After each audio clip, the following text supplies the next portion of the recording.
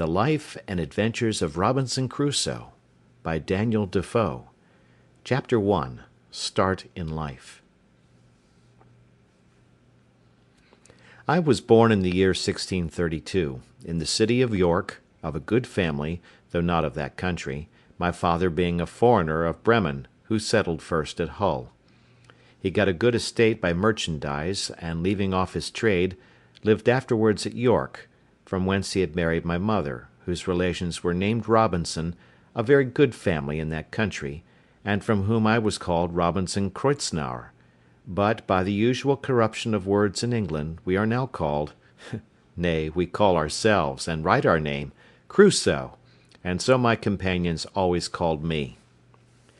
I had two elder brothers, one of whom was lieutenant colonel to an English regiment of foot in Flanders, formerly commanded by the famous Colonel Lockhart, and was killed at the battle near Dunkirk against the Spaniards. What became of my second brother I never knew, any more than my father or mother knew what became of me. Being the third son of the family and not bred to any trade, my head began to be filled very early with rambling thoughts. My father, who was very ancient, had given me a competent share of learning, as far as house education and a country free school generally go,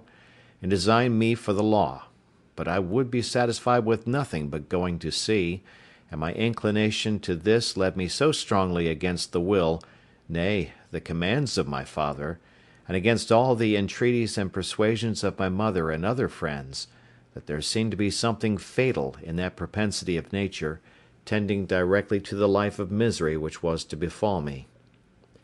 My father, a wise and grave man, gave me serious and excellent counsel against what he foresaw was my design.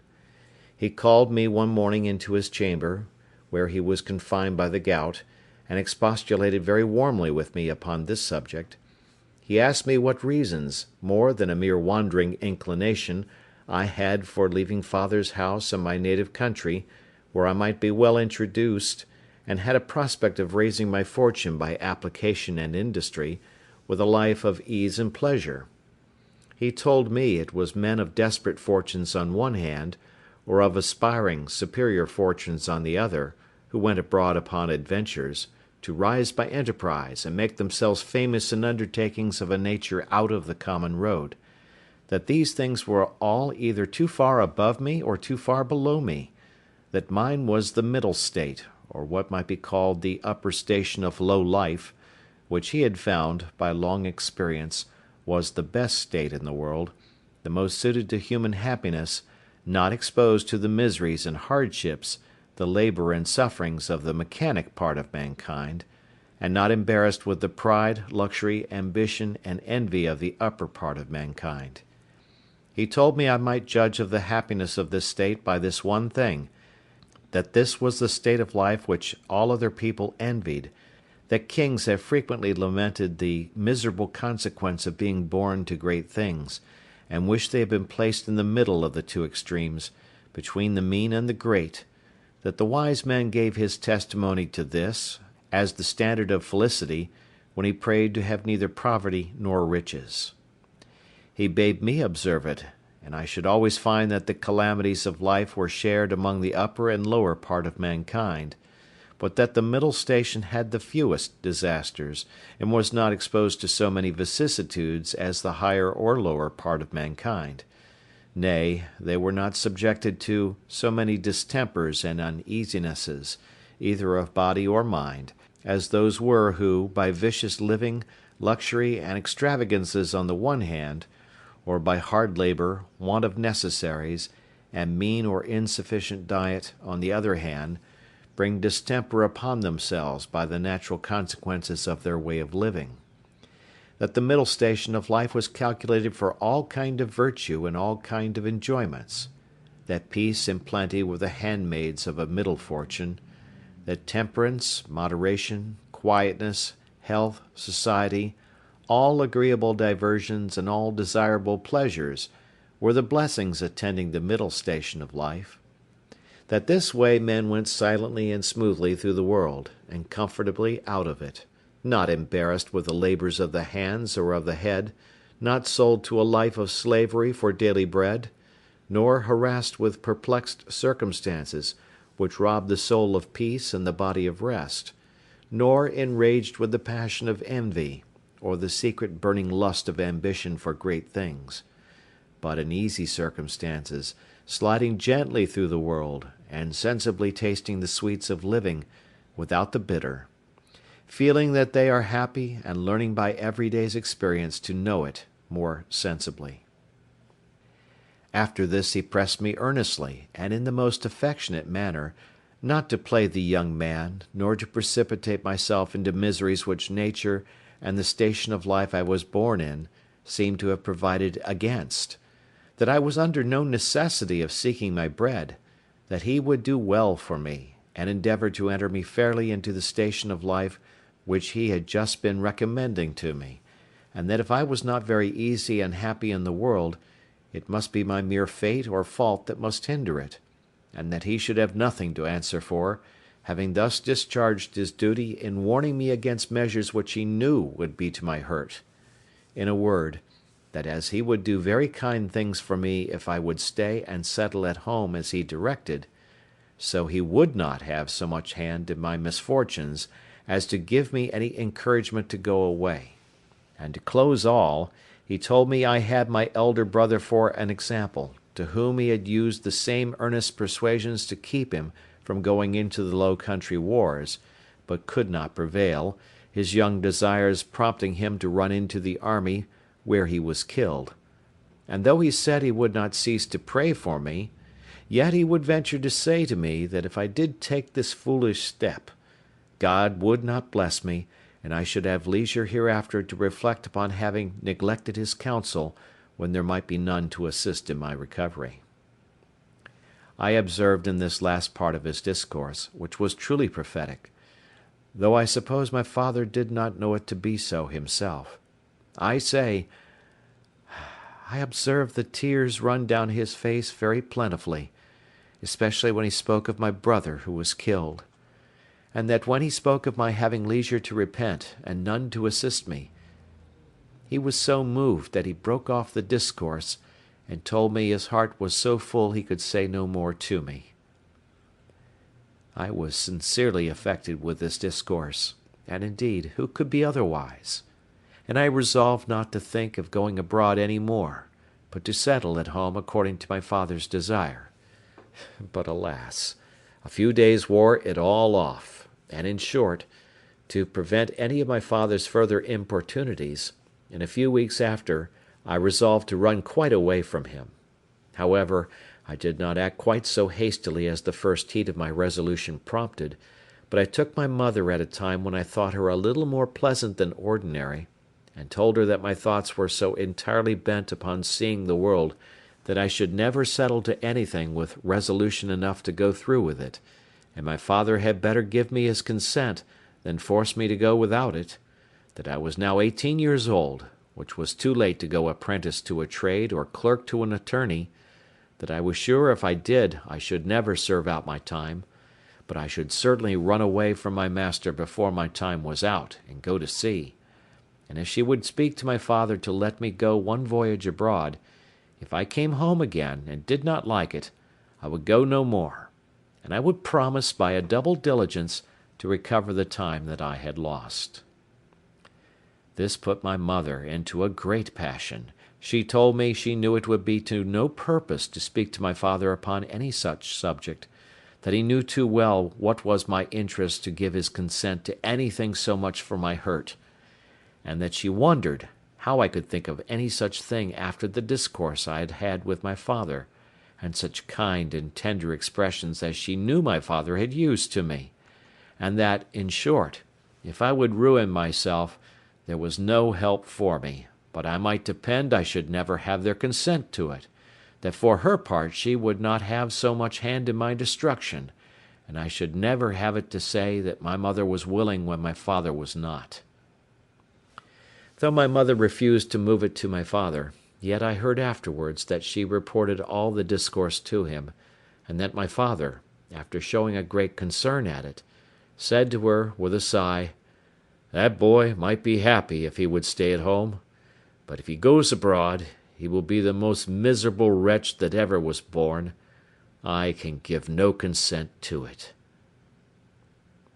It was not until almost a year after this that I broke loose, though, in the meantime, I continued obstinately deaf to all proposals of settling to business, and frequently expostulated with my father and mother about their being so positively determined against what they knew my inclinations prompted me to. But being one day at Hull, where I went casually, and without any purpose of making an elopement at that time, but, I say, being there, and one of my companions being about to sail to London in his father's ship, and prompting me to go with them with the common allurement of seafaring men, that it should cost me nothing for my passage, I consulted neither father nor mother any more, nor so much as sent them word of it, but leaving them to hear of it as they might, without asking God's blessing or my father's, without any consideration of circumstances or consequences, and in an ill hour, God knows, on the 1st of September, 1651, I went on board a ship bound for London. Never any young adventurer's misfortunes, I believe, began sooner or continued longer than mine. The ship was no sooner out of the Humber than the wind began to blow and the sea to rise in a most frightful manner, and, as I had never been at sea before, I was most inexpressibly sick in body and terrified in mind. I began now seriously to reflect upon what I had done, and how justly I was overtaken by the judgment of Heaven for my wicked leaving my father's house, and abandoning my duty. All the good counsels of my parents, my father's tears, and my mother's entreaties came now fresh into my mind, and my conscience, which was not yet come to the pitch of hardness to which it has since, reproached me with the contempt of advice and the breach of my duty to God and my father. All this while the storm increased, and the sea went very high, though nothing like what I have seen many times since. No, nor what I saw a few days after. But it was enough to affect me then, who was but a young sailor, and had never known anything of the matter. I expected every wave would have swallowed us up, and that every time the ship fell down, as I thought it did, in the trough or hollow of the sea, we should never rise more. In this agony of mind, I made many vows and resolutions that if it would please God to spare my life in this one voyage, if ever I once got my foot upon dry land again, I would go directly home to my father, and never set it into a ship again while I lived, that I would take his advice, and never run myself into such miseries as these any more. Now I saw plainly the goodness of his observations about the middle station of life, how easy, how comfortably he had lived all his days, and never had been exposed to tempests at sea or troubles on shore, and I resolved that I would, like a true repenting prodigal, go home to my father. These wise and sober thoughts continued all the while the storm lasted, and indeed some time after. But the next day the wind was abated, and the sea calmer, and I began to be a little inured to it. However, I was very grave for all that day, being also a little seasick still. But towards night the weather cleared up, the wind was quite over, and a charming fine evening followed. The sun went down perfectly clear, and arose so the next morning, and having little or no wind, and a smooth sea, the sun shining upon it, the sight was, as I thought, the most delightful that ever I saw. I had slept well in the night, and was now no more seasick, but very cheerful, looking with wonder upon the sea that was so rough and terrible the day before, and could be so calm and so pleasant in so little a time after. And now, lest my good resolutions should continue, my companion, who had enticed me away, comes to me. "Well, Bob," says he, clapping me upon the shoulder, "how do you do after it? I warrant you were frighted, weren't you, last night, when it blew but a capful of wind?" "A capful, do you call it?" said I. "'Twas a terrible storm."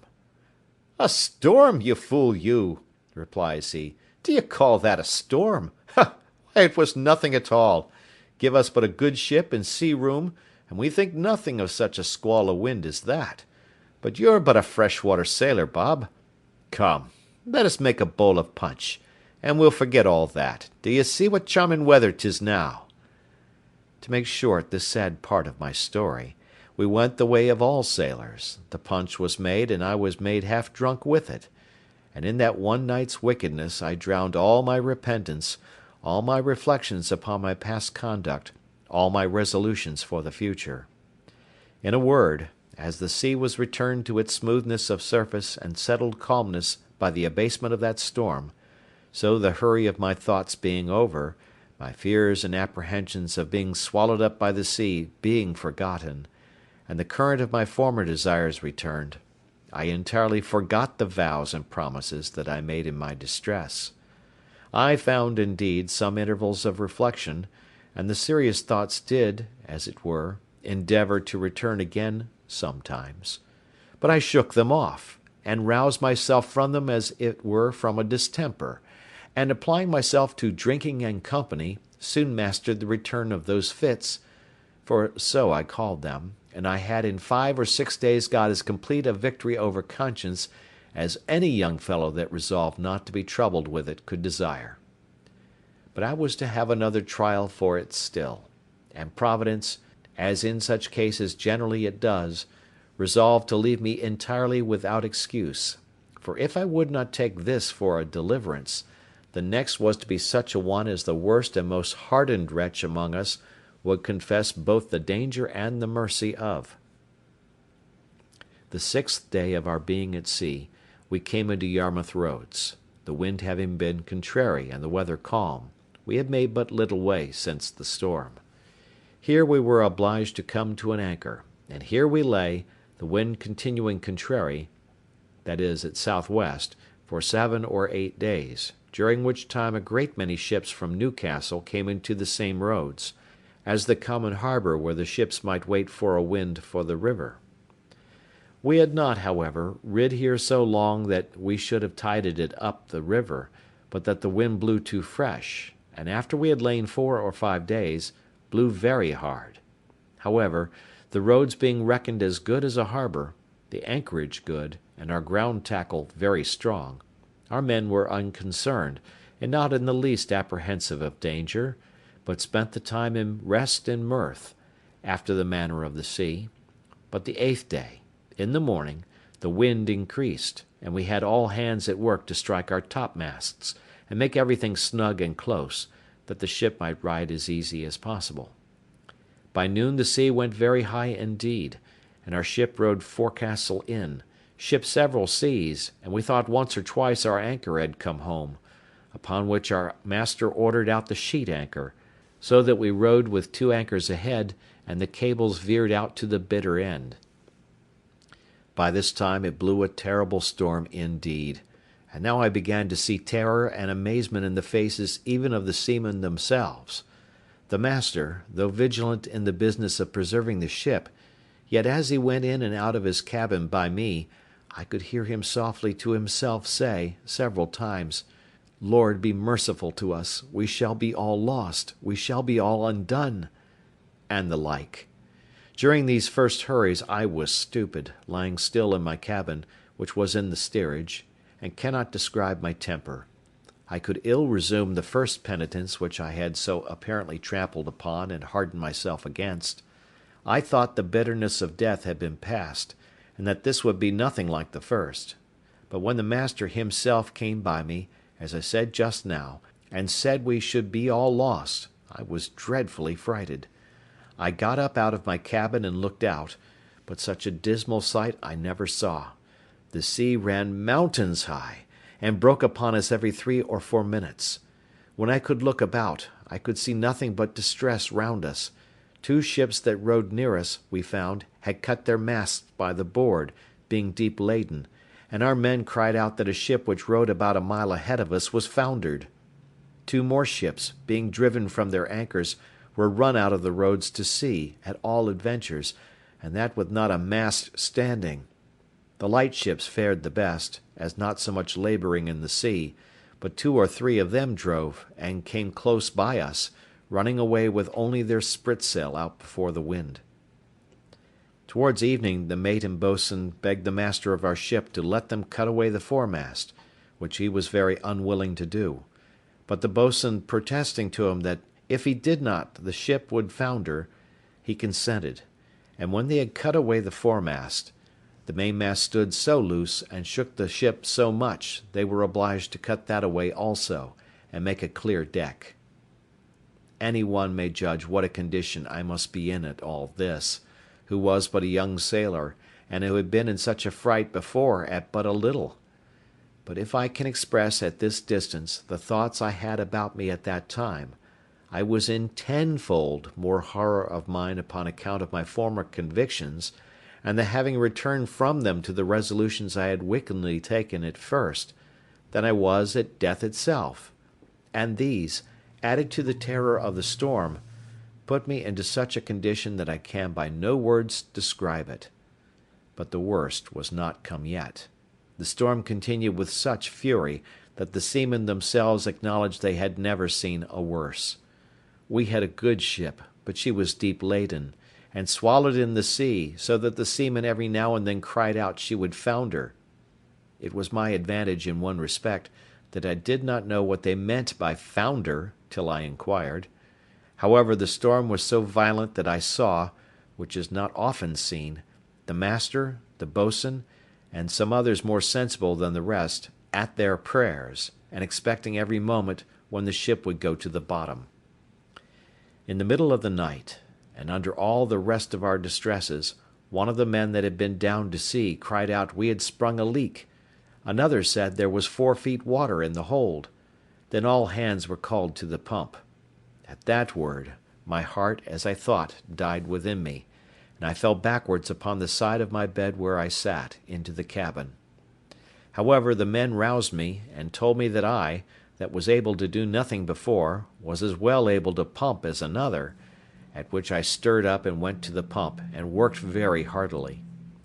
While this was doing, the master, seeing some light colliers, who, not able to ride out the storm, were obliged to slip and run away to sea, and would come near us, ordered to fire a gun as a signal of distress. I, who knew nothing what they meant, thought the ship had broken, or some dreadful thing happened. In a word, I was so surprised that I fell down in a swoon. As this was a time when everybody had his own life to think of, nobody minded me, or what was become of me; but another man stepped up to the pump, and thrusting me aside with his foot, let me lie, thinking I had been dead, and it was a great while before I came to myself. We worked on, but the water increasing in the hold, it was apparent that the ship would founder, and though the storm began to abate a little, yet it was not possible she could swim till we might run into any port. So the master continued firing guns for help, and a light ship, who had rid it out just ahead of us, ventured a boat out to help us. It was with the utmost hazard the boat came near us, but it was impossible for us to get on board, or for the boat to lie near the ship's side, till at last the men rowing very heartily, and venturing their lives to save ours, our men cast them a rope over the stern with a buoy to it, and then veered it out a great length, which they, after much labour and hazard, took hold of, and we hauled them close under our stern, and got all into their boat. It was to no purpose for them or us, after we were in the boat, to think of reaching their own ship, so all agreed to let her drive, and only to pull her in towards shore as much as we could, and our master promised them, that if the boat was staved upon shore, he would make it good to their master. So partly rowing and partly driving, our boat went away to the northward, sloping towards the shore almost as far as Winterton Ness. We were not much more than a quarter of an hour out of our ship till we saw her sink, and then I understood for the first time what was meant by a ship foundering in the sea. I must acknowledge I had hardly eyes to look up when the seamen told me she was sinking, for from the moment that they rather put me into the boat than that I might be said to go in, my heart was, as it were, dead within me, partly with fright, partly with horror of mind, and the thoughts of what was yet before me. While we were in this condition, the men yet labouring at the oar to bring the boat near the shore, we could see, when, our boat mounting the waves, we were able to see the shore, a great many people running along the strand to assist us when we should come near, but we made but slow way towards the shore, nor were we able to reach the shore till, being past the lighthouse at Winterton, the shore falls off to the westward towards Cromer, and so the land broke off a little the violence of the wind. Here we got in, and though not without much difficulty, got all safe on shore, and walked afterwards on foot to Yarmouth, where, as unfortunate men, we were used with great humanity, as well by the magistrates of the town, who assigned us good quarters, as by particular merchants and owners of ships, and had money given us sufficient to carry us either to London or back to Hull as we thought fit. Had I now had the sense to have gone back to Hull, and have gone home, I had been happy, and my father, as in our blessed Saviour's parable, had even killed the fatted calf for me, for hearing the ship I went away in was cast away in Yarmouth roads, it was a great while before he had any assurances that I was not drowned. But my ill fate pushed me on now with an obstinacy that nothing could resist, and though I had several times loud calls from my reason and my more composed judgment to go home, yet I had no power to do it. I know not what to call this, nor will I urge that it is a secret overruling decree, that hurries us on to be the instruments of our own destruction, even though it be before us, and that we rush upon it with our eyes open. Certainly nothing but some such decreed unavoidable misery, which it was impossible for me to escape, could have pushed me forward against the calm reasonings and persuasions of my most retired thoughts, and against two such visible instructions as I had met with in my first attempt. My comrade, who had helped to harden me before, and who was the master's son, was now less forward than I. The first time he spoke to me after we were at Yarmouth, which was not till 2 or 3 days, for we were separated in the town to several quarters, I say, the first time he saw me, it appeared his tone was altered, and looking very melancholy, and shaking his head, he asked me how I did, and telling his father who I was, and how I had come this voyage only for a trial, in order to go further abroad, his father, turning to me with a very grave and concerned tone, "Young man," says he, "you ought never to go to sea any more. You ought to take this for a plain invisible token that you are not to be a seafaring man." "Why, sir," said I, "will you go to sea no more?" "That is another case," said he. "It is my calling, and therefore my duty. But as you made this voyage on trial, you see what a taste heaven has given you of what you are to expect if you persist. Perhaps this has all befallen us on your account, like Jonah in the ship of Tarshish. Pray," continues he, "what are you, and on what account did you go to sea?" Upon that I told him some of my story, at the end of which he burst out into a strange kind of passion. "What had I done," says he, "that such an unhappy wretch should come into my ship? I would not set my foot in the same ship with thee again for £1,000. This indeed was, as I said, an excursion of his spirits, which were yet agitated by the sense of his loss, and was farther than he could have authority to go. However, he afterwards talked very gravely to me, exhorting me to go back to my father, and not tempt Providence to my ruin, telling me I might see a visible hand of heaven against me. "And, young man," said he, "depend upon it, if you do not go back, wherever you go, you will meet with nothing but disasters and disappointments, till your father's words are fulfilled upon you." We parted soon after, for I made him little answer, and I saw him no more; which way he went I knew not. As for me, having some money in my pocket, I travelled to London by land,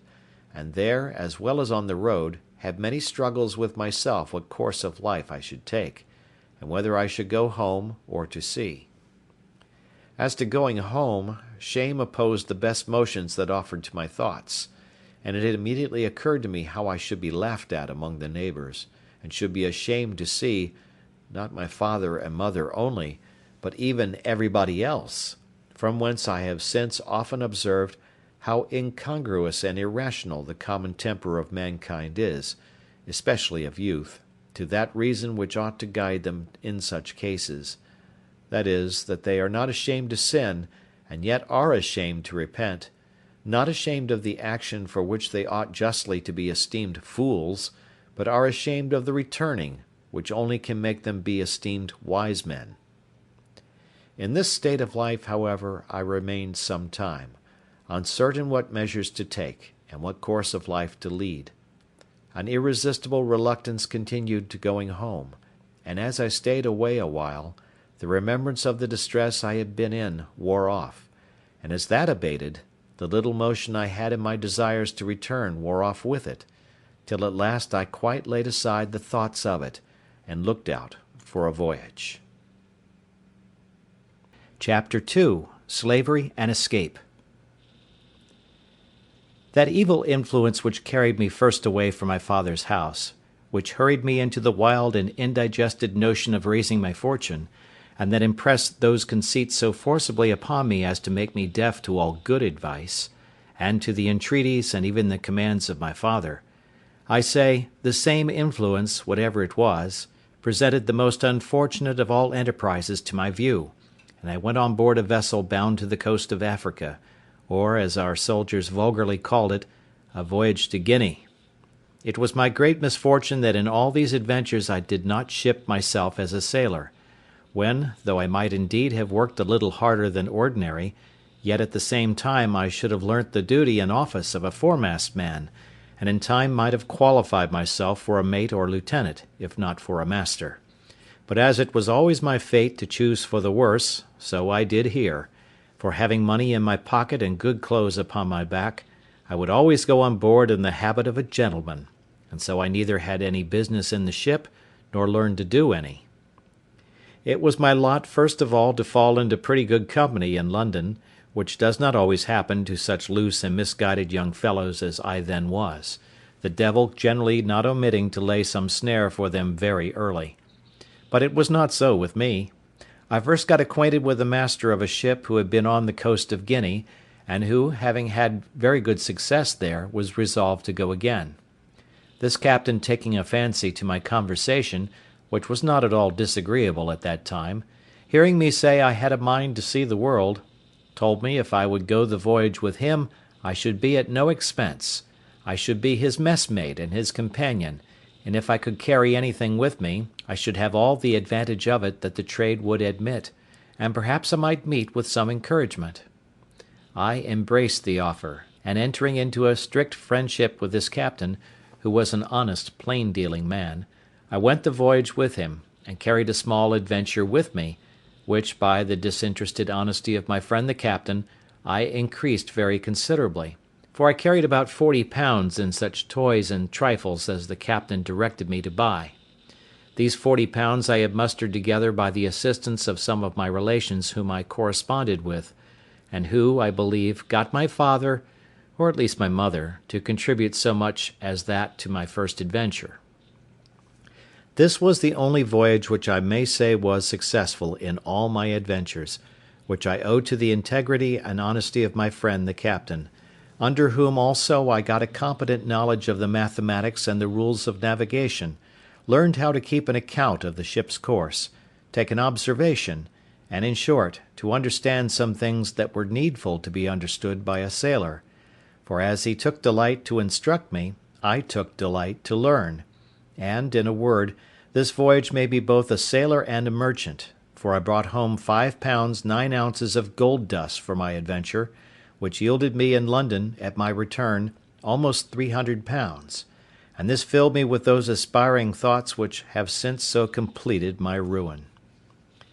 Yet even in this voyage I had my misfortunes too, particularly that I was continually sick, being thrown into a violent calenture by the excessive heat of the climate, our principal trading being upon the coast, from latitude of 15 degrees north even to the line itself. I was now set up for a Guinea trader, and my friend, to my great misfortune, dying soon after his arrival, I resolved to go the same voyage again, and I embarked in the same vessel with one who was his mate in the former voyage, and had now got command of the ship. This was the unhappiest voyage that ever man made, for though I did not carry quite £100 of my new gained wealth, so that I had £200 left, which I lodged with my friend's widow, who was very just to me, yet I fell into terrible misfortunes. The first was this: our ship making her course towards the Canary Islands, or rather between those islands and the African shore, was surprised in the grey of the morning by a Turkish rover of Sallee, who gave chase to us with all the sail she could make. We crowded also as much canvas as our yards would spread, or our masts carry, to get clear, but finding the pirate gained upon us, and would certainly come up with us in a few hours, we prepared to fight, our ship having 12 guns, and the rogue 18. About 3 in the afternoon he came up with us, and bringing to, by mistake, just athwart our quarter, instead of athwart our stern, as he intended, we brought 8 of our guns to bear on that side, and poured in a broadside upon him, which made him sheer off again, after returning our fire, and pouring in also his small shot from near 200 men which he had on board.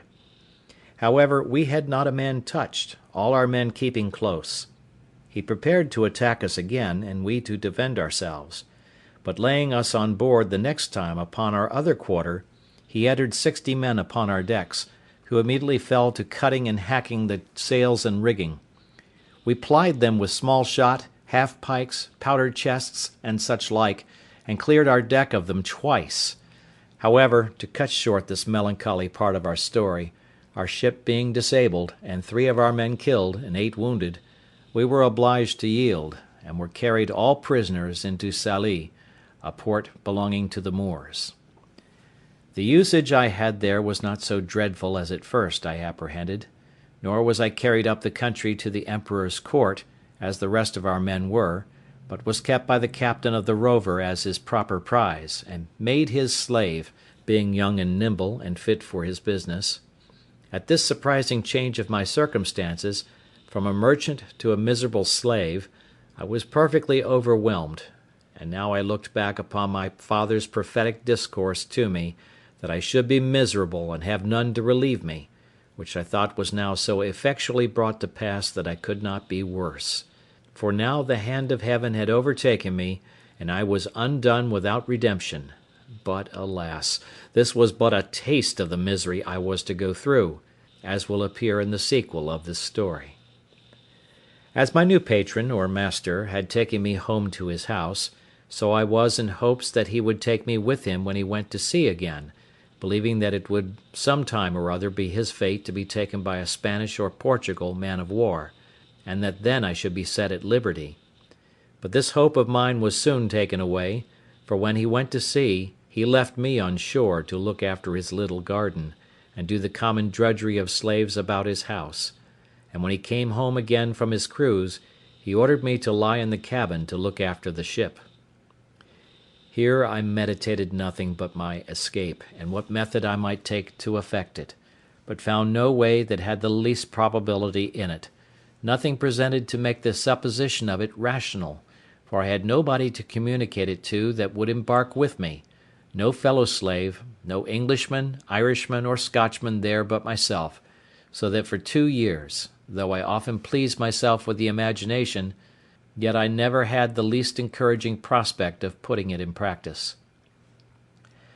After about 2 years, an odd circumstance presented itself, which put the old thought of making some attempt for my liberty again in my head. My patron lying at home longer than usual without fitting out his ship,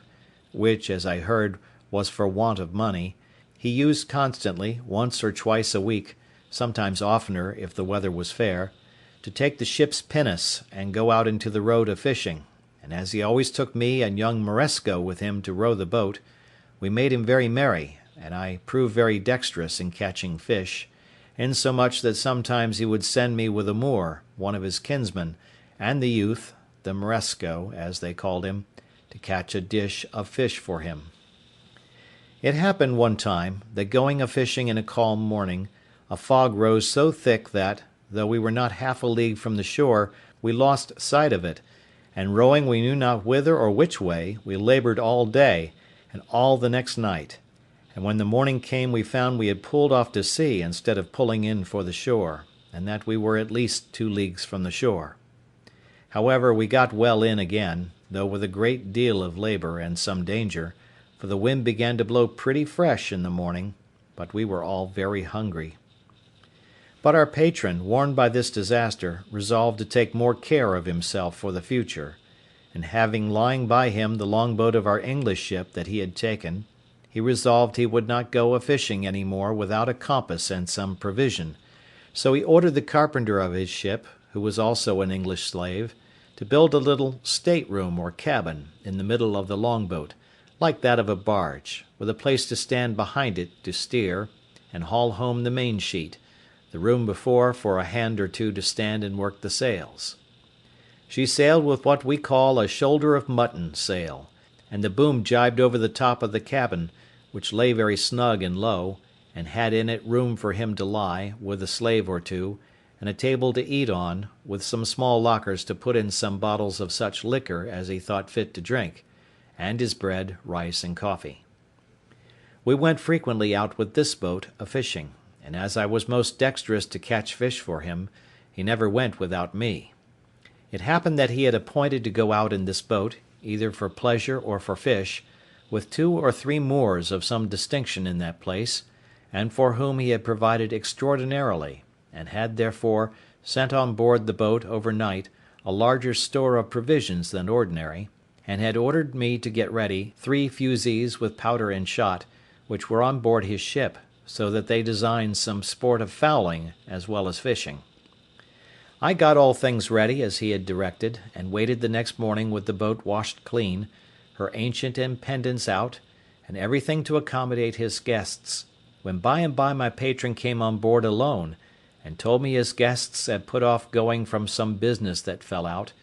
and ordered me, with the man and boy, as usual, to go out with the boat and catch them some fish, so that his friends were to sup at his house, and commanded that as soon as I got some fish I should bring it home to his house, all of which I prepared to do. This moment my former notions of deliverance darted into my thoughts, for now I found I was likely to have a little ship at my command, and my master being gone, I prepared to furnish myself, not for fishing business, but for a voyage, though I knew not, neither did I so much as consider, whither I should steer. Anywhere to get out of that place was my desire. My first contrivance was to make a pretence to speak to this Moor, to get something for our subsistence on board, for I told him we must not presume to eat of our patron's bread. He said that was true, so he brought a large basket of rusk or biscuit, and 3 jars of fresh water into the boat. I knew where my patron's case of bottles stood, which it was evident, by the make, were taken out of some English prize, and I conveyed them into the boat while the Moor was on shore, as if they had been there before for our master. I conveyed also a great lump of beeswax into the boat, which weighed about 1/2 hundredweight, with a parcel of twine or thread, a hatchet, a saw, and a hammer, all of which were of great use to us afterwards, especially the wax, to make candles. Another trick I tried upon him, which he innocently came into also. His name was Ismail, which they call Muley or Moly, so I called to him, "Moly," said I, "our patron's guns are on board the boat. Can you not get a little powder and shot? It may be we may kill some alcamies, a fowl like our curlews, for ourselves, for I know he keeps the gunner's stores in the ship." "Yes," says he, "I'll bring some." And accordingly he brought a great leather pouch, which held 1.5 pounds of powder, or rather more, and another with shot, that had 5 or 6 pounds, with some bullets, and put all into the boat. At the same time I had found some powder of my master's in the great cabin, with which I filled one of the large bottles in the case, which was almost empty, pouring what was in it into another, and thus furnished with everything needful, we sailed out of the port to fish. The castle, which is at the entrance of the port, knew who we were, and took no notice of us, and we were not above a mile out of port before we hauled in our sail and set us down to fish. The wind blew from the north-northeast, which was contrary to my desire, for had it blown southerly I had been sure to have made the coast of Spain, and at least reached to the Bay of Cadiz, but my resolutions were, blow which way it would, I would be gone from that horrid place where I was, and leave the rest to fate. After we had fished some time and caught nothing, for when I had fish on my hook I would not pull them up, that he might not see them, I said to the Moor, "This will not do, our master will not be thus served, we must stand farther off." He, thinking no harm, agreed, and being in the head of the boat, set the sails, and, as I had the helm, I ran the boat out near a league farther, and then brought her to, as if I would fish, when, giving the boy the helm, I stepped forward to where the Moor was, and making as if I stooped for something behind him, I took him by surprise with my arm under his waist, and tossed him clear overboard into the sea. He rose immediately, for he swam like a cork, and called to me, begged to be taken in, told me he would go all over the world with me. He swam so strong after the boat that he would have reached me very quickly, there being but little wind, upon which I stepped into the cabin, and fetching one of the fowling pieces, I presented it at him, and told him I had done him no hurt, and if he would be quiet, I would do him none. "But," said I, "you swim well enough to reach to the shore, and the sea is calm. Make the best of your way to shore, and I will do you no harm. But if you come near the boat, I'll shoot you through the head, for I am resolved to have my liberty." So he turned himself about, and swam for the shore, and I make no doubt but he reached it with ease, for he was an excellent swimmer. I could have been content to have taken this Moor with me, and have drowned the boy, but there was no venturing to trust him. When he was gone, I turned to the boy, whom they called Xury, and said to him, "Xury, if you will be faithful to me, I'll make you a great man; but if you will not stroke your face to be true to me, that is, swear by Mahomet and his father's beard, I must throw you into the sea too." The boy smiled in my face, and spoke so innocently that I could not distrust him, and swore to be faithful to me, and go all over the world with me. While I was in view of the Moor that was swimming, I stood out directly to sea with the boat, rather stretching to windward, that they might think me gone toward the strait's mouth, as indeed any one that had been in their wits must have been supposed to do. For who would have supposed we were sailed on to the southward, to the truly barbarian coast, where whole nations of negroes were sure to surround us with their canoes and destroy us, where we could not go on shore but we should be devoured by savage beasts, or more merciless savages of humankind? But as soon as it grew dusk in the evening, I changed my course, and steered directly south and by east, bending my course a little towards the east, that I might keep in with the shore, and having a fair fresh gale of wind, and a smooth quiet sea, I made such sail that I believe by the next day, at 3 o'clock in the afternoon, when I first made the land,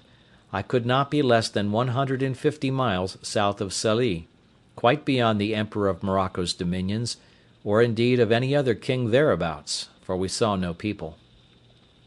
Yet such was the fright I had taken of the Moors, and the dreadful apprehensions I had of falling into their hands, that I would not stop, or go on shore, or come to an anchor, the wind continuing fair till I had sailed in that manner 5 days, and then the wind shifting to the southward. I concluded also that if any of our vessels were in chase of me, they also would now give over. So I ventured to make to the coast, and came to an anchor in the mouth of a little river, I knew not what, nor where, neither what latitude, what country, what nation, or what river. I neither saw nor desired to see any people. The principal thing I wanted was fresh water. We came into this creek in the evening, resolving to swim on shore as soon as it was dark, and discover the country. But as soon as it was quite dark, we heard such dreadful noises of the barking, roaring, and howling of wild creatures, of we knew not what kinds, that the poor boy was ready to die with fear, and begged of me not to go on shore till day. "Well, Xury," said I, "then I won't. But it may be that we may see men by day, who will be as bad to us as those lions." "Then we give them the shoot gun," says Xury, laughing. "Make them run way." Such English Xury spoke by conversing among us slaves. However, I was glad to see the boy so cheerful, and I gave him a dram, out of our patron's case of bottles, to cheer him up. After all, Xury's advice was good, and I took it. We dropped our little anchor, and lay still all night. I say still, for we slept none, for in 2 or 3 hours we saw vast great creatures, we knew not what to call them, of many sorts, come down to the seashore and run into the water, wallowing and washing themselves for the pleasure of cooling themselves, and they made such hideous howlings and yellings that I never indeed heard the like. Xury was dreadfully frighted, and indeed so was I too, but we were both more frighted when we heard one of these mighty creatures come swimming towards our boat. We could not see him, but we might hear him by his blowing to be a monstrous, huge, and furious beast. Xury said it was a lion, and it might be so for aught I know, but poor Xury cried to me to weigh the anchor and row away. "No," says I, "Xury, we can slip our cable, with the buoy to it, and go off to sea. They cannot follow us far." I had no sooner said so, but I perceived the creature, whatever it was, within 2 oars' length, which somewhat surprised me. However, I immediately stepped to the cabin door, and taking up my gun, fired at him, upon which he immediately turned about and swam towards the shore again. But it is impossible to describe the horrid noises, and hideous cries and howlings that were raised, as well upon the edge of the shore as higher within the country, upon the noise or report of the gun, a thing I have some reason to believe those creatures had never heard before. This convinced me that there was no going on shore for us in the night on that coast, and how to venture on shore in the day was another question too. For to have fallen into the hands of any of the savages had been as bad as to have fallen into the hands of the lions and tigers. At least we were equally apprehensive of the danger of it. Be that as it would, we were obliged to go on shore somewhere or other for water, for we had not a pint left in the boat. When and where to get to it was the point. Xury said if I would let him go on shore with one of the jars, he would find if there was any water, and bring some to me. I asked him why he would go, why I should not go, and he stay in the boat. The boy answered with so much affection as made me love him ever after. Says he, "If wild men come, they eat me, you go way." "Well, Xury," said I, "we will both go, and if the wild mans come, we will kill them. They shall eat neither of us." So I gave Xury a piece of rusk bread to eat, and a dram out of our patron's case of bottles which I mentioned before,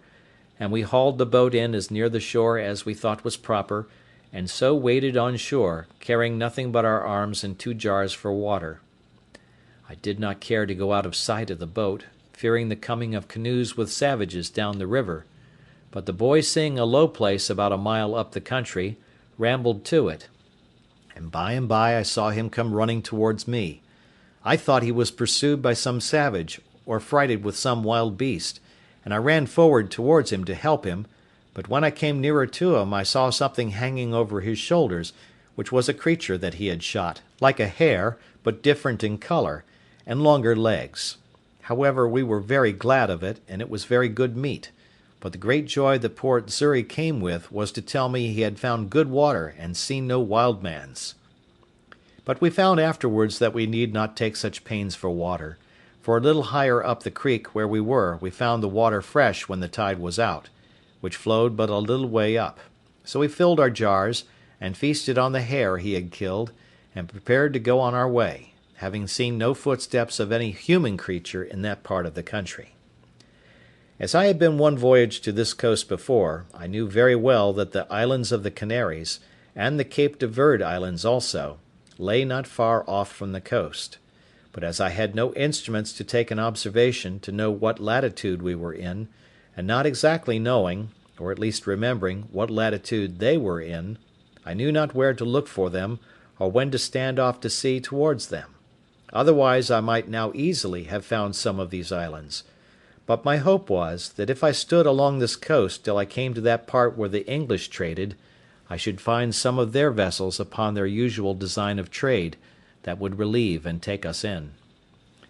By the best of my calculation, that place where I now was must be that country which, lying between the Emperor of Morocco's dominions and the Negroes, lies waste and uninhabited, except by wild beasts, the Negroes having abandoned it and gone farther south for fear of the Moors,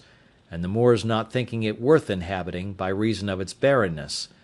and indeed both forsaking it because of the prodigious number of tigers, lions, leopards, and other furious creatures which harbour there, so that the Moors use it for their hunting only, where they go like an army, 2,000 or 3,000 men at a time. And indeed, for near 100 miles together upon this coast, we saw nothing but a waste, uninhabited country by day, and heard nothing but howlings and roaring of wild beasts by night. Once or twice in the daytime I thought I saw the Pico of Teneriffe, being the high top of the mountain Teneriffe in the Canaries, and had a great mind to venture out, in hopes of reaching thither; but having tried twice, I was forced in again by contrary winds, the sea also going too high for my little vessel; so I resolved to pursue my first design, and keep along the shore. Several times I was obliged to land for fresh water, after we had left this place; and once in particular, being early in morning, we came to an anchor under a little point of land, which was pretty high, and the tide beginning to flow, we lay still to go farther in. Xury, whose eyes were more about him than it seems mine were, calls softly to me, and tells me that we had best go farther off the shore. "For," says he, "look, yonder lies a dreadful monster on the side of that hillock fast asleep." I looked where he pointed, and saw a dreadful monster indeed, for it was a terrible great lion that lay on the side of the shore, under the shade of a piece of the hill that hung as it were a little over him. "Xury," says I, "you shall on shore and kill him." Xury looked frighted, and said, "Me kill, he eat me at one mouth." One mouthful he meant.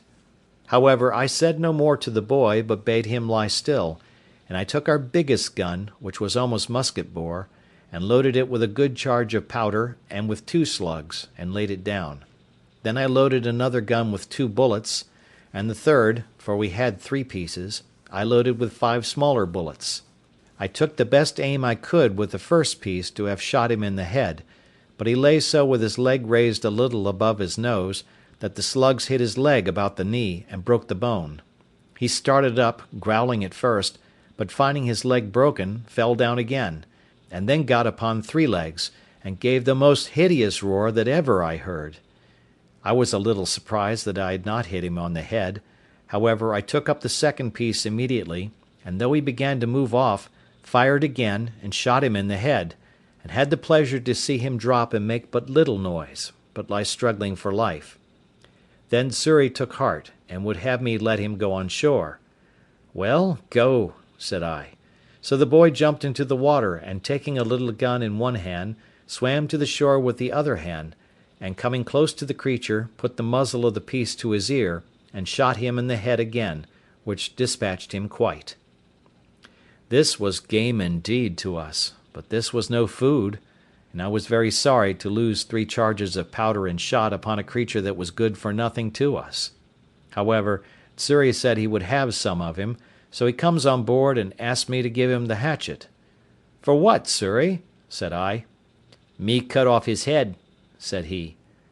However, Xury could not cut off his head, but he cut off a foot, and brought it with him, and it was a monstrous great one. I bethought myself, however, that perhaps the skin of him might, one way or other, be of some value to us, and I resolved to take his skin if I could.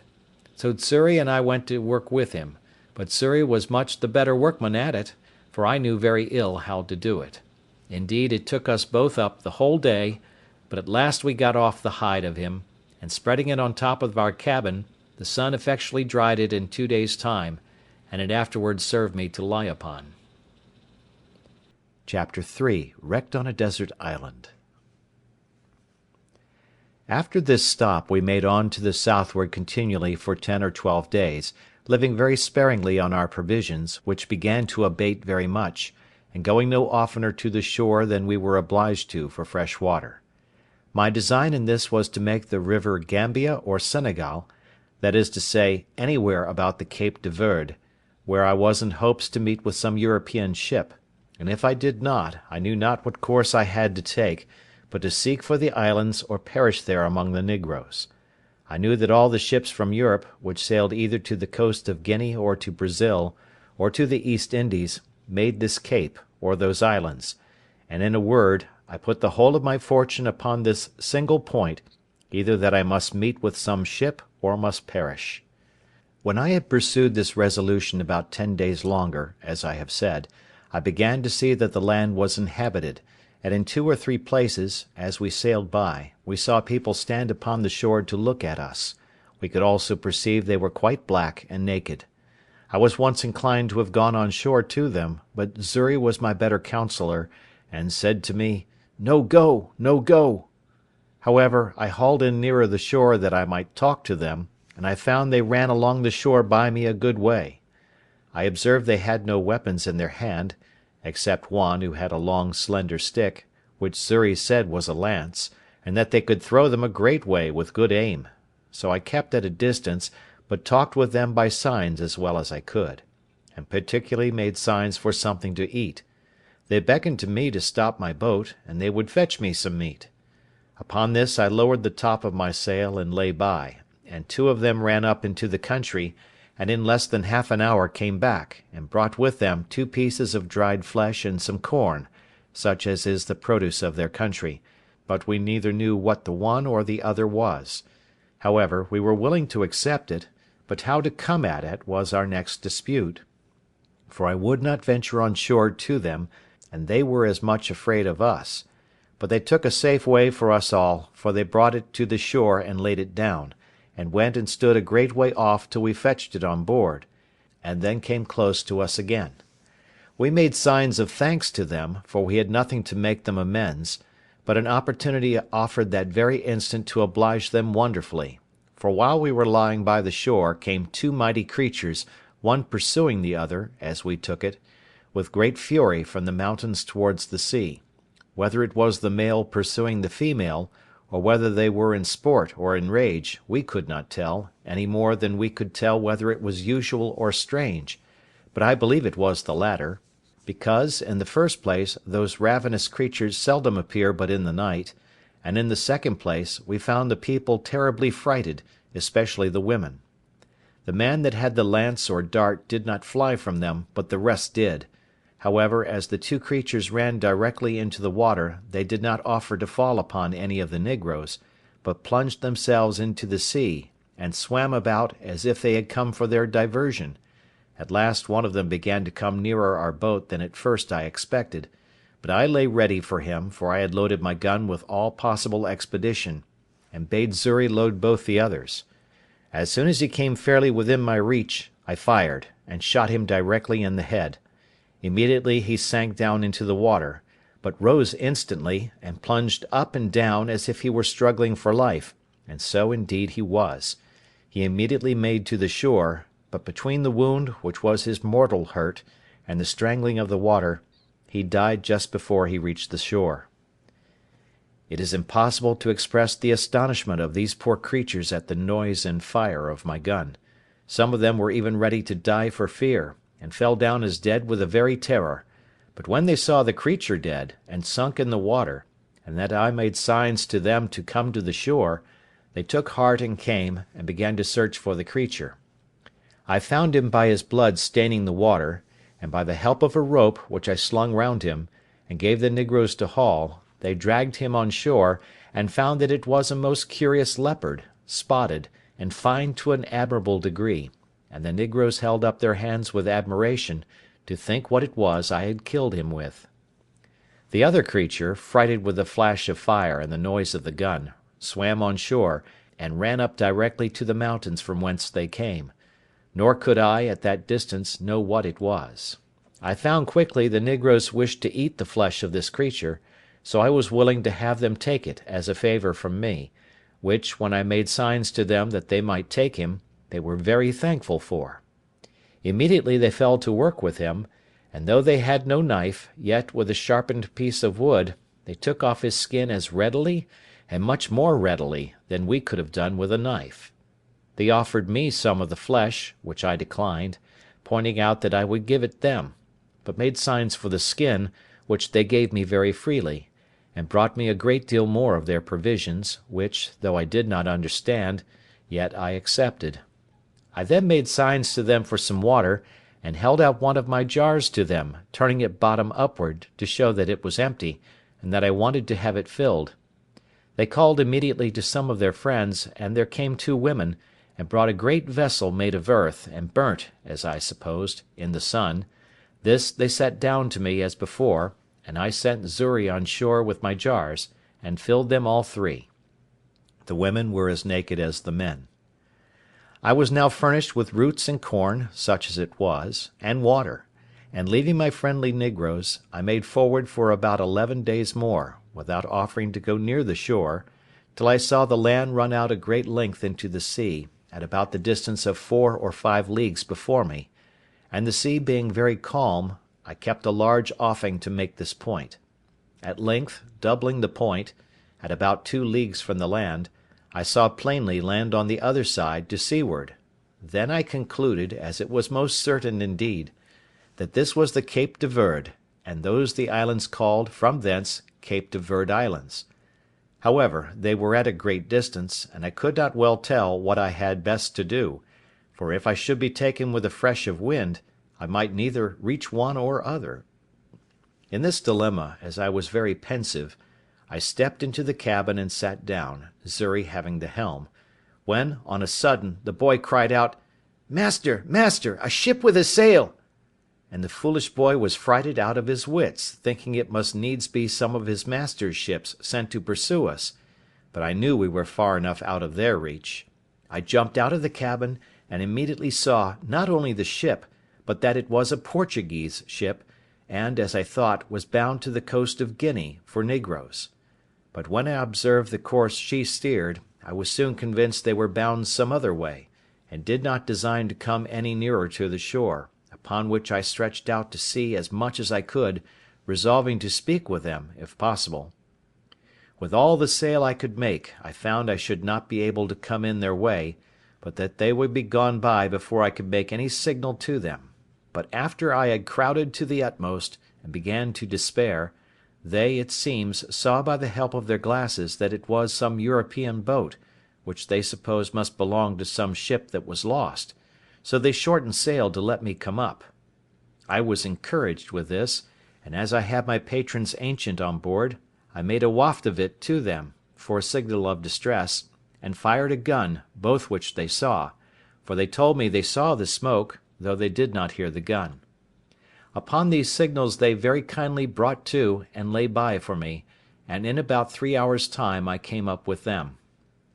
They asked me what I was, in Portuguese, and in Spanish, and in French, but I understood none of them. But at last a Scotch sailor, who was on board, called to me, and I answered him, and told him I was an Englishman, that I had made my escape out of slavery from the Moors, at Sallee.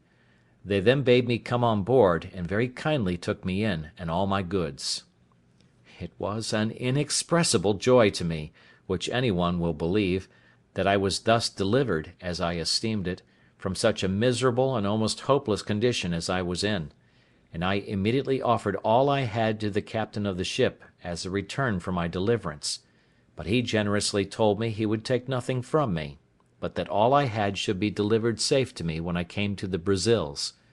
"For," says he, "I have saved your life on no other terms than I would be glad to be saved myself, and it may, one time or other, be my lot to be taken up in the same condition. Besides," said he, "when I carry you to the Brazils, so great a way from your own country, if I should take from you what you have, you will be starved there, and then I only take away that life I have given. No, no," says he, "Signor Inglés," Mr. Englishman, "I will carry you thither in charity, and those things will help to buy your subsistence there, and your passage home again." As he was charitable in this proposal, so he was just in the performance to a tittle, for he ordered the seamen that none should touch anything that I had. Then he took everything into his own possession, and gave me back an exact inventory of them, that I might have them, even to my 3 earthen jars. As to my boat, it was a very good one, and that he saw, and told me he would buy it of me for his ship's use, and asked me what I would have for it. I told him he had been so generous to me in everything that I could not offer to make any price of the boat, but left it entirely to him, upon which he told me he would give me a note of hand to pay me 80 pieces of 8 for it at Brazil, and when it came there, if any one offered to give more, he would make it up. He offered me also 60 pieces of eight more for my boy Xury, which I was loath to take, not that I was unwilling to let the captain have him, but I was very loath to sell the poor boy's liberty, who had assisted me so faithfully in procuring my own. However, when I let him know my reason, he owned it to be just, and offered me this medium, that he would give the boy an obligation to set him free in 10 years, if he turned Christian. Upon this, and Xury saying he was willing to go to him, I let the captain have him. We had a very good voyage to the Brazils, and I arrived in the Bay de Todos los Santos, or All Saints' Bay, in about 22 days after. And now I was once more delivered from the most miserable of all conditions of life, and what to do next with myself I was to consider. The generous treatment the captain gave me I can never enough remember. He would take nothing of me for my passage, gave me 20 ducats for the leopard's skin, and 40 for the lion's skin, which I had in my boat, and caused everything I had in the ship to be punctually delivered to me, and what I was willing to sell he bought of me, such as the case of bottles, 2 of my guns, and a piece of the lump of beeswax, for I had made candles of the rest. In a word, I made about 220 pieces of eight of all my cargo, and with this stock I went on shore in the Brazils. I had not been long here before I was recommended to the house of a good honest man like himself, who had an ingenio, as they call it, that is, a plantation and a sugar house. I lived with him some time, and acquainted myself by that means with the manner of planting and making of sugar, and seeing how well the planters lived, and how they got rich suddenly, I resolved, if I could get a license to settle there, I would turn planter among them, resolving in the meantime to find out some way to get my money, which I had left in London, remitted to me. To this purpose, getting a kind of letter of naturalization, I purchased as much land that was uncured as my money could reach, and formed a plan for my plantation and settlement, such a one as might be suitable to the stock which I proposed to myself to receive from England. I had a neighbour, a Portuguese, of Lisbon, but born of English parents, whose name was Wells, and in much such circumstances as I was. I call him my neighbour because his plantation lay next to mine, and we went on very sociably together. My stock was but low, as well as his, and we rather planted for food than anything else for about 2 years. However, we began to increase, and our land began to come into order, so that the 3rd year we planted some tobacco, and made each of us a large piece of ground ready for planting canes in the year to come. But we both wanted help, and now I found, more than before, I had done wrong in parting with my boy Xury. But, alas, for me to do wrong that never did right was no great wonder. I had no remedy but to go on. I had got into an employment quite remote to my genius, and directly contrary to the life I delighted in, and for which I forsook my father's house, and broke through all his good advice. Nay, I was coming into the very middle station, or upper degree of low life, which my father advised me to before, and which, if I resolved to go on with, I might as well have stayed at home, and never have fatigued myself in the world as I had done; and I used often to say to myself, I could have done this as well in England, among my friends, as have gone 5,000 miles off to do it among strangers and savages, in a wilderness, and at such a distance as never to hear from any part of the world that had the least knowledge of me. In this manner I used to look upon my condition with the utmost regret. I had nobody to converse with, but now and then this neighbour; no work to be done, but by the labour of my hands; and I used to say, I lived just like a man cast away upon some desolate island, that had nobody there but himself. But how just has it been, and how should all men reflect, that when they compare their present conditions with others that are worse, Heaven may oblige them to make the exchange, and be convinced of their former felicity by their experience. I say, how just has it been, that the true solitary life I reflected on, in an island of mere desolation, should be my lot, who had so often unjustly compared it with the life which I then led, in which, had I continued, I had in all probability been exceeding prosperous and rich. I was in some degree settled in my measures for carrying on the plantation before my kind friend, the captain of the ship that took me up at sea, went back; for the ship remained there, in providing his lading and preparing for his voyage, nearly 3 months; when telling him what little stock I had left behind me in London, he gave me this friendly and sincere advice: "Señor Inglés," says he, for so he always called me, "if you will give me letters, and a procuration in form to me, with orders to the person who has your money in London to send your effects to Lisbon, to such persons as I shall direct, and in such goods as are proper for this country, I will bring you the produce of them, God willing, at my return. But since human affairs are all subject to changes and disasters, I would have you give orders but for £100 sterling, which, you say, is half your stock, and let the hazard be run for the first; so that, if it comes safe, you may order the rest the same way, and, if it miscarry, you may have the other half to have recourse to for your supply." This was so wholesome advice, and looked so friendly, that I could not but be convinced it was the best course I could take; so I accordingly prepared letters to the gentlewoman with whom I had left my money, and a procuration to the Portuguese captain, as he desired. I wrote the English captain's widow a full account of all my adventures, my slavery, escape, and how I had met with the Portuguese captain at sea, the humanity of his behaviour, and what condition I was now in, with all other necessary directions for my supply; and when this honest captain came to Lisbon, he found means, by some of the English merchants there, to send over, not the order only, but a full account of my story to a merchant in London, who represented it effectually to her; whereupon she not only delivered the money, but out of her own pocket sent the Portugal captain a very handsome present for his humanity and charity to me. The merchant in London, vesting this £100 in English goods, such as the captain had written for, sent them directly to him at Lisbon, and he brought them all safe to me in the Brazils, among which, without my direction, for I was too young in my business to think of them, he had taken care to have all sorts of tools, ironwork, and utensils necessary for my plantation, and which were of great use to me. When this cargo arrived I thought my fortune made, for I was surprised with the joy of it; and my good steward, the captain, had laid out the £5, which my friend had sent him for a present for himself, to purchase and bring me over a servant, under bond for 6 years' service, and would not accept of any consideration except a little tobacco, which I would have him accept, being of my own produce.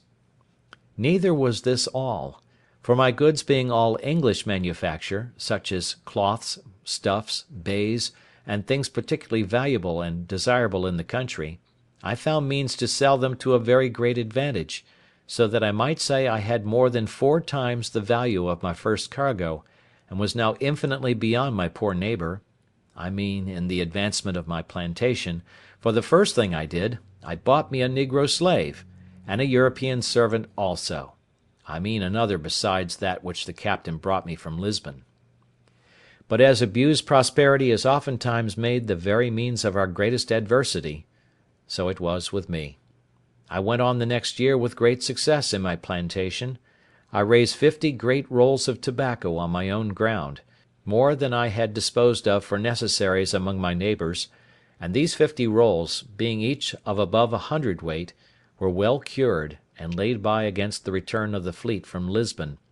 and now increasing in business and wealth, my head began to be full of projects and undertakings beyond my reach, such as are, indeed,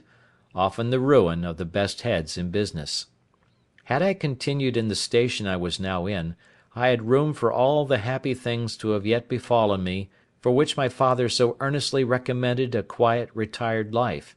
and of which he had so sensibly described the middle station of life to be full of. But other things attended me, and I was still to be the wilful agent of all my own miseries, and particularly, to increase my fault, and double the reflections upon myself, which in my future sorrows I should have leisure to make. All these miscarriages were procured by my apparent obstinate adhering, to my foolish inclination of wandering abroad, and pursuing that inclination, in contradiction to the clearest views of doing myself good in a fair and plain pursuit of those prospects, and those measures of life, which nature and Providence concurred to present me with, and to make my duty. As I had once done thus in my breaking away from my parents, so I could not be content now, but I must go and leave the happy view I had of being a rich and thriving man in my new plantation, only to pursue a rash and immoderate desire of rising faster than the nature of the thing admitted. And thus I cast myself down again into the deepest gulf of human misery that ever man fell into, or perhaps could be consistent with life and a state of health in the world. To come then by the just degrees to the particulars of this part of my story.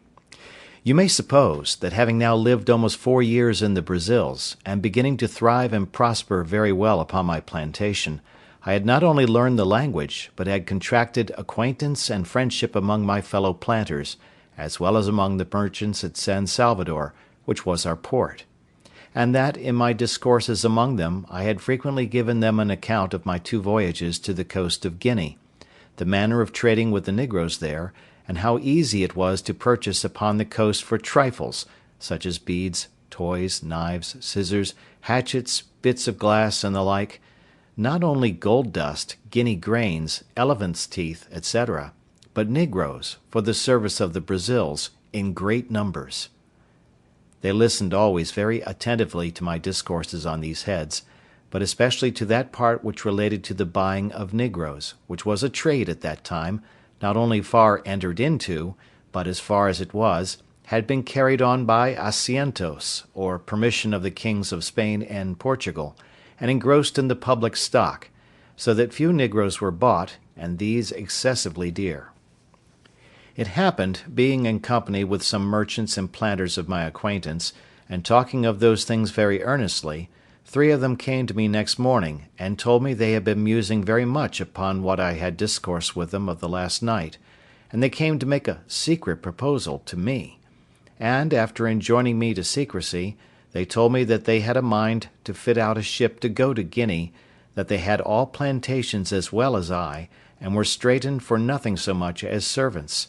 that as it was a trade that could not be carried on, because they could not publicly sell the negroes when they came home, so they desired to make but one voyage, to bring the negroes on shore privately, and divide them among their own plantations; and, in a word, the question was whether I would go their supercargo in the ship, to manage the trading part upon the coast of Guinea, and they offered me that I should have my equal share of the negroes, without providing any part of the stock.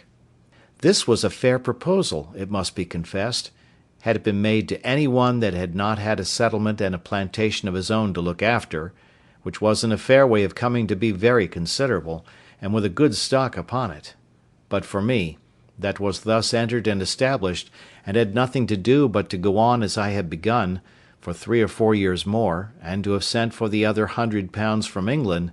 and who in that time, and with that little addition, could scarce have failed of being worth 3 or 4 thousand pounds sterling, and that increasing too. For me to think of such a voyage was the most preposterous thing that ever man in such circumstances could be guilty of. But I, that was born to be my own destroyer, could no more resist the offer than I could restrain my first rambling designs when my father's good counsel was lost upon me. In a word, I told them I would go with all my heart, if they would undertake to look after my plantation in my absence, and would dispose of it to such as I should direct, if I miscarried. This they all engaged to do, and entered into writings or covenants to do so, and I made a formal will, disposing of my plantation and effects in case of my death, making the captain of the ship that had saved my life, as before, my universal heir, but obliging him to dispose of my effects as I had directed in my will, one half of the produce being to himself, and the other to be shipped to England.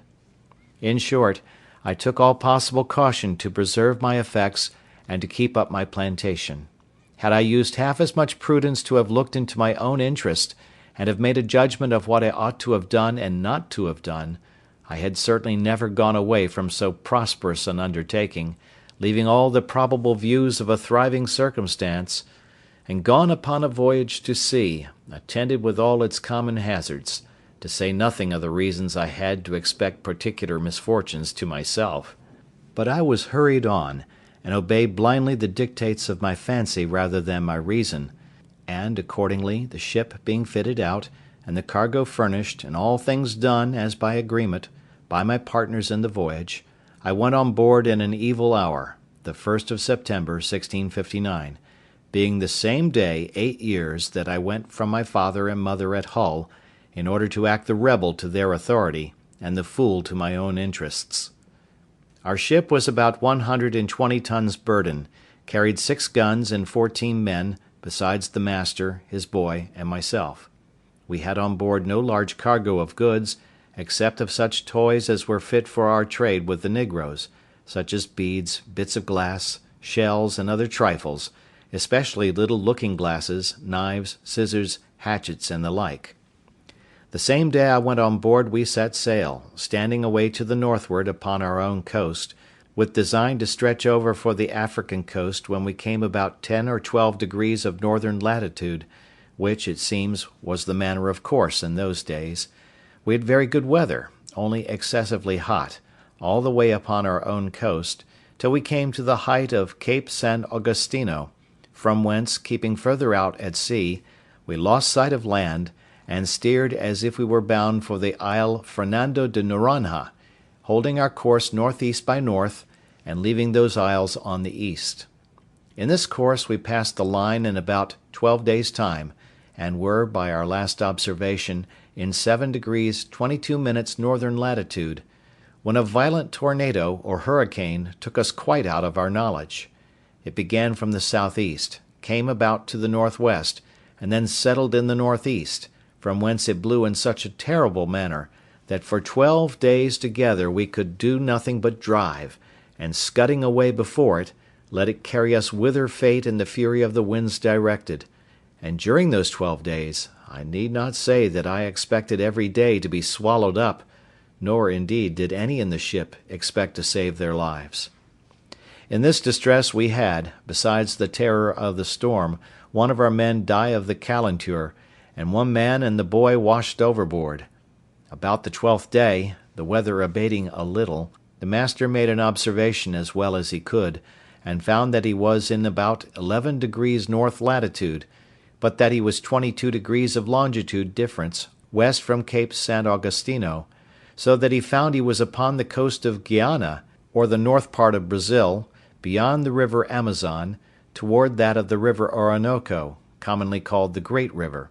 and began to consult with me what course he should take, for the ship was leaky and very much disabled, and he was going directly back to the coast of Brazil. I was positively against that, and looking over the charts of the sea coast of America with him, we concluded there was no inhabited country for us to have recourse to till we came within the circle of the Caribbee Islands, and therefore resolved to stand away for Barbados, which, by keeping off at sea, to avoid the indraft of the Bay or Gulf of Mexico, we might easily perform, as we hoped, in about 15 days' sail, whereas we could not possibly make our voyage to the coast of Africa without some assistance both to our ship and to ourselves.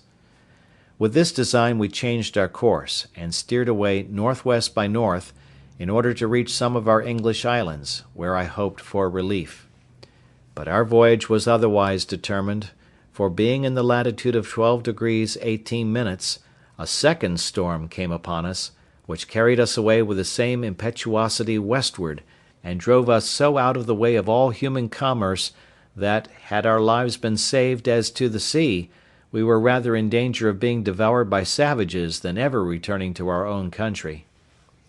In this distress, the wind still blowing very hard, one of our men early in the morning cried out, "Land!" and we had no sooner run out of the cabin to look out, in hopes of seeing whereabouts in the world we were, than the ship struck upon a sand, and in a moment her motion being so stopped, the sea broke over her in such a manner that we expected we should all have perished immediately, and we were immediately driven into our close quarters, to shelter us from the very foam and spray of the sea. It is not easy for anyone who has not been in the like condition to describe or conceive the consternation of men in such circumstances. We knew nothing where we were, or upon what land it was we were driven, whether an island or the main, whether inhabited or not inhabited. As the rage of the wind was still great, though rather less than at first, we could not so much as hope to have the ship hold many minutes without breaking into pieces, unless the winds, by a kind of miracle, should turn immediately about. In a word, we sat looking upon one another, and expecting death every moment, and every man accordingly preparing for another world, for there was little or nothing more for us to do in this. That which was our present comfort, and all the comfort we had, was that, contrary to our expectation, the ship did not break yet, and that the master said the wind began to abate. Now, though we thought that the wind did a little abate, yet the ship having thus struck upon the sand, and sticking too fast for us to expect her getting off,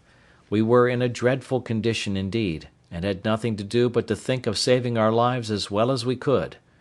We had a boat at our stern just before the storm, but she was first staved by dashing against the ship's rudder, and in the next place she broke away, and either sunk or was driven off to sea, so there was no hope from her. We had another boat on board, but how to get her off into the sea was a doubtful thing. However, there was no time to debate, for we fancied that the ship would break in pieces every minute, and some told us she was actually broken already.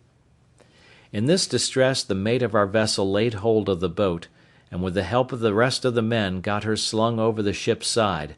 and getting all into her, let go, and committed ourselves, being 11 in number, to God's mercy and the wild sea, for though the storm was abated considerably, yet the sea ran dreadfully high upon the shore, and might be well called Den Wild Zee, as the Dutch call the sea in a storm. And now our case was very dismal indeed, for we all saw plainly that the sea went so high that the boat could not live, and that we should be inevitably drowned. As to making sail,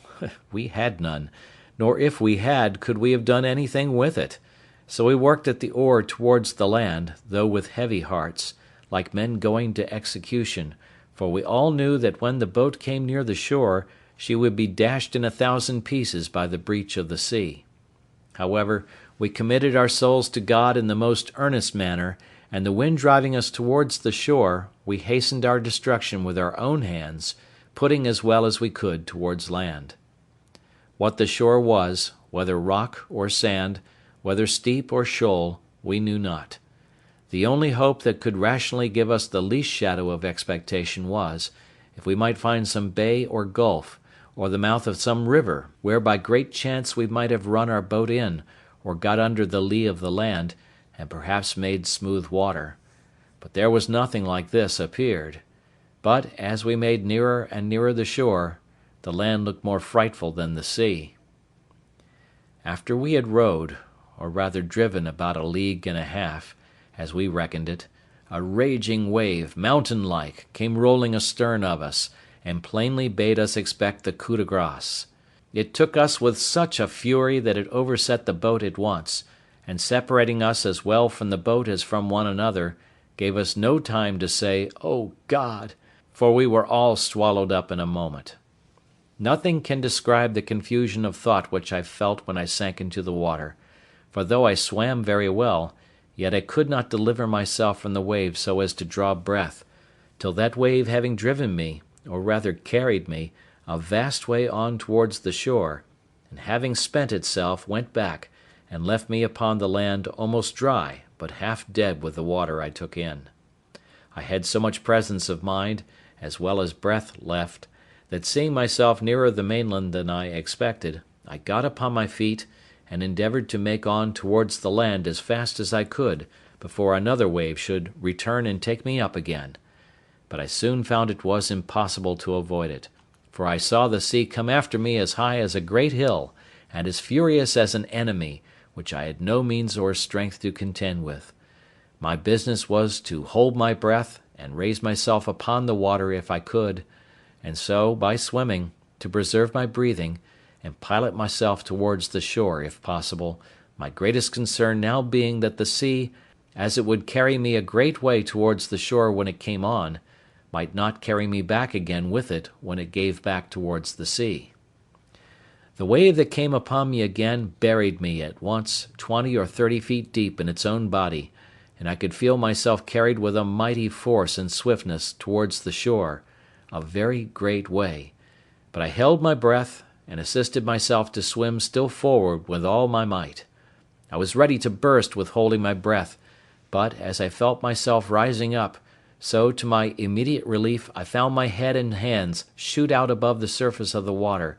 and though it was not 2 seconds of time that I could keep myself so, yet it relieved me greatly, gave me breath, and new courage. I was covered again with water a good while, but not so long but I held it out, and finding the water had spent itself, and began to return, I struck forward against the return of the waves, and felt ground again with my feet. I stood still a few moments to recover breath, until the waters went from me, and then took to my heels and ran with what strength I had further towards the shore. But neither would this deliver me from the fury of the sea, which came pouring in after me again, and twice more I was lifted up by the waves and carried forward as before, the shore being very flat. The last time of these two had well nigh been fatal to me, for the sea having hurried me along as before, landed me, or rather dashed me, against a piece of rock, and that with such force that it left me senseless, and indeed helpless, as to my own deliverance, for the blow taking my side and breast beat the breath as it were quite out of my body, and had it returned again immediately, I must have been strangled in the water. But I recovered a little before the return of the waves, and seeing I should be covered again with the water, I resolved to hold fast by a piece of the rock, and so to hold my breath, if possible, till the wave went back. Now, as the waves were not so high as at first, being nearer land, I held my hold till the wave abated, and then fetched another run, which brought me so near the shore that the next wave, though it went over me, yet did not so swallow me up as to carry me away, and the next run I took, I got to the mainland, where to my great comfort I clambered up the cliffs of the shore and sat me down upon the grass, free from danger and quite out of the reach of the water. I was now landed and safe on shore, and began to look up and thank God that my life was saved, in a case wherein there was some minutes before scarce any room to hope. I believe it was impossible to express, to the life, what the ecstasies and transports of the soul are, when it is so saved, as I may say, out of the very grave, and I do not wonder now at the custom, when a malefactor, who has the halter around his neck, is tied up, and just going to be turned off, and has a reprieve brought to him. I say, I do not wonder that they bring a surgeon with it, to let him blood that very moment they tell him of it, that the surprise may not drive the animal spirits from the heart and overwhelm him. For sudden joys, like griefs, confound at first. I walked about on the shore lifting up my hands, and my whole being, as I may say, wrapped up in a contemplation of my deliverance, making 1,000 gestures and motions which I cannot describe, reflecting upon all my comrades that were drowned, and that there should not be one soul saved but myself, for, as for them, I never saw them afterwards, or any sign of them, except 3 of their hats, 1 cap, and 2 shoes that were not fellows. I cast my eye to the stranded vessel, when, the breach in the froth of the sea being so big I could hardly see it, it lay so far off, and considered, Lord, how was it possible I could get on shore? After I had solaced my mind with the comfortable part of my condition, I began to look around me, to see what kind of place I was in, and what was next to be done, and I soon found my comforts abate, and that, in a word, I had a dreadful deliverance, for I was wet, had no clothes to shift me, nor anything either to eat or drink to comfort me, neither did I see any prospect before me but that of perishing with hunger or being devoured by wild beasts, and that which was particularly afflicting to me was, that I had no weapon, either to hunt and kill any creature for my sustenance, or to defend myself against any other creature that might desire to kill me for theirs. In a word, I had nothing about me but a knife, a tobacco pipe, and a little tobacco in a box. This was all my provisions, and this threw me into such terrible agonies of mind that for a while I ran about like a madman. Night coming upon me, I began with a heavy heart to consider what would be my lot if there were any ravenous beasts in that country, as at night they always come abroad for their prey. All the remedy that offered to my thoughts at that time was to get up into a thick bushy tree like a fir, but thorny, which grew near me, and where I resolved to sit all night, and consider the next day what death I should die, for as yet I saw no prospect of life. I walked about a furlong from the shore, to see if I could find any fresh water to drink, which I did, to my great joy, and having drank, and put a little tobacco into my mouth to prevent hunger, I went to the tree, and getting up into it, endeavoured to place myself so that if I should sleep I might not fall. And having cut me a short stick, like a truncheon, for my defence, I took up my lodging, and having been excessively fatigued, I fell fast asleep, and slept as comfortably as, I believe, few could have done in my condition, and found myself more refreshed with it than, I think, I ever was on such an occasion. Chapter 4. First Weeks on the Island. When I waked it was broad day, the weather clear, and the storm abated, so that the sea did not rage and swell as before. But that which surprised me most was, that the ship was lifted off in the night from the sand where she lay by the swelling of the tide, and was driven up almost as far as the rock which I at first mentioned, where I had been so bruised by the wave dashing me against it. This being within about a mile from the shore where I was, and the ship seeming to stand upright still, I wished myself on board, that at least I might save some necessary things for my use. When I came down from my apartment in the tree, I looked about me again, and the first thing I found was the boat, which lay, as the wind and the sea had tossed her up, upon the land, about 2 miles on my right hand. I walked as far as I could upon the shore to have got to her, but found a neck or inlet of water between me and the boat, which was about half a mile broad. So I came back for the present, being more intent upon getting at the ship,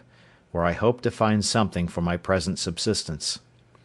A little after noon I found the sea very calm, and the tide ebbed so far out that I could come within 1/4 of a mile of the ship. And here I found a fresh renewing of my grief, for I saw evidently that if we had kept on board we had been all safe; that is to say, we had all got safe on shore, and I had not been so miserable as to be left entirely destitute of all comfort and company, as I now was. This forced tears to my eyes again, but as there was little relief in that, I resolved, if possible, to get to the ship, so I pulled off my clothes, for the weather was hot to extremity, and took the water. But when I came to the ship my difficulty was still greater to know how to get on board, for, as she lay aground, and high out of the water, there was nothing within my reach to lay hold of. I swam round her twice, and the second time I spied a small piece of rope, which I wondered I did not see at first, hung down by the forechains so low as that with great difficulty I got hold of it, and by the help of that rope I got up into the forecastle of the ship. Here I found that the ship was bulged, and had a great deal of water in her hold, but that she lay so on the side of a bank of hard sand, or rather earth, that her stern lay lifted up upon the bank, and her head low, almost to the water. By this means all her quarter was free, and all that was in that part was dry, for you may be sure my first work was to search, and to see what was spoiled and what was free. And, first, I found that all the ship's provisions were dry and untouched by the water, and being very well disposed to eat, I went to the bread room and filled my pockets with biscuit, and ate it as I went about other things, for I had no time to lose. I also found some rum in the great cabin, of which I took a large dram, and which I had indeed need enough of to spirit me for what was before me. Now I wanted nothing but a boat to furnish myself with many things which I foresaw would be very necessary to me. It was in vain to sit still and wish for what was not to be had, and this extremity roused my application. We had several spare yards, and 2 or 3 large spars of wood, and a spare topmast or two in the ship. I resolved to fall to work with these, and I flung as many of them overboard as I could manage for their weight, tying every one with a rope, that they might not drive away.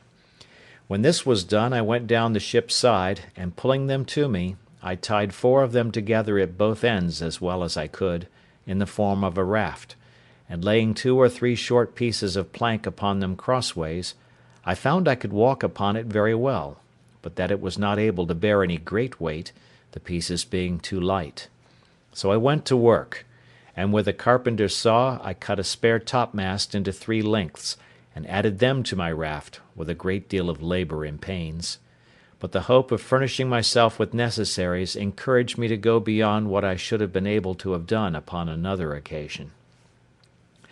My raft was now strong enough to bear any reasonable weight.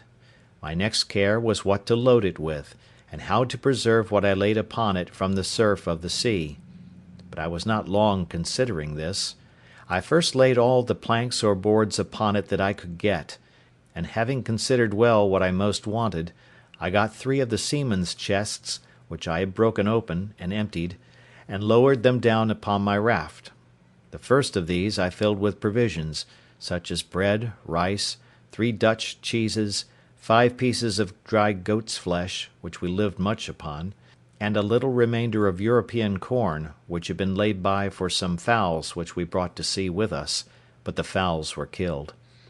There had been some barley and wheat together, but to my great disappointment I found afterwards that the rats had eaten it or spoiled it all. As for liquors, I found several, cases of bottles belonging to our skipper, in which were some cordial waters, and, in all, about 5 or 6 gallons of rack.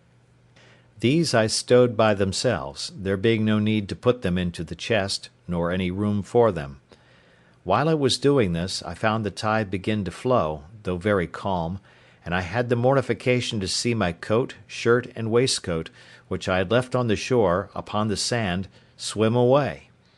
As for my breeches, which were only linen and open kneed,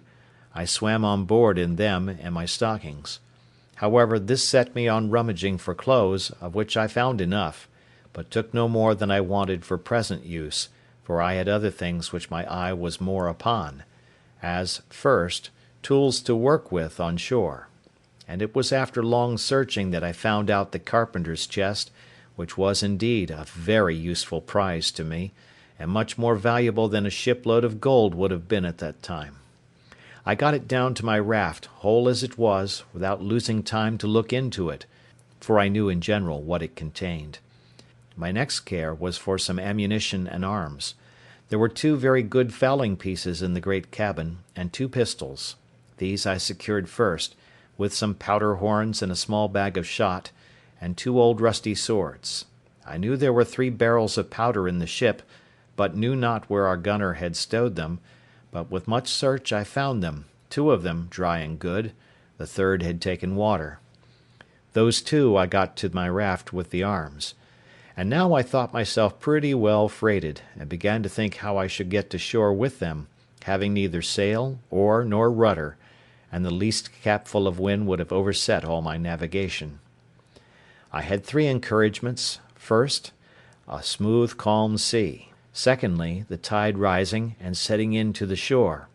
thirdly, what little wind there was blew me towards the land; and thus, having found 2 or 3 broken oars belonging to the boat, and, besides the tools which were in the chest, I found 2 saws, an axe, and a hammer, with this cargo I put to sea. For a mile or thereabouts my raft went very well, only that I found it drive a little distant from the place where I had landed before, by which I perceived that there was some indraft of the water, and consequently I hoped to find some creek or river there, which I might make use of as a port to get to land with my cargo. As I imagined, so it was. There appeared before me a little opening of the land, and I found a strong current of the tide set into it, so I guided my raft as well as I could, to keep in the middle of the stream. But here I had like to have suffered a second shipwreck, which, if I had, I think verily would have broken my heart.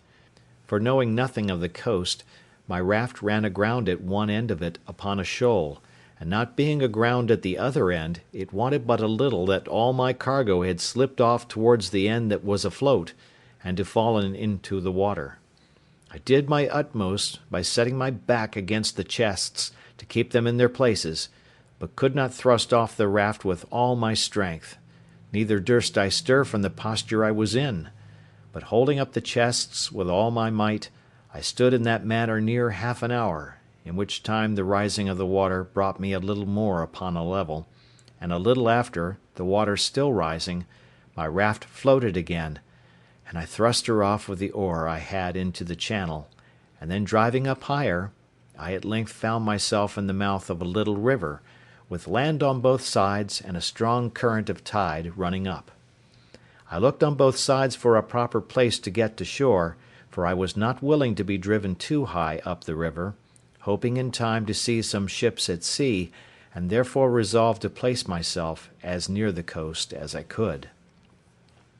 At length I spied a little cove on the right shore of the creek, to which with great pain and difficulty I guided my raft, and at last got so near that, reaching ground with my oar, I could thrust her directly in. But here I had like to have dipped all my cargo into the sea again, for that shore lying pretty steep, that is to say, sloping, there was no place to land, but where one end of my float, if it ran on shore, would lie so high, and the other sink lower, as before, that it would endanger my cargo again. All that I could do was to wait till the tide was at the highest, keeping the raft with my oar like an anchor, to hold the side of it fast to the shore near a flat piece of ground, which I expected the water would flow over, and so it did. As soon as I found water enough, for my raft drew about a foot of water, I thrust her upon that flat piece of ground, and there fastened or moored her, by sticking my two broken oars into the ground, one on one side near one end, and one on the other side near the other end, and thus I lay till the water ebbed away, and left my raft and all my cargo safe on shore. My next work was to view the country, and seek a proper place for my habitation, and where to stow my goods to secure them from whatever might happen. Where I was, I yet knew not, whether on the continent or on an island, whether inhabited or not inhabited, whether in danger of wild beasts or not. There was a hill not above a mile from me, which rose up very steep and high, and which seemed to overtop some other hills, which lay as in a ridge from it northward. I took out one of the fowling pieces, and one of the pistols, and a horn of powder, and thus armed I travelled for discovery up to the top of that hill, where, after I had with great labour and difficulty got to the top, I saw my fate, to my great affliction, that I was in an island environed every way with the sea, no land to be seen except some rocks, which lay a great way off, and two small islands, less than this, which lay about 3 leagues to the west. I found also that the island I was in was barren, and as I saw good reason to believe, uninhabited except by wild beasts, of whom, however, I saw none. Yet I saw abundance of fowls, but knew not their kinds, neither when I killed them could I tell what was fit for food, and what not. At my coming back, I shot at a great bird which I saw sitting upon a tree on the side of a great wood. I believe it was the first gun that had been fired there since the creation of the world. I had no sooner fired, than from all parts of the wood there arose an innumerable number of fowls, of many sorts, making a confused screaming and crying, and every one according to his usual note, but not one of them of any kind that I knew. As for the creature I killed, I took it to be a kind of hawk, its colour and beak resembling it, but it had no talons or claws more than common. Its flesh was carrion, and fit for nothing. Contented with this discovery, I came back to my raft and fell to work to bring my cargo on shore, which took me up the rest of that day. What to do with myself at night, I knew not, nor indeed where to rest, for for I was afraid to lie down on the ground, not knowing but some wild beast might devour me, though, as I afterwards found, there was really no need for those fears. However, as well as I could, I barricaded myself round with the chest and boards that I had brought on shore, and made a kind of hut for that night's lodging. As for food, I yet saw not which way to supply myself, except that I had seen 2 or 3 creatures like hares run out of the wood where I shot the fowl. I now began to consider that I might yet get a great many things out of the ship which would be useful to me, and particularly some of the rigging and sails, and such other things as might come to land, and I resolved to make another voyage on board the vessel, if possible. And as I knew that the first storm that blew must necessarily break her all in pieces, I resolved to set all other things apart till I had got everything out of the ship that I could get. Then I called a council, that is to say, in my thoughts, whether I should take back the raft, but this appeared impracticable, so I resolved to go as before, when the tide was down, and I did so, only that I stripped before I went from my hut, having nothing on but my checkered shirt, a pair of linen drawers, and a pair of pumps on my feet. I got on board the ship as before, and prepared a second raft, and having had experience of the first, I neither made this so unwieldy, nor loaded it so hard, but yet I brought away several things very useful to me. As first, in the carpenter's stores, I found 2 or 3 bags full of nails and spikes, a great screw-jack, a dozen or 2 of hatchets, and above all that most useful thing called a grindstone. All these I secured, together with several things belonging to the gunner, particularly 2 or 3 iron crows, and 2 barrels of musket bullets, 7 muskets, another fowling piece, with some small quantity of powder more, a large bagful of small shot, and a great roll of sheet lead, but this last was so heavy, I could not hoist it up to get it over the ship's side. Besides these things, I took all the men's clothes that I could find, and a spare fore topsail, a hammock, and some bedding, and with this I loaded my second raft, and brought them all safe on shore, to my very great comfort. I was under no apprehension, during my absence from the land, that at least my provisions might be devoured on shore, but when I came back I found no sign of any visitor, only there sat a creature like a wild cat upon one of the chests, which, when I came towards it, ran away a little distance, and then stood still. She sat very composed and unconcerned, and looked full in my face, as if she had a mind to be acquainted with me. I presented my gun at her, but as she did not understand it, she was perfectly unconcerned at it, nor did she offer to stir away, upon which I tossed her a bit of biscuit, though, by the way, I was not very free of it, for my store was not great.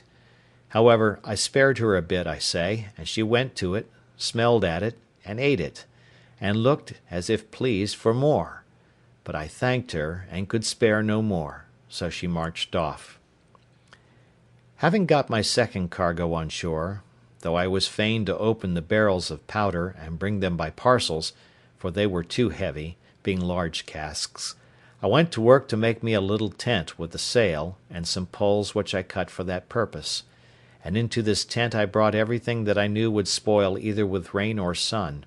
and I piled all the empty chests and casks up in a circle around the tent, to fortify it from any sudden attempt, either from man or beast.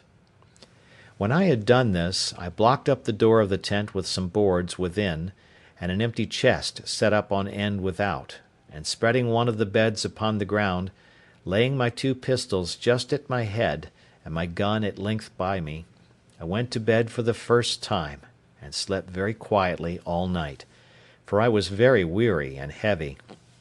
For the night before I had slept little, and had laboured very hard all day to fetch all these things from the ship, and to get them on shore. I had the biggest magazine of all kinds now that ever was laid up, I believe, for one man, but I was not satisfied still, for while the ship sat upright in that posture, I thought I ought to get everything out of her that I could, so every day at low water I went on board, and brought away something or other, but particularly the third time I went, I brought away as much of the rigging as I could, as also all the small ropes and rope twine I could get, with a piece of spare canvas, which was to mend the sails upon occasion, and the barrel of wet gunpowder. In a word, I brought away all the sails, first and last, only that I was fain to cut them in pieces, and bring as much at a time as I could, for they were no more useful to be sails, but as mere canvas only. But that which comforted me more still was, that last of all, after I had made 5 or 6 such voyages as these, and thought I had nothing more to expect from the ship that was worth my meddling with, I say, after all this, I found a great hogshead of bread, 3 large runlets of rum, or spirits, a box of sugar, and a barrel of fine flour. This was surprising to me, because I had given over expecting any more provisions, except what was spoiled by the water. I soon emptied the hogshead of the bread, and wrapped it up, parcel by parcel, in pieces of the sails, which I cut out, and in a word, I got all this safe on shore also. The next day I made another voyage, and now, having plundered the ship of what was portable and fit to hand out, I began with the cables. Cutting the great cable into pieces, such as I could move, I got 2 cables and a hawser on shore, with all the ironwork I could get, and having cut down the spritsail yard and the mizzen yard, and everything I could, to make a large raft, I loaded it with all these heavy goods, and came away. But my good luck began now to leave me, for this raft was so unwieldy and so overladen that, after I had entered the little cove where I had landed the rest of my goods, not being able to guide it so handily as I did the other, it overset, and threw me and all my cargo into the water. As for myself, it was no great harm, for I was near the shore, but as to my cargo, it was a great part of it lost, especially the iron, which I expected would have been of great use to me. However, when the tide was out, I got most of the pieces of the cable ashore, and some of the iron, though with infinite labour, for I was fain to dip for it into the water, a work which fatigued me very much. After this I went every day on board, and brought away what I could get. I had been now 13 days on shore, and had been 11 times on board the ship, in which time I had brought away all that one pair of hands could well be supposed capable to bring; though I believe verily, had the calm weather held, I should have brought away the whole ship, piece by piece. But preparing the 12th time to go on board, I found the wind began to rise. However, at low water I went on board, and though I thought I had rummaged the cabin so effectually that nothing more could be found, yet I discovered a locker with drawers in it, in one of which I found 2 or 3 razors, and 1 pair of large scissors, with some 10 or a dozen of good knives and forks. In another I found about £36 value in money, some European coin, some Brazil, some pieces of 8, some gold, and some silver. I smiled to myself at the sight of this money. "O drug," said I, aloud, "what art thou good for? Thou art not worth to me, no, not the taking off the ground. One of those knives is worth all this heap. I have no manner of use for thee. E'en remain where thou art, and go to the bottom as a creature whose life is not worth saving." However, upon second thoughts, I took it away, and wrapping all this in a piece of canvas, I began to think of making another raft; but while I was preparing this, I found the sky overcast, and the wind began to rise, and in a quarter of an hour it blew a fresh gale from the shore. It presently occurred to me that it was in vain to pretend to make a raft with the wind off shore, and that it was my business to be gone before the tide of flood began, otherwise I might not be able to reach the shore at all.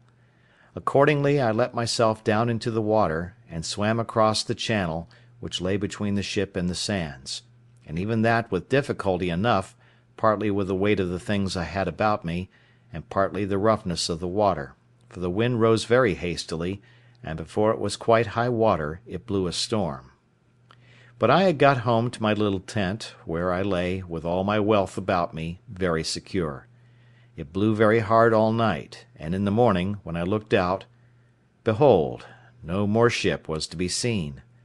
I was a little surprised, but recovered myself with the satisfactory reflection that I had lost no time, nor abated any diligence, to get everything out of her that could be useful to me; and that, indeed, there was little left in her that I was able to bring away, if I had had more time.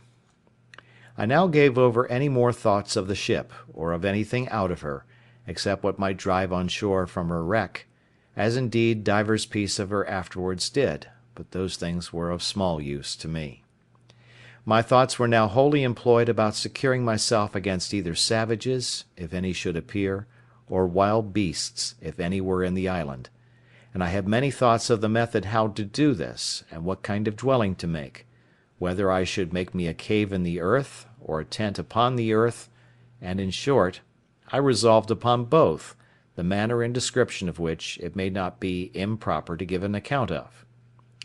I soon found the place I was in was not fit for my settlement, because it was upon a low moorish ground, near the sea, and I believed it would not be wholesome, and more particularly because there was no fresh water near it;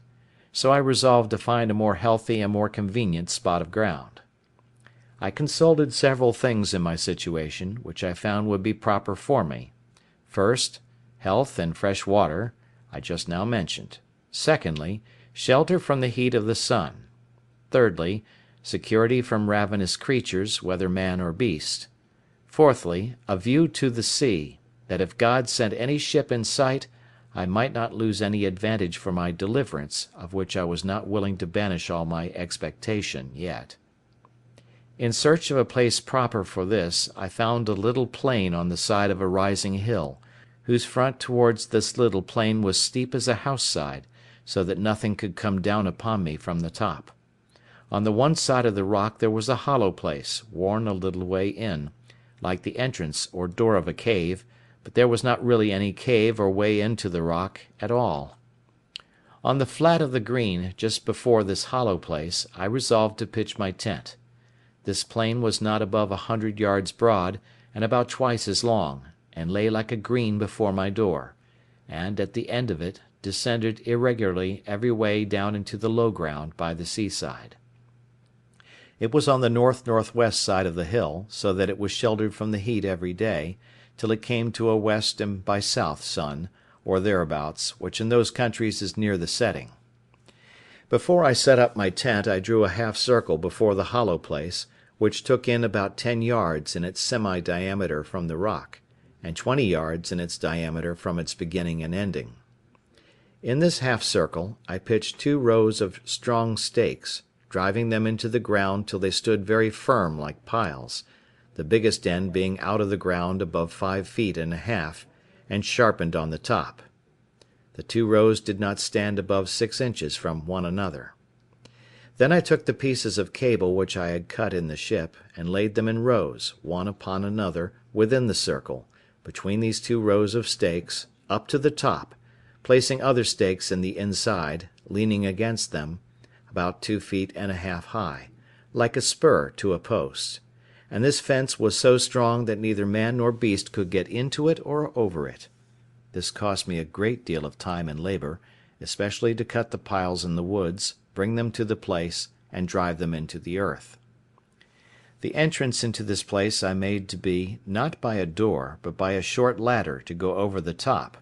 which ladder, when I was in, I lifted over after me, and so I was completely fenced in and fortified, as I thought, from all the world, and consequently slept secure in the night, which otherwise I could not have done, though, as it appeared afterwards, there was no need of all this caution from the enemies that I apprehended danger from. Into this fence or fortress, with infinite labour, I carried all my riches, all my provisions, ammunition, and stores, of which you have the account above; and I made a large tent, which, to preserve me from the rains that in one part of the year are very violent there, I made double, one smaller tent within, and one larger tent above it, and covered the uppermost with a large tarpaulin, which I had saved among the sails. And now I lay no more for a while in the bed which I had brought on shore, but in a hammock, which was indeed a very good one, and belonged to the mate of the ship. Into this tent I brought all my provisions, and everything that would spoil by the wet, and having thus enclosed all my goods, I made up the entrance, which till now I had left open, and so passed and repassed, as I said, by a short ladder. When I had done this, I began to work my way into the rock, and bringing all the earth and stones that I dug down out through my tent, I laid them up within my fence in the nature of a terrace, so that it raised the ground within about 1.5 feet, and thus I made me a cave just behind my tent, which served me like a cellar to my house. It cost me much labor and many days before all these things were brought to perfection, and therefore I must go back to some other things which took up some of my thoughts. At the same time it happened, after I had laid my scheme for the setting up of my tent, and making the cave, that a storm of rain falling from the thick, dark cloud, a sudden flash of lightning happened, and after that a great clap of thunder, as is naturally the effect of it. I was not so much surprised with the lightning as I was with a thought which darted into my mind as swift as the lightning itself. Oh, my powder! My very heart sank within me when I thought that, at one blast, all my powder might be destroyed, on which, not my defence only, but the providing of my food, as I thought, entirely depended. I was nothing near so anxious about my own danger, though, had the powder took fire, I should never have known who had hurt me. Such impression did this make upon me, that after the storm was over, I laid aside all my works, my building and fortifying, and applied myself to make bags and boxes, to separate the powder, and to keep it a little and a little in a parcel, in the hope that, whatever might come, it might not all take fire at once, and to keep it so apart that it should not be possible to make one part fire another. I finished this work in about a fortnight, and I think my powder, which in all was about 240 pounds weight, was divided in not less than 100 parcels. As to the barrel that had been wet, I did not apprehend any danger from that, so I placed it in my new cave, which, in my fancy, I called my kitchen, and the rest I hid up and down in holes among the rocks, so that no wet might come to it, marking very carefully where I laid it. In the interval of time while this was doing, I went out once at least every day with my gun, as well to divert myself as to see if I could kill anything fit for food, and as near as I could to acquaint myself with what the island produced. The first time I went out, I presently discovered that there were goats in the island, which was a great satisfaction to me. But then it was attended with this misfortune to me, that is, that they were so shy, so subtle, and so swift of foot, that it was even the most difficult thing in the world to come at them. But I was not discouraged at this, not doubting but I might now and then shoot one, as it soon happened; for after I had found their haunts a little, I laid wait in this manner for them. I observed if they saw me in the valleys, though they were upon the rocks, they would run away, as in a terrible fright; but if they were feeding in the valleys and I was upon the rocks, they took no notice of me, from whence I concluded that, by the position of their optics, their sight was so directed downward that they did not readily see objects that were above them. So afterwards I took this method: I always climbed the rocks first, to get above them, and then had frequently a fair mark. The first shot I made among these creatures I killed a she-goat, which had a little kid by her, which she gave suck to, which grieved me heartily, for when the old one fell, the kid stood stock still by her, till I came and took her up; and not only so, but when I carried the old one with me, upon my shoulders, the kid followed me quite to my enclosure, upon which I laid down the dam, and took the kid in my arms, and carried it over my pail, in hopes to have bred it up tame; but it would not eat, so I was forced to kill it, and eat it myself. These two supplied me with flesh a great while, for I ate sparingly, and saved my provisions, my bread especially, as much as possibly I could. Having now fixed my habitation, I found it absolutely necessary to provide a place to make a fire in, and fuel to burn; and what I did for that, and also how I enlarged my cave, and what conveniences I made, I shall give a full account of in its place. But I must now give some little account of myself, and of my thoughts about living, which, it may well be supposed, were not a few. I had a dismal prospect of my condition;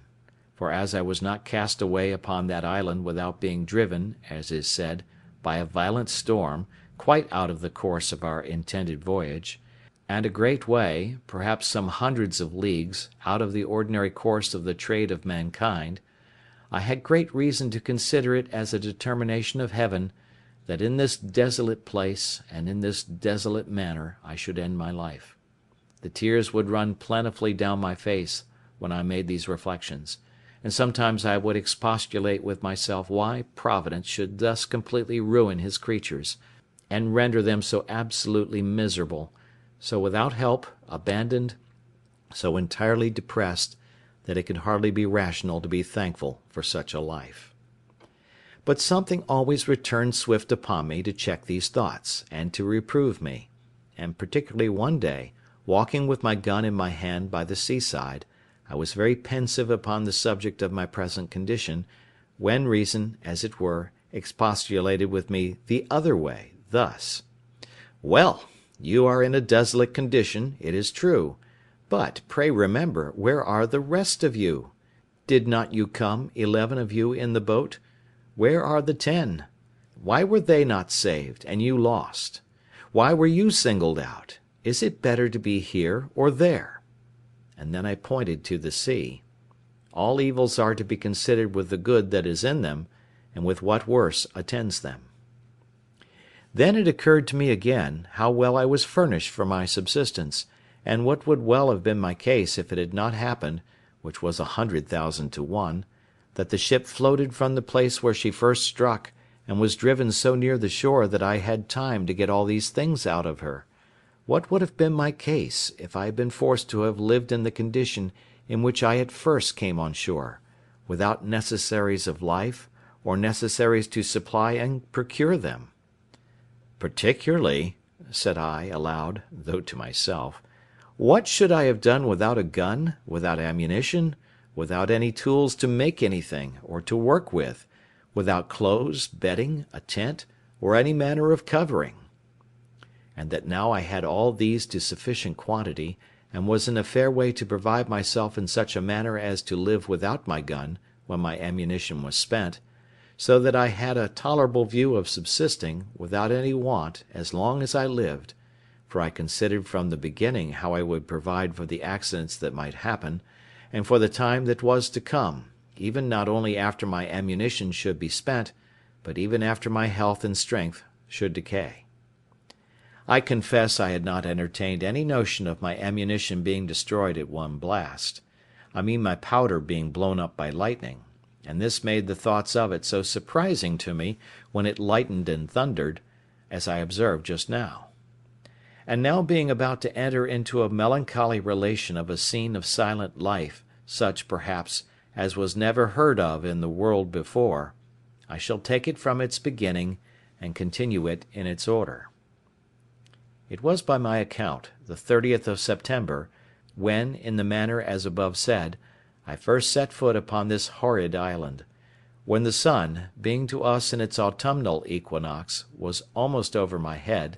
for I reckon myself, by observation, to be in the latitude of 9 degrees 22 minutes north of the line. After I had been there about 10 or 12 days, it came into my thoughts that I should lose my reckoning of time for want of books, and pen and ink, and should even forget the Sabbath days; but to prevent this, I cut with my knife upon a large post, in capital letters, and making it into a great cross, I set it up on the shore where I first landed: "I came on shore here on the 30th September, 1659. Upon the sides of this square post I cut every day a notch with my knife, and every 7th notch was as long again as the rest, and every first day of the month as long again as that long one; and thus I kept my calendar, or weekly, monthly, and yearly reckoning of time. In the next place, we are to observe that among the many things which I brought out of the ship, in the several voyages which, as above mentioned, I made to it, I got several things of less value, but not at all less useful to me, which I omitted setting down before; as in particular, pens, ink, and paper, several parcels in the captain's, mate's, gunner's, and carpenter's keeping, 3 or 4 compasses, some mathematical instruments, dials, perspectives, charts, and books of navigation, all which I huddled together, whether I might want them or no; Also I found 3 very good Bibles, which came to me in my cargo from England, and which I had packed up among my things. Some Portuguese books also, and among them 2 or 3 Popish prayer books, and several other books, all of which I carefully secured. And I must not forget that we had in the ship a dog and 2 cats, of whose eminent history I may have occasion to say something in its place, for I carried both the cats with me, and as for the dog, he jumped out of the ship of himself, and swam on shore to me the day after I went on shore with my first cargo, and was a trusty servant to me many years. I wanted nothing that he could fetch me, nor any company that he could make up to me. I only wanted to have him talk to me, but that would not do. As I observed before, I found pens, ink, and paper, and I husbanded them to the utmost, and I shall show that while my ink lasted, I kept things very exact, but after that was gone I could not, for I could not make any ink by any means that I could devise. And this put me in mind that I wanted many things notwithstanding all that I had amassed together, and of these ink was one, as also a spade, pickaxe, and shovel, to dig or remove the earth, needles, pins, and thread. As for linen, I soon learned to want that without much difficulty. This want of tools made every work I did go on heavily, and it was near a whole year before I had entirely finished my little pail, or surrounded my habitation. The piles, or stakes, which were as heavy as I could well lift, were a long time in cutting and preparing in the woods, and more by far in bringing home, so that I spent sometimes 2 days in cutting and bringing home one of those posts, and a 3rd day in driving it into the ground; for which purpose I got a heavy piece of wood at first, but at last bethought myself of one of the iron crows, which, however, though I found it, made driving those posts or piles very laborious and tedious work. But what need I have been concerned at the tediousness of anything I had to do, seeing I had time enough to do it in? Nor had I any other employment, if that had been over, at least that I could foresee,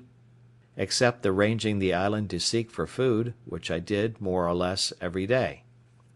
I now began to consider seriously my condition, and the circumstances I was reduced to, and I drew up the state of my affairs in writing, not so much as to leave them to any that were to come after me, for I was likely to have but few heirs, as to deliver my thoughts from daily poring over them, and afflicting my mind; and as my reason began now to master my despondency, I began to comfort myself as well as I could, and to set the good against the evil, that I might have something to distinguish my case from worse; and I stated very impartially, like debtor and creditor, the comforts I enjoyed against the miseries I suffered, thus: on the evil side, I am cast upon a horrid, desolate island, void of all hope of recovery. On the good side, but I am alive, and not drowned, as all my ship's company were. On evil, I am singled out and separated, as it were, from all the world, to be miserable. But I am singled out, too, from all the ship's crew, to be spared from death, and he that miraculously saved me from death can deliver me from this condition. I am divided from mankind, a solitaire, one banished from human society. But I am not starved, or perishing on a barren place, affording no sustenance. I have no clothes to cover me. But I am in a hot climate, where, if I had clothes, I could hardly wear them. I am without any defence, or means to resist any violence of man or beast. But I am cast on an island where I see no wild beasts to hurt me, as I saw on the coast of Africa, and what if I had been shipwrecked there? I have no soul to speak to or relieve me. But God wonderfully sent the ship in near enough to the shore, that I have got out as many necessary things as will either supply my wants, or enable me to supply myself, even as long as I live. Upon the whole, here was an undoubted testimony that there was scarce any condition in the world so miserable, but there was something negative or something positive to be thankful for in it. And let this stand as a direction from the experience of the most miserable of all conditions in this world, that we may always find in it something to comfort ourselves from, and to set, in the description of good and evil, on the credit side of the account. Having now brought my mind a little to relish my condition, and given over looking out to see if I could spy a ship, I say, giving over these things, I began to apply myself to arrange my way of living, and to make things as easy to me as I could. I have already described my habitation, which was a tent under the side of a rock, surrounded with a strong pale of posts and cables, but I might now rather call it a wall, for I raised a kind of wall up against it of turfs, about 2 feet thick on the outside, and after some time, I think it was a year and a half, I raised rafters from it, leaning to the rock, and thatched or covered it with boughs of trees, and such things as I could get, to keep out the rain, which I found at some times of the year very violent.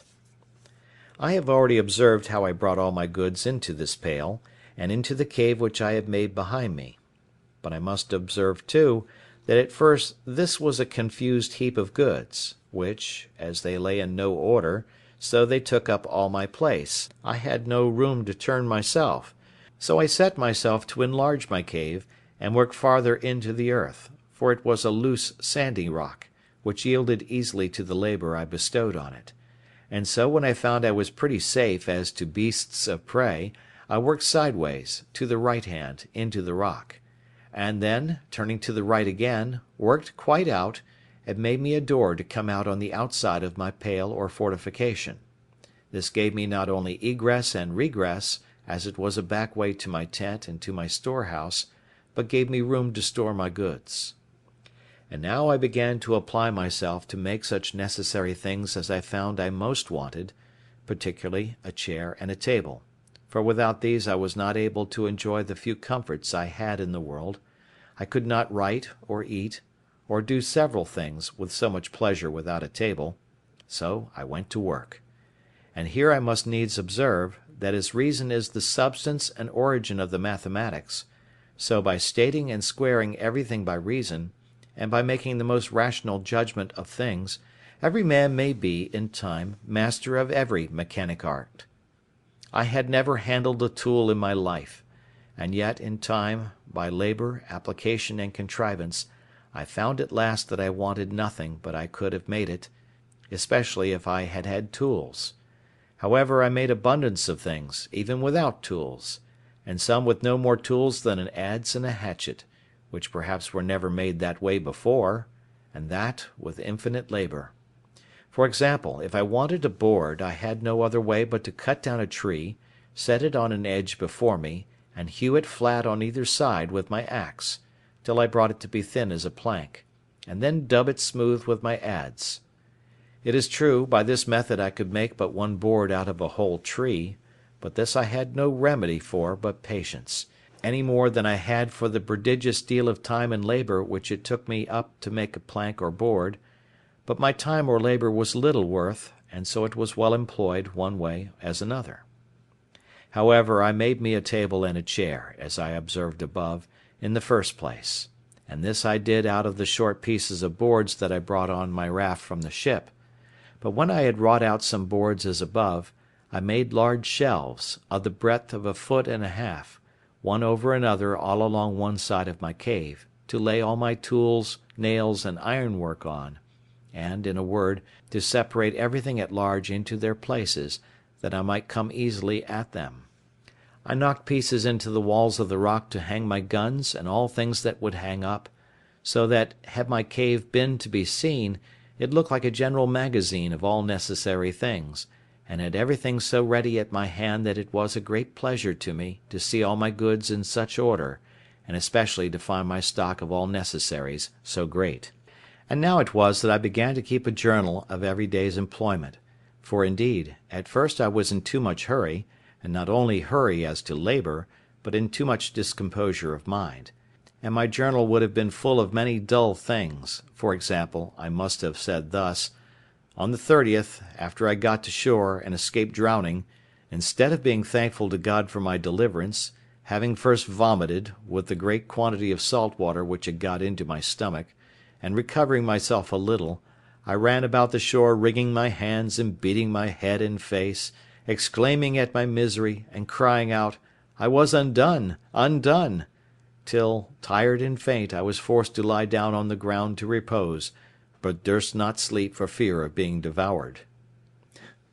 Some days after this, and after I had been on board the ship and got all that I could out of her, yet I could not forbear getting up to the top of a little mountain and looking out to sea, in hopes of seeing a ship.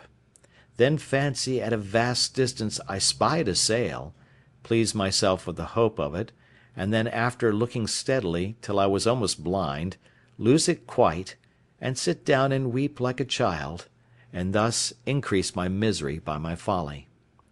But having gotten over these things in some measure, and having settled my household staff and habitation, made me a table and a chair, and all as handsome about me as I could, I began to keep my journal, of which I shall here give you the copy, though in it will be told all these particulars over again, as long as it lasted, for having no more ink, I was forced to leave it off. Chapter 5. Builds a House. The Journal. September 30, 1659. I, poor miserable Robinson Crusoe, being shipwrecked during a dreadful storm in the offing, came on shore on this dismal unfortunate island, which I called the Island of Despair, all the rest of the ship's company being drowned, and myself almost dead. All the rest of the day I spent in afflicting myself at the dismal circumstances I was brought to, that is, I had neither food, house, clothes, weapon, nor place to fly to, and in despair of any relief, saw nothing but death before me, either that I should be devoured by wild beasts, murdered by savages, or starved to death for want of food. At the approach of night I slept in a tree for fear of wild creatures, but slept soundly, though it rained all night. October 1. In the morning I saw, to my great surprise, the ship had floated with the high tide, and was driven on shore again much nearer the island, which, as it was some comfort, on one hand, for, seeing her set upright and not broken to pieces, I hoped, if the wind abated, I might get on board, and get some food and necessaries out of her for my relief. So, on the other hand, it renewed my grief at the loss of my comrades who, I imagined, if we had all stayed on board, might have saved the ship, or, at least, that they would not have been all drowned as they were, and that, had the men been saved, we might perhaps have built us a boat out of the ruins of the ship to have carried us to some other part of the world. I spent great part of this day in perplexing myself on these things, but at length, seeing the ship almost dry, I went upon the sand as near as I could, and then swam on board. This day also it continued raining, though with no wind at all. From the 1st of October to the 24th. All these days entirely spent in many several voyages to get all I could out of the ship, which I brought on shore every tide of flood upon rafts. Much rain also in the days, though with some intervals of fair weather, but it seems this was the rainy season. October 20. I overset my raft and all the goods I had got upon it, but being in shoal water, and the things being chiefly heavy, I recovered many of them when the tide was out. October 25th. It rained all night and all day, with some gusts of wind, during which time the ship broke in pieces, the wind blowing a little harder than before, and was no more to be seen, except the wreck of her, and that only at low water. I spent this day in covering and securing the goods which I had saved, that the rain might not spoil them. October 26. I walked about the shore almost all day, to find out a place to fix my habitation, greatly concerned to secure myself from any attack in the night, either from wild beasts or men. Towards night I fixed upon a proper place, under a rock, and marked out a semicircle for my encampment, which I resolved to strengthen with a work, wall, or fortification, made of double piles, lined within with cables, and without with turf. From the 26th to the 30th I worked very hard in carrying all my goods to my new habitation, though some part of the time it rained exceedingly hard. The 31st, in the morning, I went out into the island with my gun, to seek for some food, and discover the country, when I killed a she-goat, and her kid followed me home, which I afterwards killed also, because it would not feed. November 1st. I set up my tent under a rock, and lay there for the first night, making it as large as I could, with stakes driven in to swing my hammock upon. November 2nd. I set up all my chests and boards, and the pieces of timber which made my rafts, and with them formed a fence round me, a little within the place I had marked out for my fortification. November 3rd. I went out with my gun and killed 2 fowls like ducks, which were very good food. In the afternoon went to work to make me a table. November 4. This morning I began to order my times of work, of going out with my gun, time of sleep and time of diversion. That is, every morning I walked out with my gun for 2 or 3 hours, if it did not rain, then employed myself to work till about 11 o'clock, then eat what I had to live on, and from 12 to 2 I lay down to sleep, the weather being excessively hot, and then, in the evening, to work again. The working part of this day and of the next were wholly employed in making my table, for I was yet but a very sorry workman, though time and necessity made me a complete natural mechanic soon after, as I believe they would do any one else. November 5th. This day went abroad with my gun and my dog, and killed a wild cat. Her skin pretty soft, but her flesh good for nothing. Every creature that I killed I took of the skins and preserved them. Coming back by the seashore, I saw many sorts of sea fowls, which I did not understand, but was surprised and almost frightened with 2 or 3 seals, which, while I was gazing at, not well knowing what they were, got into the sea and escaped me for that time. November 6th. After my morning walk I went to work with my table again, and finished it, though not to my liking, nor was it long before I learned to mend it. November 7. Now it began to be settled fair weather. The 7th, 8th, 9th, 10th, and part of the 12th, for the 11th was Sunday, I took wholly up to make me a chair, and with much ado brought it to a tolerable shape, but never to please me, and even in the making I pulled it in pieces several times. Note: I soon neglected my keeping Sundays, for, omitting my mark for them on my post, I forgot which was which. November 13th. This day it rained, which refreshed me exceedingly, and cooled the earth, but it was accompanied with terrible thunder and lightning, which frightened me dreadfully, for fear of my powder. As soon as it was over, I resolved to separate my stock of powder into as many little parcels as possible, that it might not be in danger. November 14, 15, and 16. These 3 days I spent in making little square chests, or boxes, which might hold about 1 pound, or 2 pounds at most, of powder; and so, putting the powder in, I stowed it in places as secure and remote from one another as possible. On one of these 3 days I killed a large bird that was good to eat, but I knew not what to call it. November 17. This day I began to dig behind my tent into the rock, to make room for my further conveniency. Note: 3 things I wanted excessively for this work, viz., a pickaxe, a shovel, and a wheelbarrow or basket,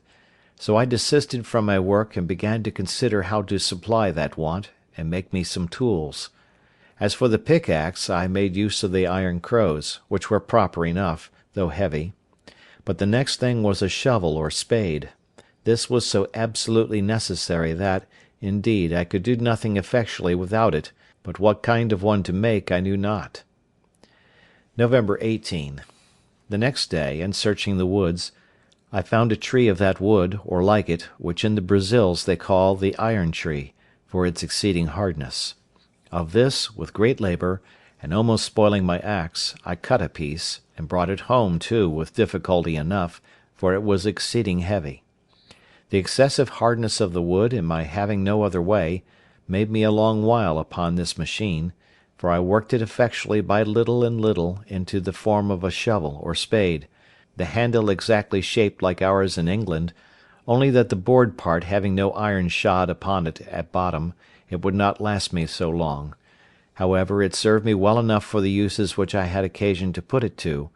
but never was a shovel, I believe, made after that fashion, or so long in making. I was still deficient, for I wanted a basket or a wheelbarrow. A basket I could not make by any means, having no such things as twigs that would bend to make wicker ware, at least none yet found out; and as to a wheelbarrow, I fancied I could make all but the wheel, but that I had no notion of, neither did I know how to go about it; besides, I had no possible way to make the iron gudgeons for the spindle or axis of the wheel to run in, so I gave it over, and so, for carrying away the earth which I dug out of the cave, I made me a kind of thing like a hod, which the labourers carry mortar in when they serve the bricklayers. This was not so difficult to me as the making of the shovel, and yet this and the shovel, and the attempt which I made in vain to make a wheelbarrow, took me up no less than 4 days. I mean always excepting my morning walk with my gun, which I seldom failed, and very seldom failed also bringing home something fit to eat. November 23rd. My other work having now stood still, because of my making these tools, when they were finished I went on, and working every day, as my strength and time allowed, I spent 18 days entirely in widening and deepening my cave, that it might hold my goods commodiously. Note, during all this time I worked to make this room or cave spacious enough to accommodate me as a warehouse or magazine, a kitchen, a dining room, and a cellar. As for my lodging, I kept to the tent, except that sometimes, in the wet season of the year, it rained so hard that I could not keep myself dry, which caused me afterwards to cover all my place within my pail with long poles, in the form of rafters, leaning against the rock, and load them with flags and large leaves of trees, like a thatch. December 10. I began now to think my cave or vault finished, when on a sudden, it seems I had made it too large, a great quantity of earth fell down from the top on one side, so much that, in short, it frighted me, and not without reason too, for if I had been under it, I had never wanted a grave digger. I had now a great deal of work to do over again, for I had the loose earth to carry out, and which was of more importance, I had the ceiling to prop up, that I might be sure no more would come down. December 11th. This day I went to work with it accordingly, and got 2 shores or posts pitched upright to the top, with 2 pieces of boards across over each post.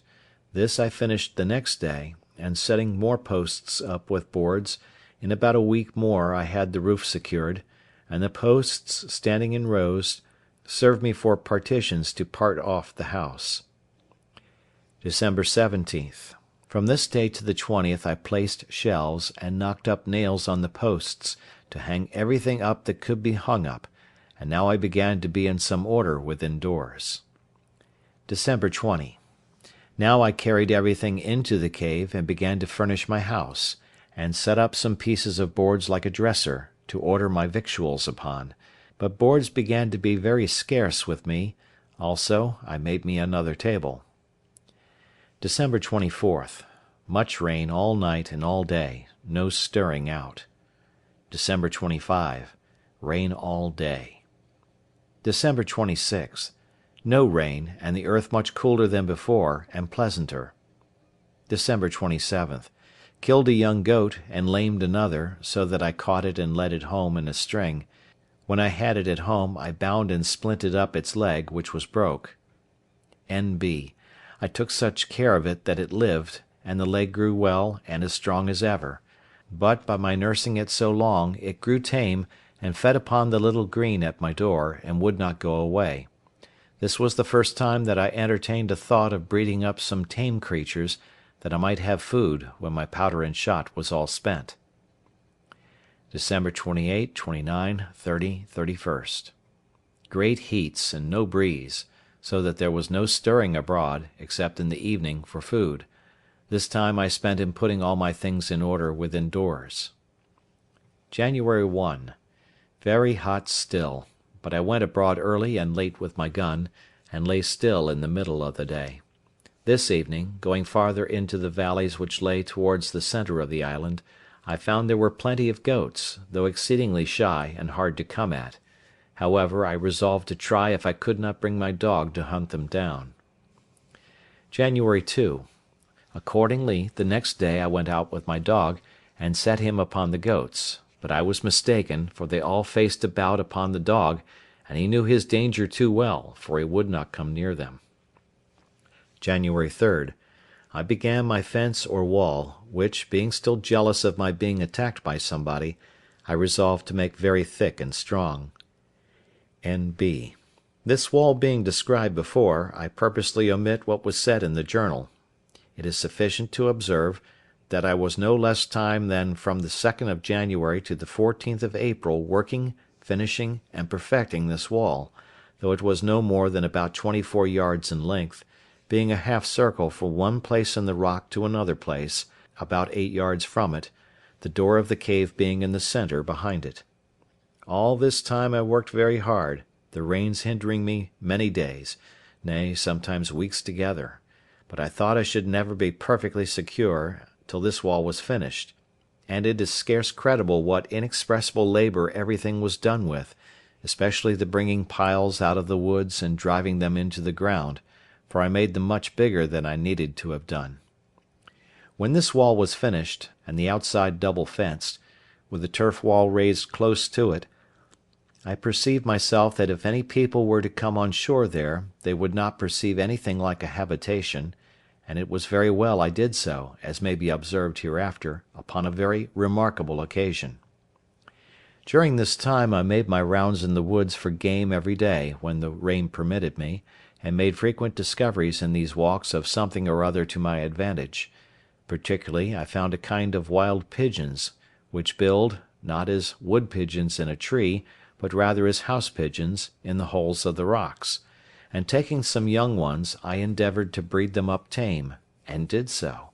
but when they grew older they flew away, which perhaps was at first for want of feeding them, for I had nothing to give them.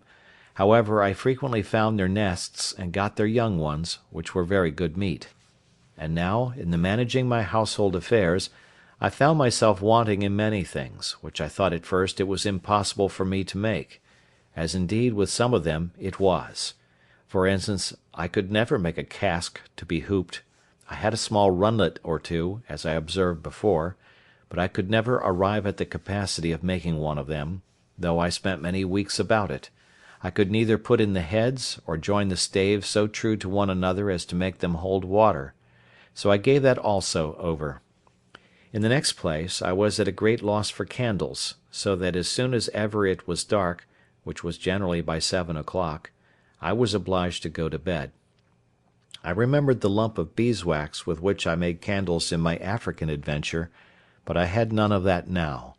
The only remedy I had was, that when I had killed a goat I saved the tallow, and with a little dish made of clay, which I baked in the sun, to which I added a wick of some oakum, I made me a lamp, and this gave me light, though not a clear steady light like a candle. In the middle of all my labours it happened that, rummaging my things, I found a little bag, which, as I hinted before, had been filled with corn for the feeding of poultry; not for this voyage, but before, as I suppose, when the ship came from Lisbon. The little remainder of corn that had been in the bag was all devoured by the rats, and I saw nothing in the bag but husks and dust; and being willing to have the bag for some other use, I think it was to put powder in, when I divided it for fear of the lightning, or some such use, I shook the husks of corn out of it on one side of my fortification, under the rock. It was a little before the great rains just now mentioned that I threw this stuff away, taking no notice, and not so much as remembering that I had thrown anything there, when, about a month after, or thereabouts, I saw some few stalks of something green shooting out of the ground, which I fancied might be some plant I had not seen;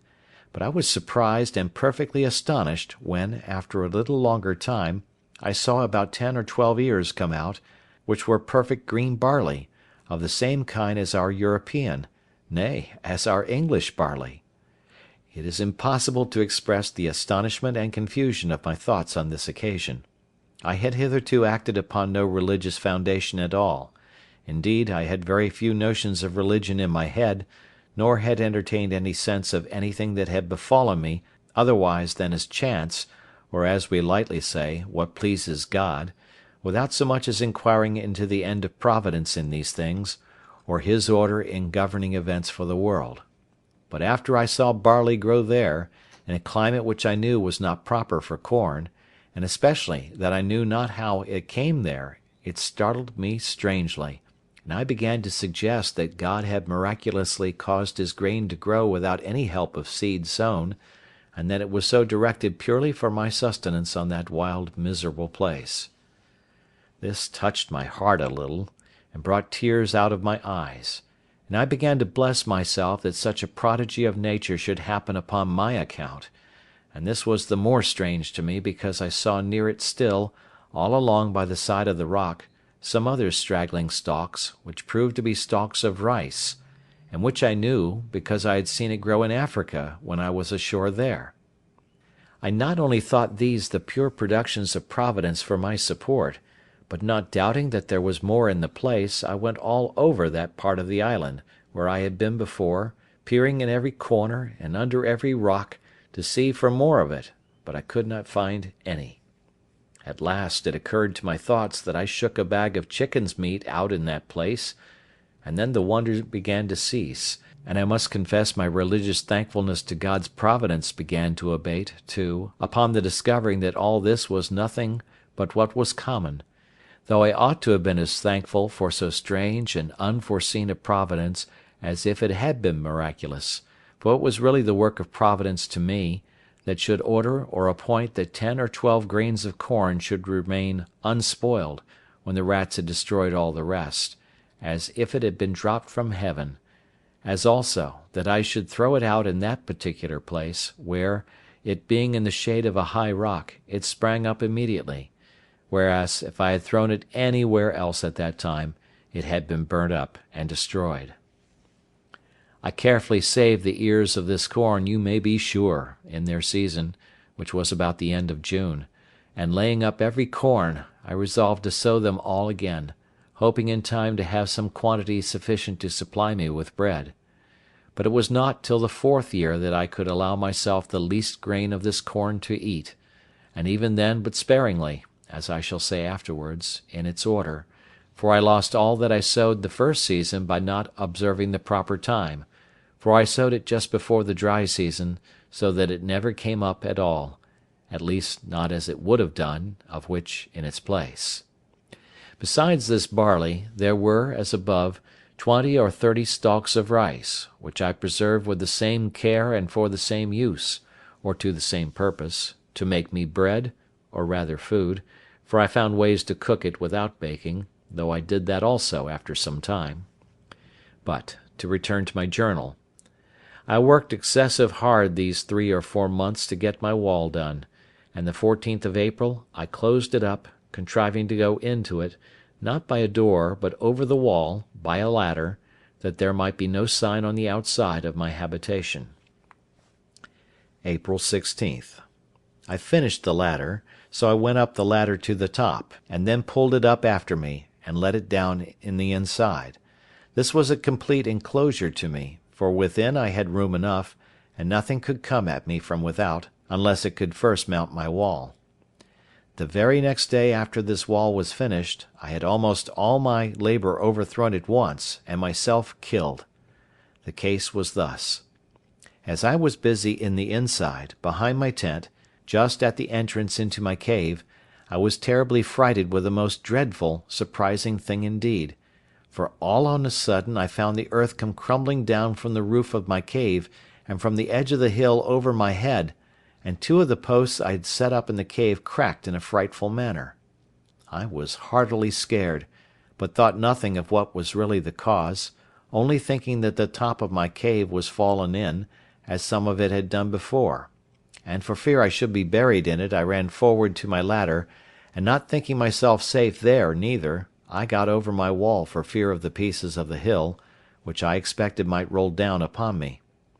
I had no sooner stepped to ground, than I plainly saw it was a terrible earthquake, for the ground I stood on shook 3 times at about 8 minutes' distance,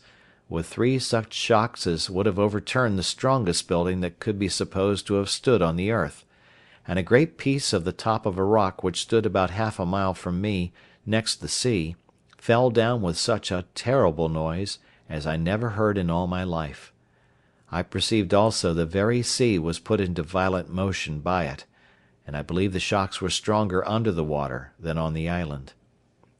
I was so amazed with the thing itself, having never felt the like, nor discoursed with any one that had, that I was like one dead or stupefied, and the motion of the earth made my stomach sick, like one that was tossed at sea; but the noise of the falling of the rock awakened me, as it were, and rousing me from the stupefied condition I was in, filled me with horror, and I thought of nothing then but the hill falling upon my tent and all my household goods, and burying all at once, and this sunk my very soul within me a second time.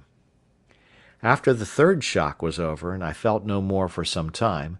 I began to take courage, and yet I had not heart enough to go over my wall again, for fear of being buried alive, but sat still upon the ground greatly cast down and disconsolate, not knowing what to do.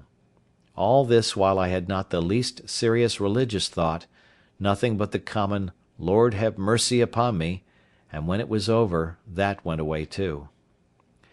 While I sat thus, I found the air overcast and grow cloudy, as if it would rain. Soon after that the wind arose by little and little, so that in less than half an hour it blew a most dreadful hurricane. The sea was all on a sudden covered over with foam and froth, the shore was covered with the breach of the water, the trees were torn up by the roots, and a terrible storm it was. This held about 3 hours, and then began to abate,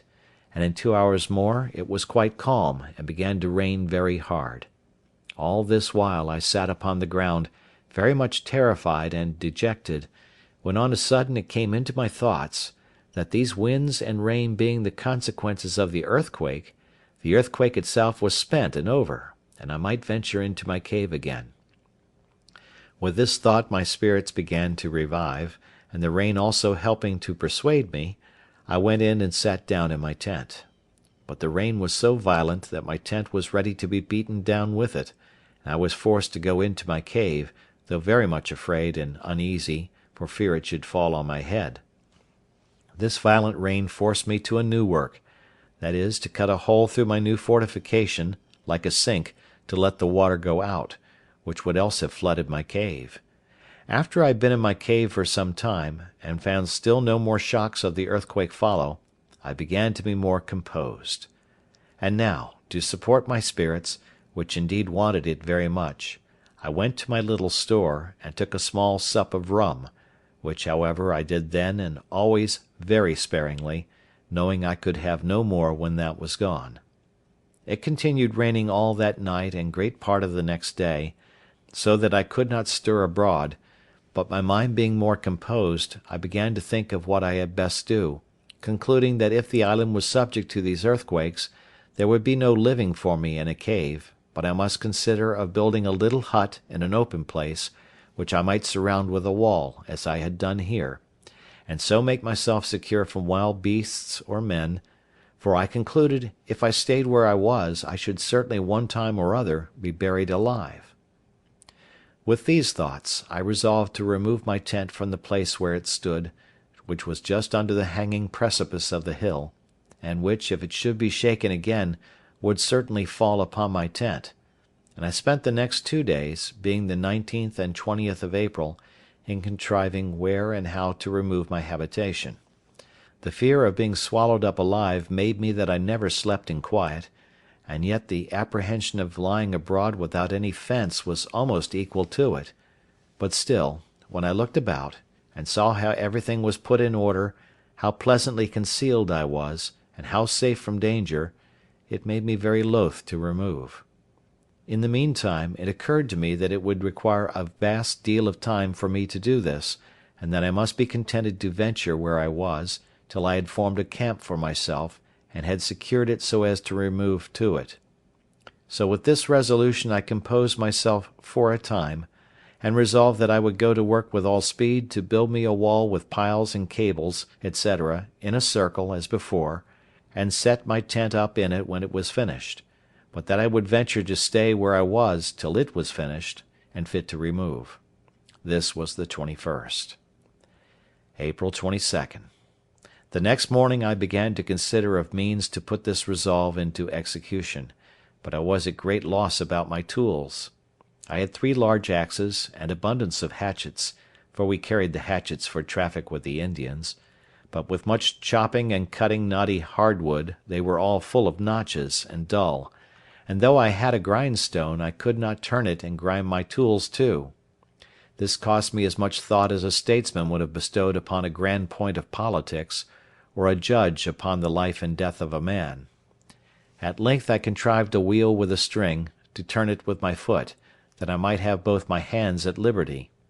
Note: I had never seen any such thing in England, or at least not to take notice how it was done, though since I have observed, it is very common there. Besides that, my grindstone was very large and heavy. This machine cost me a full week's work to bring it to perfection.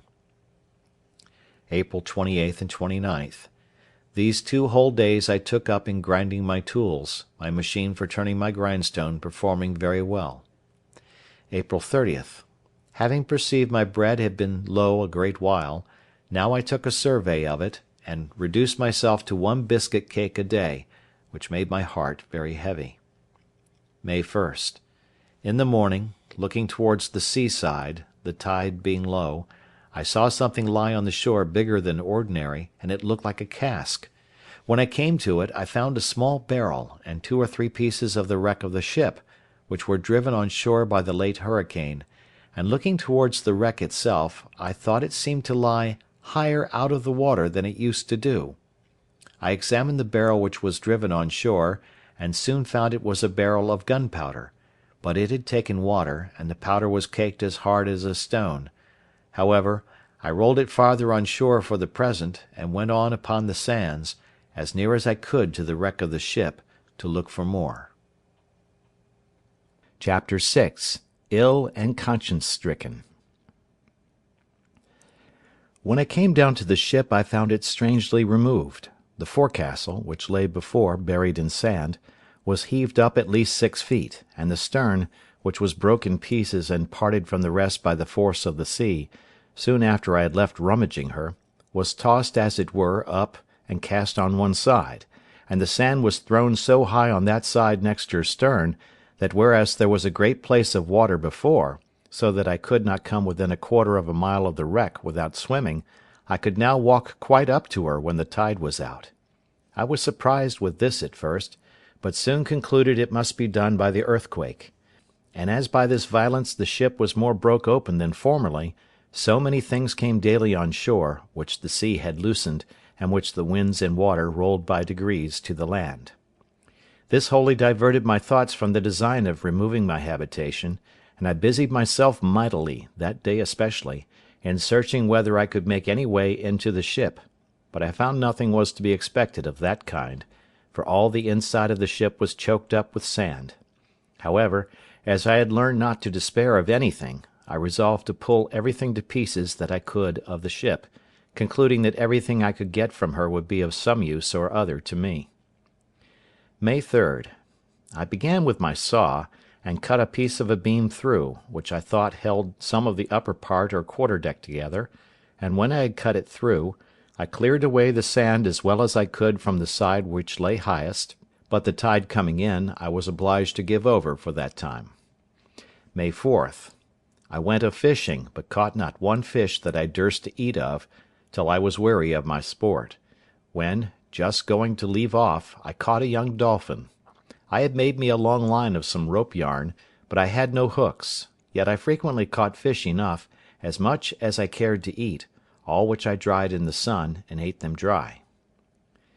May 5th. Worked on the wreck, cut another beam asunder, and brought 3 great fir planks off from the decks, which I tied together, and made to float on shore when the tide of flood came on. May 6th. Worked on the wreck, got several iron bolts out of her and other pieces of ironwork. Worked very hard, and came home very much tired, and had thoughts of giving it over. May 7. Went to the wreck again, not with an intent to work, but found the weight of the wreck had broke itself down, the beams being cut, that several pieces of the ship seemed to lie loose, and the inside of the hold lay so open that I could see into it, but it was almost full of water and sand. May 8.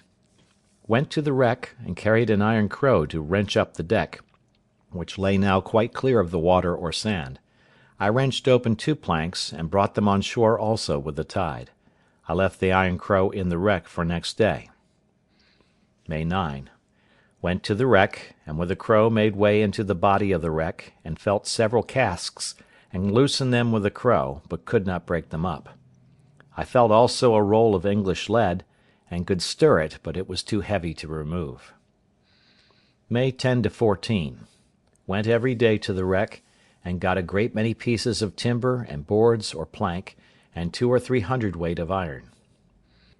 May 15. I carried 2 hatchets, to try if I could not cut a piece off the roll of lead by placing the edge of one hatchet and driving it with the other, but as it lay about 1.5 feet in the water, I could not make any blow to drive the hatchet. May 16. It had blown hard in the night, and the wreck appeared more broken by the force of the water, but I stayed so long in the woods, to get pigeons for food, that the tide prevented my going to the wreck that day. May 17. I saw some pieces of the wreck blown on shore, at a great distance, near 2 miles off me, but resolved to see what they were, and found it was a piece of the head, but too heavy for me to bring away. May 24th. Every day, to this day, I worked on the wreck, and with hard labour I loosened some things so much with the crow, that the first flowing tide several casks floated out, and 2 of the seamen's chests, but the wind blowing from the shore, nothing came to land that day but pieces of timber, and a hogshead, which had some Brazil pork in it, but the salt water and the sand had spoiled it.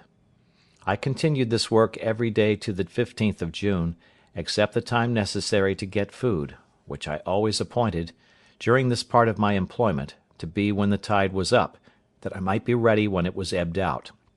And by this time I had got timber and plank and ironwork enough to have built a good boat, if I had known how,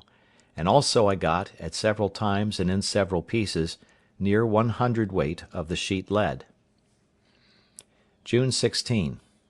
Going down to the seaside, I found a large tortoise or turtle.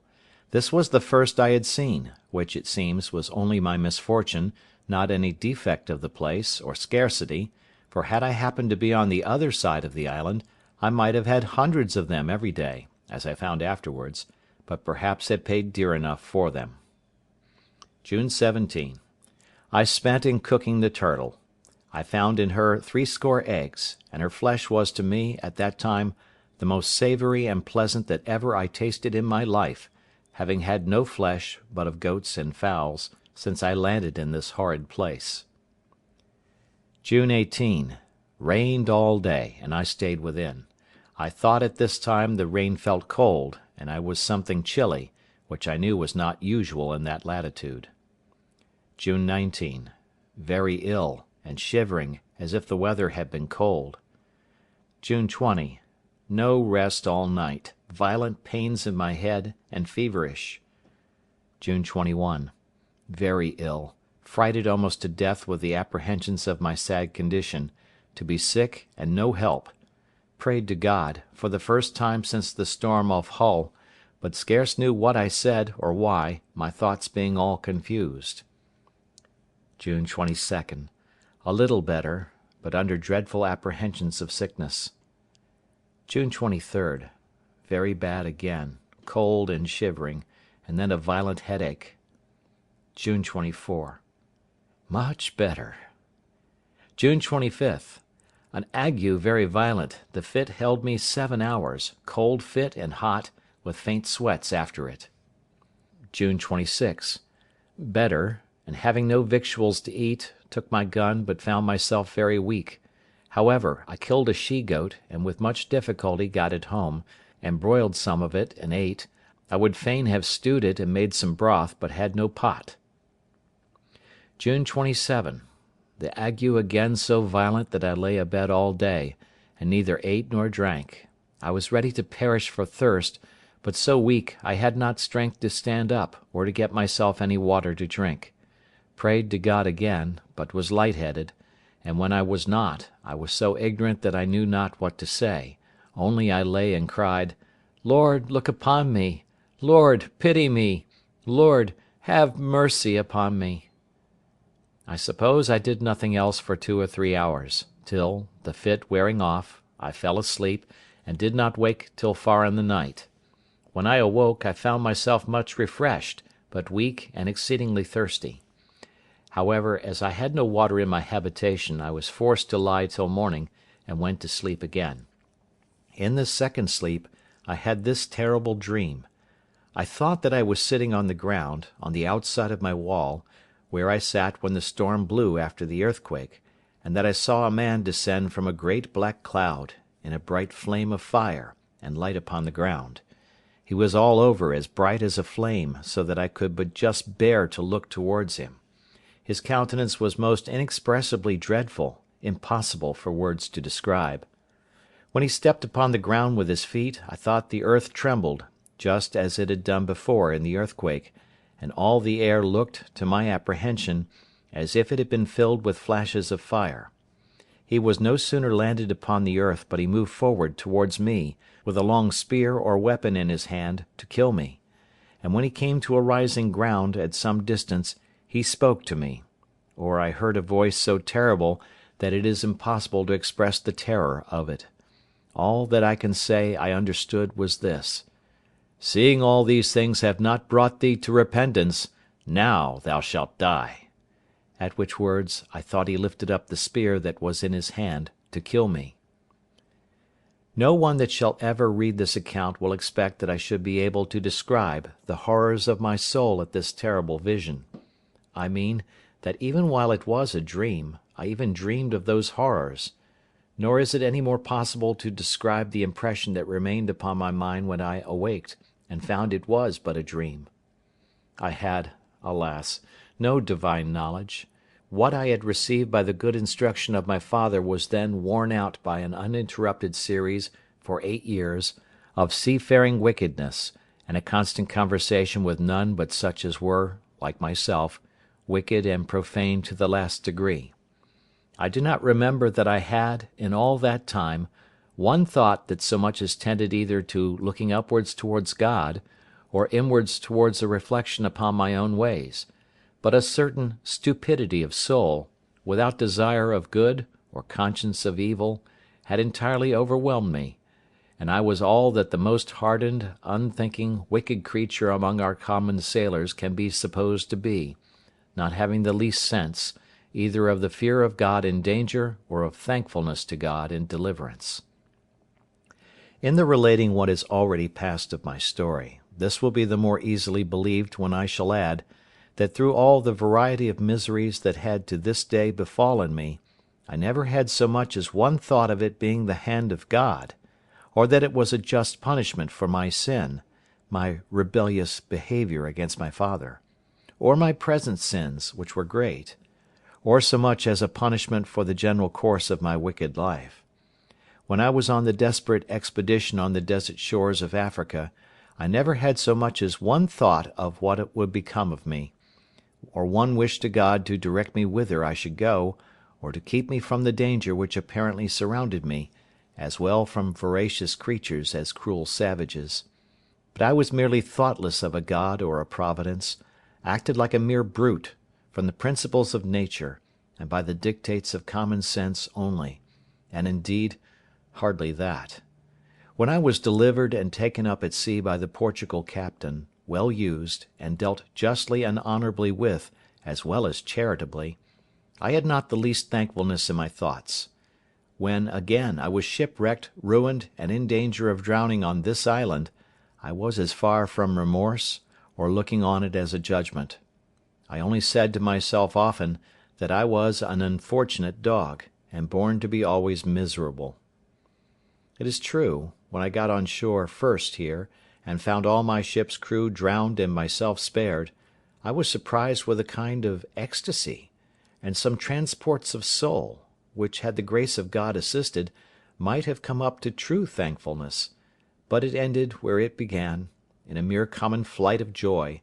or, as I may say, being glad I was alive, without the least reflection upon the distinguished goodness of the hand which had preserved me, and had singled me out to be preserved when all the rest were destroyed, or an inquiry why Providence had been thus merciful unto me. even just the same common sort of joy which seamen generally have after they are got safe ashore from a shipwreck, which they drown all in the next bowl of punch, and forget almost as soon as it is over; and all the rest of my life was like it. Even when I was afterwards, on due consideration, made sensible of my condition, how I was cast on this dreadful place, out of the reach of humankind, out of all hope of relief, or prospect of redemption, as soon as I saw but a prospect of living, and that I should not starve and perish for hunger, all the sense of my affliction wore off, and I began to be very easy, applied myself to the works proper for my preservation and supply, and was far enough from being afflicted at my condition as a judgment from heaven, or as the hand of God against me. These were thoughts which very seldom entered my head. The growing up of the corn, as is hinted in my journal, had at first some little influence upon me, and began to affect me with seriousness, as long as I thought it had something miraculous in it; but as soon as ever that part of the thought was removed, all the impression that was raised from it wore off also, as I have noted already. Even the earthquake, though nothing could be more terrible in its nature, or more immediately directing to the invisible power which alone directs such things, yet no sooner was the first fright over but the impression it had made went off also. I had no more sense of God or his judgments, much less of the present affliction of my circumstances being from his hand, than if I had been in the most prosperous condition of life. But now, when I began to be sick, and a leisurely view of the miseries of death came to place itself before me, when my spirits began to sink under the burden of a strong distemper, and nature was exhausted with the violence of the fever, conscience, that had slept so long, began to awake, and I began to reproach myself with my past life, in which I had so evidently, by uncommon wickedness, provoked the justice of God to lay me under uncommon strokes, and to deal with me in so vindictive a manner. These reflections oppressed me for the second or third day of my distemper, and in the violence, as well of the fever as of the dreadful reproaches of my conscience, extorted some words from me like praying to God, though I cannot say they were either a prayer attended with desires or with hopes. It was rather the voice of mere fright and distress. My thoughts were confused, the convictions great upon my mind, and the horror of dying in such a miserable condition raised vapours into my head with the mere apprehensions, and in these hurries of my soul I knew not what my tongue might express. But it was rather exclamation, such as, "Lord, what a miserable creature am I! If I should be sick, I shall certainly die for want of help, and what will become of me?" Then the tears burst out of my eyes, and I could say no more for a good while. In this interval the good advice of my father came to my mind, and presently his prediction, which I mentioned at the beginning of this story, viz., if I did take this foolish step, God would not bless me, and I would have leisure hereafter to reflect upon having neglected his counsel when there might be none to assist in my recovery. "Now," said I, aloud, "my dear father's words are come to pass. God's justice has overtaken me, and I have none to help or hear me. I rejected the voice of Providence, which had mercifully put me in a posture or station of life wherein I might have been happy and easy, but I would neither see it myself nor learn to know the blessing of it from my parents. I left them to mourn over my folly, and now I am left to mourn under the consequences of it. I abused their help and assistance, who would have lifted me in the world, and would have made everything easy to me, and now I have difficulties to struggle with, too great for even nature itself to support, and no assistance, no help, no comfort, no advice." Then I cried out, "Lord, be my help, for I am in great distress." This was the first prayer, if I may call it so, that I had made for many years. But to return to my journal. June 28th. Having been somewhat refreshed with the sleep I had had, and the fit being entirely off, I got up, and though the fright and terror of my dream was very great, yet I considered that the fit of the ague would return again the next day, and now was my time to get something to refresh and support myself when I should be ill; and the first thing I did, I filled a large square case bottle with water, and set it upon my table, in reach of my bed; and to take off the chill or aguish disposition of the water, I put about a quarter of a pint of rum into it, and mixed them together. Then I got me a piece of the goat's flesh and broiled it on the coals, but could eat very little. I walked about, but was very weak, and withal very sad and heavy-hearted under a sense of my miserable condition, dreading the return of my distemper the next day. At night I made my supper of 3 of the turtle's eggs, which I roasted in the ashes, and ate, as we call it, in the shell, and this was the first bit of meat I had ever asked God's blessing to, that I could remember, in my whole life. After I had eaten I tried to walk, but found myself so weak that I could hardly carry a gun, for I never went out without that; so I went but a little way, and sat down upon the ground, looking out upon the sea, which was just before me, and very calm and smooth. As I sat here, some such thoughts as these occurred to me: What is this earth and sea of which I have seen so much? Whence is it produced? And what am I, and all the other creatures wild and tame, human and brutal? Whence are we? Sure we are all made by some secret power, who formed the earth and sea, the air and sky; and who is that? Then it followed most naturally, it is God that has made all. Well, but then it came on strangely: if God has made all these things, he guides and governs them all, and all things that concern them; for the power that could make all things must certainly have power to guide and direct them. If so, nothing can happen in the great circuit of his works, either without his knowledge or appointment. And if nothing happens without his knowledge, he knows that I am here, and am in this dreadful condition; and if nothing happens without his appointment, he has appointed all this to befall me. Nothing occurred to my thought to contradict any of these conclusions, and therefore it rested upon me with a greater force, that it must needs be that God had appointed all this to befall me, that I was brought into this miserable circumstance by his direction, he having the sole power, not of me only, but of everything that happened in the world. Immediately it followed: Why has God done this to me? What have I done to be thus used? My conscience presently checked me in that inquiry, as if I had blasphemed, and methought it spoke to me like a voice: Wretch, dost thou ask what thou hast done? Look back upon a dreadful misspent life, and ask thyself what thou hast not done. Ask, why is it that thou wert not long ago destroyed? Why wert thou not drowned in the Yarmouth roads, killed in the fight when the ship was taken by the Sallee man of war, devoured by the wild beasts on the coast of Africa, or drowned here, when all the crew perished but thyself?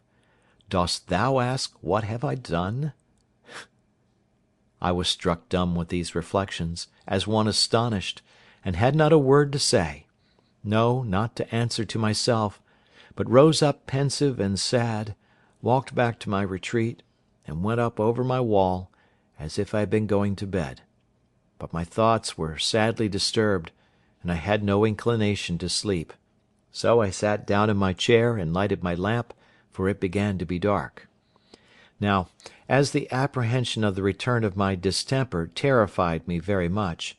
it occurred to my thought that the Brazilians take no physic but their tobacco for almost all distempers, and I had a piece of a roll of tobacco in one of the chests, which was quite cured, and some also that was green, and not quite cured. I went, directed by Heaven, no doubt, for in this chest I found a cure both for soul and body. I opened the chest, and found what I looked for, the tobacco; and as the few books I had saved lay there too, I took out one of the Bibles which I mentioned before, and which to this time I had not found leisure or inclination to look into. I say, I took it out, and brought both that and the tobacco with me to the table. What use to make of the tobacco I knew not, in my distemper, or whether it was good for it or no; but I tried several experiments with it, as if I was resolved it should hit one way or other. I first took a piece of leaf, and chewed it in my mouth, which, indeed, at first almost stupefied my brain, the tobacco being green and strong, and that I had not been much used to. Then I took some and steeped it an hour or two in some rum, and resolved to take a dose of it when I lay down. And lastly, I burnt some upon a pan of coals, and held my nose close over the smoke of it as long as I could bear it, as well for the heat as almost for suffocation. In the interval of this operation I took up the Bible and began to read. But my head was too much disturbed with the tobacco to bear reading, at least at that time, only, having opened the book casually, the first words that occurred to me were these: "Call on me in the day of trouble, and I will deliver thee, and thou shalt glorify me." These words were very apt to my case, and made some impression upon my thoughts at the time of reading them, though not so much as they did afterwards; for as for being delivered, the word had no sound, as I may say, to me. The thing was so remote, so impossible in my apprehension of things, that I began to say, as the children of Israel did when they were promised flesh to eat, "Can God spread a table in the wilderness?" So I began to say, "Can God himself deliver me from this place?" And as it was not for many years that any hopes appeared, this prevailed very often upon my thoughts. But, however, the words made a great impression upon me, and I mused upon them very often. It grew now late, and the tobacco had, as I said, dozed my head so much that I inclined to sleep; so I left my lamp burning in the cave, lest I should want anything in the night, and went to bed. But before I lay down, I did what I never had done in all my life. I kneeled down, and prayed to God to fulfil the promise to me, that if I called upon him in the day of trouble, he would deliver me. After my broken and imperfect prayer was over, I drank the rum in which I had steeped the tobacco, which was so strong and rank of the tobacco that I could scarcely get it down. Immediately upon this I went to bed. I found presently it flew up into my head violently, but I fell into a sound sleep, and waked no more till, by the sun, it must necessarily be near 3 o'clock in the afternoon the next day. Nay, to this hour I am partly of opinion that I slept all the next day and night, and till almost 3 the day after; for otherwise I know not how I should lose a day out of my reckoning in the days of the week, as it appeared some years after I had done; for if I had lost it by crossing and recrossing the line, I should have lost more than one day; but certainly I lost a day in my account, and never knew which way. Be that, however, one way or the other, when I awaked I found myself exceedingly refreshed, and my spirits lively and cheerful. When I got up I was stronger than I was the day before, and my stomach better, for I was hungry; and in short, I had no fit the next day, but continued much altered for the better. This was the 29th. The 30th was my well day, of course, and I went abroad with my gun, but did not care to travel too far. I killed a sea fowl or two, something like a brand goose, and brought them home, but was not very forward to eat them, so I ate some more of the turtle's eggs, which were very good. This evening I renewed the medicine, which I had supposed did me good the day before, the tobacco steeped in rum, only I did not take so much as before, nor did I chew any of the leaf, or hold my head over the smoke. However, I was not so well the next day, which was the 1st of July, as I hoped I should have been; for I had a little spice of the cold fit, but it was not much. July 2nd. I renewed the medicine all the 3 ways, and dosed myself with it as at first, and doubled the quantity which I drank.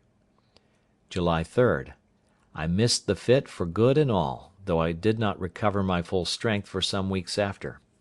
While I was thus gathering strength, my thoughts ran exceedingly upon this scripture, "I will deliver thee,"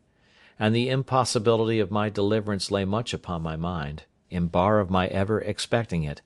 but as I was discouraging myself with such thoughts, it occurred to my mind that I poured so much upon my deliverance from the main affliction,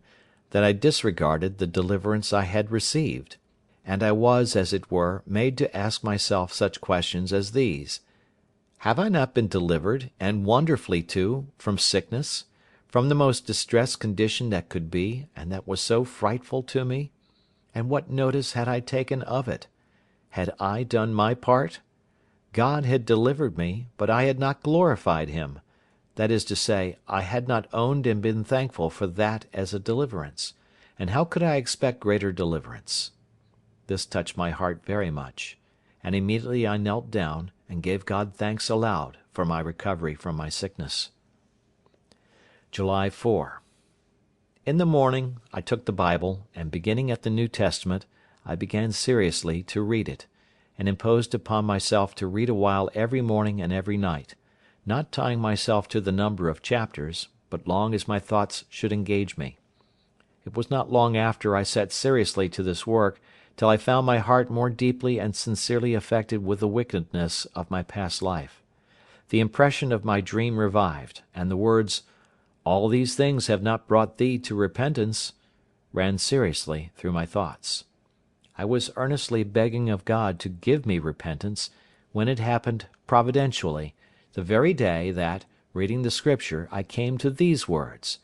"He is exalted a Prince and a Saviour, to give repentance and to give remission." I threw down the book, and with my heart as well as my hands lifted up to heaven, in a kind of ecstasy of joy, I cried out aloud, "Jesus, thou Son of David! Jesus, thou exalted Prince and Saviour, give me repentance!" This was the first time I could say, in the true sense of the words, that I prayed in all my life, for now I prayed with a sense of my condition, and a true Scripture view of hope, founded on the encouragement of the Word of God, and from this time, I may say, I began to hope that God would hear me. Now I began to construe the words mentioned above, "Call on me, and I will deliver thee," in a different sense from what I had ever done before. For then I had no notion of anything being called deliverance, but my being delivered from the captivity I was in; for though I was indeed at large in the place, yet the island was certainly a prison to me, and that in the worst sense in the world. But now I learned to take it in another sense. Now I looked back upon my past life with such horror, and my sins appeared so dreadful, that my soul sought nothing of God but deliverance from the load of guilt that bore down all my comfort. As for my solitary life, it was nothing. I did not so much as pray to be delivered from it or think of it. It was all of no consideration in comparison to this. And I add this part here, to hint to whoever shall read it, that whenever they come to a true sense of things, they will find deliverance from sin a much greater blessing than deliverance from affliction. But, leaving this part, I return to my journal. My condition began now to be, though not less miserable as to my way of living, yet much easier to my mind, and my thoughts being directed, by a constant reading the Scripture and praying to God, to things of a higher nature. I had a great deal of comfort within, which till now I knew nothing of. Also my health and strength returned. I bestirred myself to furnish myself with everything that I wanted, and make my way of living as regular as I could. From the 4th of July to the 14th I was chiefly employed in walking about with my gun in my hand, a little and a little at a time, as a man that was gathering up his strength after a fit of sickness, for it is hardly to be imagined how low I was, and to what weakness I was reduced. The application which I had made use of was perfectly new, and perhaps which had never cured an ague before; neither can I recommend it to any to practise by this experiment, and though it did carry off the fit, yet it rather contributed to weakening me, for I had frequent convulsions in my nerves and limbs for some time. I learned from it also this, in particular, that being abroad in the rainy season was the most pernicious thing to my health that could be, especially in those rains which came attended with storms and hurricanes of wind; for as the rain which came in the dry season was almost always accompanied with such storms, so I found that rain was much more dangerous than the rain which fell in September and October. Chapter 7. Agricultural Experience. I had now been in this unhappy island above 10 months. All possibility of deliverance from this condition seemed to be entirely taken from me, and I firmly believed that no human shape had ever set foot upon that place. Having now secured my habitation, as I thought, fully to my mind, I had a great desire to make a more perfect discovery of the island, and to see what other productions I might find, which I yet knew nothing of. It was on the 15th of July that I began to make a more particular survey of the island itself. I went up the creek first, where, as I hinted, I brought my rafts on shore. I found after I came about 2 miles up that the tide did not flow any higher, and that it was no more than a little brook of running water, very fresh and good,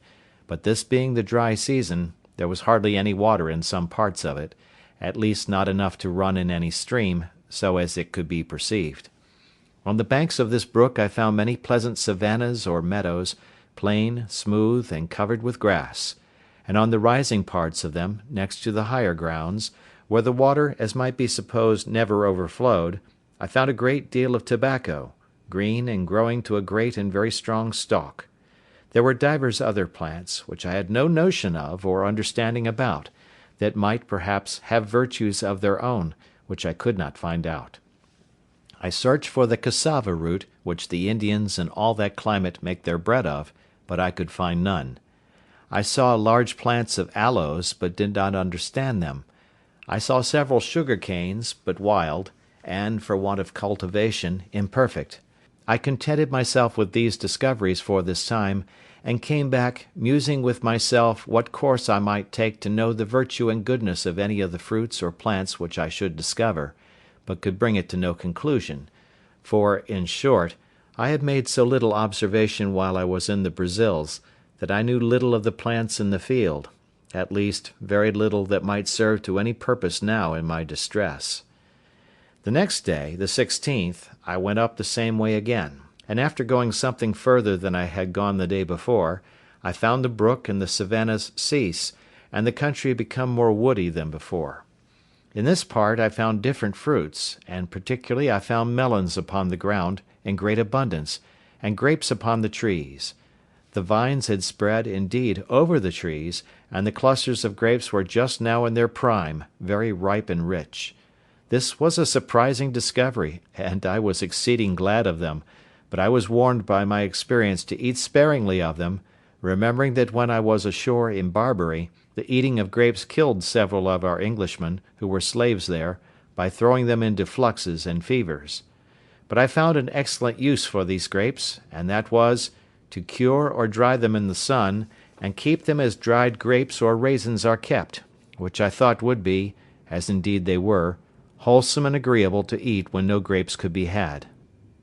I spent all that evening there, and went not back to my habitation, which, by the way, was the first night, as I might say, I had lain from home. In the night I took my first contrivance, and got up into a tree, where I slept well, and the next morning proceeded upon my discovery, travelling nearly 4 miles, as I might judge by the length of the valley, keeping still due north, with a ridge of hills on the south and north side of me. At the end of this march I came to an opening where the country seemed to descend to the west, and a little spring of fresh water, which issued out of the side of the hill by me, ran the other way, that is, due east, and the country appeared so fresh, so green, so flourishing, everything being in a constant verdure or flourish of spring, that it looked like a planted garden. I descended a little on the side of that delicious vale, surveying it with a secret kind of pleasure, though mixed with my other afflicting thoughts, to think that this was all my own, that I was king and lord of all this country indefensibly, and had a right of possession; and if I could convey it, I might have it in inheritance as completely as any lord of a manor in England.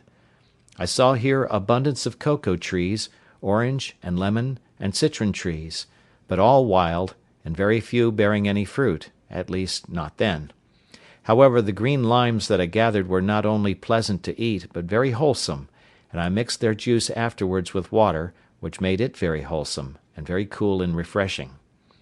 I found now I had business enough to gather and carry home, and I resolved to lay up a store as well of grapes as limes and lemons, to furnish myself for the wet season, which I knew was approaching. In order to do this, I gathered a great heap of grapes in one place, a lesser heap in another place, and a great parcel of limes and lemons in another place, and taking a few of each with me, I travelled homewards, resolving to come again, and bring a bag or sack, or what I could make, to carry the rest home. Accordingly, having spent 3 days in this journey, I came home, so I must now call my tent in my cave. But before I got thither the grapes were spoiled, the richness of the fruit and the weight of the juice having broken them and bruised them. They were good for little or nothing. As to the limes, they were good, but I could bring but a few. The next day, being the 19th, I went back, having made me 2 small bags to bring home my harvest, but I was surprised, when coming to my heap of grapes, which were so rich and fine when I gathered them, to find them all spread about, trod to pieces, and dragged about, some here, some there, and abundance eaten and devoured. By this I concluded there were some wild creatures thereabouts, which had done this, but what they were I knew not. However, as I found there was no laying them up on heaps, and no carrying them away in a sack, but that one way they would be destroyed, and the other way they would be crushed with their own weight, I took another course, for I gathered a large quantity of the grapes, and hung upon the out branches of the trees, that they might cure and dry in the sun, and as for the limes and lemons, I carried as many back as I could well stand under.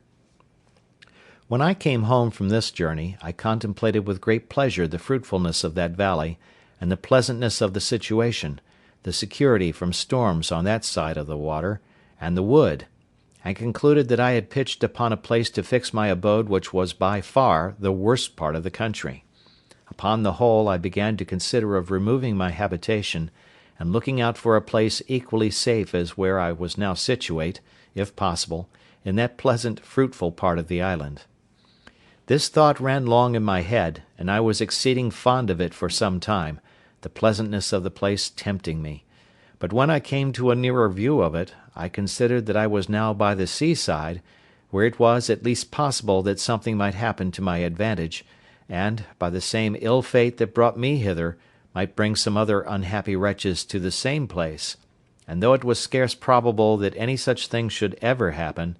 yet to enclose myself among the hills and woods in the centre of the island was to anticipate my bondage, and to render such an affair not only improbable but impossible, and that therefore I ought not by any means to remove. However, I was so enamoured of this place that I spent much of my time there for the whole of the remaining part of the month of July, and though upon second thoughts I resolved not to remove, yet I built me a little kind of a bower, and surrounded it at a distance with a strong fence, being a double hedge, as high as I could reach, well staked and filled between with brushwood, and here I lay very secure, sometimes 2 or 3 nights together, always going over it with a ladder, so that I fancied now I had my country house and my sea-coast house, and this work took me up to the beginning of August.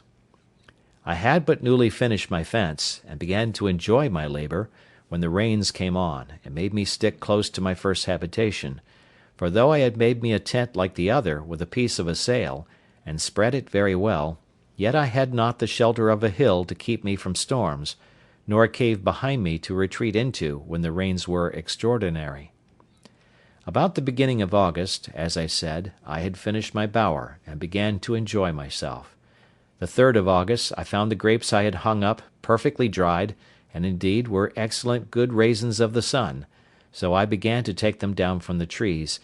and it was very happy that I did so, for the rains which followed would have spoiled them, and I had lost the best part of my winter food, for I had above 200 large bunches of them. No sooner had I taken them all down, and carried the most of them home to my cave, than it began to rain, and from hence, which was the 14th of August, it rained more or less every day till the middle of October, and sometimes so violently that I could not stir out of my cave for several days. In this season I was much surprised with the increase of my family. I had been concerned for the loss of one of my cats, who ran away from me, or, as I thought, had been dead, and I heard no more tidings of her till, to my astonishment, she came home about the end of August with 3 kittens. This was the more strange to me because, though I had killed a wild cat, as I called it, with my gun, yet I thought it was quite a different kind from our European cats, but the young cats were the same kind of house breed as the old one, and both my cats being females, I thought it very strange. But from these 3 cats I afterwards came to be so pestered with cats, that I was forced to kill them like vermin or wild beasts, and to drive them from my house as much as possible. From the 14th of August to the 26th, incessant rain, so that I could not stir, and was now very careful not to be much wet. In this confinement I began to be straitened for food, but venturing out twice, I one day killed a goat, and the last day, which was the 26th, found a very large tortoise, which was a treat to me, and my food was regulated thus: I ate a bunch of raisins for my breakfast, a piece of the goat's flesh, or of the turtle, for my dinner, broiled, for to my great misfortune I had no vessel to boil or stew anything, and 2 or 3 of the turtle's eggs for my supper. During this confinement in my cover by the rain, I worked daily 2 or 3 hours at enlarging my cave, and by degrees worked it on towards one side, till I came to the outside of the hill, and made a door or way out, which came beyond my fence or wall, and so I came in and out this way. But I was not perfectly easy at lying so open, for, as I had managed myself before, I was in a perfect enclosure, whereas now I thought I lay exposed, and open for anything to come in upon me, and yet I could not perceive that there was any living thing to fear, the biggest creature that I had yet seen upon the island being a goat. September 30. I was now come to the unhappy anniversary of my landing. I cast up the notches on my post, and found I had been on shore 365 days. I kept this day as a solemn fast, setting it apart for religious exercise, prostrating myself on the ground with the most serious humiliation, confessing my sins to God, acknowledging his righteous judgments upon me, and praying to him to have mercy on me through Jesus Christ. And not having tasted the least refreshment for 12 hours, even till the going down of the sun, I then ate a biscuit cake and a bunch of grapes, and went to bed, finishing the day as I began it. I had all this time observed no Sabbath day, for as at first I had no sense of religion upon my mind, I had, after some time, omitted to distinguish the weeks, by making a longer notch than ordinary for the Sabbath day, and so did not really know what any of the days were; but now, having cast up the days as above, I found I had been there a year, so I divided it into weeks, and set apart every 7th day for a Sabbath, though I found at the end of my account I had lost a day or 2 in my reckoning. A little after this my ink began to fail me, and so I contented myself to use it more sparingly, and to write down only the most remarkable events of my life, without continuing a daily memorandum of other things. The rainy season and the dry season began now to appear regular to me, and I learned to divide them so as to provide for them accordingly; but I bought all my experience before I had it, and this I am going to relate was one of the most discouraging experiments that I made. I have mentioned that I had saved the few ears of barley and rice, which I had so surprisingly found spring up, as I thought, of themselves, and I believe there were about 30 stalks of rice, and about 20 of barley, and now I thought it a proper time to sow it, after the rains, the sun being in its southern position, going from me. Accordingly I dug up a piece of ground as well as I could with my wooden spade, and dividing it into 2 parts, I sowed my grain. But as I was sowing, it casually occurred to my thoughts that I would not sow it all at first, because I did not know when was the proper time for it; so I sowed about 2/3 of the seed, leaving about a handful of each. It was a great comfort to me afterwards that I did so, for not one grain of what I sowed this time came to anything; for the dry months following, the earth having had no rain after the seed was sown, it had no moisture to assist its growth, and never came up at all till the wet season had come again, and then it grew as if it had been but newly sown. Finding my first seed did not grow, which I easily imagined was by the drought, I sought for a moister piece of ground to make another trial in, and I dug up a piece of ground near my new bower, and sowed the rest of my seed in February, a little before the vernal equinox; and this having the rainy months of March and April to water it, sprung up very pleasantly, and yielded a very good crop; but having part of the seed left only, and not daring to sow all that I had but a small quantity at last, my whole crop not amounting to above half a peck of each kind. But by this experiment I was made master of my business, and knew exactly when the proper season was to sow, and that I might expect 2 seed times and 2 harvests every year. While this corn was growing, I made a little discovery, which was of use to me afterwards. As soon as the rains were over, and the weather began to settle, which was about the month of November, I made a visit up the country to my bower, where, though I had not been some months, yet I found all things just as I left them. The circle or double hedge that I had made was not only firm and entire, but the stakes which I had cut out of some trees that grew thereabouts were all shot out and grown with long branches, as much as a willow tree usually shoots the first year after lopping its head. I could not tell what tree to call it that these stakes were cut from. I was surprised, and yet very well pleased, to see the young trees grow, and I pruned them, and led them up to grow as much alike as I could; and it is scarce credible how beautiful a figure they grew into in 3 years, so that though the hedge made a circle of about 25 yards in diameter, yet the trees, for such I might now call them, soon covered it, and it was a complete shade, sufficient to lodge under all the dry season. This made me resolve to cut some more stakes, and make me a hedge like this, and a semicircle round my wall, I mean that of my first dwelling, which I did, and placing the trees or stakes in a double row, at about 8 yards distance from my first fence, they grew presently, and were at first a fine cover to my habitation, and afterwards served as a defence also, as I shall observe in its order. I found now that the seasons of the year might generally be divided, not into summer and winter, as in Europe, but into the rainy seasons and the dry seasons, which were generally thus: the half of February, the whole of March, and the half of April, rainy, the sun being then on or near the equinox; the half of April, the whole of May, June, and July, and the half of August, dry, the sun being then to the north of the line; the half of August, the whole of September, and the half of October, rainy, the sun being then come back; the half of October, the whole of November, December, and January, and the half of February, dry, the sun being then to the south of the line. The rainy seasons sometimes held longer or shorter as the winds happened to blow, but this was the general observation I made. After I had found by experience the ill consequences of being abroad in the rain, I took care to furnish myself with provisions beforehand, that I might not be obliged to go out; and I sat within doors as much as possible during the wet months. This time I found much employment, and very suitable also to the time, for I found great occasion for many things which I had no way to furnish myself with but by hard labour and constant application. Particularly, I tried many ways to make myself a basket, but all the twigs I could get for the purpose proved so brittle they would do nothing. It proved of excellent advantage to me now, that when I was a boy I used to take great delight in standing at a basket maker's, in the town where my father lived, to see them make their wicker ware; and being, as boys usually are, very officious to help, and a great observer of the manner in which they worked those things, and sometimes lending a hand, I had by these means full knowledge of the methods of it, and I wanted nothing but the materials, when it came into my mind that the twigs of that tree from whence I cut my stakes, that grew,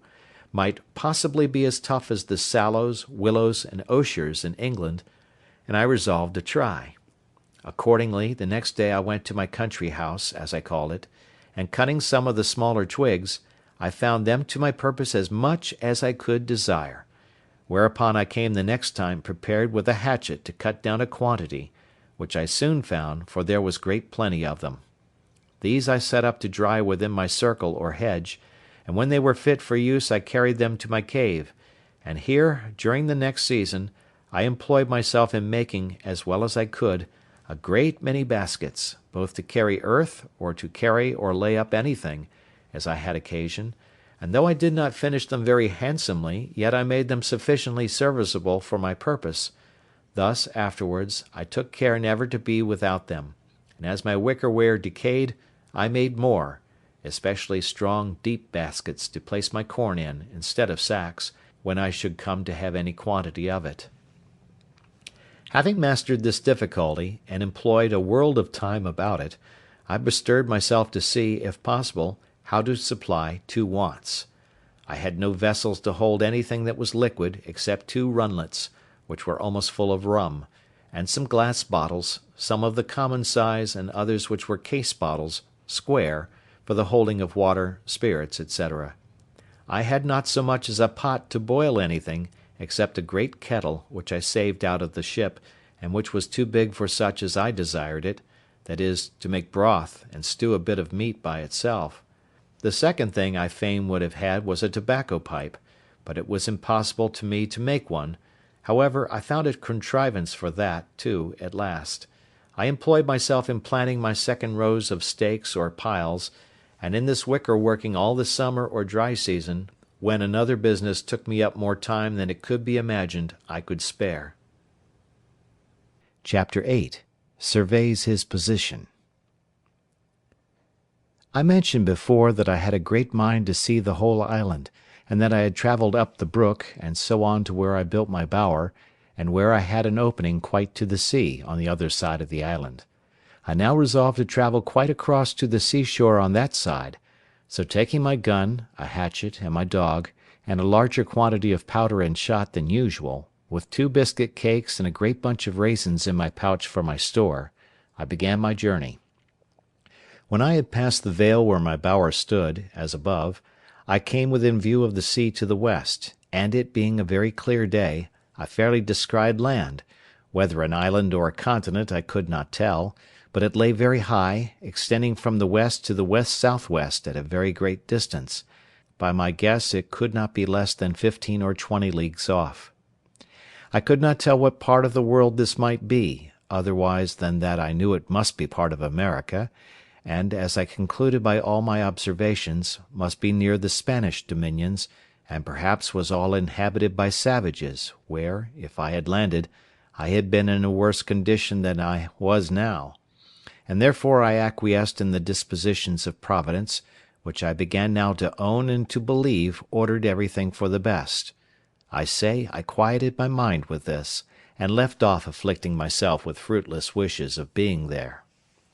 Besides, after some thought upon this affair, I considered that if this land was the Spanish coast, I should certainly, one time or other, see some vessel pass or repass, one way or other; but if not, then it was the savage coast between the Spanish country and Brazils, where are found the worst of savages, for they are cannibals or man-eaters, and fail not to murder and devour all the human bodies that fall into their hands.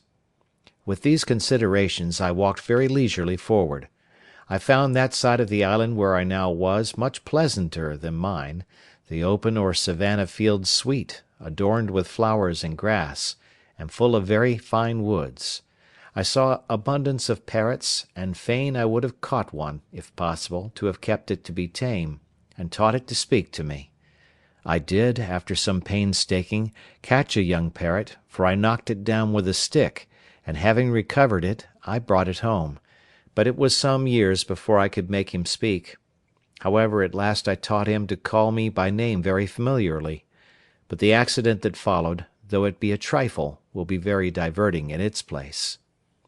I was exceedingly diverted with this journey. I found in the low grounds hares, as I thought them to be, and foxes, but they differed greatly from all the other kinds I had met with, nor could I satisfy myself to eat them, though I killed several. But I had no need to be venturous, for I had no want of food, and of that which was very good too, especially these 3 sorts: goats, pigeons, and turtle or tortoise, which added to my grapes. Leadenhall Market could not have furnished a table better than I, in proportion to the company; and though my case was deplorable enough, yet I had great cause for thankfulness that I was not driven to any extremities for food, but had rather plenty, even to dainties. I never travelled in this journey above 2 miles outright in a day, or thereabouts; but I took so many turns and returns to see what discoveries I could make, that I came weary enough to the place where I resolved to sit down all night, and then I either reposed myself in a tree, or surrounded myself with a row of stakes set upright in the ground, either from one tree to another, or so as no wild creature could come at me without waking me. As soon as I came to the seashore, I was surprised to see that I had taken up my lot on the worst side of the island; for here, indeed, the shore was covered with innumerable turtles, and whereas on the other side I had found but 3 in a year and a half. Here was also an infinite number of fowls of many kinds, some of which I had seen, and some which I had not seen before, and many of them very good meat, but such as I knew not the names of, except those called penguins. I could have shot as many as I pleased, but was very sparing of my powder and shot, and therefore had more mind to kill a she-goat if I could, which I could better feed on. And though there were many goats here, more than on my side of the island, yet it was with much more difficulty that I could come near them, the country being flat and even, and they saw me much sooner than when I was on the hills. I confess this side of the country was much pleasanter than mine, but yet I had not the least inclination to remove, for as I was fixed in my habitation it became natural to me, and I seemed all the while I was here to be as it were upon a journey, and from home. However, I travelled along the shore of the sea towards the east, I suppose about 12 miles, and then setting up a great pole upon the shore for a mark, I concluded I would go home again, and that the next journey I took should be on the other side of the island east from my dwelling, and so round till I came to my post again. I took another way to come back than that I went, thinking I could easily keep all the island so much in my view that I could not miss finding my first dwelling by viewing the country; but I found myself mistaken, for being come about 2 or 3 miles, I found myself descended into a very large valley, but so surrounded with hills, and those hills covered with wood, that I could not see which was my way by any direction but that of the sun, nor even then, unless I knew very well the position of the sun at that time of the day. It happened, to my further misfortune, that the weather proved hazy for 3 or 4 days while I was in the valley, and not being able to see the sun, I wandered about very uncomfortably, and at last was obliged to find the seaside, look for my post, and come back the same way I went, and then by easy journeys I turned homeward, the weather being exceeding hot, and my gun, ammunition, hatchet, and other things very heavy. In this journey my dog surprised a young kid, and seized upon it, and I, running in to take hold of it, caught it, and saved it alive from the dog. I had a great mind to bring it home if I could, for I had often been musing whether it might not be possible to get a kid or two, and so raise a breed of tame goats, which might supply me when my powder and shot should be all spent. I made a collar for this little creature, and with a string, which I made of some rope yarn, which I always carried about me, I led him along, though with some difficulty, till I came to my bower, and there I enclosed him and left him, for I was very impatient to be at home, from whence I had been absent above a month. I cannot express what a satisfaction it was to me to come into my old hutch, and lie down in my hammock bed. This little wandering journey, without settled place of abode, had been so unpleasant to me, that my own house, as I called it to myself, was a perfect settlement to me compared to that, and it rendered everything about me so comfortable, that I resolved I would never go a great way from it again while it should be my lot to stay on the island. I reposed myself here a week, to rest and regale myself after my long journey, during which most of the time was taken up in the weighty affair of making a cage for my Poll, who began now to be a mere domestic, and to be well acquainted with me. Then I began to think of the poor kid which I had penned in within my little circle, and resolved to go and fetch it home, or give it some food. Accordingly I went and found it where I left it, for indeed it could not get out, but was almost starved for want of food. I went and cut boughs of trees, and branches of such shrubs as I could find, and threw it over, and having fed it, I tied it as I did before, to lead it away; but it was so tame with being hungry that I had no need to have tied it, for it followed me like a dog, and as I continually fed it, the creature became so loving, so gentle, and so fond, that it became from that time one of my domestics also, and would never leave me afterwards. The rainy season of the autumnal equinox was now come, and I kept the 30th of September in the same solemn manner as before, being the anniversary of my landing on the island, having now been there 2 years, and no more prospect of being delivered than the first day I came there. I spent the whole day in humble and thankful acknowledgments of the many wonderful mercies which my solitary condition was attended with, and without which it might have been infinitely more miserable. I gave humble and hearty thanks that God had been pleased to discover to me that it was possible I might be more happy in this solitary condition than I should have been in the liberty of society, and in all the pleasures of the world; that he could fully make up to me the deficiencies of my solitary state, and the want of human society, by his presence and the communications of his grace to my soul, supporting, comforting, and encouraging me to depend upon his providence here, and hope for his eternal presence hereafter. It was now that I began sensibly to feel how much more happy this life I now led was, with all its miserable circumstances, than the wicked, cursed, abominable life I had led all the past part of my days; and now I changed both my sorrows and my joys; my very desires altered, my affections changed their gusts, and my delights were perfectly new from what they were at my first coming, or indeed for the 2 years past. Before, as I walked about, either on my hunting or for viewing the country, the anguish of my soul at my condition would break out upon me on a sudden; my very heart would die within me, to think of the woods, the mountains, the deserts I was in, and how I was a prisoner, locked up with the eternal bars and bolts of the ocean, in an uninhabited wilderness, without redemption. In the midst of the greatest composure of my mind this would break out upon me like a storm, and make me wring my hands and weep like a child. Sometimes it would take me in the middle of my work, and I would immediately sit down and sigh, and look upon the ground for an hour or two together; and this was still worse to me, for if I could burst out into tears, or vent myself by words, it would go off, and the grief, having exhausted itself, would abate.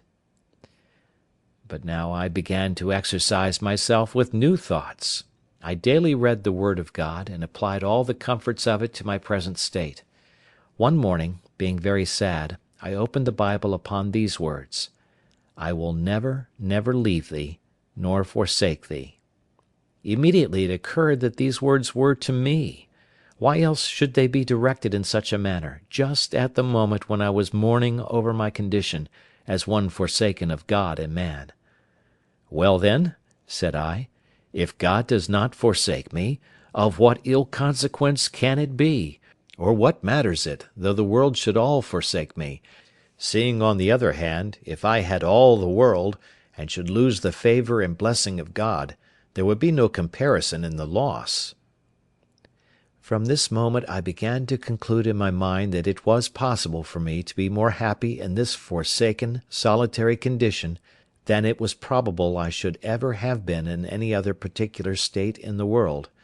and with this thought I was going to give thanks to God for bringing me to this place. I know not what it was, but something shocked my mind at that thought, and I durst not speak the words. "How canst thou become such a hypocrite," said I, even audibly, "to pretend to be thankful for a condition which, however thou mayest endeavour to be contented with, thou wouldst rather pray heartily to be delivered from?" So I stopped there; but though I could not say I thanked God for being there, yet I sincerely gave thanks to God for opening my eyes, by whatever afflicting providences, to see the former condition of my life, and to mourn for my wickedness, and repent. I never opened the Bible or shut it, but my very soul within me blessed God for directing my friend in England, without any order of mine, to pack it up among my goods, and for assisting me afterwards to save it out of the wreck of the ship. Thus, and in this disposition of mind, I began my 3rd year; and though I have not given the reader the trouble of so particular an account of my works this year as the first, yet in general it may be observed that I was very seldom idle, but having regularly divided my time according to the several daily employments that were before me, such as, first, my duty to God and the reading the Scriptures, which I constantly set apart some time for thrice every day; secondly, the going abroad with my gun for food, which generally took me up 3 hours in every morning, when it did not rain; thirdly, the ordering, cutting, preserving, and cooking what I had killed or caught for my supply; These took up great part of the day. Also, it is to be considered that in the middle of the day, when the sun was in the zenith, the violence of the heat was too great to stir out, so that about 4 hours in the evening was all the time I could be supposed to work in, with this exception, that sometimes I changed my hours of hunting and working, and went to work in the morning and abroad with my gun in the afternoon. To this short time allowed for labour I desire may be added the exceeding laboriousness of my work, the many hours which, for want of tools, want of help, and want of skill, everything I did took up out of my time. For example, I was full 42 days in making a board for a long shelf, which I wanted in my cave, whereas 2 sawyers, with their tools and a saw pit, would have cut 6 of them out of the same tree in half a day. My case was this: it was to be a large tree which was to be cut down, because my board was to be a broad one. This tree I was 3 days in cutting down, and 2 more cutting off the boughs, and reducing it to a log or piece of timber. With inexpressible hacking and hewing I reduced both the sides of it into chips, till it began to be light enough to move. Then I turned it, and made one side of it smooth and flat as a board from end to end. Then, turning that side downward, cut the other side till I brought the plank to be about 3 inches thick, and smooth on both sides. Any one may judge the labour of my hands in such a piece of work, but labour and patience carried me through that, and many other things. I only observe this in particular, to show the reason why so much of my time went away with so little work; that is, that what might be a little to be done with help and tools, was a vast labour and required a prodigious time to do alone and by hand. But notwithstanding this, with patience and labour I got through everything that my circumstances made necessary to me to do, as will appear by what follows. I was now, in the months of November and December, expecting my crop of barley and rice. The ground I had manured and dug up for them was not great, for, as I observed, my seed of each was not above the quantity of half a peck, for I had lost one whole crop by sowing in the dry season. But now my crop promised very well, when on a sudden I found I was in danger of losing it all again by enemies of several sorts, which was scarcely possible to keep from it, as first the goats and wild creatures which I called hares, who, tasting the sweetness of the blade, lay in it night and day, as soon as it came up, and eat it so close that it could get no time to shoot up and to stalk. This I saw no remedy for but by making an enclosure about it with a hedge, which I did with a great deal of toil, and the more because it required speed.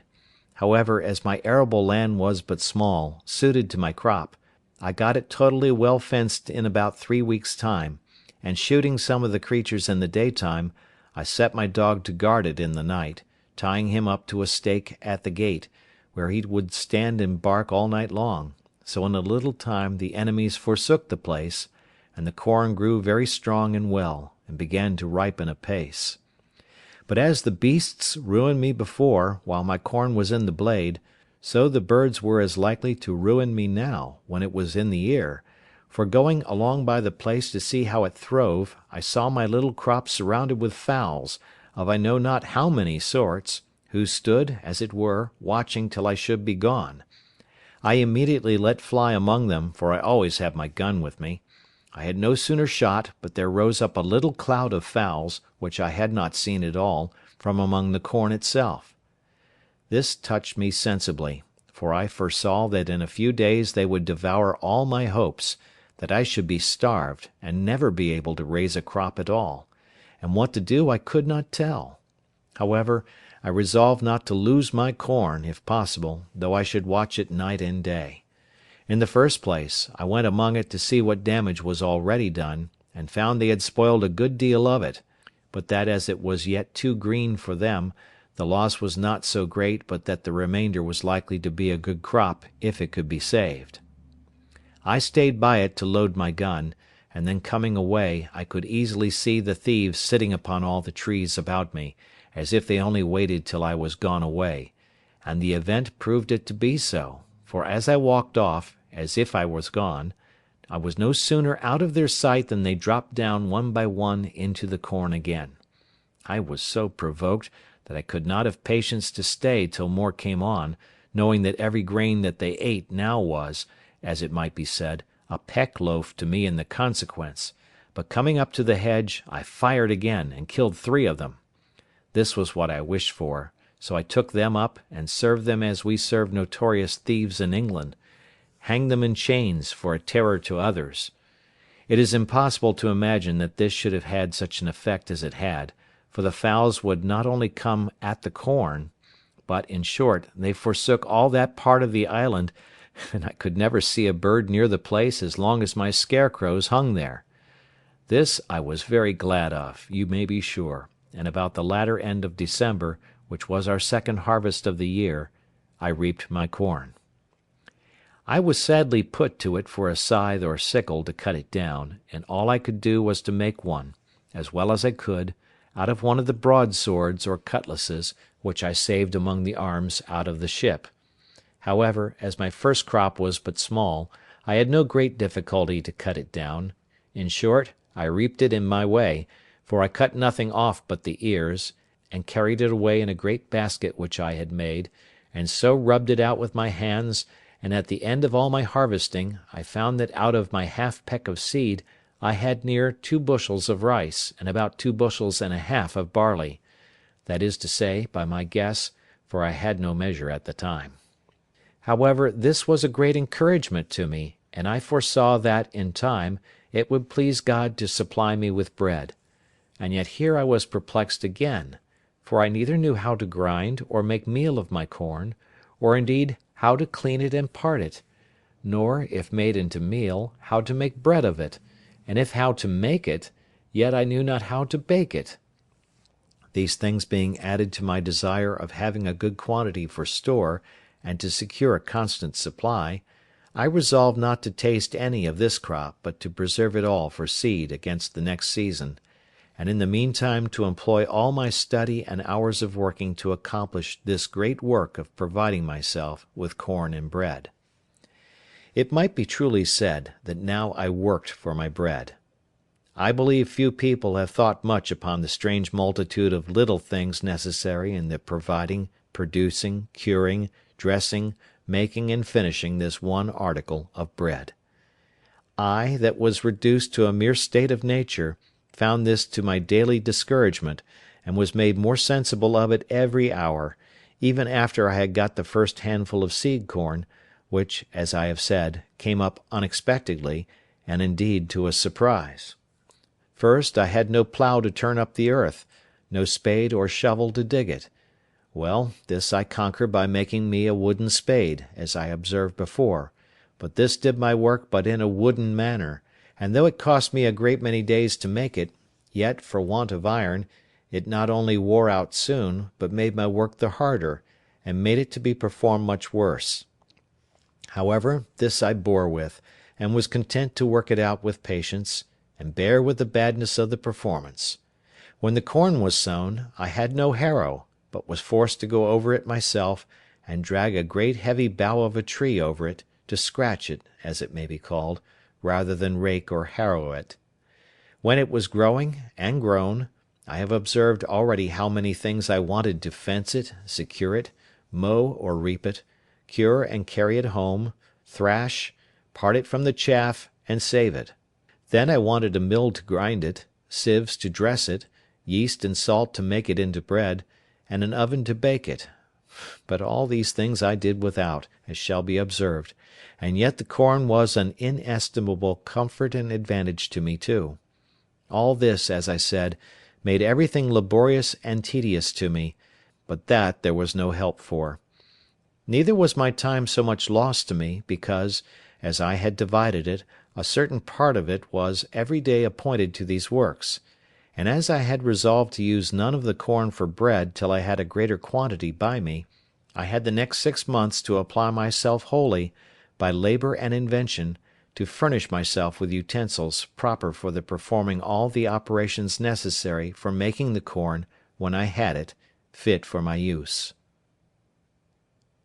Chapter 9. A Boat. But first I was to prepare more land, for I had now seed enough to sow above an acre of ground. Before I did this, I had a week's work at least to make me a spade, which, when it was done, was but a sorry one indeed, and very heavy, and required double labour to work with it. However, I got through that, and sowed my seed in 2 large flat pieces of ground, as near my house as I could find them to my mind, and fenced them in with a good hedge, the stakes of which were all cut off that wood which I had set before, and knew it would grow; so that in a year's time I knew I should have a quick or living hedge, that would want but little repair. This work did not take me up less than 3 months, because a great part of that time was the wet season, when I could not go abroad.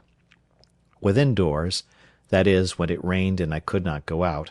I found employment in the following occupations, always observing that all the while I was at work I diverted myself with talking to my parrot, and teaching him to speak; and I quickly taught him to know his own name, and at last to speak it out pretty loud, "Poll!" which was the first word I ever heard spoken in the island by any mouth but my own. This, however, was not my work, but an assistance to my work, for now, as I said, I had a great employment upon my hands, as follows. I had long studied to make, by some means or other, some earthen vessels, which indeed I wanted sorely, but knew not where to come at them. However, considering the heat of the climate, I did not doubt but if I could find out any clay, I might make some pots that might, being dried in the sun, be hard enough and strong enough to bear handling, and to hold anything that was dry, and required to be kept so; and as this was necessary in the preparing of corn, meal, etc., which was the thing I was doing, I resolved to make some as large as I could, and fit only to stand like jars, to hold what should be put into them.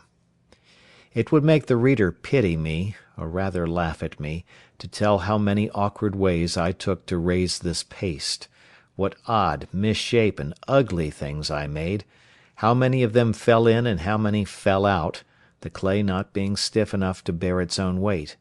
how many cracked by the over-violent heat of the sun, being set out too hastily; and how many fell in pieces with only removing, as well before as after they were dried; and, in a word, how, after having laboured hard to find the clay, to dig it, to temper it, to bring it home, and work it, I could not make above 2 large earthen ugly things (I cannot call them jars) in about 2 months' labour. However, as the sun baked these 2 very dry and hard, I lifted them very gently up, and set them down again in 2 great wicker baskets, which I had made on purpose for them, that they might not break; and as between the pot and the basket there was a little room to spare, I stuffed it full of the rice and barley straw; and these 2 pots being to stand always dry, I thought would hold my dry corn, and perhaps the meal, when the corn was bruised. Though I miscarried so much in my design for large pots, yet I made several smaller things with better success, such as little round pots, flat dishes, pitchers, and pipkins, and any things my hand turned to, and the heat of the sun baked them quite hard. But all this would not answer my end, which was to get an earthen pot to hold what was liquid, and bear the fire, which none of these could do. It happened after some time, making a pretty large fire for cooking my meat, when I went to put it out after I had done with it, I found a broken piece of one of my earthenware vessels in the fire, burnt as hard as a stone, and red as a tile. I was agreeably surprised to see it, and said to myself, that certainly they might be made to burn whole, if they would burn broken. This set me to study how to order my fire, so as to make it burn some pots. I had no notion of a kiln, such as the potters burn in, or of glazing them with lead, though I had some lead to do it with; but I placed 3 large pipkins and 2 or 3 pots in a pile, one upon another, and placed my firewood all round it, with a great heap of embers under them. I plied the fire with fresh fuel around the outside and upon the top, till I saw the pots in the inside red hot quite through, and observed that they did not crack at all. When I saw them clear red, I let them stand in that heat about 5 or 6 hours, till I found one of them, though it did not crack, did melt or run, for the sand which was mixed with the clay melted by the violence of the heat, and would have run into glass if I had gone on. So I slacked my fire gradually till the pots began to abate of the red colour, and watching them all night, that I might not let the fire abate too fast, in the morning I had 3 very good, I will not say handsome, pipkins, and 2 other earthen pots, as hard burnt as could be desired, and one of them perfectly glazed with the running of the sand. After this experiment, I need not say that I wanted no sort of earthenware for my use, but I must needs say, as to the shapes of them, they were very indifferent, as any one may suppose, when I had no way of making them but as the children make dirt pies, or as a woman would make pies that never learned to raise paste. No joy at a thing of so mean a nature was ever equal to mine, when I found I had made an earthen pot that would bear the fire, and I had hardly patience to stay till they were cold before I set one on the fire again with some water in it, to boil me some meat, which it did admirably well, and with a piece of a kid I made some very good broth, though I wanted oatmeal, and several other ingredients requisite to make it as good as I would have had it been. My next concern was to get me a stone mortar to stamp or beat some corn in, for as to the mill, there was no thought of arriving at that perfection of art with one pair of hands. To supply this want I was at a great loss, for of all the trades in the world I was as perfectly unqualified for a stone cutter as for any whatever, neither had I any tools to go about it with. I spent many a day to find out a great stone big enough to cut hollow, and make fit for a mortar, and could find none at all, except what was in the solid rock, and which I had no way to dig or cut out, nor indeed were the rocks in the island of hardness sufficient, but were all of a sandy crumbling stone, which neither would bear the weight of a heavy pestle, nor would break the corn without filling it with sand. So, after a great deal of time lost in searching for a stone,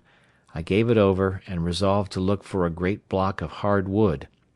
which I found indeed much easier, and getting one as big as I had strength to stir, I rounded it and formed it on the outside with my axe and hatchet, and then, with the help of fire and infinite labour, made a hollow place in it, as the Indians in Brazil make their canoes. After this I made a great heavy pestle or beater of the wood called the ironwood, and this I prepared and laid by against I had my next crop of corn, which I proposed to myself to grind, or rather pound into meal, to make bread. My next difficulty was to make a sieve or circe, to dress my meal, and to part it from the bran and the husk, without which I did not see it possible I could have any bread. This was a most difficult thing even to think on, for to be sure I had nothing like the necessary thing to make it. I mean fine thin canvas or stuff to circe the meal through, and here I was at a full stop for many months, nor did I really know what to do. Linen I had none left but what was mere rags. I had goat's hair, but neither knew how to weave it or spin it, and had I known how, here were no tools to work it with.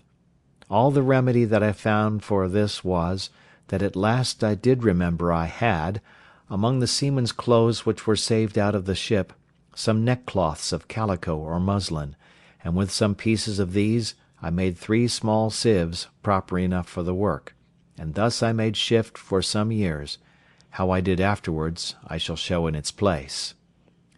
The baking part was the next thing to be considered, and how I should make bread when I came to have corn, for first I had no yeast. As to that part, there was no supplying the want, so I did not concern myself much about it. But for an oven I was indeed in great pain. At length I found out an experiment for that also, which was this. I made some earthen vessels very broad but not deep, that is to say, about 2 feet diameter, and not above 9 inches deep. These I burned in the fire, as I had done the other, and laid them by, and when I wanted to bake, I made a great fire upon my hearth, which I had paved with some square tiles of my own baking and burning also, but I should not call them square.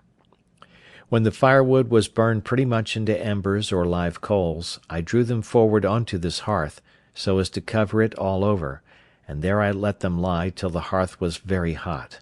Then sweeping away all the embers, I set down my loaf or loaves, and whelming down the earthen pot upon them, drew the embers all around the outside of the pot to keep in and add to the heat,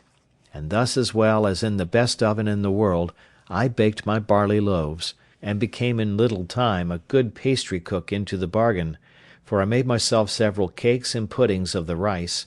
but I made no pies, neither had I anything to put into them, supposing I had, except the flesh either of fowls or goats.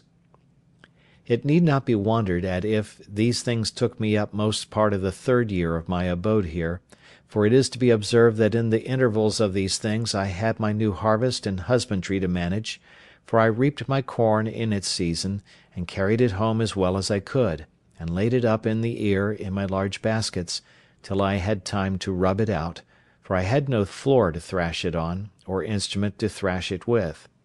And now, indeed, my stock of corn increasing, I really wanted to build my barns bigger.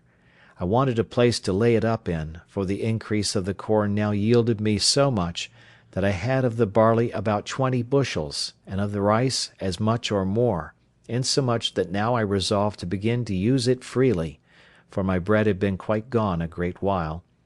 Also I resolved to see what quantity would be sufficient for me a whole year, and to sow but once a year. Upon the whole, I found that the 40 bushels of barley and rice were much more than I could consume in a year,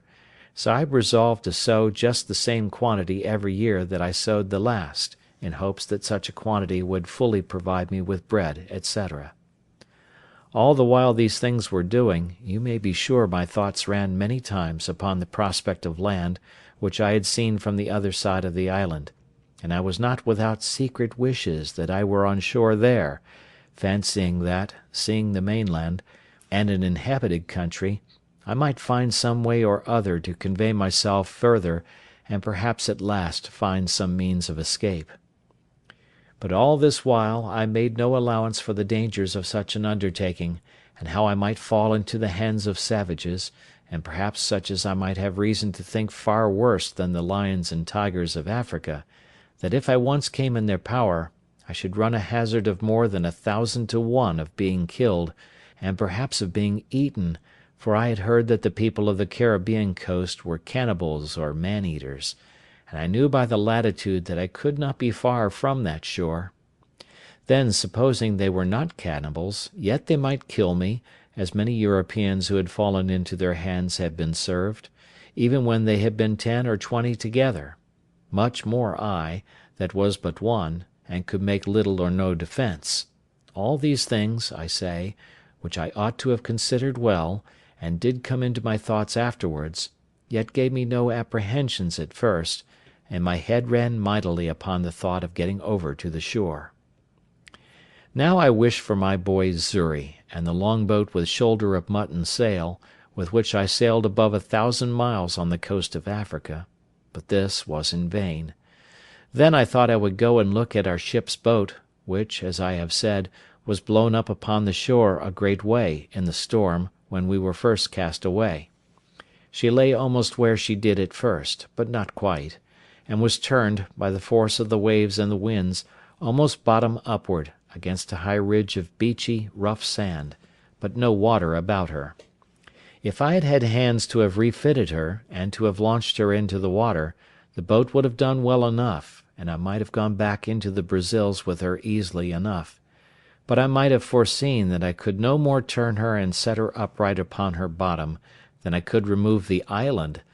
However, I went to the woods, and cut levers and rollers, and brought them to the boat, resolving to try what I could do, suggesting to myself that if I could but turn her down, I might repair the damage she had received, and she would be a very good boat, and I might go to sea in her very easily. I spared no pains, indeed, in this piece of fruitless toil, and spent, I think, 3 or 4 weeks about it. At last, finding it impossible to heave it up with my little strength, I fell to digging away the sand, to undermine it, and so to make it fall down, setting pieces of wood to thrust and guide it right in the fall. But when I had done this, I was unable to stir it up again, or to get under it, much less to move it forward towards the water, so I was forced to give it over, and yet, though I gave over the hopes of the boat, My desire to venture over for the main increased rather than decreased, as the means for it seemed impossible. This at length put me upon thinking whether it was not possible to make myself a canoe, or periagua, such as the natives of those climates make, even without tools, or, as I might say, without hands, of the trunk of a great tree.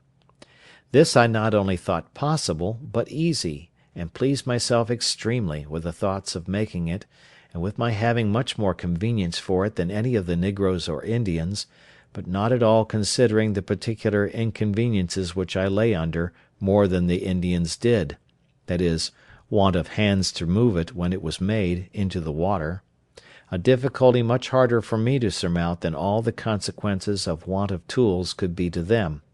For what was it to me, if when I had chosen a vast tree in the woods, and with much trouble cut it down, if I had been able with my tools to hew and dub the outside into the proper shape of a boat, and burn or cut out the inside to make it hollow, so as to make a boat of it, if after all this I must leave it just there where I found it, and not be able to launch it into the water? One would have thought I could not have had the least reflection upon my mind of my circumstances while I was making this boat, but I should have immediately thought how I should get it into the sea; but my thoughts were so intent upon my voyage over the sea in it, that I never once considered how I should get it off the land, and it was really, in its own nature, more easy for me to guide it over 45 miles of sea than about 45 fathoms of land, where it lay, to set it afloat in the water. I went to work upon this boat the most like a fool that ever a man did who had any of his senses awake. I pleased myself with the design, without determining whether I was ever able to undertake it, not but that the difficulty of launching my boat came often into my head, but I put a stop to my inquiries into it by this foolish answer which I gave myself: "Let me first make it. I warrant I will find some way or other to get it along when it is done." This was a most preposterous method, for the eagerness of my fancy prevailed, and to work I went. I felled a cedar tree, and I question much whether Solomon ever had such a one for the building of the temple of Jerusalem. It was 5 feet 10 inches diameter at the lower part next the stump, and 4 feet 11 inches diameter at the end of 22 feet, after which it lessened for a while, and then parted into branches. It was not without infinite labour that I felled this tree. I was 20 days hacking and hewing at it at the bottom. I was 14 more getting the branches and limbs and the vast spreading head cut off, which I hacked and hewed through with axe and hatchet, an inexpressible labour. After this, it cost me a month to shape it and dub it to a proportion, and to something like the bottom of a boat, that it might swim upright as it ought to do. It cost me near 3 months more to clear the inside, and work it out so as to make an exact boat of it. This I did, indeed, without fire, by mere mallet and chisel, and by the dint of hard labour, till I had brought it to be a very handsome periagua, and big enough to have carried 26 men, and consequently big enough to have carried me and all my cargo. When I had gone through this work I was extremely delighted with it. The boat was really much bigger than ever I saw a canoe or periagua, that was made of one tree, in my life. Many a weary stroke it had cost, you may be sure, and had I gotten it into the water, I make no question but I should have begun the maddest voyage, and the most unlikely to be performed that ever was undertaken. But all my devices to get it into the water failed me, though they cost me infinite labour too. It lay about 100 yards from the water, and not more, but the first inconvenience was, it was uphill towards the creek. Well, to take away this discouragement, I resolved to dig into the surface of the earth, and so make a declivity. This I began, and it cost me a prodigious deal of pains,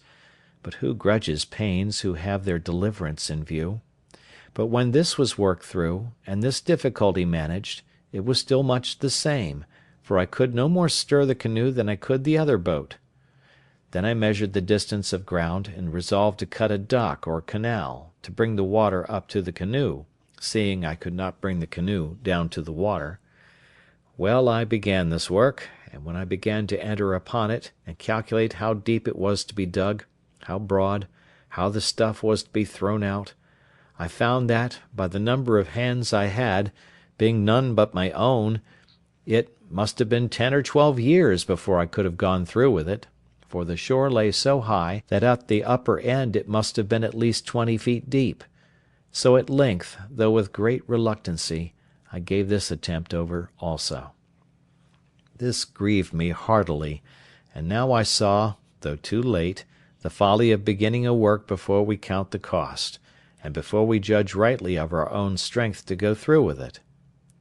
In the middle of this work I finished my 4th year in this place, and kept my anniversary with the same devotion, and with as much comfort as ever before;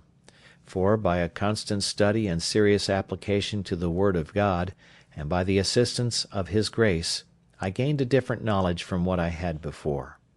I entertained different notions of things. I looked now upon the world as a thing remote, which I had nothing to do with, no expectations from, and indeed no desires about. In a word, I had nothing indeed to do with it, nor was ever likely to have, so I thought it looked, as we may perhaps look upon it hereafter, that is, as a place I had lived in, but was come out of it, and well might I say, as Father Abraham do Dives, between me and thee is a great gulf fixed. In the first place, I was removed from all the wickedness of the world here. I had neither the lusts of the flesh, the lusts of the eye, nor the pride of life. I had nothing to covet, for I had all that I was now capable of enjoying. I was lord of the whole manor; or, if I pleased, I might call myself king or emperor over the whole country which I had possession of. There were no rivals; I had no competitor, none to dispute sovereignty or command with me. I might have raised shiploadings of corn, but I had no use for it; so I let as little grow as I thought enough for my occasion. I had tortoise or turtle enough, but now and then one was as much as I could put to any use. I had timber enough to have built a fleet of ships, and I had grapes enough to have made wine, or to have cured into raisins, to have loaded that fleet when it had been built. But all I could make use of was all that was valuable. I had enough to eat and supply my wants, and what was all the rest to me? If I killed more flesh than I could eat, the dog must eat it, or vermin. If I sowed more corn than I could eat, it must be spoiled. The trees that I cut down were lying to rot on the ground. I could make no more use of them but for fuel, and that I had no occasion for but to dress my food. In a word, the nature and experience of things dictated to me, upon just reflection, that all the good things of this world are no farther good to us than they are for our use, and that, whatever we may heap up to give others, we enjoy just as much as we can use, and no more. The most covetous, griping miser in the world would have been cured of the vice of covetousness if he had been in my case, for I possessed infinitely more than I knew what to do with. I had no room for desire, except it was of things which I had not, and they were but trifles, though indeed of great use to me. I had, as I hinted before, a parcel of money, as well gold as silver, about £36 sterling. Alas! there the sorry, useless stuff lay. I had no more manner of business for it, and often thought with myself that I would have given a handful of it for a gross of tobacco pipes, or for a hand mill to grind my corn. Nay, I would have given it all for a sixpenny worth of turnip and carrot seed out of England, or for a handful of peas and beans and a bottle of ink. As it was, I had not the least advantage by it or benefit from it, but there it lay in a drawer, and grew mouldy with the damp of the cave in the wet seasons, and if I had had the drawer full of diamonds, it had been the same case; they had been of no manner of value to me, because of no use. I had now brought my state of life to be much easier in itself than it was at first, and much easier to my mind as well as to my body. I frequently sat down to meat with thankfulness, and admired the hand of God's providence, which had thus spread my table in the wilderness. I learned to look more upon the bright side of my condition, and less upon the dark side, and to consider what I enjoyed rather than what I wanted, and this gave me sometimes such secret comforts that I cannot express them, and which I take notice of here, to put those discontented people in mind of it, who cannot enjoy comfortably what God has given them, because they see and covet something that He has not given them. All our discontents about what we want appeared to me to spring from the want of thankfulness for what we have. Another reflection was of great use to me, and doubtless would be so to any one that should fall into such distress as mine was, and this was, to compare my present condition with what I at first expected it would be, nay, with what it would certainly have been, if the good providence of God had not wonderfully ordered the ship to be cast up nearer to the shore, where I not only could come at her, but could bring what I got out of her to the shore for my relief and comfort, without which I had wanted for tools to work, weapons for defence, and gunpowder and shot for getting my food. I spent whole hours, I may say whole days, in representing to myself, in the most lively colours, how I must have acted if I had got nothing out of the ship; how I could not have so much as got any food, except fish and turtles, and that, as it was long before I found any of them, I must have perished first; that I should have lived, if I had not perished, like a mere savage; that if I had killed a goat or a fowl by any contrivance, I had no way to flay or open it, or part the flesh from the skin and the bowels, or to cut it up, but must gnaw it with my teeth and pull it with my claws like a beast. These reflections made me very sensible of the goodness of Providence to me, and very thankful for my present condition, with all its hardships and misfortunes; and this part also I cannot but recommend to the reflection of those who are apt, in their misery, to say, "Is any affliction like mine?" Let them consider how much worse the cases of some people are, and their case might have been, if Providence had thought fit. I had another reflection, which assisted me also to comfort my mind with hopes, and this was comparing my present situation with what I had deserved, and had therefore reason to expect from the hand of Providence. I had lived a dreadful life, perfectly destitute of the knowledge and fear of God. I had been well instructed by father and mother, neither had they been wanting to me in their early endeavours to infuse a religious awe of God into my mind, a sense of my duty, and what the nature and end of my being required of me. But, alas! falling early into the seafaring life, which of all lives is the most destitute of the fear of God, though His terrors are always before them, I say, falling early into the seafaring life, and into seafaring company, all that little sense of religion which I had entertained was laughed out of me by my messmates, by a hardened despising of dangers, and the views of death, which grew habitual to me by my long absence from all manner of opportunities to converse with anything but what was like myself, or to hear anything that was good or tended towards it. So void was I of everything that was good, or the least sense of what I was, or was to be, that, in the greatest deliverances I enjoyed, such as my escape from Sallee, my being taken up by the Portuguese master of the ship, my being planted so well in the Brazils, my receiving the cargo from England, and the like, I never had once the words, "Thank God," so much as on my mind, or in my mouth, nor in the greatest distress had I so much as a thought to pray to Him, or so much as to say, "Lord, have mercy upon me." No, nor to mention the name of God, unless it was to swear by, and blaspheme it. I had terrible reflections upon my mind for many months, as I have already observed, on account of my wicked and hardened life past; and when I looked about me, and considered what particular providences had attended me since my coming into this place, and how God had dealt bountifully with me, had not only punished me less than my iniquity had deserved, but had so plentifully provided for me, this gave me great hopes that my repentance was accepted, and that God had yet mercy in store for me. With these reflections I worked my mind up, not only to a resignation to the will of God in the present disposition of my circumstances, but even to a sincere thankfulness for my condition;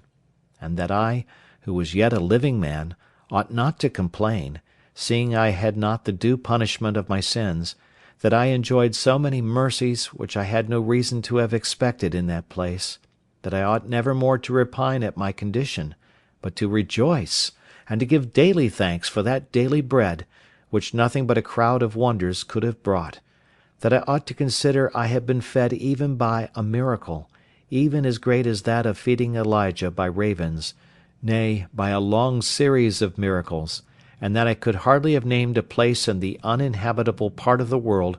where I could have been cast more to my advantage, a place where, as I had no society, which was my affliction on one hand, so I found no ravenous beasts, no furious wolves or tigers to threaten my life, no venomous creatures or poisons which I might feed on to my hurt,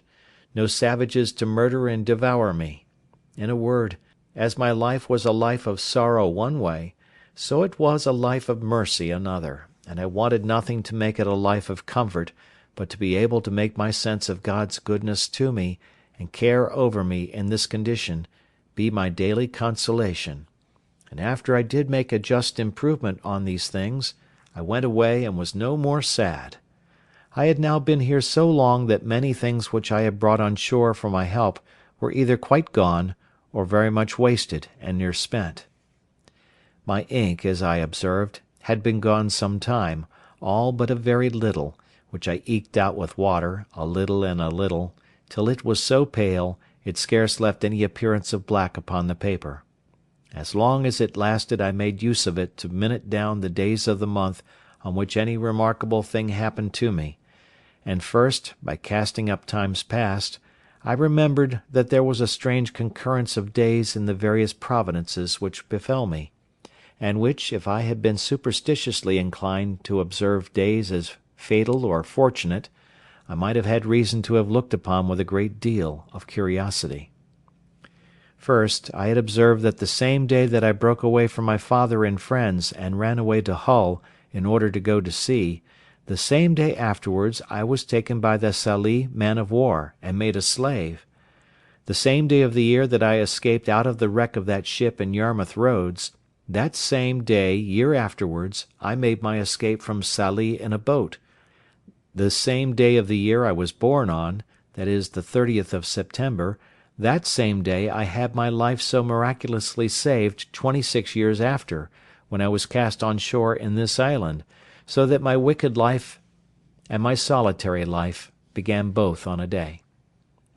The next thing to my ink being wasted was that of my bread. I mean the biscuit which I brought out of the ship.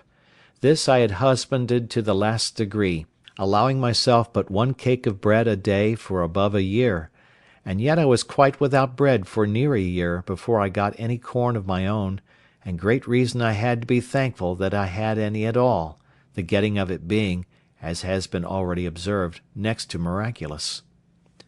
My clothes, too, began to decay. As to linen, I had had none a good while, except some checkered shirts which I found in the chests of the other seamen, and which I carefully preserved, because many times I could bear no other clothes on but a shirt, and it was a very great help to me that I had, among all the men's clothes of the ship, almost 3 dozen of shirts. There were also, indeed, several thick watch coats of the seamen's which were left, but they were too hot to wear; and though it is true that the weather was so violently hot that there was no need of clothes, yet I could not go quite naked; no, though I had been inclined to it, which I was not,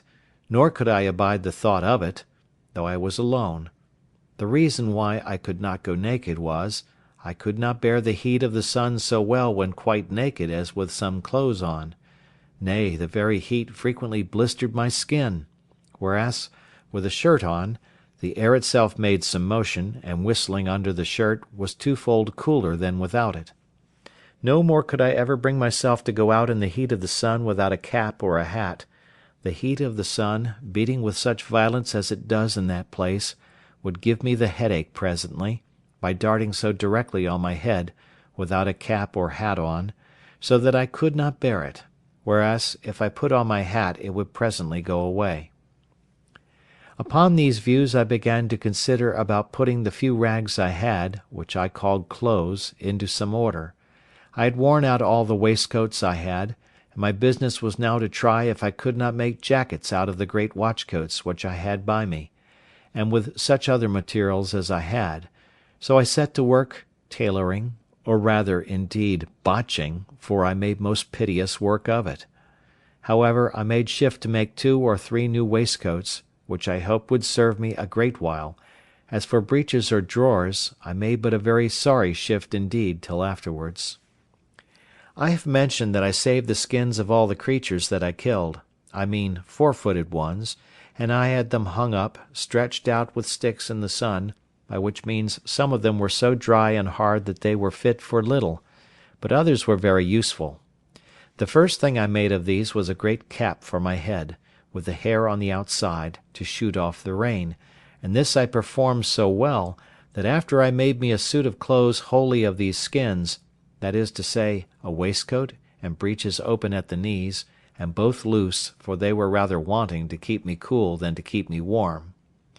I must not omit to acknowledge that they were wretchedly made, for if I was a bad carpenter, I was a worse tailor. However, they were such as I made very good shift with, and when I was out, if it happened to rain, the hair of my waistcoat and cap being outermost, I was kept very dry. After this, I spent a great deal of time and pains to make an umbrella. I was, indeed, in great want of one, and had a great mind to make one. I had seen them made in the Brazils, where they are very useful in the great heats there, and I felt the heats every jot as great here, and greater too, being nearer the equinox. Besides, as I was obliged to be much abroad, it was a most useful thing to me, as well for the rains as the heats. I took a world of pains with it, and was a great while before I could make anything likely to hold. Nay, after I had thought I had hit the way, I spoiled 2 or 3 before I made one to my mind, but at last I made one that answered indifferently well. The main difficulty I found was to make it let down. I could make it spread, but if it did not let down too, and draw in, it was not portable for me any way but just over my head, which would not do. However, at last, as I said, I made one to answer, and covered it with skins, the hair upwards, so that it cast off the rain like a penthouse, and kept off the sun so effectually that I could walk out in the hottest of the weather with greater advantage than I could before in the coolest, and when I had no need of it could close it, and carry it under my arm. Thus I lived mighty comfortably, my mind being entirely composed by resigning myself to the will of God, and throwing myself wholly upon the disposal of His providence. This made my life better than sociable, for when I began to regret the want of conversation, I would ask myself, whether thus conversing mutually with my own thoughts, and, as I hope I may say, with even God Himself, by ejaculations, was not better than the utmost enjoyment of human society in the world? Chapter 10. Tames Goats. I cannot say that after this, for 5 years, any extraordinary thing happened to me, but I lived on in the same course, in the same posture and place, as before. The chief things I was employed in, besides my yearly labour of planting my barley and rice, and curing my raisins, both of which I always kept up just enough to have a sufficient stock of 1 year's provisions beforehand, I say, besides this yearly labour, and my daily pursuit of going out with my gun, I had one labour, to make a canoe, which at last I finished; so that, by digging a canal to it of 6 feet wide and 4 feet deep, I brought it into the creek, almost half a mile.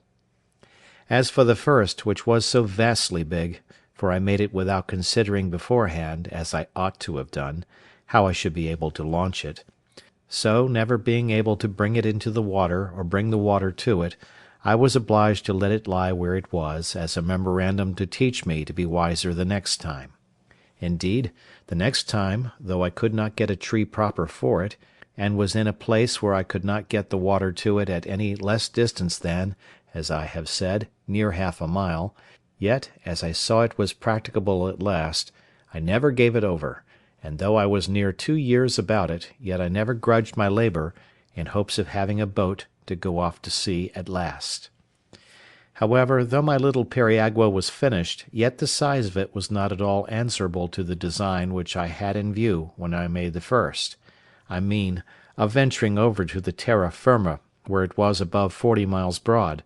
Accordingly, the smallness of my boat assisted to put an end to that design, and now I thought no more of it. As I had a boat, my next design was to make a cruise round the island; for as I had been on the other side in one place, crossing, as I already described it, over the land, so the discoveries I made in that little journey made me very eager to see other parts of the coast, and now I had a boat, I thought of nothing but sailing round the island. For this purpose, that I might do everything with discretion and consideration, I fitted up a little mast in my boat, and made a sail too out of some of the pieces of the ship's sails which lay in store, and of which I had a great stock by me. Having fitted my mast and sail, and tried the boat, I found she would sail very well. Then I made little lockers or boxes at each end of my boat, to put provisions, necessaries, ammunition, etc., into, to be kept dry, either from rain or the spray of the sea, and a little long hollow place I cut in the inside of the boat, where I could lay my gun, making a flap to hang down over it to keep it dry. I fixed my umbrella also in the step at the stern, like a mast, to stand over my head, and keep the heat of the sun off me, like an awning; and thus I every now and then took a little voyage upon the sea, but never went far out, nor far from the little creek. At last, being eager to view the circumference of my little kingdom, I resolved upon my cruise, and accordingly I victualled my ship for the voyage, putting in 24 of loaves, cakes I should call them, of barley bread, an earthen pot full of parched rice, a food I ate a good deal of, and a little bottle of rum, half a goat, and powder and shot for killing more, and 2 large watch coats, of those which, as I mentioned before, I had saved out of the seamen's chests. These I took, one to lie upon, and the other to cover me in the night. It was the 6th of November, in the 6th year of my reign, or my captivity, which you please, that I set out on this voyage, and I found it much longer than I expected, for though the island itself was not very large, yet when I came to the east side of it, I found a great ledge of rocks lay out about 2 leagues into the sea, some above water, some under it, and beyond that a shoal of sand, lying dry half a league more, so that I was obliged to go a great way out to sea to double the point. When I first discovered them, I was going to give over my enterprise and come back again, not knowing how far it might oblige me to go out to sea, and above all doubting how I should get back again. So I came to an anchor, for I had made a kind of an anchor with a piece of a broken grappling which I got out of the ship. Having secured my boat, I took my gun and went on shore, climbing up a hill, which seemed to overlook that point where I saw the full extent of it, and resolved to venture. In my viewing the sea from that hill where I stood, I perceived a strong, and indeed a most furious current, which ran to the east, and even came close to the point, and I took the more notice of it because I saw there might be some danger that when I came into it I might be carried out to sea by the strength of it, and not be able to make the island again; and indeed, had I not got first upon this hill, I believe it would have been so, for there was the same current on the other side the island, only that it set off at a further distance, and I saw that there was a strong eddy under the shore, so I had nothing to do but to get out of the first current, and I should presently be in an eddy. I lay here, however, 2 days, because the wind blowing pretty fresh at east-south-east, and that being just contrary to the current, made a great breach of the sea upon the point, so that it was not safe for me to keep too close to the shore for the breach, nor to go too far off, because of the stream. The 3rd day, in the morning, the wind having abated overnight, the sea was calm, and I ventured; but I am a warning to all rash and ignorant pilots, for no sooner was I come to the point, when I was not even my boat's length from the shore, but I found myself in a great depth of water, and a current like the sluice of a mill. It carried my boat along with it with such violence, that all I could do could not keep her so much as on the edge of it; but I found it hurried me farther and farther out from the eddy, which was on my left hand. There was no wind stirring to help me, and all I could do with my paddles signified nothing, and now I began to give myself over for lost; for as the current was on both sides of the island, I knew in a few leagues' distance they must join again, and then I was irrecoverably gone, nor did I see any possibility of avoiding it, so that I had no prospect before me but of perishing, not by the sea, for that was calm enough, but of starving from hunger. I had, indeed, found a tortoise on the shore, as big almost as I could lift, and had tossed it into the boat; and I had a great jar of fresh water, that is to say, one of my earthen pots; but what was all this to being driven into the vast ocean, where, to be sure, there was no shore, no mainland or island, for 1,000 leagues at least? And now I saw how easy it was for the providence of God to make even the most miserable condition of mankind worse. Now I looked back upon my desolate, solitary island as the most pleasant place in the world, and all the happiness my heart could wish for was to be but there again. I stretched out my hands to it with eager wishes. "O happy desert!" said I shall never see thee more. O miserable creature, whither am I going?" Then I reproached myself with my unthankful temper,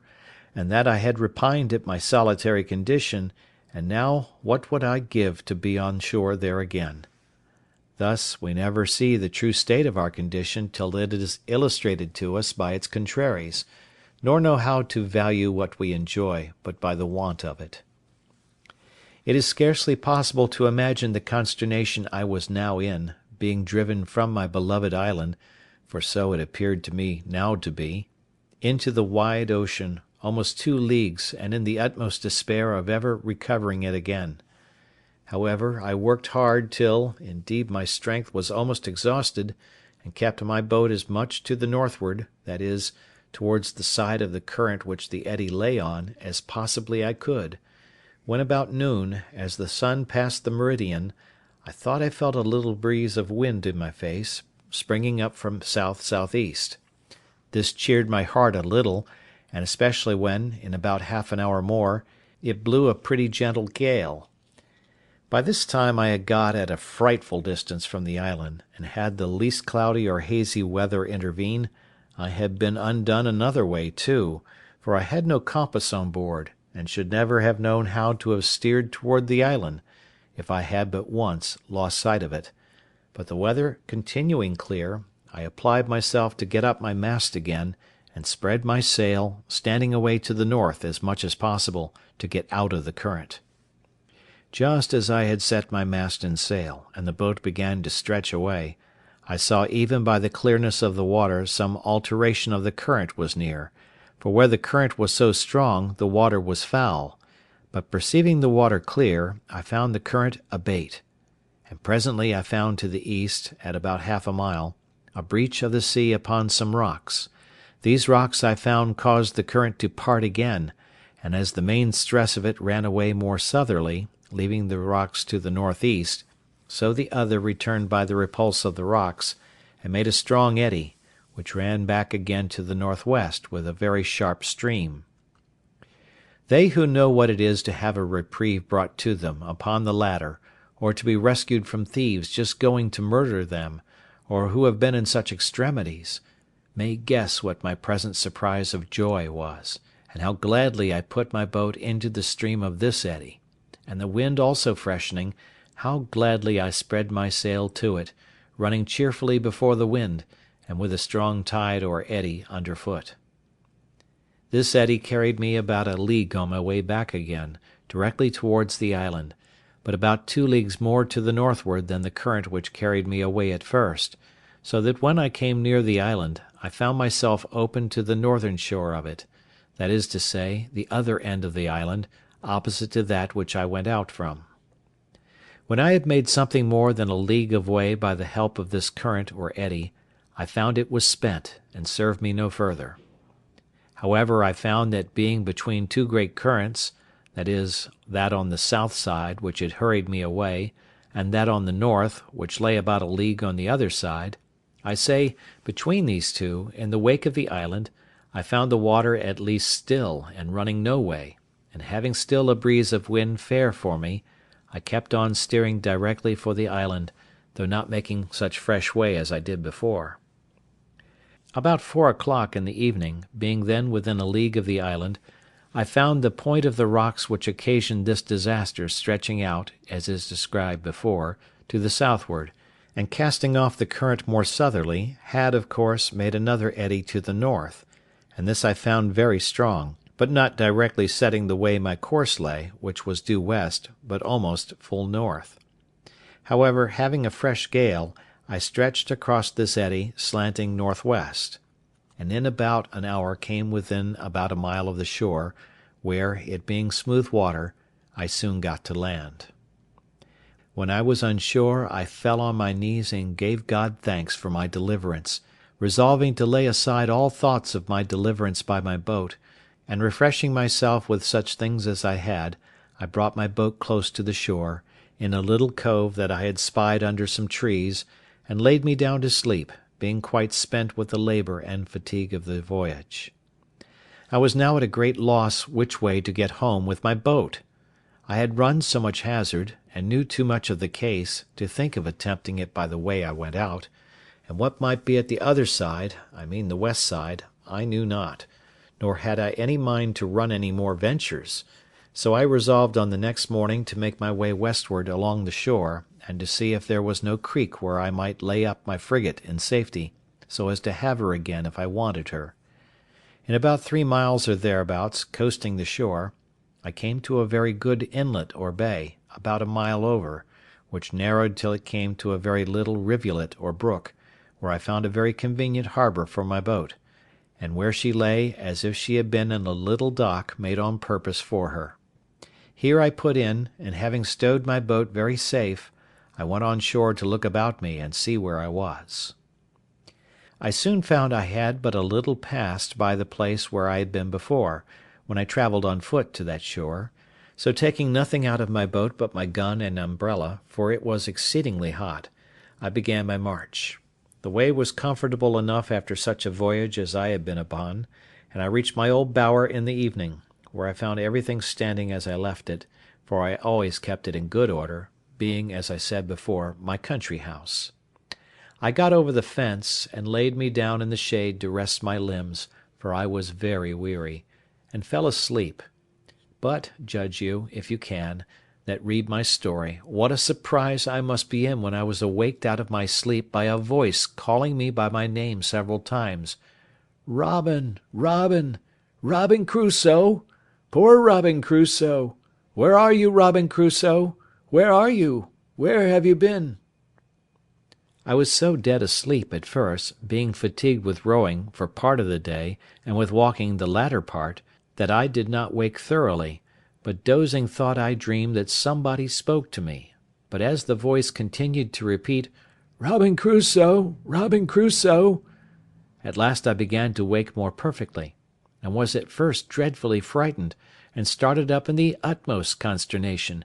but no sooner were my eyes open but I saw my Poll sitting on the top of the hedge, and immediately knew that it was he that spoke to me, for just in such bemoaning language I had used to talk to him and teach him, and he had learned it so perfectly that he would sit upon my finger, and lay his bill close to my face, and cry, "Poor Robin Crusoe! Where are you? Where have you been? How came you here?" and such things as I had taught him. However, even though I knew it was the parrot, and that indeed it could be nobody else, it was a good while before I could compose myself.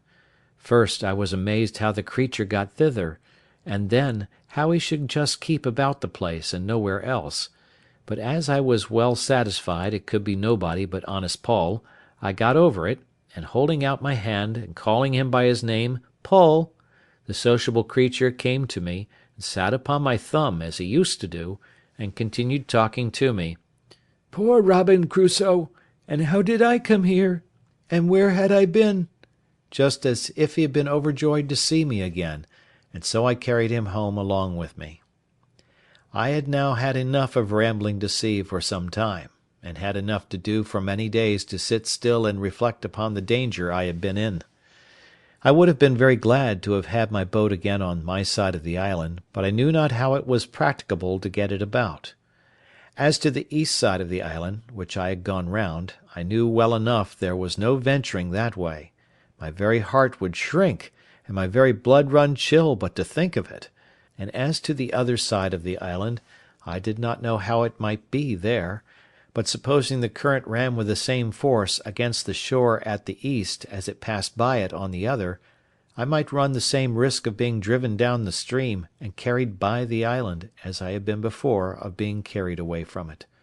So with these thoughts, I contented myself to be without any boat,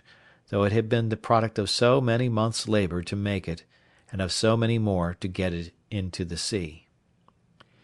In this government of my temper I remained near a year, and lived a very sedate, retired life, as you may well suppose; and my thoughts being very much composed as to my condition, and fully comforted in resigning myself to the dispositions of Providence, I thought I lived really very happily in all things, except that of society. I improved myself in this time in all the mechanic exercises which my necessities put me upon applying myself to; and I believe I should, upon occasion, have made a very good carpenter, especially considering how few tools I had. Besides this, I arrived at an unexpected perfection in my earthenware, and contrived well enough to make them with a wheel, which I found infinitely easier and better, because I made things round and shaped, which before were filthy things indeed to look on. But I think I was never more vain of my own performance, or more joyful for anything I found out, than for my being able to make a tobacco pipe; and though it was a very ugly, clumsy thing when it was done, and only burned red, like other earthenware, yet it was hard and firm, and would draw the smoke, I was exceedingly comforted with it; for I had been always used to smoke, and there were pipes in the ship, but I forgot them at first, not thinking there was tobacco in the island; and afterwards, when I searched the ship again, I could not come at any pipes. In my wickerware also I improved much, and made abundance of necessary baskets, as well as my invention showed me; though not very handsome, yet they were such as were very handy and convenient for laying things up in, or fetching things home. For example, if I killed a goat abroad, I could hang it up in a tree, flay it, dress it, and cut it in pieces, and bring it home in a basket; and the like by a turtle, I could cut it up, take out the eggs, and a piece or two of the flesh, which was enough for me, and bring them home in a basket, and leave the rest behind me. Also, large deep baskets were the receivers of my corn, which I always rubbed out as soon as it was dry and cured, and kept it in great baskets. I began now to perceive my powder abated considerably. This was a want which was impossible for me to supply, and I began seriously to consider what I must do when I should have no more powder; that is to say, how I should kill any goats. I had, as is observed in the 3rd year of my being here, kept a young kid, and bred her up tame, and I was in hopes of getting a he-goat, but I could not by any means bring it to pass, till my kid grew an old goat, and as I could never find in my heart to kill her, she died at last of mere age. And being now in the 11th year of my residence, and, as I have said, my ammunition growing low, I set myself to study some art to trap and snare the goats, to see whether I could not catch some of them alive, and particularly I wanted a she-goat great with young. For this purpose I made snares to hamper them, and I do believe they were more than once taken in them, but my tackle was not good, for I had no wire, and I always found them broken and my bait devoured. At length I resolved to try a pitfall, so I dug several large pits in the earth, in places where I had observed the goats used to feed, and over those pits I placed hurdles of my own making too, with a great weight upon them; and several times I put ears of barley and dry rice without setting the trap, and I could easily perceive that the goats had gone in and eaten up the corn, for I could see the marks of their feet.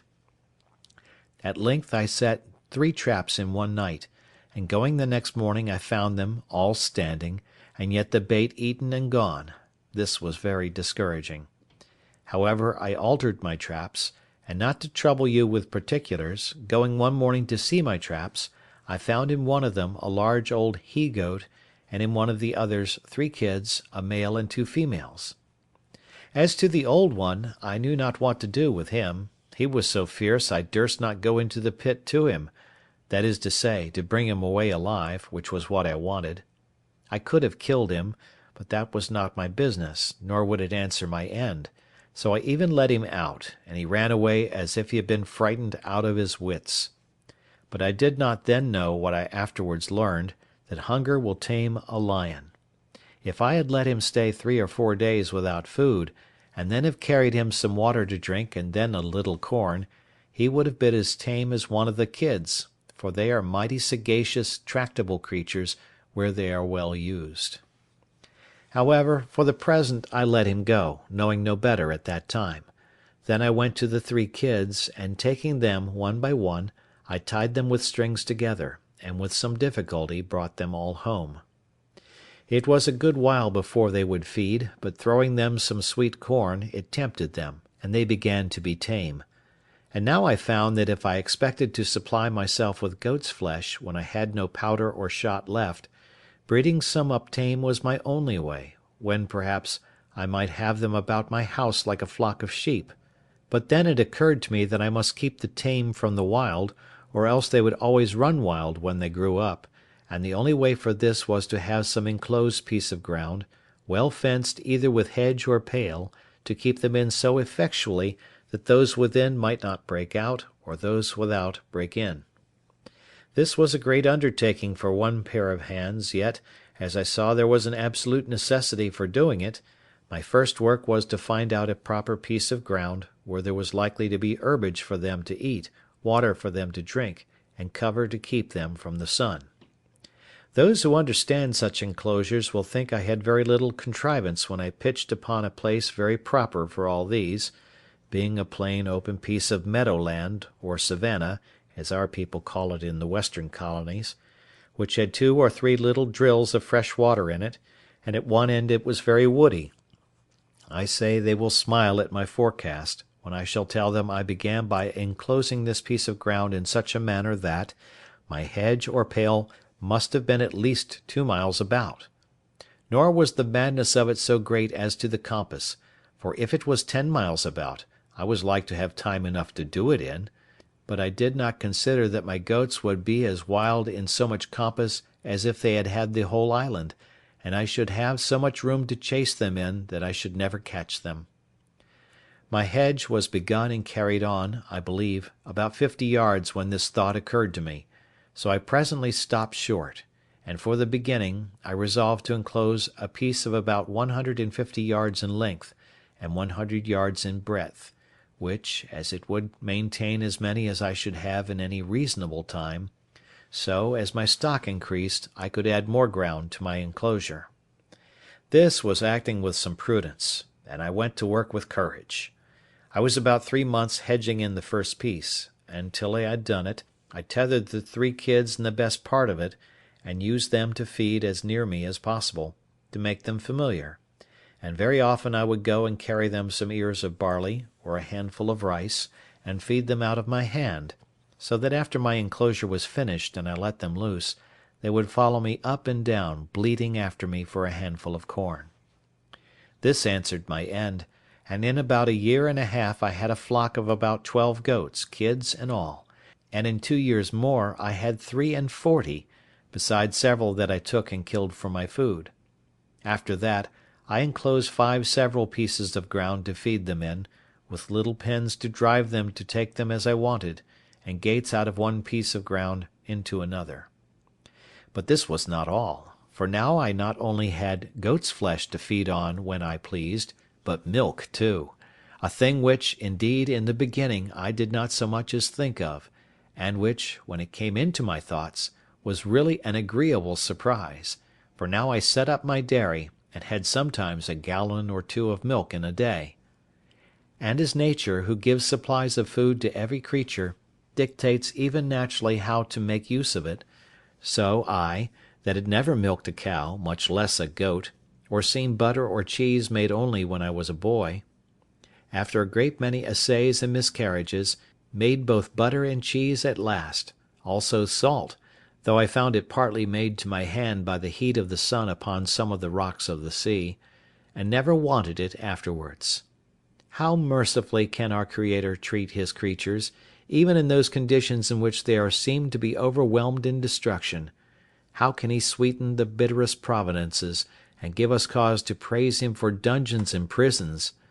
What a table was here spread for me in the wilderness, where I saw nothing at first but to perish for hunger. Chapter 11. Finds print of man's foot on the sand. It would have made a Stoic smile to have seen me and my little family sit down to dinner. There was my Majesty the Prince and Lord of the whole island. I had the lives of all my subjects at my absolute command. I could hang, draw, give liberty, and take it away, and no rebels among all my subjects. Then to see how like a king I dined, too, all alone, attended by my servants. Paul, as if he had been my favourite, was the only person permitted to talk to me. My dog, who was now grown old and crazy, and had found no species to multiply his kind upon, sat always at my right hand, and two cats, one on one side of the table and one on the other, expecting now and then a bit from my hand as a mark of especial favour. But these were not the two cats which I brought on shore at first, for they were both of them dead, and had been interred near my habitation by my own hand, but one of them having multiplied by I know not what kind of creature, these were two which I had preserved tame, whereas the rest ran wild in the woods, and became indeed troublesome to me at last, for they would often come into my house and plunder me too, till at last I was obliged to shoot them, and did kill a great many. At length they left me. With this attendance, and in this plentiful manner I lived, neither could I be said to want anything but society, and of that, some time after this, I was likely to have too much. I was something impatient, as I have observed, to have the use of my boat, though very loath to run any more hazards, and therefore sometimes I sat contriving ways to get her about the island, and at other times I sat myself down contented enough without her. But I had a strange uneasiness in my mind to go down to the point of the island where, as I have said in my last ramble, I went up the hill to see how the shore lay, and how the current set, that I might see what I had to do. This inclination increased upon me every day, and at length I resolved to travel thither by land, following the edge of the shore. I did so, but had any one in England met such a man as I was, it must either have frightened him or raised a great deal of laughter, and as I frequently stood still to look at myself, I could not but smile at the notion of my travelling through Yorkshire with such an equipage, and in such a dress. Be pleased to take a sketch of my figure, as follows. I had a great high shapeless cap, made of a goat's skin, with a flap hanging down behind, as well to keep the sun from me as to shoot the rain off from running into my neck, nothing being so hurtful in these climates as the rain upon the flesh under the clothes. I had a short jacket of goat's skin, the skirts coming down to about the middle of the thighs, and a pair of open-kneed breeches of the same. The breeches were made of the skin of an old he-goat, whose hair hung down such a length on either side that, like pantaloons, it reached to the middle of my legs. Stockings and shoes I had none, but had made me a pair of somethings, I scarce knew what to call them, like buskins, to flap over my legs, and lace on either side like spatterdashes, but of a most barbarous shape, as indeed were all the rest of my clothes. I had on a broad belt of goat's skin dried, which I drew together with two thongs of the same instead of buckles, and in a kind of a frog on either side of this, instead of a sword and dagger, hung a little saw and a hatchet, one on one side and one on the other. I had another belt not so broad, and fastened in the same manner, which hung over my shoulder, and at the end of it, under my left arm, hung two pouches, both made of goat's skin too, in one of which hung my powder, in the other my shot. At my back I carried my basket, and on my shoulder my gun, and over my head a great clumsy, ugly, goat-skin umbrella, but which, after all, was the most necessary thing I had about me, next to my gun. As for my face, the colour of it was really not so mulatto-like as one might expect from a man not at all careful of it, and living within 9 or 10 degrees of the equinox. My beard I had once suffered to grow till it was about a quarter of a yard long, but as I had both scissors and razors sufficient, I had cut it pretty short, except what grew on my upper lip, which I had trimmed into a large pair of Mahometan whiskers, such as I had seen worn by some Turks at Sallee; for the Moors did not wear such, though the Turks did, of these mustachios or whiskers. I will not say they were long enough to hang my hat upon them, but they were of a length and shape monstrous enough, and such as in England would have passed for frightful. But all this is by the by, for as to my figure, I had so few to observe me that it was of no manner of consequence, so I say no more of that. In this kind of dress I went my new journey, and was out 5 or 6 days. I travelled first along the seashore, directly to the place where I first brought my boat to an anchor to get upon the rocks, and having no boat now to take care of, I went over the land a nearer way to the same height that I was upon before, when, looking forward to the points of the rocks which lay out, and which I was obliged to double with my boat, as is said above, I was surprised to see the sea all smooth and quiet, no rippling, no motion, no current, any more there than in other places. I was at a strange loss to understand this, and resolved to spend some time in the observing it, to see if nothing from the sets of the tide had occasioned it; but I was presently convinced how it was, that is, that the tide of ebb setting from the west, and joining with the current of waters from some great river on the shore, must be the occasion of this current, and that, according as the wind blew more forcibly from the west or from the north, this current came nearer or went farther from the shore. For waiting thereabouts till evening, I went up to the rock again, and then the tide of ebb being made, I plainly saw the current again as before, only that it ran farther off, being near half a league from the shore, whereas in my case it set close upon the shore, and hurried me and my canoe along with it, which at another time it would not have done. This observation convinced me that I had nothing to do but to observe the ebbing and the flowing of the tide, and I might very easily bring my boat about the island again; but when I began to think of putting it in practice, I had such terror upon my spirits at the remembrance of the danger I had been in, that I could not think of it again with any patience; but, on the contrary, I took up another resolution, which was more safe, though more laborious; and this was, that I would build, or rather make, me another periagua or canoe, and so have one for one side of the island, and one for the other. You are to understand that now I had, as I may call it, 2 plantations in the island; one my little fortification or tent, with a wall about it, under the rock, with a cave behind me, which by this time I had enlarged into several apartments or caves, one within another. One of these, which was the driest and largest, and had a door out beyond my wall or fortification, that is to say, beyond where my wall joined to the rock, was all filled up with the large earthen pots of which I have given an account,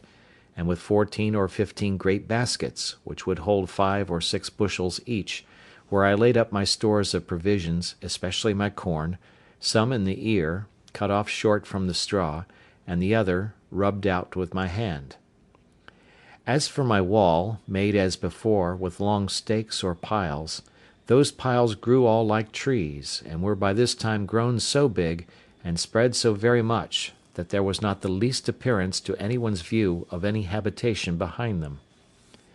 Near this dwelling of mine, but a little farther within the land, and upon lower ground, lay my 2 pieces of corn land, which I kept duly cultivated and sowed,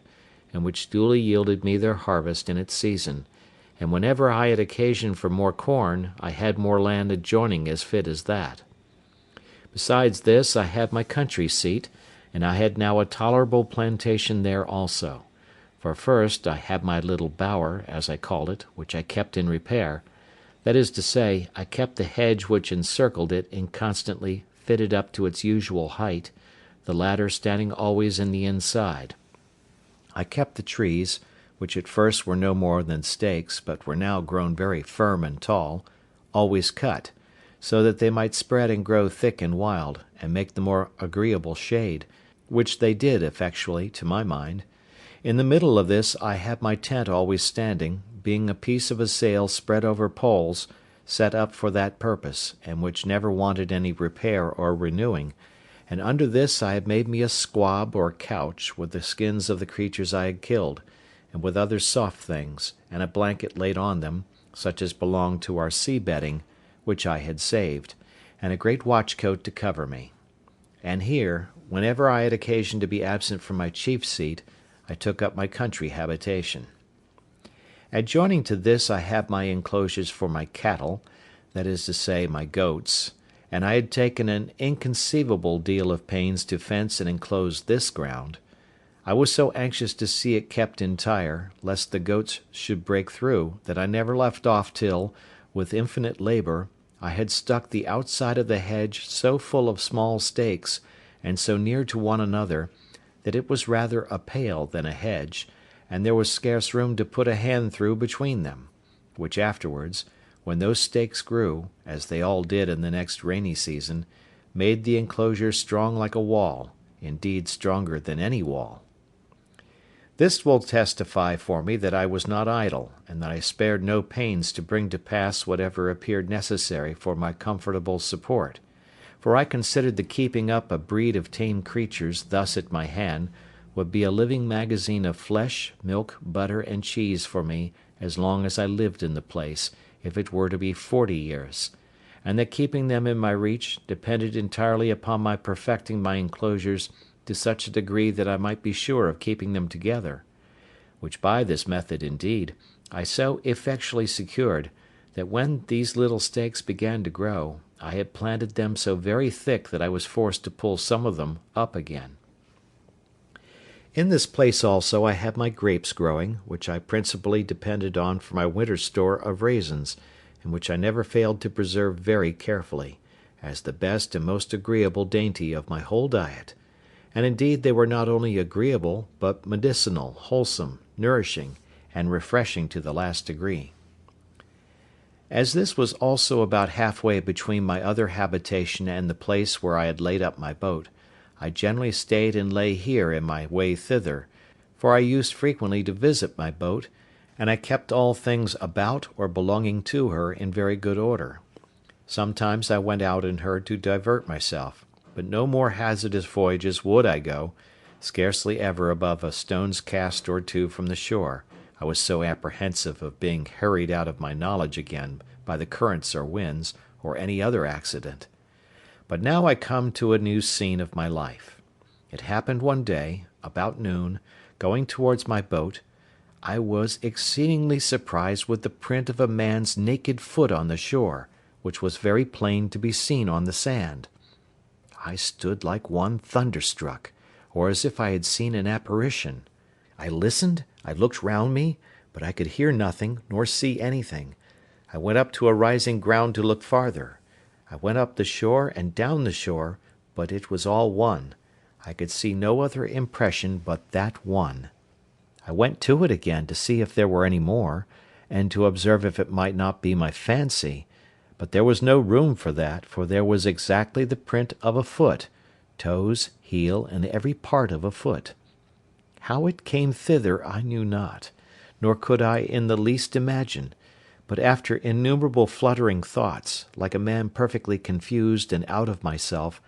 I came home to my fortification, not feeling, as we say, the ground I went on, but terrified to the last degree, looking behind me at every 2 or 3 steps, mistaking every bush and tree, and fancying every stump at a distance to be a man. Nor is it possible to describe how many various shapes my affrighted imagination represented things to me in, how many wild ideas were found every moment in my fancy, and what strange, unaccountable whimsies came into my thoughts by the way. When I came to my castle, for so I think I called it ever after this, I fled into it like one pursued. Whether I went over by the ladder, as first contrived, or went in at the hole in the rock, which I had called a door, I cannot remember. No, nor could I remember the next morning, for never frightened hare fled to cover, or fox to earth, with more terror of mind than I to this retreat. I slept none that night, The farther I was from the occasion of my fright, the greater my apprehensions were, which is something contrary to the nature of such things, and especially to the usual practice of all creatures in fear. But I was so embarrassed with my own frightful ideas of the thing, that I formed nothing but dismal imaginations to myself, even though I was now a great way off. Sometimes I fancied it must be the devil, and reason joined in with me in this supposition, for how should any other thing in human shape come into the place? Where was the vessel that brought them? What marks were there of any other footstep? And how was it possible a man should come there? But then, to think that Satan should take human shape upon him in such a place, where there could be no manner of occasion for it, but to leave the print of his foot behind him, and that even for no purpose too, for he could not be sure I should see it, this was an amusement the other way. I considered that the devil might have found out abundance of other ways to have terrified me than this of the single print of a foot,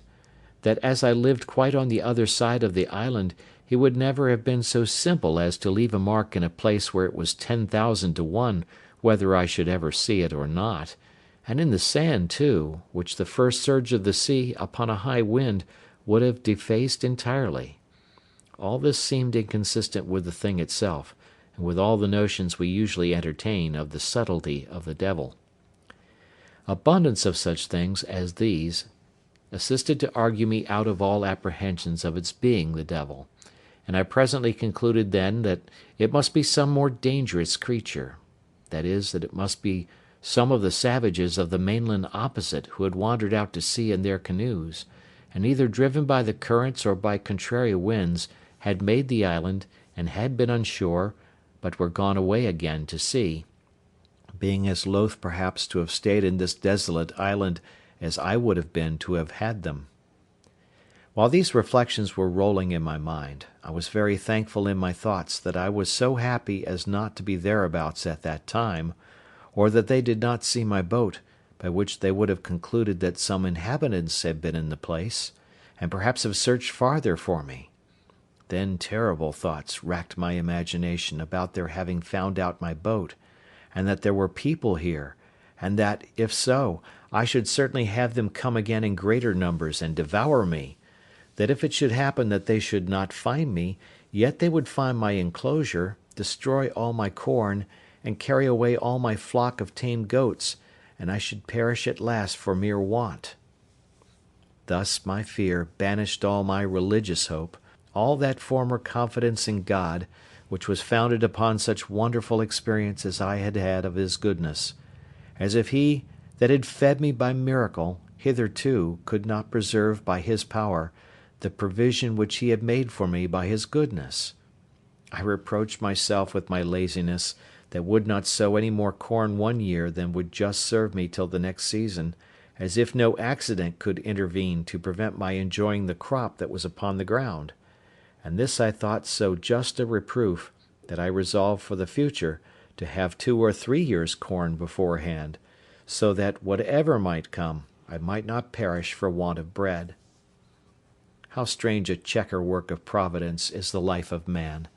And by what secret different springs are the affections hurried about, as different circumstances present! To-day we love what tomorrow we hate. To-day we seek what tomorrow we shun. To-day we desire what tomorrow we fear, nay, even tremble at the apprehensions of. This was exemplified in me at this time, in the most lively manner imaginable, for I, whose only affliction was that I seemed banished from human society, that I was alone, circumscribed by the boundless ocean, cut off from mankind, and condemned to what I call silent life, that I was as one whom heaven thought not worthy to be numbered among the living, or to appear among the rest of his creatures, that to have seen one of my own species would have seemed to me a raising me from death to life, and the greatest blessing that heaven itself, next to the supreme blessing of salvation, could bestow. I say, that I should now tremble at the very apprehensions of seeing a man, and was ready to sink into the ground at but the shadow or silent appearance of a man having set his foot in the island. Such is the uneven state of human life, and it afforded me a great many curious speculations afterwards, when I had a little recovered my first surprise. I considered that this was the station of life the infinitely wise and good providence of God had determined for me, that as I could not foresee what the ends of divine wisdom might be in all this, so I was not to dispute his sovereignty, who, as I was his creature, had an undoubted right, by creation, to govern and dispose of me absolutely as he thought fit, and who, as I was a creature that had offended him, had likewise a judicial right to condemn me to what punishment he thought fit,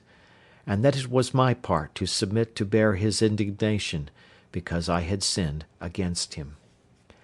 I then reflected, that as God, who was not only righteous but omnipotent, had thought fit thus to punish and afflict me, so he was able to deliver me, that if he did not think fit to do so, it was my unquestioned duty to resign myself absolutely and entirely to his will;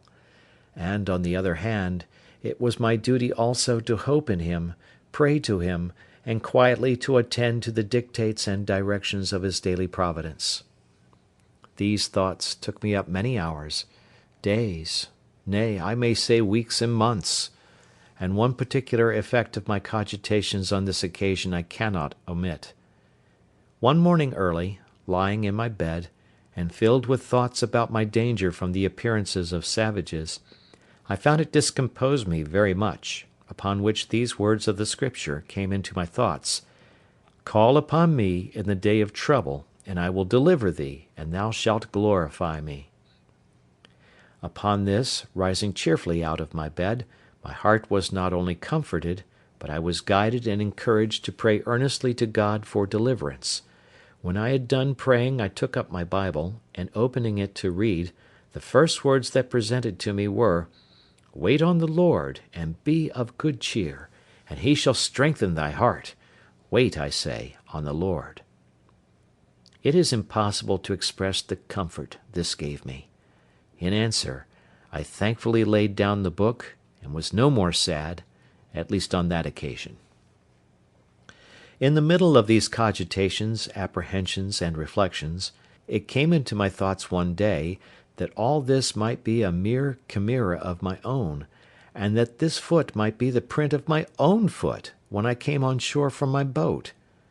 This cheered me up a little too, and I began to persuade myself it was all a delusion, that it was nothing else but my own foot, and why might I not come that way from the boat, as well as I was going that way to the boat? Again, I considered also that I could by no means tell for certain where I had trod, and where I had not, and that if at last this was only the print of my own foot, I had played the part of those fools who try to make stories of spectres and apparitions, and then are frightened at them more than anybody. Now I began to take courage, and to peep abroad again, for I had not stirred out of my castle for 3 days and nights, so that I began to starve for provisions, for I had little or nothing within doors but some barley cakes and water. Then I knew that my goats wanted to be milked too, which usually was my evening diversion, and the poor creatures were in great pain and inconvenience for want of it, and indeed it almost spoiled some of them, and almost dried up their milk.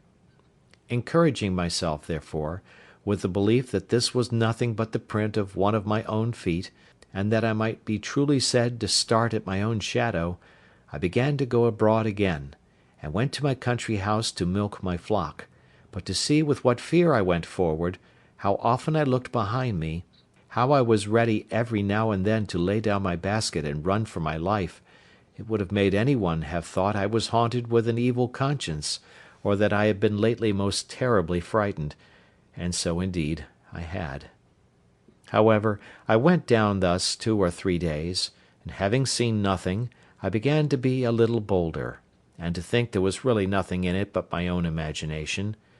but I could not persuade myself fully of this till I should go down to the shore again, and see this print of a foot, and measure it by my own, and see if there was any similitude or fitness, that I might be assured it was my own foot.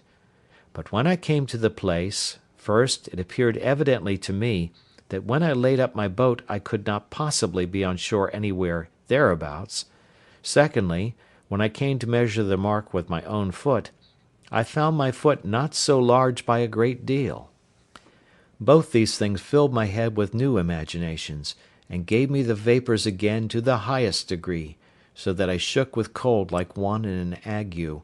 and I went home again filled with the belief that some man or men had been on shore there, or, in short, that the island was inhabited, and I might be surprised before I was aware, and what course to take for my security I knew not. Oh, what ridiculous resolutions men take when possessed with fear! It deprives them of the use of those means which reason offers for their relief. The first thing I proposed to myself was, to throw down my enclosures, and turn all my tame cattle wild into the woods, lest the enemy should find them, and then frequent the island in prospect of the same or the like booty. Then the simple thing of digging up my 2 cornfields, lest they should find such a grain there, and still be prompted to frequent the island. Then to demolish my bower and tent, that they might not see any vestiges of habitation, and be prompted to look farther, in order to find out the persons inhabiting. These were the subjects of the first night's cogitations after I was come home again, while the apprehensions which had so overrun my mind were fresh upon me, and my head was full of vapours. Thus, fear of danger is 10,000 times more terrifying than danger itself, when apparent to the eyes, and we find the burden of anxiety greater, by much, than the evil which we are anxious about. And what was worse than all this, I had not that relief in this trouble that from the resignation I used to practise I hoped to have. I looked, I thought, like Saul, who complained not only that the Philistines were upon him, but that God had forsaken him, for I did not now take due ways to compose my mind, by crying to God in my distress, and resting upon his providence, as I had done before, for my defence and deliverance, which, if I had done, I had at least been more cheerfully supported under this new surprise, and perhaps carried through it with more resolution. This confusion of my thoughts kept me awake all night, but in the morning I fell asleep, and having, by the amusement of my mind, been as it were tired, and my spirits exhausted, I slept very soundly, and waked much better composed than I had ever been before. And now I began to think sedately, and upon debate with myself, I concluded that this island, which was so exceedingly pleasant, fruitful, and no farther from the mainland than I had seen, was not so entirely abandoned as I might imagine; that although there were no stated inhabitants who lived on the spot, yet that there might sometimes come boats off from the shore, who, either with design, or perhaps never but when they were driven by cross winds, might come to this place, that I had lived there 15 years now, and had not met with the least shadow or figure of any people yet, and that, if at any time they should be driven here, it was probable they went away again as soon as ever they could, seeing they had never thought fit to fix here upon any occasion; that the most I could suggest any danger from was from any casual accidental landing of straggling people from the main, who, as it was likely, if they were driven hither, were here against their wills; so they made no stay here, but went off again with all possible speed, seldom staying one night on shore, lest they should not have the help of the tides and daylight back again; and that therefore I had nothing to do but to consider of some safe retreat, in case I should see any savages land upon the spot. Now I began sorely to repent that I had dug my cave so large as to bring a door through again, which door, as I said, came out beyond where my fortification joined to the rock.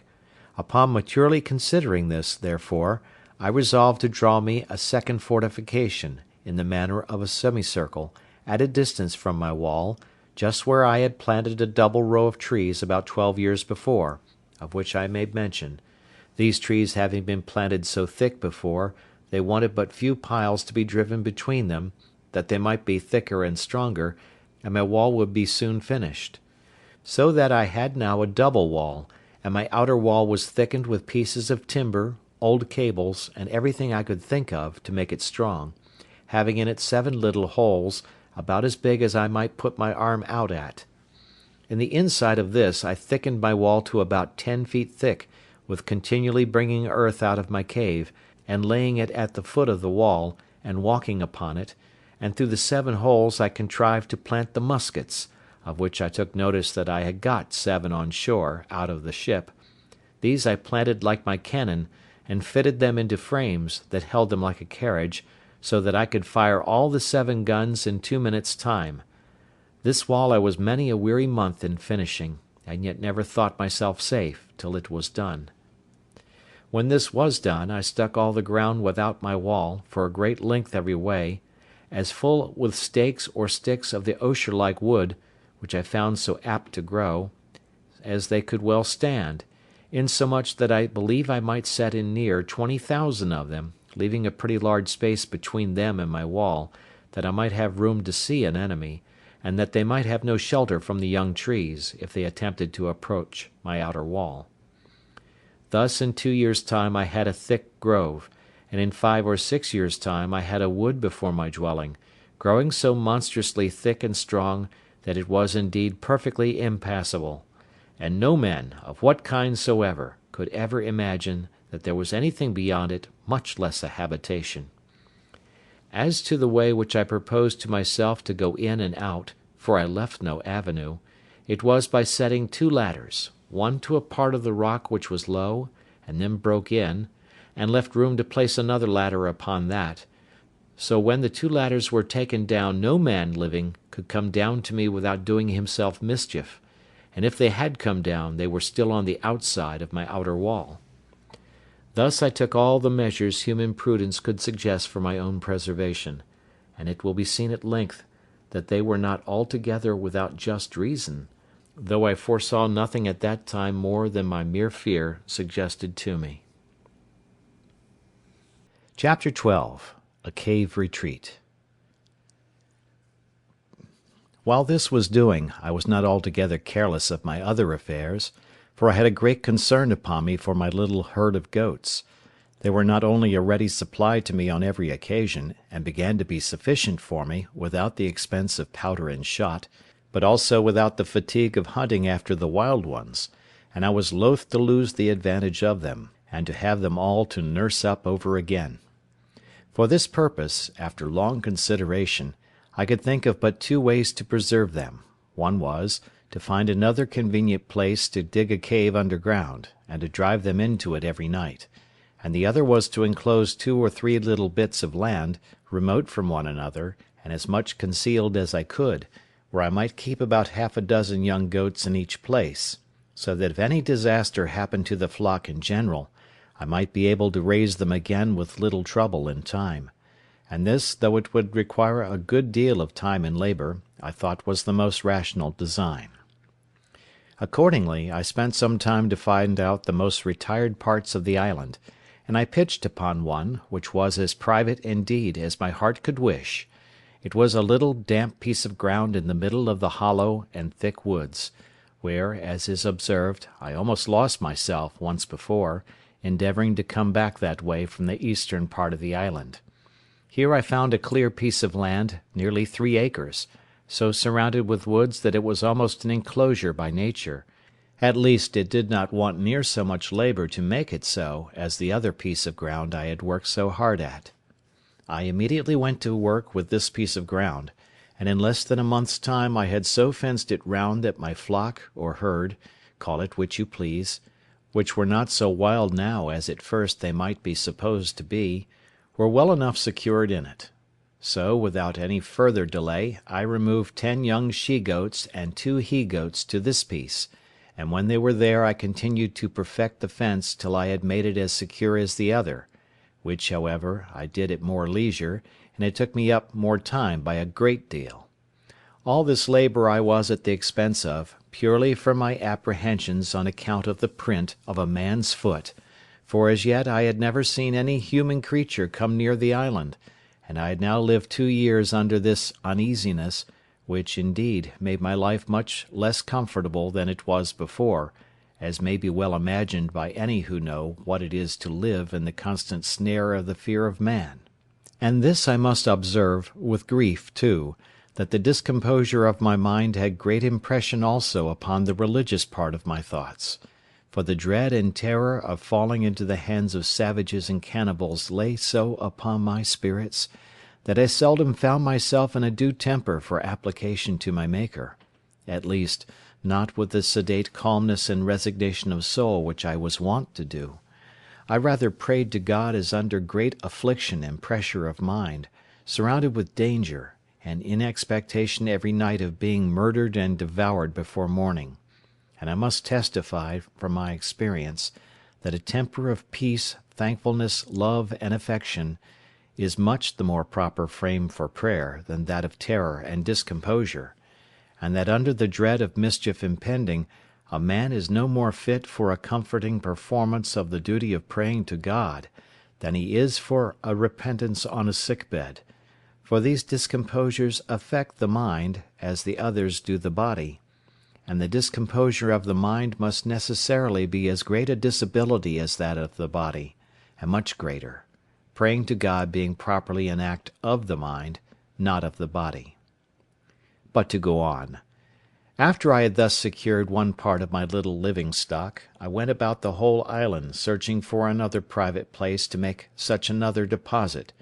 when, wandering more to the west point of the island than I had ever done yet, and looking out to sea, I thought I saw a boat upon the sea at a great distance. I had found a perspective glass or two in one of the seamen's chests which I saved out of our ship, but I had it not about me, and this was so remote that I could not tell what to make of it, though I looked at it till my eyes were not able to hold to look any longer.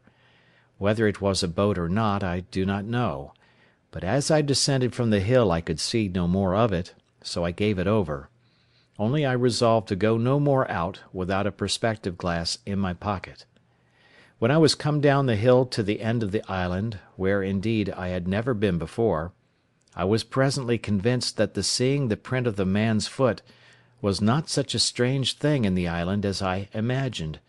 but that it was a special providence that I was cast upon the side of the island where the savages never came. I should easily have known that nothing was more frequent than for the canoes from the main, when they happened to be a little too far out at sea, to shoot over to that side of the island for harbour. Likewise, as they often met and fought in their canoes, the victors, having taken any prisoners, would bring them over to the shore, where, according to their dreadful customs, being all cannibals, they would kill and eat them, of which hereafter. When I was come down the hill to the shore, as I said above, being the southwest point of the island, I was perfectly confounded and amazed; nor is it possible for me to express the horror of my mind at seeing the shore spread with skulls, hands, feet, and other bones of human bodies; and particularly I observed a place where there had been a fire made, and a circle dug in the earth, like a cockpit, where I supposed the savage wretches had sat down to their human feastings upon the bodies of their fellow creatures. I was so astonished with the sight of these things, that I entertained no notions of any danger to myself from it for a long while. All my apprehensions were buried in the thoughts of such a pitch of inhuman, hellish brutality, and the horror of the degeneracy of human nature, which, though I had heard of it often, yet I never had so near a view of before. In short, I turned away my face from the horrid spectacle, my stomach grew sick, and I was just at the point of fainting, when nature discharged the disorder from my stomach, and having vomited with uncommon violence, I was a little relieved, but could not bear to stay in the place a moment; so I got up the hill again with all the speed I could, and walked on towards my own habitation. When I came a little out of that part of the island I stood still a while, as amazed, and then,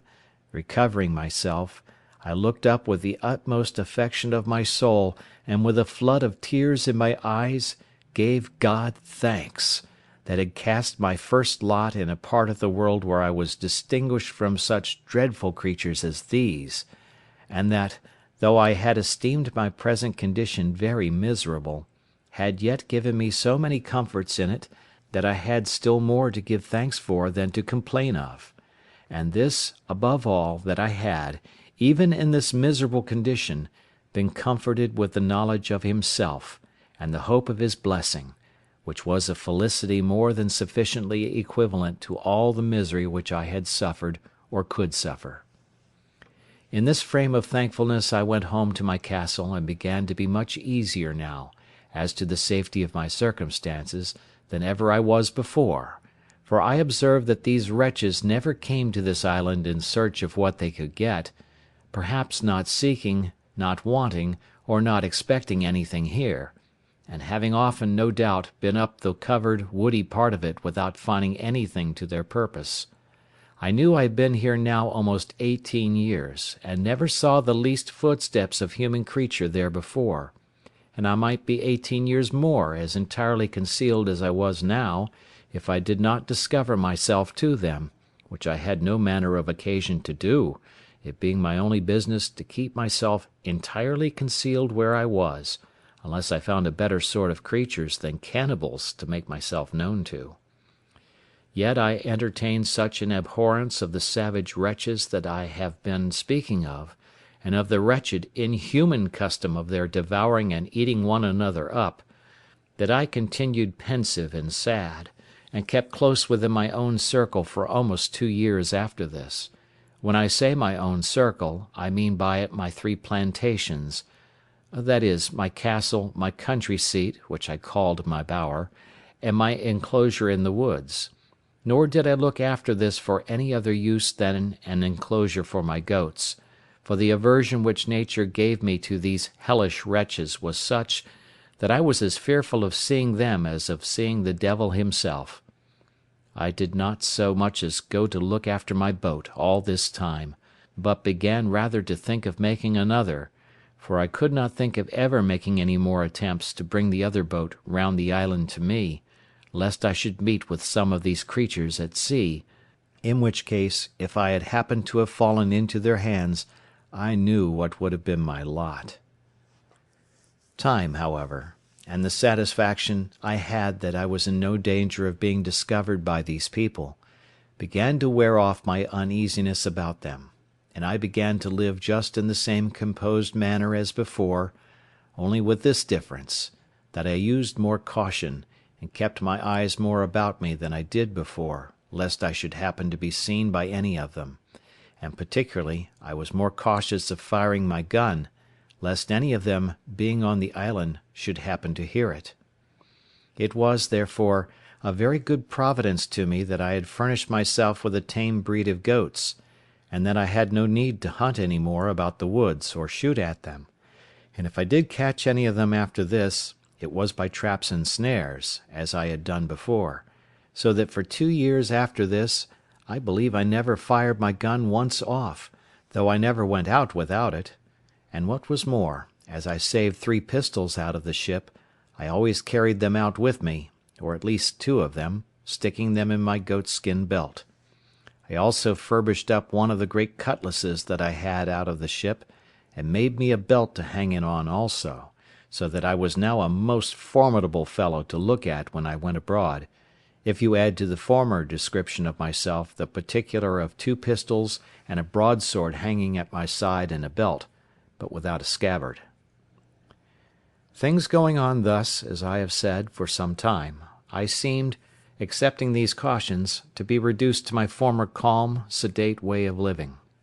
All these things tended to show me more and more how far my condition was from being miserable, compared to some others, nay, to many other particulars of life which it may have pleased God to have made my lot. It put me upon reflecting how little repining there would be among mankind, at any condition of life, if people would rather compare their condition with those that were worse, in order to be thankful, than by always comparing them with those which are better, to assist their murmurings and complainings. As in my present condition there were not really many things which I wanted, so indeed I thought that the frights I had been in about these savage wretches, and the concern I had been in for my own preservation, had taken off the edge of my invention, for my own conveniences; and I had dropped a good design, which I had once bent my thoughts upon, and that was to try if I could not make some of my barley into malt, and then try to brew myself some beer. This was really a whimsical thought, and I reproved myself often for the simplicity of it, for I presently saw there would be the want of several things necessary to the making my beer that it would be impossible for me to supply; as first, casks to preserve it in, which was a thing that, as I have observed already, I could never compass. No, though I spent not only many days, but weeks, nay, months, in attempting it, but to no purpose. In the next place, I had no hops to make it keep, no yeast to make it work, no copper or kettle to make it boil; and yet with all these things wanting, I verily believe, had not the frights and terrors I was in about the savages intervened, I had undertaken it, and perhaps brought it to pass too, for I seldom gave anything over without accomplishing it, when once I had it in my head to begin it. But my invention now ran quite another way. For night and day I could think of nothing but how I might destroy some of the monsters in their cruel, bloody entertainment, and if possible save the victim they should bring hither to destroy. It would take up a larger volume than this whole work is intended to be to set down all the contrivances I hatched, or rather brooded upon, in my thoughts, for the destroying these creatures, or at least frightening them so as to prevent their coming hither any more. But all this was abortive; nothing could be possible to take effect, unless I was to be there to do it myself; and what could one man do among them, when perhaps there might be 20 or 30 of them together with their darts, or their bows and arrows, with which they could shoot as true to a mark as I could with my gun? Sometimes I thought if digging a hole under the place where they made their fire, and putting in 5 or 6 pounds of gunpowder, which when they kindled their fire would consequently take fire and blow up all that was near it. But, as in the first place I should be unwilling to waste so much powder upon them, my store being now within the quantity of 1 barrel, so neither could I be sure of its going off at any certain time, when it might surprise them, and at best that it would do little more than just blow the fire about their ears and fright them, but not sufficient to make them forsake the place. So I laid it aside, and then proposed that I would place myself in ambush in some convenient place, with my 3 guns all double loaded, and in the middle of their bloody ceremony let fly at them, when I should be sure to kill or wound perhaps 2 or 3 at every shot; and then falling in upon them with my 3 pistols and my sword, I made no doubt but that, if there were 20, I should kill them all. This fancy pleased my thoughts for some weeks, and I was so full of it that I often dreamed of it, and sometimes that I was just going to let fly at them in my sleep. I went so far with it in my imagination that I employed myself several days to find out proper places to put myself in ambuscade, as I said, to watch for them; and I went frequently to the place itself, which was now grown more familiar to me. But while my mind was thus filled with thoughts of revenge, and of bloody putting 20 or 30 of them to the sword, as I may call it, the horror I had at the place, and the signals of the barbarous wretches devouring one another, abetted my malice. Well, at length I found a place in the side of the hill where I was satisfied I might securely wait till I saw any of their boats coming, and might then, even before they would be ready to come on shore, convey myself unseen into some thickets of trees, in one of which there was a hollow large enough to conceal me entirely; and there I might sit and observe all their bloody doings, and take my full aim at their heads, when they were so close together as that it would be next to impossible that I should miss my shot, or that I could fail wounding 3 or 4 of them at the first shot. In this place, then, I resolved to fulfil my design, and accordingly I prepared 2 muskets and my ordinary fowling piece. The 2 muskets I loaded with a brace of slugs each, and 4 or 5 smaller bullets, about the size of pistol bullets; and the fowling piece I loaded with near a handful of swan shot of the largest size. I also loaded my pistols with about 4 bullets each, and in this posture, well provided with ammunition for a second and third charge, I prepared myself for my expedition. After I had thus laid the scheme of my design, and in my imagination put it into practice, I continually made my tour every morning to the top of the hill, which was from my castle, as I call it, about 3 miles or more, to see if I could observe any boats upon the sea, coming near the island, or standing over towards it. But I began to tire of this hard duty, after I had for 2 or 3 months constantly kept my watch, but came always back without any discovery, there having not in all that time been the least appearance, not even on or near the shore, but on the whole ocean, so far as my eye or glass could reach every way. As long as I kept my daily tour to the hill, to look out, so long also I kept up the vigour of my design, and my spirit seemed to be all the while in a suitable frame for so outrageous an execution as the killing of 20 or 30 naked savages, for an offence which I had not at all entered into any discussion of in my thoughts, any farther than my passions were at first fired by the horror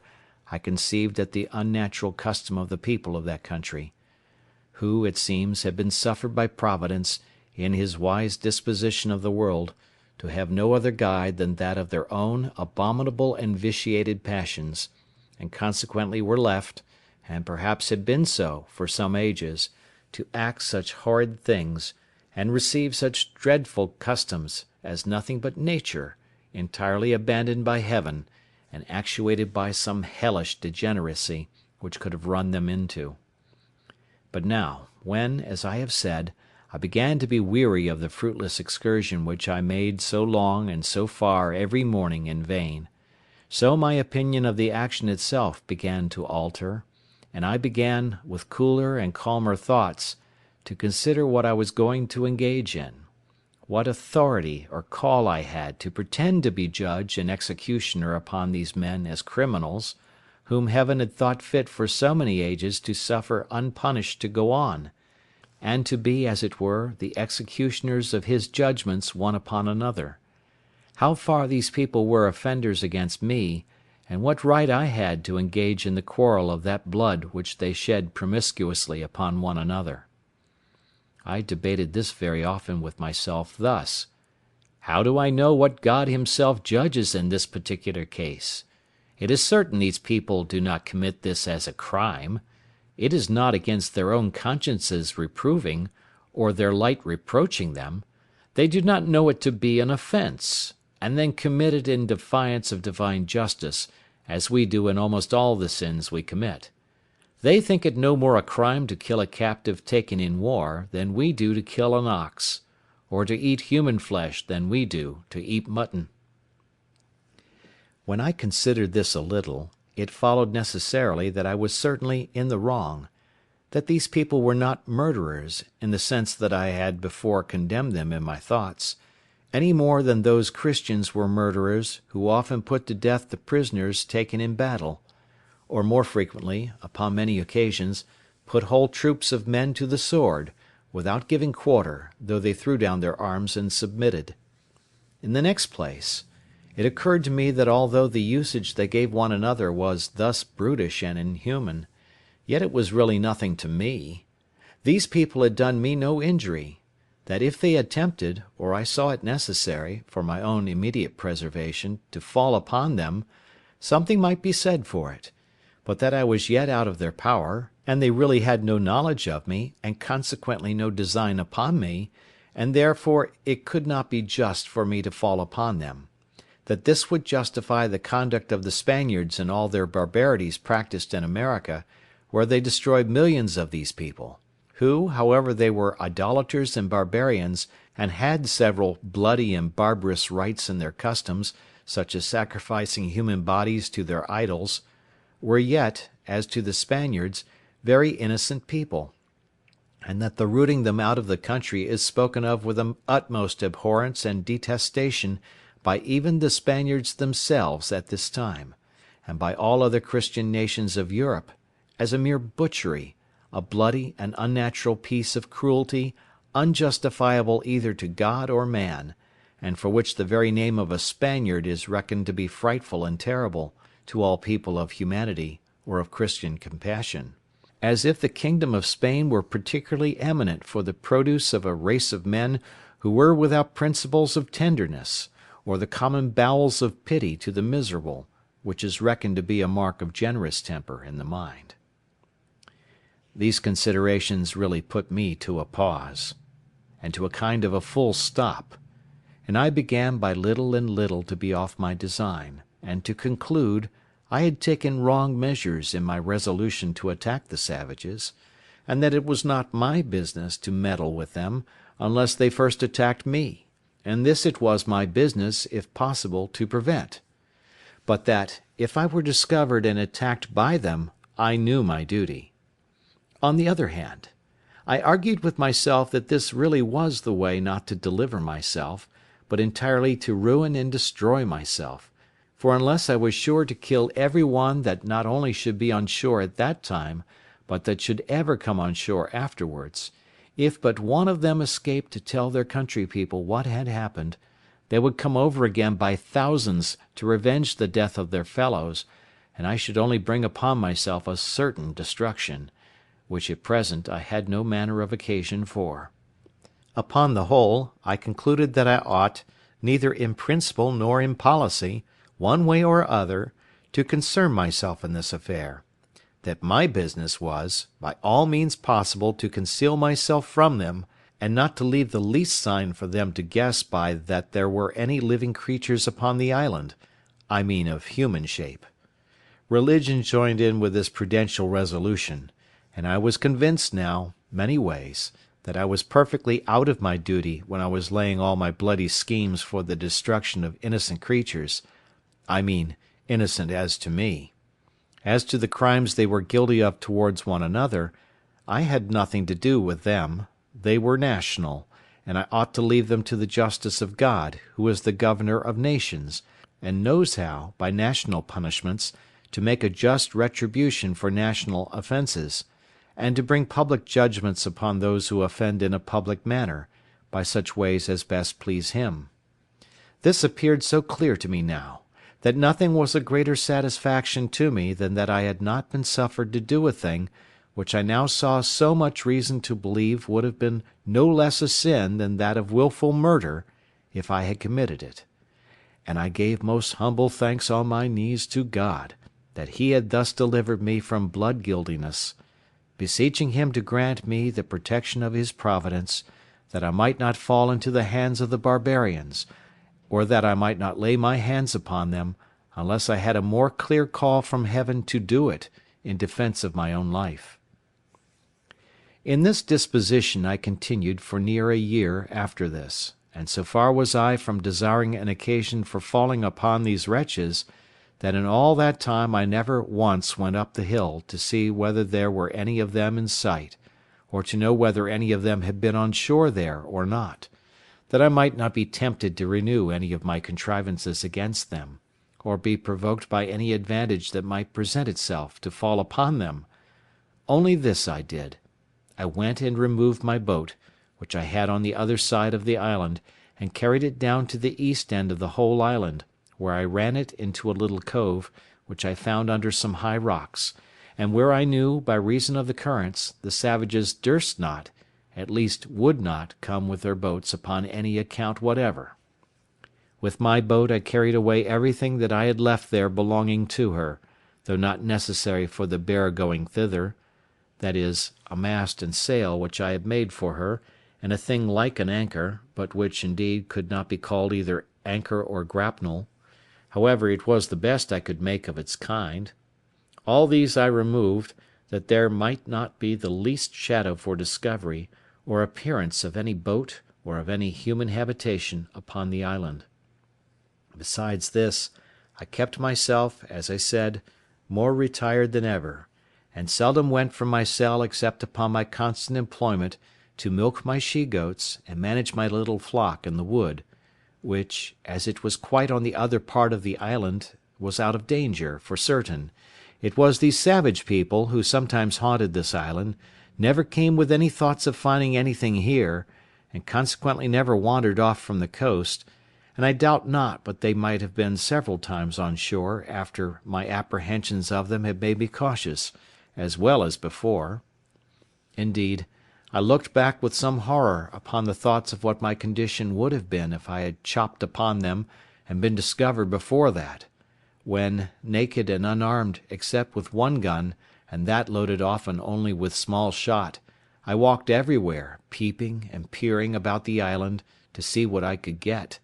What a surprise should I have been in if, when I discovered the print of a man's foot, I had, instead of that, seen 15 or 20 savages, and found them pursuing me, and by the swiftness of their running no possibility of my escaping them. The thoughts of this sometimes sank my very soul within me, and distressed my mind so much that I could not soon recover it, to think what I should have done, and how I should not only have been unable to resist them, but even should not have had presence of mind enough to do what I might have done, much less what now, after so much consideration and preparation, I might be able to do. Indeed, after serious thinking of these things, I would be melancholy, and sometimes it would last a great while. But I resolved it all at last into thankfulness to that Providence which had delivered me from so many unseen dangers, and had kept me from those mischiefs which I could have no way been the agent in delivering myself from, because I had not the least notion of any such thing depending, or the least supposition of its being possible. This renewed a contemplation which often had come into my thoughts in former times, when first I began to see the merciful dispositions of Heaven, in the dangers we run through in this life, how wonderfully we are delivered when we know nothing of it, how, when we are in a quandary, as we call it, a doubt or hesitation whether to go this way or that way, a secret hint shall direct us this way, when we intended to go that way; nay, when sense, our own inclination, and perhaps business has called us to go the other way, yet a strange impression upon the mind, from we know not what springs, and by we know not what power, shall overrule us to go this way, and it shall afterwards appear that had we gone that way, which we should have gone, and even to our imagination ought to have gone, we should have been ruined and lost. Upon these and many like reflections, I afterwards made it a certain rule with me, that whenever I found those secret hints or pressings of mine to doing or not doing anything that presented, or going this way or that way, I never failed to obey the secret dictate, though I knew no other reason for it than such a pressure or such a hint hung upon my mind. I could give many examples of the success of this conduct in the course of my life, but more especially in the latter part of my inhabiting this unhappy island, because, besides many occasions which it is very likely I might have taken notice of, if I had seen with the same eyes that I see with now. But it is never too late to be wise, and I cannot but advise all considering men, whose lives are attended with such extraordinary incidents as mine, and even though not so extraordinary, not to slight such secret intimations of Providence, let them come from what invisible intelligence they will. That I shall not discuss, and perhaps cannot account for, but certainly they are a proof of the converse of spirits, and a secret communication between those embodied and those unembodied, and such a proof as can never be understood, of which I shall have occasion to give some remarkable instances in the remainder of my solitary residence in this dismal place. I believe the reader of this will not think it strange if I confess that these anxieties, these constant dangers I lived in, and the concern that was now upon me, put an end to all invention, and to all the contrivances that I had laid for my future accommodations and conveniences. I had the care of my safety more now upon my hands than that of my food. I cared not to drive a nail, or chop a stick of wood now, for fear the noise I might make should be heard; much less would I fire a gun for the same reason; and above all I was intolerably uneasy at making any fire, lest the smoke, which is visible at a great distance in the day, should betray me. For this reason I removed that part of my business which required fire, such as burning of pots and pipes, etc., into my new apartment in the woods, where, after I had been some time, I found, to my unspeakable consolation, a mere natural cave in the earth, which went in a vast way, and where, I dare say, no savage, had he been at the mouth of it, would be so hardy as to venture in, nor indeed would any man else but one who, like me, wanted nothing so much as a safe retreat. The mouth of this hollow was at the bottom of a great rock, where, by mere accident, I would say, if I did not see abundant reason to ascribe all such things now to Providence, I was cutting down some thick branches of trees to make charcoal; and before I go on, I must observe the reason of my making this charcoal, which was this. I was afraid of making a smoke about my habitation, as I said before, and yet I could not live there without baking my bread, cooking my meat, etc. So I contrived to burn some wood here, as I had seen done in England, under turf, till it became chark or dry coal, and then putting the fire out, I preserved the coal to carry home, and perform the other services for which fire was wanting, without danger of smoke. But this is by the by. While I was cutting down some wood here, I perceived that, behind a very thick branch of low brushwood or underwood, there was a kind of hollow place. I was curious to look in it, and getting with difficulty into the mouth of it, I found it was pretty large, that is to say, sufficient for me to stand upright in it, and perhaps another with me. But I must confess to you that I made more haste out than I did in, when looking farther into the place, and which was perfectly dark, I saw two broad shining eyes of some creature, whether devil or man I knew not, which twinkled like two stars, the dim light from the cave's mouth shining directly in, and making the reflection. However, after some pause, I recovered myself, and began to call myself 1,000 fools, and to think that he that was afraid to see the devil was not fit to live 20 years in an island all alone, and that I might well think there was nothing in this cave that was more frightful than myself. Upon this, plucking up my courage, I took up a firebrand, and in I rushed again, with the stick flaming in my hand. I had not gone 3 steps in before I was almost as frightened as before, for I heard a very loud sigh, like that of a man in some pain, and it was followed by a broken noise, as of words half expressed, and then a deep sigh again.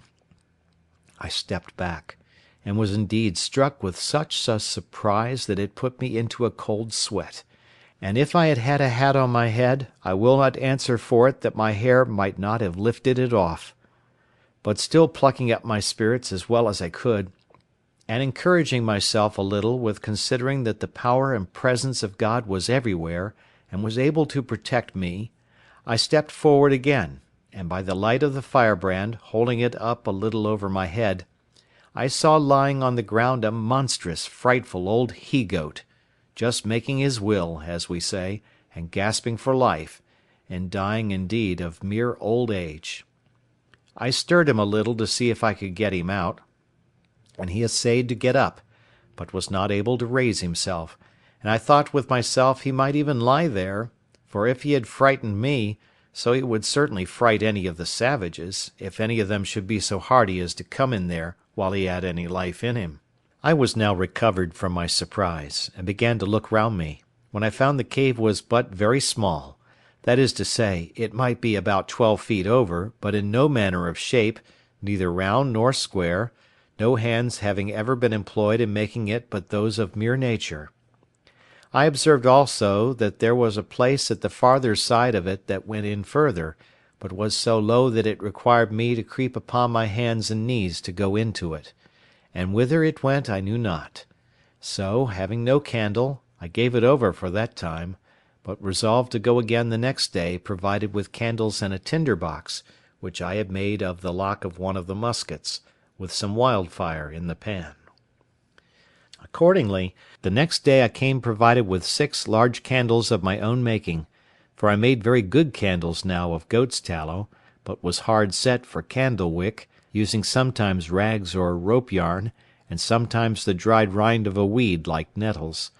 And going into this low place I was obliged to creep upon all fours, as I have said, almost 10 yards, which, by the way, I thought was a venture bold enough, considering that I knew not how far it might go, nor what was beyond it.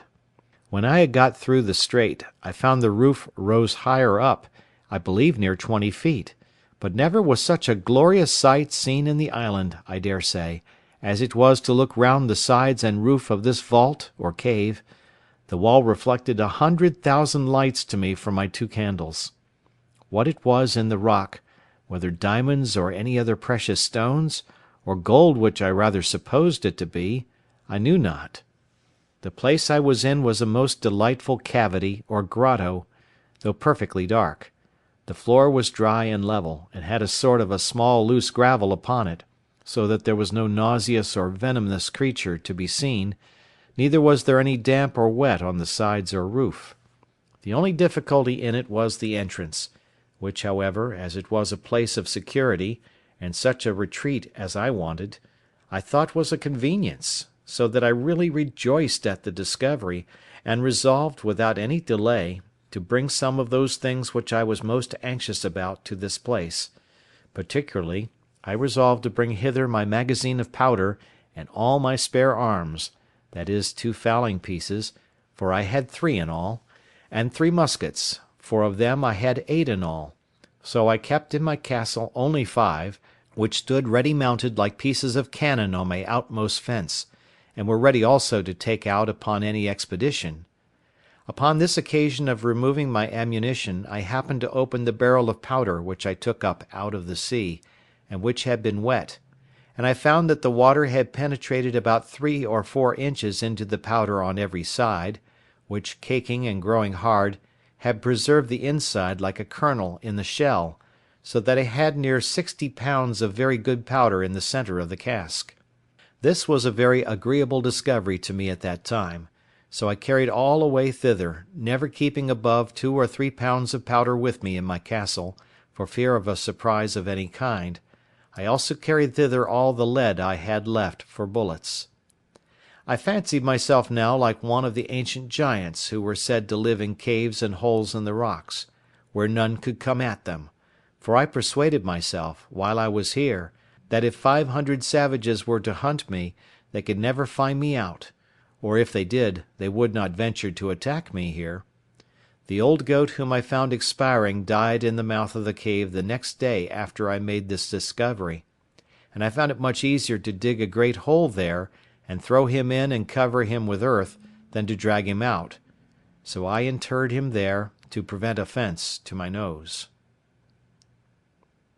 Chapter 13. Wreck of a Spanish Ship. I was now in the 23rd year of my residence in this island, and was so naturalized to the place and the manner of living that, could I but have enjoyed the certainty that no savages would come to the place to disturb me, I could have been content to have capitulated for spending the rest of my time there, even to the last moment, till I had laid me down and died, like the old goat in the cave. I had also arrived to some little diversions and amusements, which made the time pass a great deal more pleasantly with me than it did before. First, I had taught my Paul, as I noted before, to speak, and he did it so familiarly, and talked so articulately and plain, that it was very pleasant to me, and he lived with me no less than 26 years. How long he might have lived afterwards I know not, though I know they have a notion in the Brazils that they live 100 years. My dog was a pleasant and loving companion to me for no less than 16 years of my time, and then died of mere old age. As for my cats, they multiplied, as I have observed, to that degree that I was obliged to shoot several of them at first, to keep them from devouring me and all I had; but at length, when the 2 old ones I brought with me were gone, and after some time continually driving them from me, and letting them have no provision with me, they all ran wild into the woods, except 2 or 3 favourites, which I kept tame, and whose young, when they had any, I always drowned, and these were part of my family. Besides these I always kept 2 or 3 household kids about me, whom I taught to feed out of my hand, and I had 2 more parrots, which talked pretty well, and would all call "Robin Crusoe," but none like my first, nor indeed did I take the pains with any of them that I had done with him. I had also several tame sea fowls, whose name I knew not, that I caught upon the shore, and cut their wings; and the little stakes which I had planted before my castle wall being now grown up to a good thick grove, These fowls all lived among these low trees, and bred there, which was very agreeable to me, so that, as I said above, I began to be very well contented with the life I led, if I could have been secured from the dread of the savages. But it was otherwise directed, and it may not be amiss for all people who shall meet with my story to make this just observation from it. How frequently, in the course of our lives, the evil which in itself we seek most to shun, and which, when we are fallen into, is the most dreadful to us, is oftentimes the very means or door of our deliverance, by which alone we can be raised again from the affliction we are fallen into. I could give many examples of this in the course of my unaccountable life, but in nothing was it more particularly remarkable than in the circumstances of my last years of solitary residence in this island. It was now the month of December, as I said above, in my 23rd year, and this, being the southern solstice, for winter I cannot call it, was the particular time of my harvest, and required me to be pretty much abroad in the fields, when, going out early in the morning, even before it was thorough daylight, I was surprised with seeing a light of some fire upon the shore, at a distance from me of about 2 miles, toward that part of the island where I had observed some savages had been, as before, and not on the other side; but to my great affliction it was on my side of the island. I was indeed terribly surprised at the sight, and stopped short within my grove, not daring to go out, lest I might be surprised; and yet I had no more peace within, from the apprehensions I had that if these savages, in rambling over the island, should find my corn standing or cut, or any of my works or improvements, they would immediately conclude that there were people in the place, and would then never rest till they had found me out. In this extremity I went back directly to my castle, pulled up the ladder after me, and made all things without look as wild and natural as I could. Then I prepared myself within, putting myself in a posture of defence. I loaded all my cannon, as I called them, that is to say, my muskets, which were mounted upon my new fortification, and all my pistols, and resolved to defend myself to the last gasp, not forgetting seriously to commend myself to the divine protection, and earnestly to pray to God to deliver me out of the hands of the barbarians.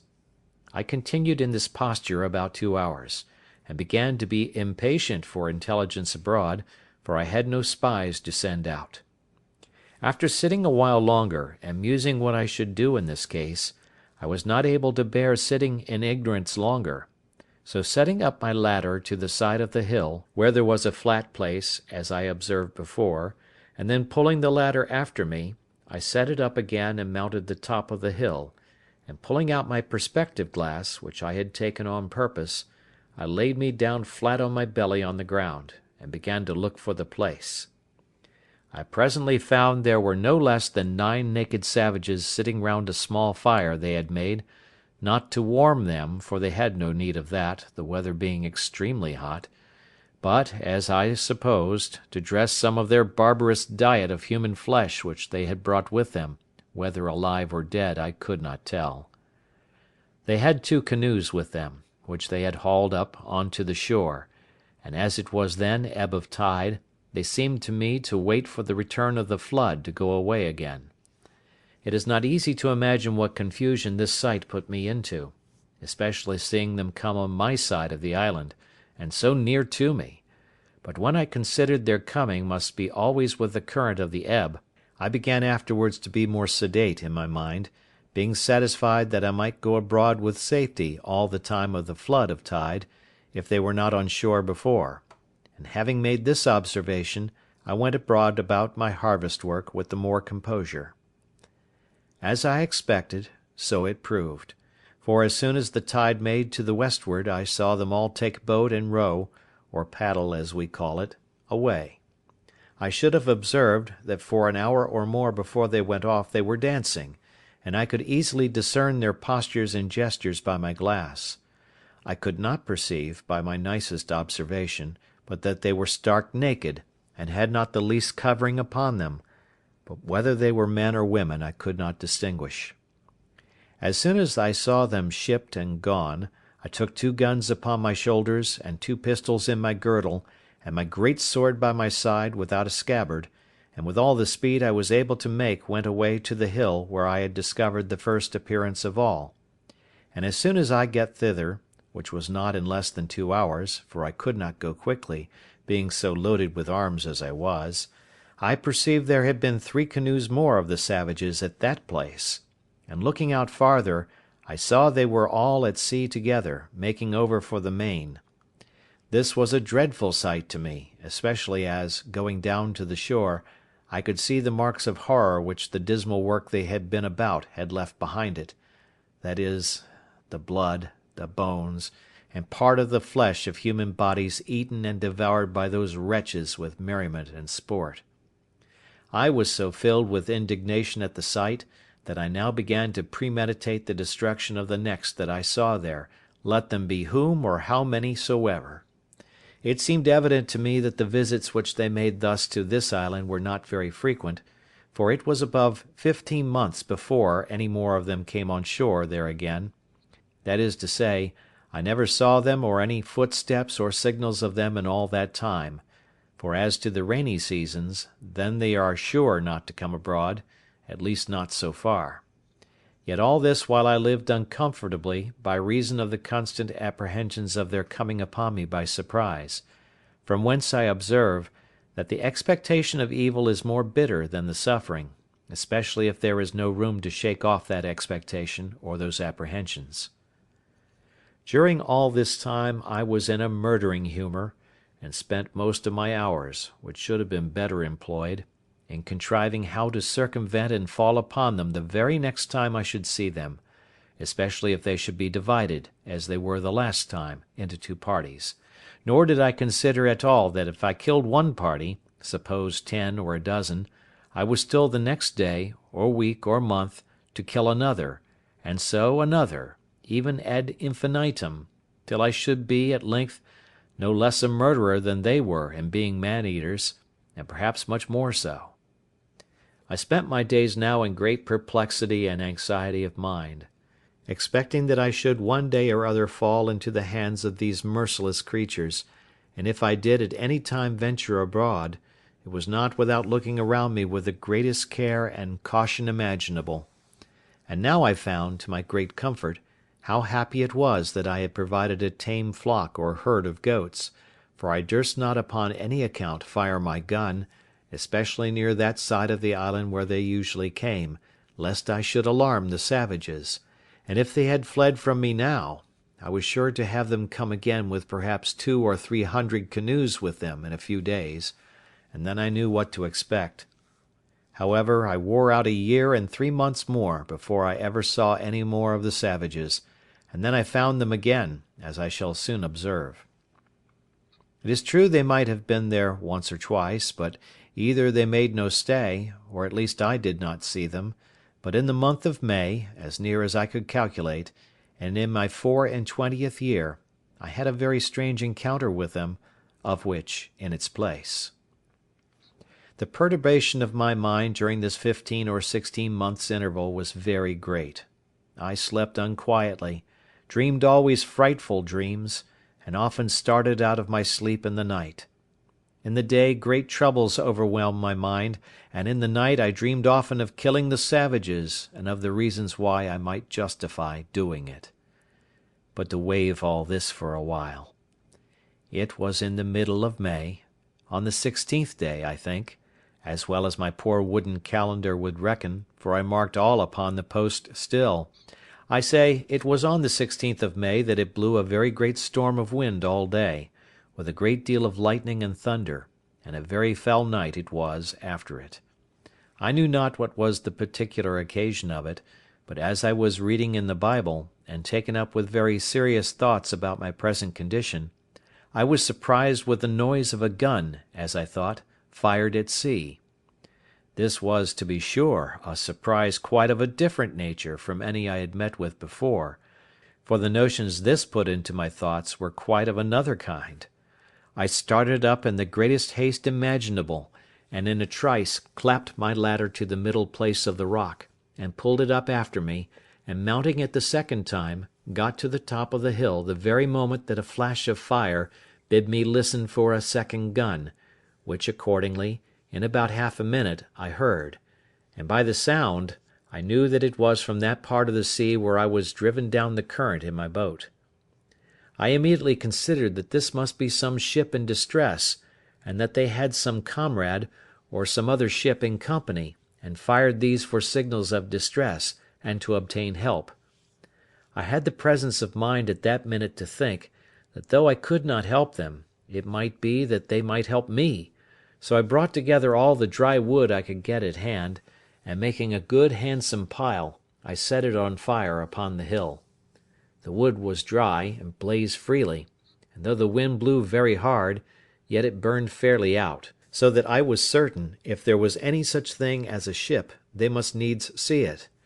And no doubt they did, for as soon as ever my fire blazed up, I heard another gun, and after that several others, all from the same quarter. I plied my fire all night long, till daybreak, and when it was broad day, and the air cleared up, I saw something at a great distance at sea, full east of the island, whether a sail or a hull I could not distinguish, no, not with my glass, the distance was so great, and the weather still something hazy also, at least it was so out at sea. I looked frequently at it all that day, and soon perceived that it did not move, so I presently concluded that it was a ship at anchor, and being eager, you may be sure, to be satisfied, I took my gun in my hand, and ran towards the south side of the island to the rocks where I had formerly been carried away by the current, and getting up there, the weather by this time being perfectly clear, I could plainly see, to my great sorrow, the wreck of a ship, cast away in the night upon those concealed rocks which I found when I was out in my boat, and which rocks, as they checked the violence of the stream, and made a kind of counter-stream or eddy, were the occasion of my recovering from the most desperate, hopeless condition that ever I had been in all my life. Thus, what is one man's safety is another man's destruction, for it seems these men, whoever they were, being out of their knowledge, and the rocks being wholly under water, had been driven upon them in the night, the wind blowing hard at east-northeast.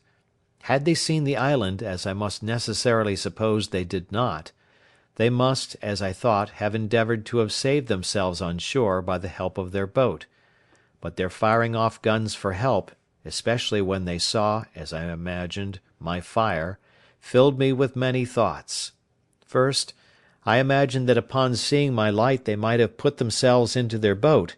and endeavoured to make the shore, but that the sea running very high, they might have been cast away.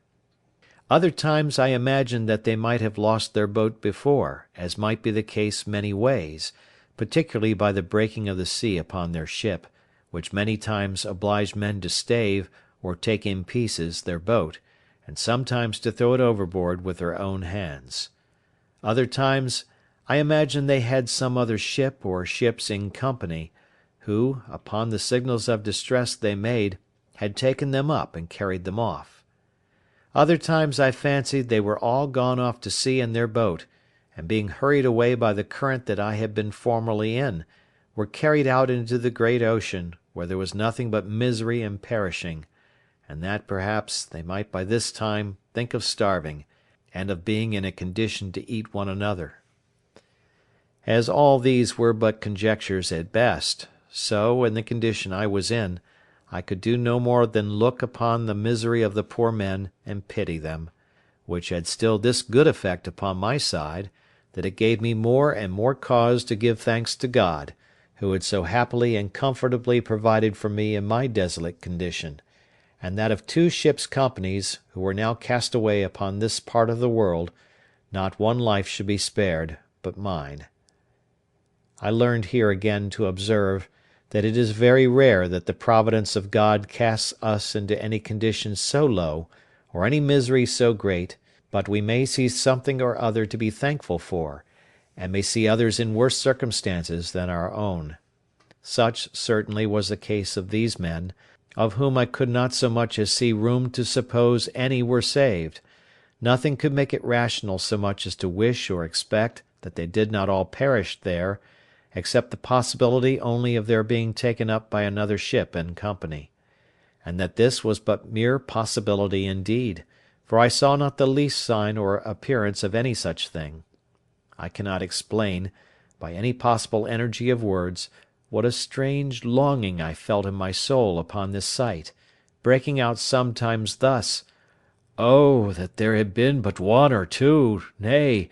or but one soul saved out of this ship, to have escaped to me, that I might but have had one companion, one fellow creature, to have spoken to me, and to have conversed with."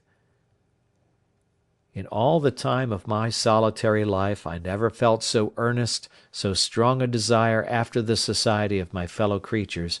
or so deep a regret at the want of it. These were some secret springs in the affections which, when they are set a-going by some object in view, or, though not in view, yet rendered present to the mind by the power of imagination, that motion carries out the soul, by its impetuosity, to such violent, eager embracings of the object, that the absence of it is insupportable. Such were these earnest wishings that but one man had been saved. I believe I repeated the words, "Oh, that it had been but one!" 1,000 times, and my desires were so moved by it, that when I spoke the words my hands would clinch together, and my fingers would press the palms of my hands, so that if I had had any soft thing in my hand I should have crushed it involuntarily, and the teeth of my head would strike together, and set against one another so strong, that for some time I could not part them again. Let the naturalists explain these things, and the reason and manner of them. All I can do is to describe the fact, which was even surprising to me when I found it, though I knew not from whence it proceeded. It was doubtless the effect of ardent wishes, and of strong ideas formed in my mind, realising the comfort which the conversation of one of my fellow Christians would have been to me. But it was not to be. Either their fate or mine, or both, forbade it. For, till the last year of my being on this island, I never knew whether any were saved out of that ship or no, and had only the affliction, some days after, to see the corpse of a drowned boy come on shore at the end of the island which was next the shipwreck. He had no clothes on but a seaman's waistcoat, a pair of open-kneed linen drawers, and a blue linen shirt, but nothing to direct me so much as to guess what nation he was of. He had nothing in his pockets but 2 pieces of 8 and a tobacco pipe. The last was to me of 10 times more value than the first. It was now calm, and I had a great mind to venture out in my boat to this wreck, not doubting but I might find something on board that might be useful to me. But that did not altogether press me so much as the possibility that there might be yet some living creature on board, whose life I might not only save, but might, by saving that life, comfort my own to the last degree, and this thought clung so to my heart that I could not be quiet night or day, but I must venture out in my boat on board this wreck; and committing the rest to God's providence, I thought the impression was so strong upon my mind that it could not be resisted, that it must come from some invisible direction, and that I should be wanting to myself if I did not go. Under the power of this impression I hastened back to my castle, prepared everything for my voyage, took a quantity of bread, a great pot of fresh water, a compass to steer by, a bottle of rum, for I had still a great deal of that left, and a basket of raisins, and thus, loading myself with everything necessary, I went down to my boat, got the water out of her, got her afloat, loaded all my cargo in her, and then went home again for more. My second cargo was a great bag of rice, the umbrella to set up over my head for a shade, another large pot of water, and about 2 dozen of small loaves or barley cakes, more than before, with a bottle of goat's milk and a cheese, all which with great labour and sweat I carried to my boat, and praying to God to direct my voyage, I put out, and rowing or paddling the canoe along the shore, came at last to the utmost point of the island on the north-east side. And now I was to launch out into the ocean, and either to venture or not to venture. I looked on the rapid currents which ran constantly on both sides of the island at a distance, and which were very terrible to me from the remembrance of the hazard I had been in before, and my heart began to fail me, for I foresaw that if I was driven into either of those currents, I should be carried a great way out to sea, and perhaps out of my reach or sight of the island again, and that then, as my boat was but small, if any little gale of wind should rise, I should be inevitably lost. These thoughts so oppressed my mind that I began to give over my enterprise, and having hauled my boat into a little creek on the shore, I stepped out, and sat down upon a rising bit of ground, very pensive and anxious, between fear and desire, about my voyage,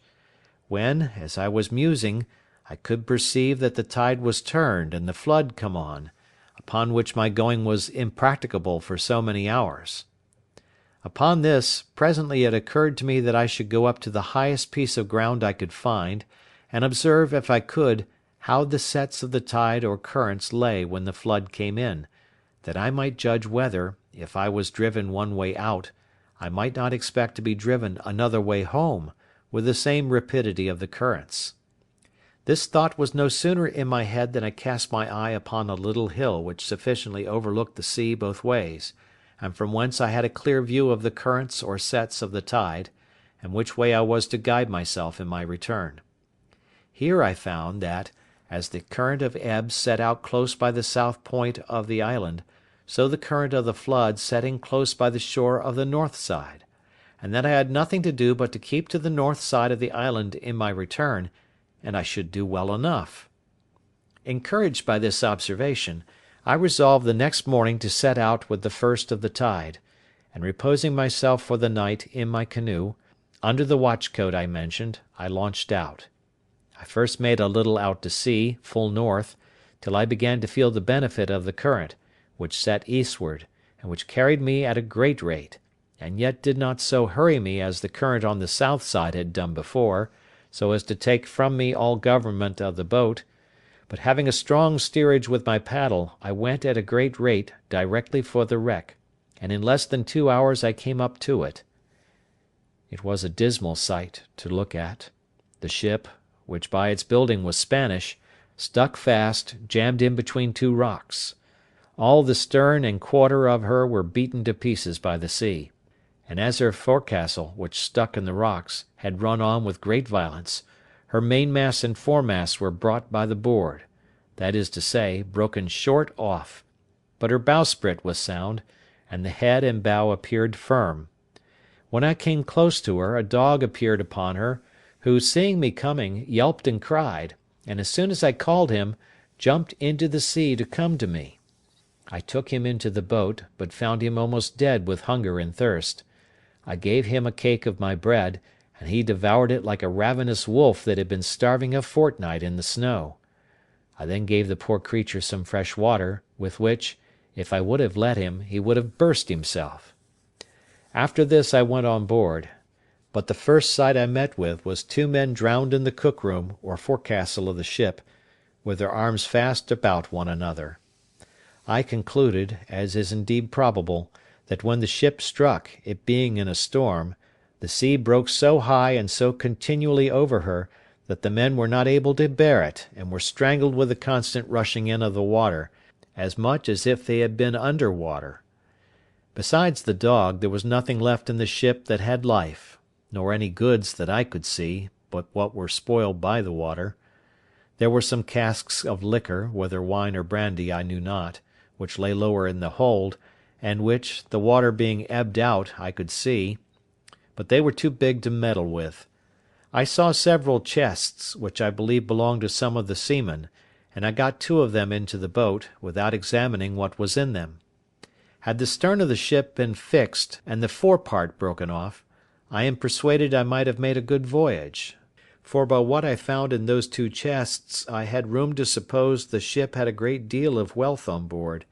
and, if I may guess from the course she steered, she must have been bound from Buenos Aires, or the Rio de la Plata, in the south part of America, beyond the Brazils to the Havana, in the Gulf of Mexico, and so perhaps to Spain. She had, no doubt, a great treasure in her, but of no use at that time to anybody, and what became of the crew I then knew not. I found, besides these chests, a little cask full of liquor, of about 20 gallons, which I got into my boat with much difficulty. There were several muskets in the cabin, and a great powder horn, with about 4 pounds of powder in it. As for the muskets, I had no occasion for them, so I left them, but took the powder horn. I took a fire shovel and tongs, which I wanted extremely, as also 2 little brass kettles, a copper pot to make chocolate, and a gridiron; and with this cargo, and the dog, I came away, the tide beginning to make home again, and the same evening, about an hour within night, I reached the island again, weary and fatigued to the last degree. I reposed that night in the boat, and in the morning I resolved to harbour what I had got in my new cave, and not carry it home to my castle. After refreshing myself, I got all my cargo on shore, and began to examine the particulars. The cask of liquor I found to be a kind of rum, but not such as we had at the Brazils, and in a word, not at all good. But when I came to open the chests, I found several things of great use to me. For example, I found in one a fine case of bottles, of an extraordinary kind, and filled with cordial waters, fine and very good. The bottles held about 3 pints each, and were tipped with silver. I found 2 pots of very good succades, or sweetmeats, so fastened also on the top that the salt water had not hurt them, and 2 more of the same, which the water had spoiled. I found some very good shirts, which were very welcome to me, and about 1.5 dozen of white linen handkerchiefs and coloured neckcloths. The former were also very welcome, being exceedingly refreshing to wipe my face in a hot day. Besides this, when I came to the till in the chest, I found there 3 great bags of pieces of 8, which held about 1100 pieces in all, and in one of them, wrapped up in a paper, 6 doubloons of gold, and some small bars or wedges of gold. I suppose they might all weigh near 1 pound. In the other chest were some clothes, but of little value; but, by the circumstances, it must have belonged to the gunner's mate, though there was no powder in it, except 2 pounds of fine glazed powder, and 3 flasks, kept, I suppose, for charging their fowling pieces on occasion. Upon the whole, I got very little by this voyage that was of any use to me; for, as to the money, I had no manner of occasion for it; it was to me as the dirt under my feet, and I would have given it all for 3 or 4 pair of English shoes and stockings, which were things I greatly wanted, but had had none on my feet for many years. I had, indeed, got 2 pair of shoes now, which I took off the feet of 2 drowned men whom I saw in the wreck, and I found 2 pair more in one of the chests, which were very welcome to me, but they were not like our English shoes, either for ease or service, being rather what we call pumps than shoes. I found in this seaman's chest about 50 pieces of 8, in reals, but no gold. I suppose this belonged to a poorer man than the other, which seemed to belong to some officer. Well, however, I lugged this money home to my cave, and laid it up, as I had done that before which I had brought from our own ship; but it was a great pity, as I said, that the other part of this ship had not come to my share; for I am satisfied I might have loaded my canoe several times over with money, and, thought I, if I ever escape to England, it might lie here safe enough till I come again and fetch it. Chapter 14. A Dream Realized. Having now brought all my things on shore and secured them, I went back to my boat, and rowed or paddled her along the shore to her old harbour, where I laid her up and made the best of my way to my old habitation, where I found everything safe and quiet. I began now to repose myself, live after my old fashion, and take care of my family affairs; and for a while I lived easy enough, only that I was more vigilant than I used to be, looked out oftener, and did not go abroad so much; and if at any time I did stir with any freedom, it was always to the east part of the island, where I was pretty well satisfied the savages never came, and where I could go without so many precautions, and such a load of arms and ammunition as I always carried with me if I went the other way. I lived in this condition near 2 years more; but my unlucky head, that was always to let me know it was born to make my body miserable, was all these 2 years filled with projects and designs how, if it were possible, I might get away from this island; for sometimes I was for making another voyage to the wreck, though my reason told me there was nothing left there worth the hazard of my voyage, sometimes for a ramble one way, sometimes another, and I believe verily, if I had had the boat that I went from Sallee in, I should have ventured to sea, bound anywhere, I knew not whither. I have been, in all my circumstances, a memento to those who are touched with the general plague of mankind, whence, for aught I know, one half of their miseries flow. I mean that of not being satisfied with the station wherein God and nature hath placed them; for, not to look back upon my primitive condition, and the excellent advice of my father, the opposition to which was, as I may call it, my original sin, my subsequent mistakes of the same kind had been the means of my coming into this miserable condition, for had that Providence which so happily seated me at the Brazils, as a planter, blessed me with confined desires, and I could have been contented to have gone on gradually, I might have been by this time, I mean in the time of my being in this island, one of the most considerable planters in the Brazils. Nay, I am persuaded that by the improvements I had made in that little time I lived there, and the increase I should probably have made if I remained, I might have been worth 100,000 moidores. And what business had I to leave a settled fortune, a well-stocked plantation, improving and increasing, to turn supercargo to Guinea to fetch negroes, when patience and time would have so increased our stock at home, that we could have bought them at our own door from those whose business it was to fetch them? And though it cost us something more, yet the difference of that price was by no means worth saving at so great a hazard. But as this is usually the fate of young heads, so reflection upon the folly of it is as commonly the exercise of more years, or of the dear-bought experience of time. So it was with me now, and yet so deep had the mistake taken root in my temper, that I could not satisfy myself in my station, but was continually poring upon the means and possibility of my escape from this place,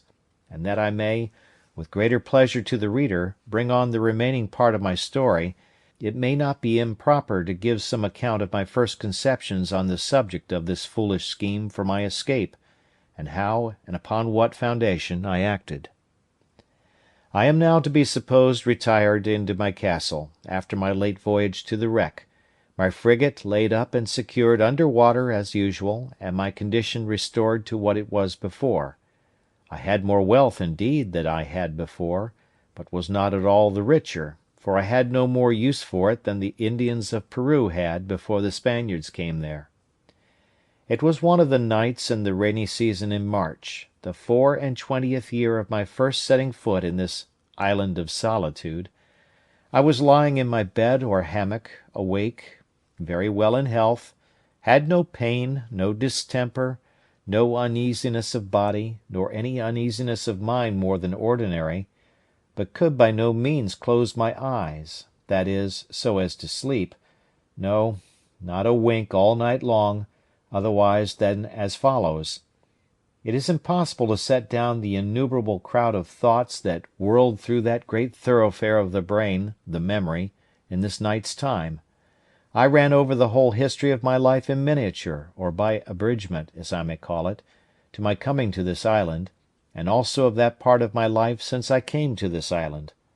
In my reflections upon the state of my case since I came on shore on this island, I was comparing the happy posture of my affairs in the first years of my habitations here, with the life of anxiety, fear, and care which I had lived in ever since I had seen the print of a foot in the sand.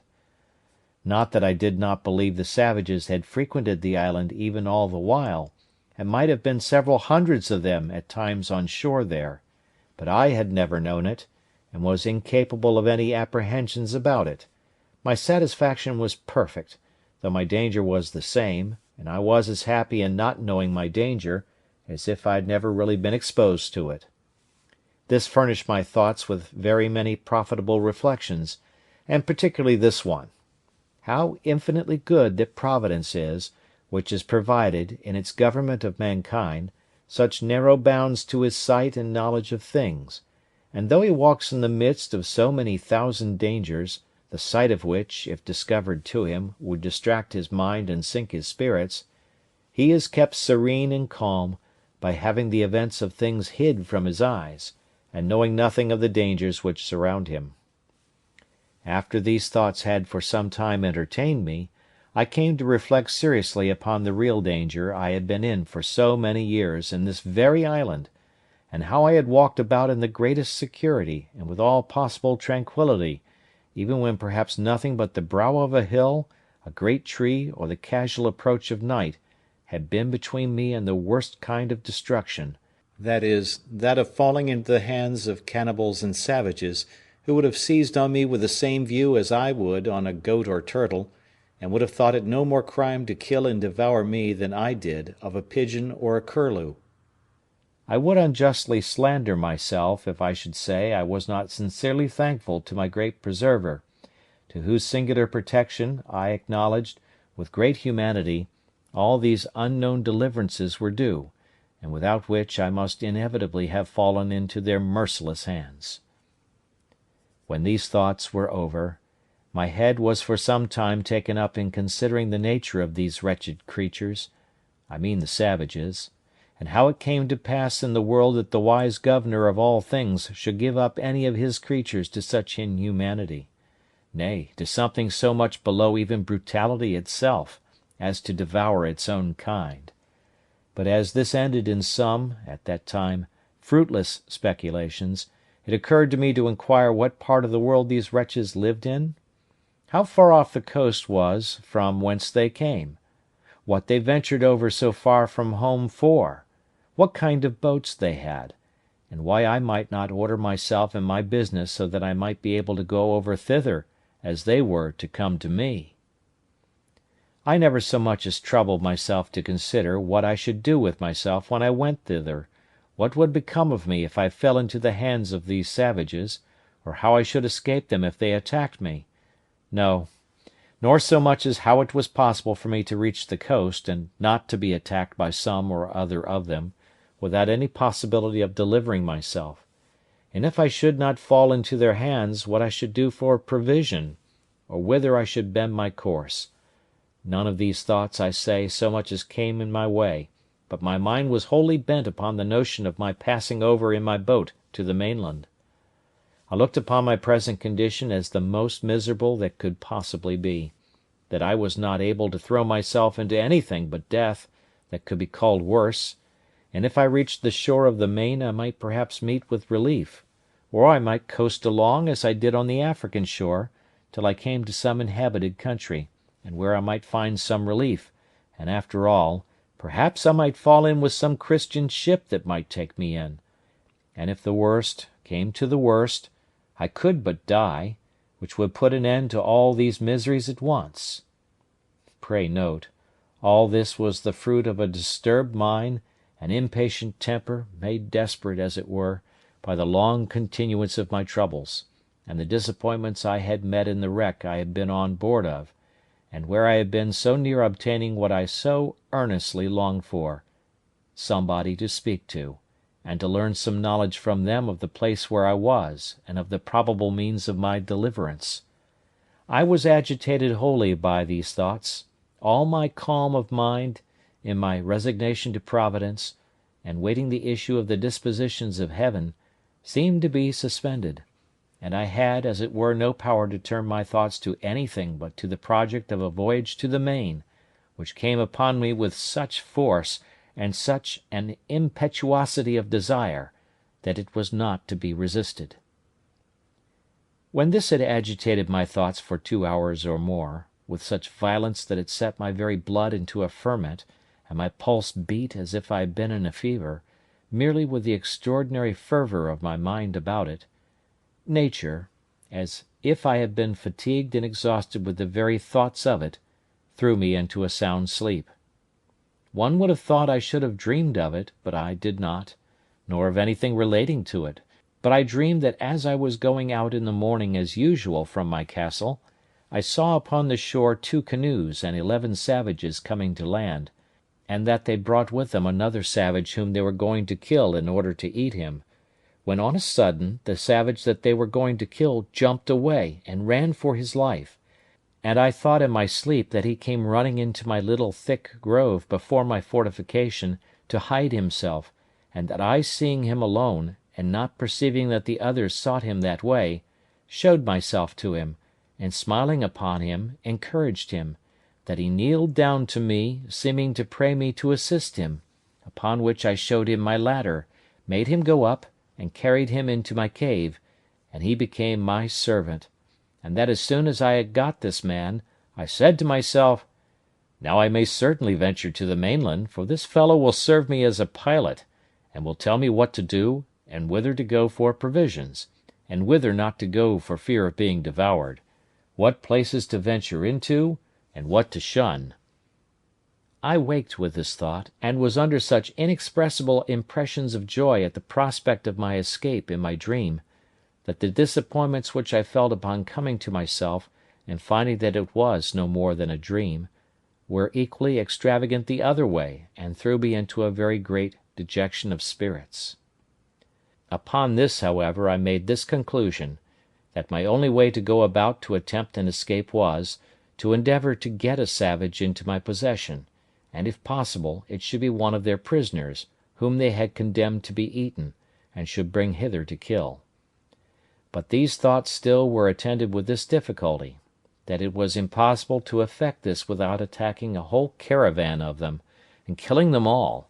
and this was not only a very desperate attempt, and might miscarry, but on the other hand, I had greatly scrupled the lawfulness of it to myself, and my heart trembled at the thoughts of shedding so much blood, though it was for my deliverance. I need not repeat the arguments which occurred to me against this, they being the same mentioned before, but though I had other reasons to offer now, that is, that those men were enemies to my life, and would devour me if they could, that it was self-preservation in the highest degree to deliver myself from this death of a life, and was acting in my own defence as much as if they were actually assaulting me, and the like. I say, though these things argued for it, yet the thoughts of shedding human blood for my deliverance were very terrible to me, and such as I could by no means reconcile myself to for a great while. However, at last, after many secret disputes with myself, and after great perplexities about it, for all these arguments, one way and another, struggled in my head a long time, the eager prevailing desire of deliverance at length mastered all the rest, and I resolved, if possible, to get one of these savages into my hands, cost what it would. My next thing was to contrive how to do it, and this indeed was very difficult to resolve on, but as I could pitch upon no probable means for it, so I resolved to put myself upon the watch, to see them when they came on shore, and leave the rest to the event, taking such measures as the opportunity should present, let what would be. With these resolutions in my thoughts, I set myself upon the scout as often as possible, and indeed so often that I was heartily tired of it, for it was above a year and a half that I waited, and for great part of that time went out to the west end, and to the southwest corner of the island almost every day, to look for canoes, but none appeared. This was very discouraging, and began to trouble me much, though I cannot say that it did in this case, as it had done some time before, wear off the edge of my desire to the thing, but the longer it seemed to be delayed, the more eager I was for it. In a word, I was not at first so careful to shun the sight of these savages, and avoid being seen by them, as I was now eager to be upon them. Besides, I fancied myself able to manage one, nay, 2 or 3 savages, if I had them, so as to make them entirely slaves to me, to do whatever I should direct them, and to prevent their being able at any time to do me any hurt. It was a great while that I pleased myself with this affair, but nothing still presented itself. All my fancies and schemes came to nothing, for no savages came near me for a great while. About a year and a half after I entertained these notions, and by long musing had, as it were, resolved them all into nothing, for want of an occasion to put them into execution, I was surprised one morning by seeing no less than 5 canoes all on shore together on my side of the island,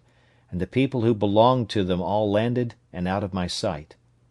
The number of them broke all my measures, for seeing so many, and knowing that they always came 4 or 6, or sometimes more in a boat,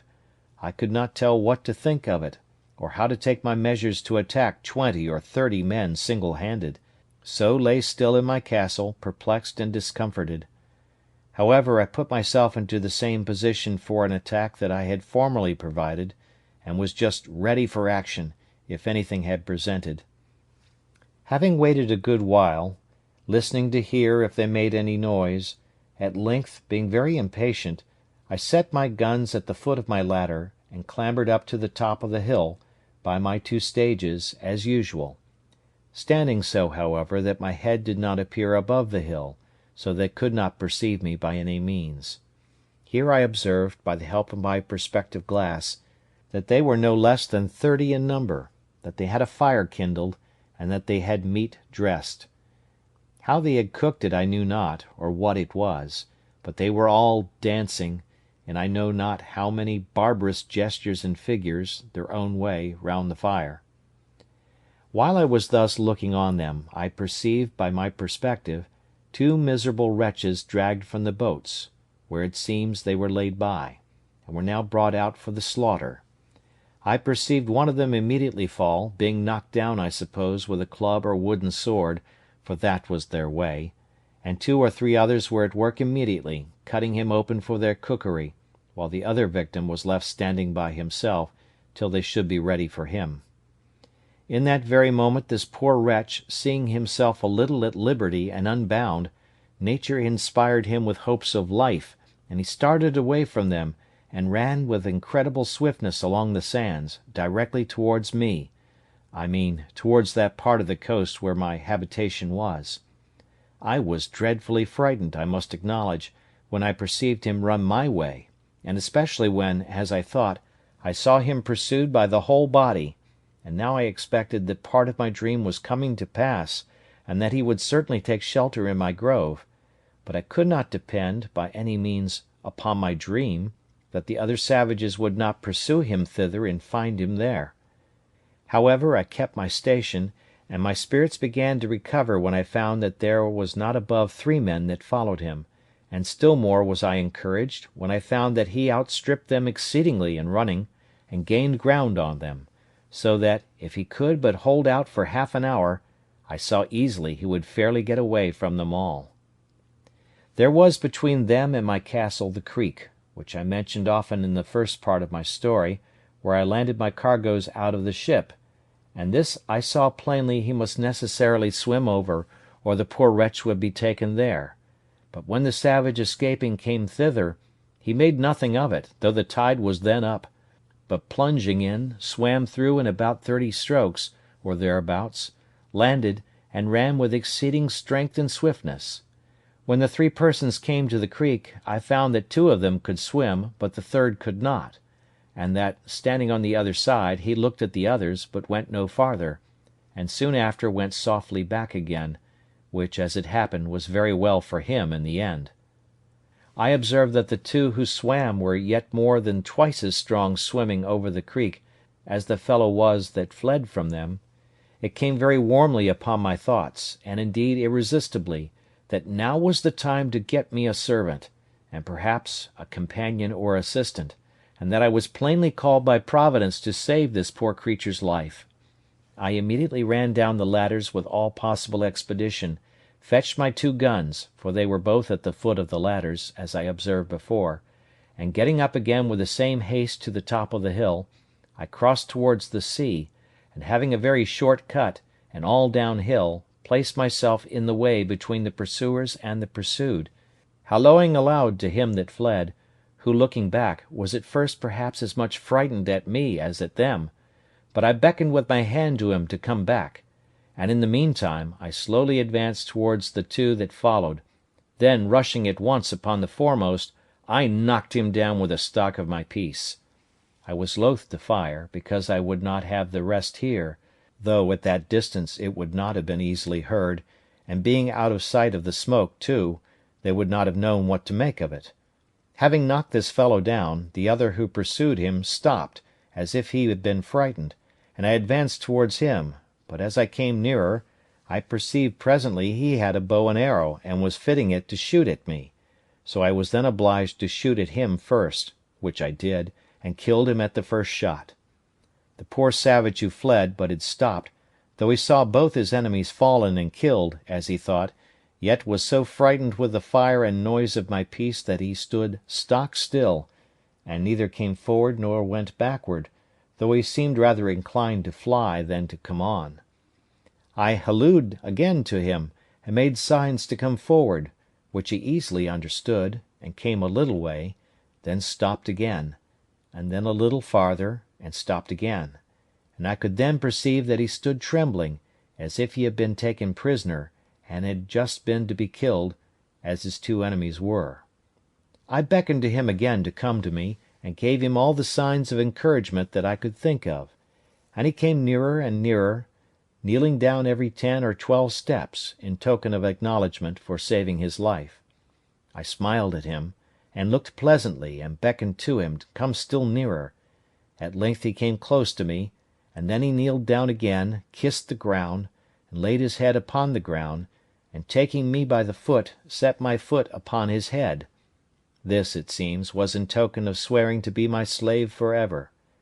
I took him up and made much of him, and encouraged him all I could.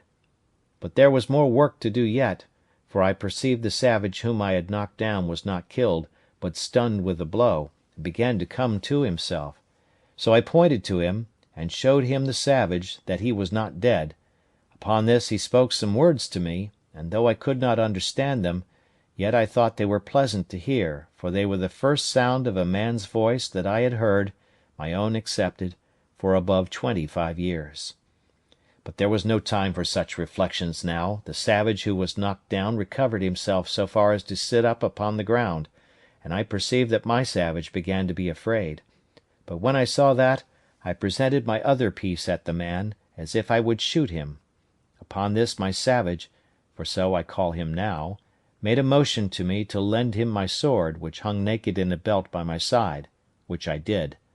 He no sooner had it but he runs to his enemy, and at one blow cut off his head so cleverly, no executioner in Germany could have done it sooner or better, which I thought very strange for one who, I had reason to believe, never saw a sword in his life before, except their own wooden swords. However, it seems, as I learned afterwards, they make their wooden swords so sharp, so heavy, and the wood is so hard, that they will even cut off heads with them, ay, and arms, and that at one blow too. When he had done this, he comes laughing to me in sign of triumph, and brought me the sword again, and with abundance of gestures which I did not understand, laid it down, with the head of the savage that he had killed, just before me. But that which astonished him most was to know how I killed the other Indian so far off. So pointing to him he made signs to me to let him go to him, and I bade him go, as well as I could. When he came to him he stood like one amazed, looking at him, turning him first on one side, then on the other, looking at the wound the bullet had made, which it seems was just in his breast, where it had made a hole, and no great quantity of blood had followed, but he had bled inwardly, for he was quite dead. He took up his bow and arrows, and came back. So I turned to go away, and beckoned him to follow me, making signs to him that more might come after them. Upon this he made signs to me that he should bury them with sand, that they might not be seen by the rest, if they followed, and so I made signs to him again to do so. He fell to work, and in an instant he had scraped a hole in the sand with his hands big enough to bury the first in, and then dragged him into it and covered him, and did so by the other also. I believe he had buried them both in a quarter of an hour. Then, calling away, I carried him, not to my castle, but quite away to my cave, on the farther part of the island, so I did not let my dream come to pass in that part, that he came into my grove for shelter. Here I gave him bread and a bunch of raisins to eat, and a draught of water, which I found he was indeed in great distress for, from his running, and having refreshed him, I made signs for him to go and lie down to sleep, showing him a place where I had laid some rice straw and a blanket upon it, which I used to sleep upon myself sometimes, so the poor creature lay down and went to sleep. He was a comely, handsome fellow, perfectly well made, with straight, strong limbs, not too large, tall and well shaped, and as I reckon about 26 years of age. He had a very good countenance, not a fierce and surly aspect, but seemed to have something very manly in his face, and yet he had all the sweetness and softness of a European in his countenance too, especially when he smiled. His hair was long and black, not curled like wool, his forehead very high and large, and a great vivacity and sparkling sharpness in his eyes. The colour of his skin was not quite black, but very tawny, and yet not an ugly, yellow, nauseous tawny, as the Brazilians and Virginians and other natives of America are, but of a bright kind of a dun olive colour, that had in it something very agreeable, though not very easy to describe. His face was round and plump, his nose small, not flat, like the negroes, a very good mouth, thin lips, and his fine teeth well set, and as white as ivory. After he had slumbered, rather than slept, about half an hour, he awoke again, and came out of the cave to me, for I had been milking my goats which I had in the enclosure just by. When he espied me he came running to me, laying himself down again upon the ground, with all the possible signs of a humble, thankful disposition, making a great many antic gestures to show it. At last he lays his head flat upon the ground, close to my foot, and sets my other foot upon his head, as he had done before, and after this made all the signs to me of subjection, servitude, and submission imaginable, to let me know how he would serve me so long as he lived. I understood him in many things, and let him know I was very well pleased with him. In a little time I began to speak to him, and teach him to speak to me, and first I let him know his name should be Friday, which was the day I saved his life. I called him so for the memory of the time. I likewise taught him to say master, and then let him know that was to be my name. I likewise taught him to say yes and no, and to know the meaning of them. I gave him some milk in an earthen pot, and let him see me drink it before him, and sop my bread in it, and gave him a cake of bread to do the like, which he quickly complied with, and made signs that it was very good for him. I kept there with him all that night, but as soon as it was day I beckoned to him to come with me, and let him know I would give him some clothes, at which he seemed very glad, for he was stark naked.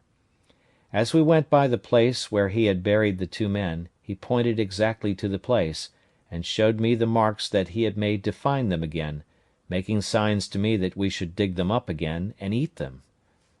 At this I appeared very angry, expressed my abhorrence of it, made as if I would vomit at the thoughts of it, and beckoned with my hand to him to come away, which he did immediately, with great submission.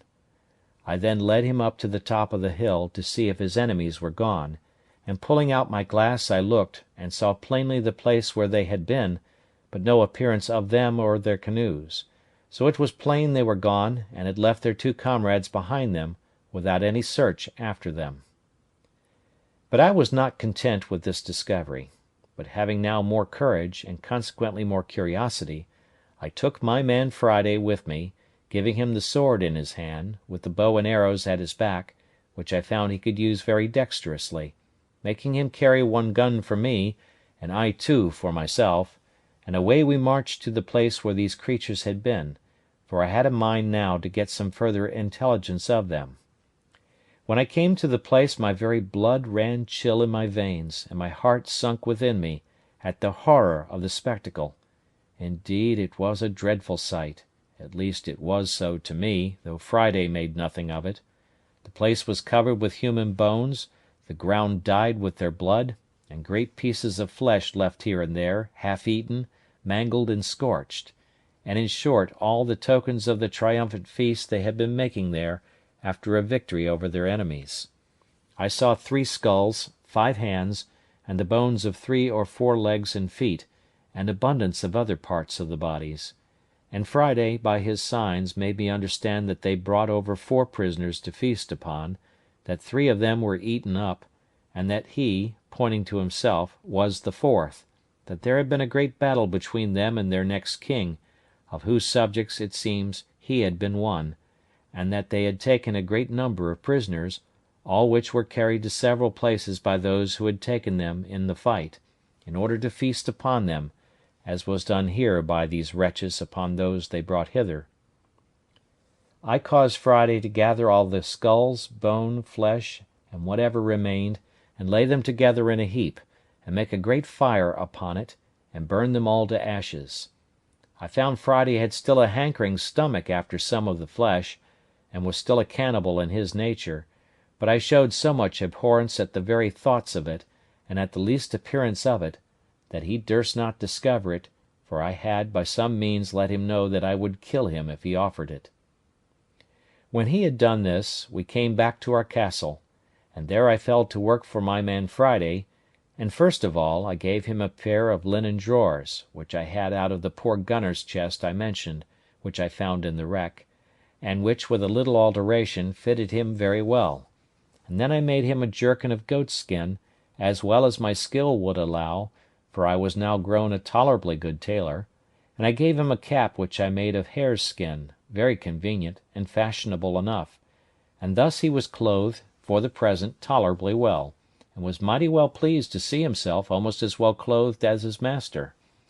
It is true he went awkwardly in these clothes at first; wearing the drawers was very awkward to him, and the sleeves of the waistcoat galled his shoulders and the inside of his arms,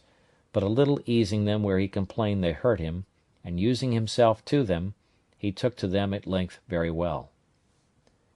The next day, after I came home to my hutch with him, I began to consider where I should lodge him, and that I might do well for him and yet be perfectly easy myself, I made a little tent for him in the vacant place between my two fortifications, in the inside of the last, and in the outside of the first.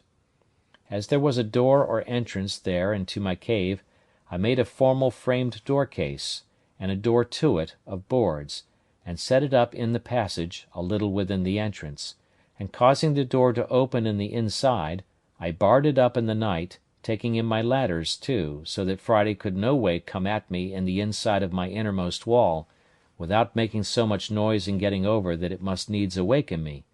for my first wall had now a complete roof over it of long poles, covering all my tent, and leaning up to the side of the hill, which was again laid across with smaller sticks, instead of laths, and then thatched over a great thickness with the rice straw, which was strong like reeds,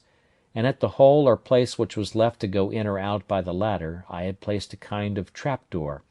which, if it had been attempted on the outside, would not have opened at all, but would have fallen down and made a great noise.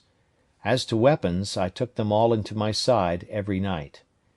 But I needed none of all this precaution, for never man had a more faithful, loving, sincere servant than Friday was to me,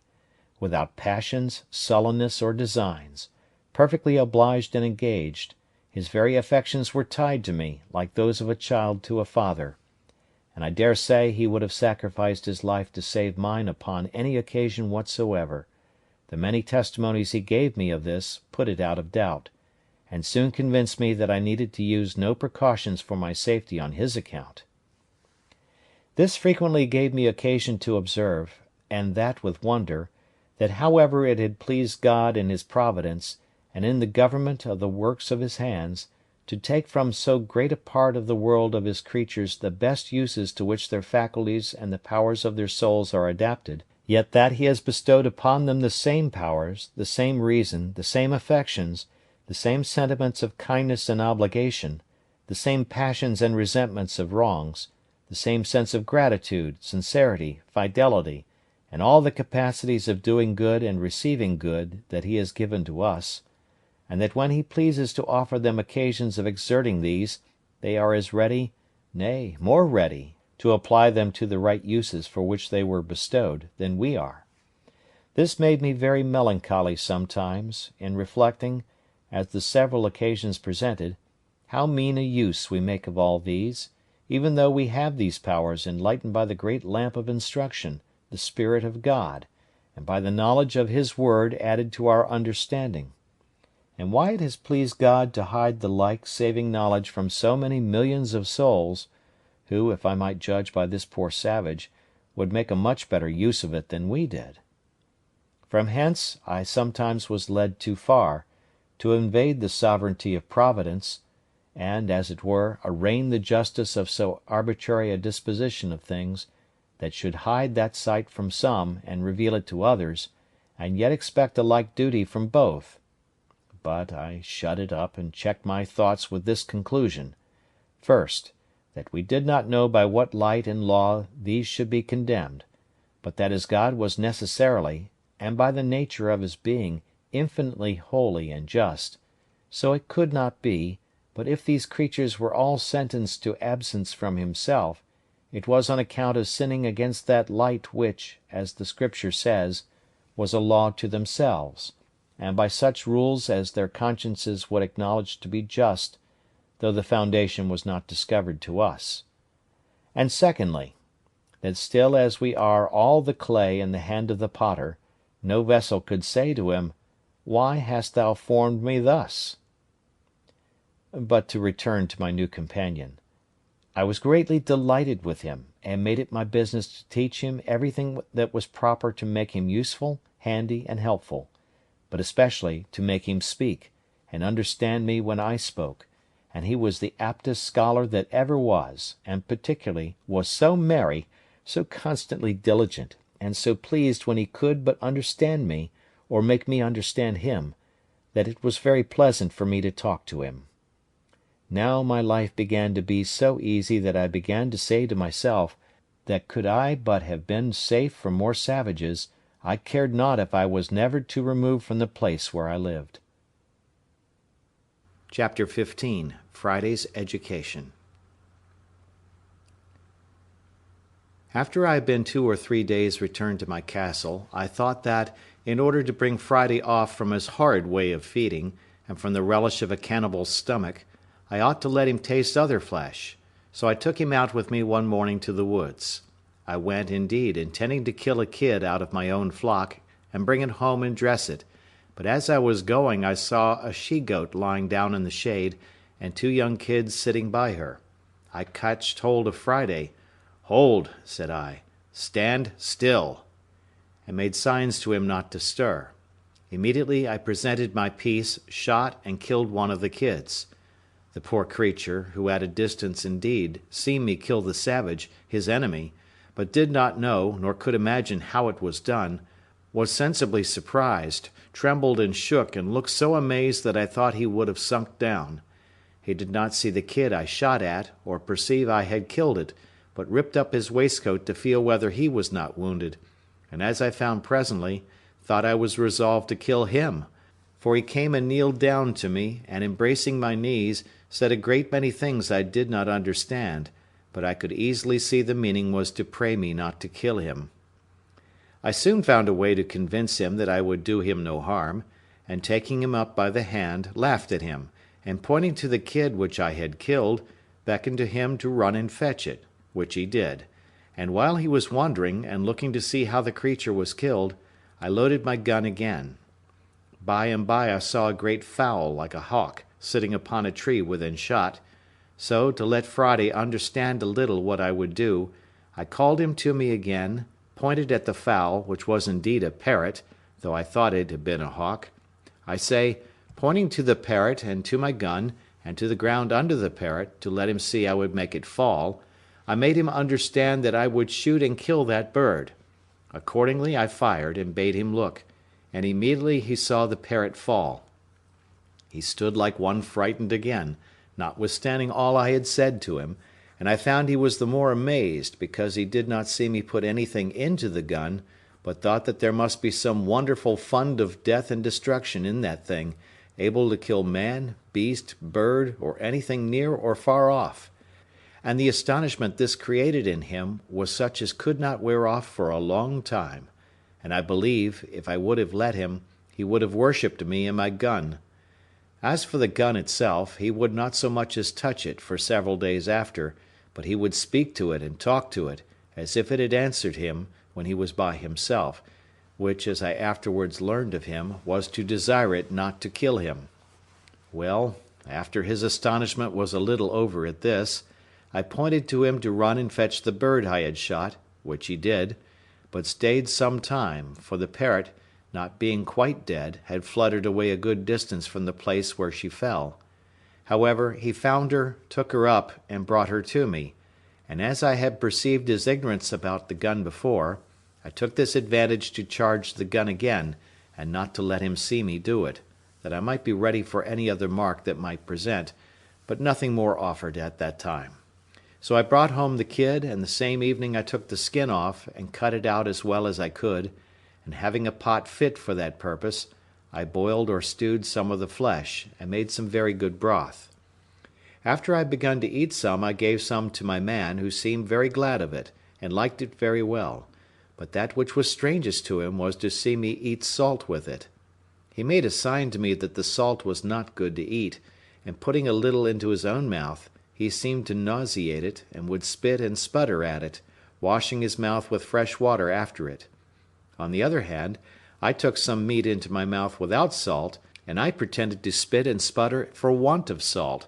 as much as he had done at the salt; but it would not do, he would never care for salt with meat or in his broth, at least, not for a great while, and then but a very little. Having thus fed him with boiled meat and broth, I was resolved to feast him the next day by roasting a piece of the kid. This I did by hanging it before the fire on a string, as I had seen many people do in England, setting 2 poles up, one on each side of the fire, and one across the top, and tying the string to the cross stick, letting the meat turn continually. This Friday admired very much, but when he came to taste the flesh, he took so many ways to tell me how well he liked it, that I could not but understand him, and at last he told me, as well as he could never eat man's flesh any more, which I was very glad to hear. The next day I set him to work beating some corn out, and sifting it in the manner I used to do, as I observed before, and he soon understood how to do it as well as I, especially after he had seen what the meaning of it was, and that it was to make bread of. For after that I let him see me make my bread, and bake it too, and in a little time Friday was able to do all the work for me as well as I could do it myself. I began now to consider that having 2 mouths to feed instead of one, I must provide more ground for my harvest, and plant a larger quantity of corn than I used to do. So I marked out a larger piece of land, and began to fence in the same manner as before, in which Friday worked not only very willingly and very hard, but did it very cheerfully, and I told him what it was for, that it was for corn to make more bread, because he was now with me, and that I might have enough for him and myself too. He appeared very sensible of that part, and let me know that he thought I had much more labour upon me on his account than I had for myself, and that he would work the harder for me if I would tell him what to do. This was the pleasantest year of all the life I led in this place. Friday began to talk pretty well, and understand the names of almost everything I had occasion to call for, and of every place I had to send him to, and talked a great deal to me, so that, in short, I began now to have some use for my tongue again, which, indeed, I had very little occasion for before. Besides the pleasure of talking to him, I had a singular satisfaction in the fellow himself. His simple, unfeigned honesty appealed to me more and more every day, and I began really to love the creature, and on his side I believed he loved me more than it was possible for him ever to love anything before. I had a mind once to try if he had any inclination for his own country again, and having taught him English so well that he could answer me almost any question, I asked him whether the nation that he belonged to never conquered in battle? At which he smiled and said, "Yes, yes, we always fight the better." That is, he meant always get the better in a fight, and so we began the following discourse.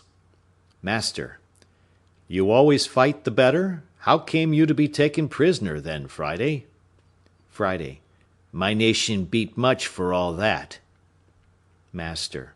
How beat? If your nation beat them, how came you to be taken? Friday: They more many than my nation, in the place where me was. They take 1, 2, 3, and me.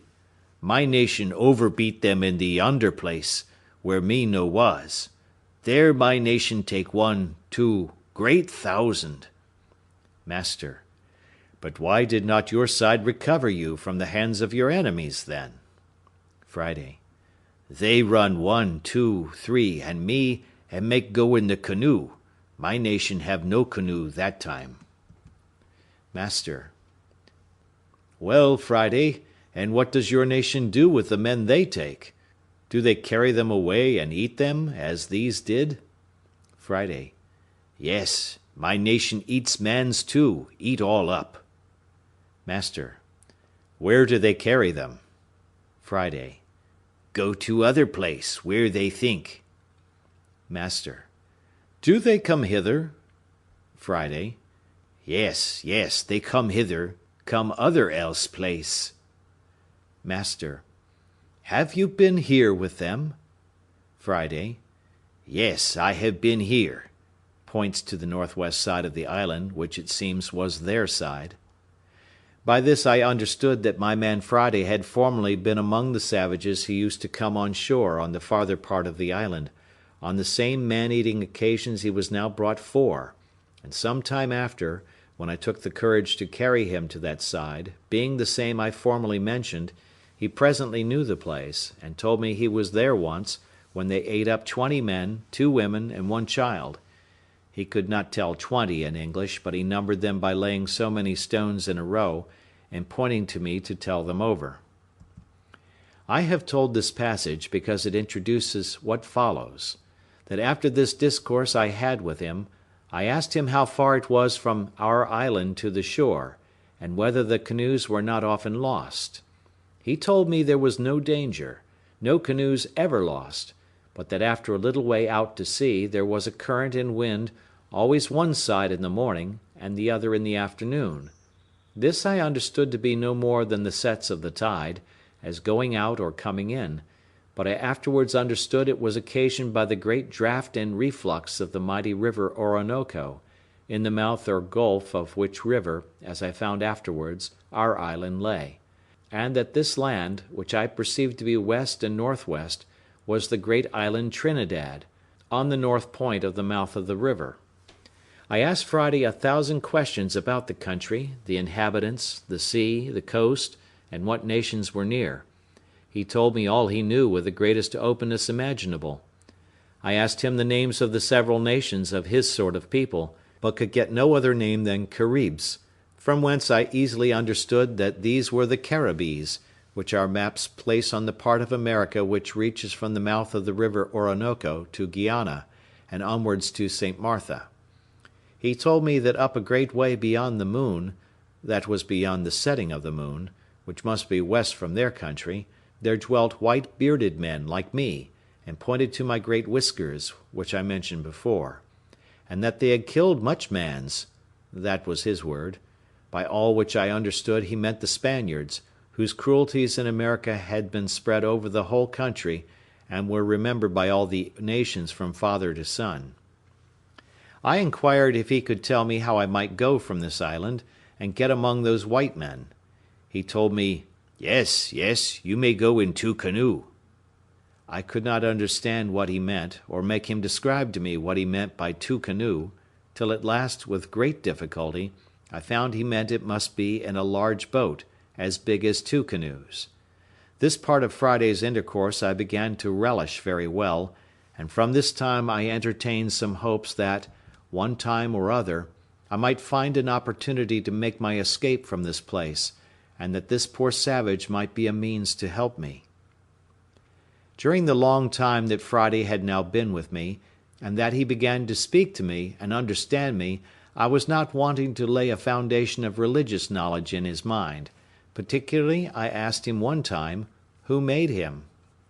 The creature did not understand me at all, but thought I had asked who was his father.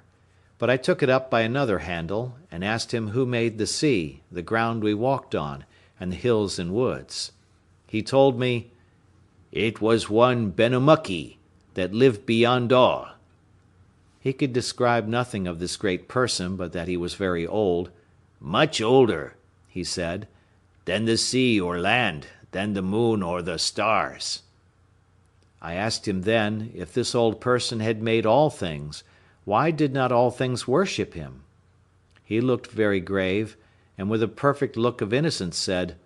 "All things say, oh, to him." I asked him if the people who die in his country went away anywhere? He said, "Yes, they all went to Benamuckee." Then I asked him whether those they eat up went thither too. He said, "Yes." From these things I began to instruct him in the knowledge of the true God. I told him that the great Maker of all things lived up there, pointing up towards heaven, that he governed the world by the same power and providence by which he made it, that he was omnipotent, and could do everything for us, give everything to us, take everything from us, and thus by degrees I opened his eyes. He listened with great attention, and received with pleasure the notion of Jesus Christ being sent to redeem us, and of the manner of making our prayers to God, and his being able to hear us, even in heaven. He told me one day, that if our God could hear us up beyond the sun, he must needs be a greater God than their Benamuckee, who lived but a little way off, and yet could not hear till they went up to the great mountains where he dwelt, to speak to them. I asked him if he ever went thither to speak to him. He said, "No, they never went that were young men, none went thither but the old men," whom he called their Oowokaki, that is, as I made him explain to me, their religious or clergy, and what they went to say, so he called saying prayers, and then came back and told them what Benamuckee said. By this I observed that there is priestcraft even among the most blinded, ignorant pagans in the world, and the policy of making a secret of religion in order to preserve the veneration of the people to the clergy, not only to be found in the Roman, but perhaps among all religions in the world, even among the most brutish and barbarous savages. I endeavored to clear up this fraud to my man Friday, and told him that the pretense of their old men going up to the mountains to say "Oh" to their god Benamuckee was a cheat, and their bringing word from thence what he said was much more so, that if they met with any answer, or spake with any one there, it must be with an evil spirit.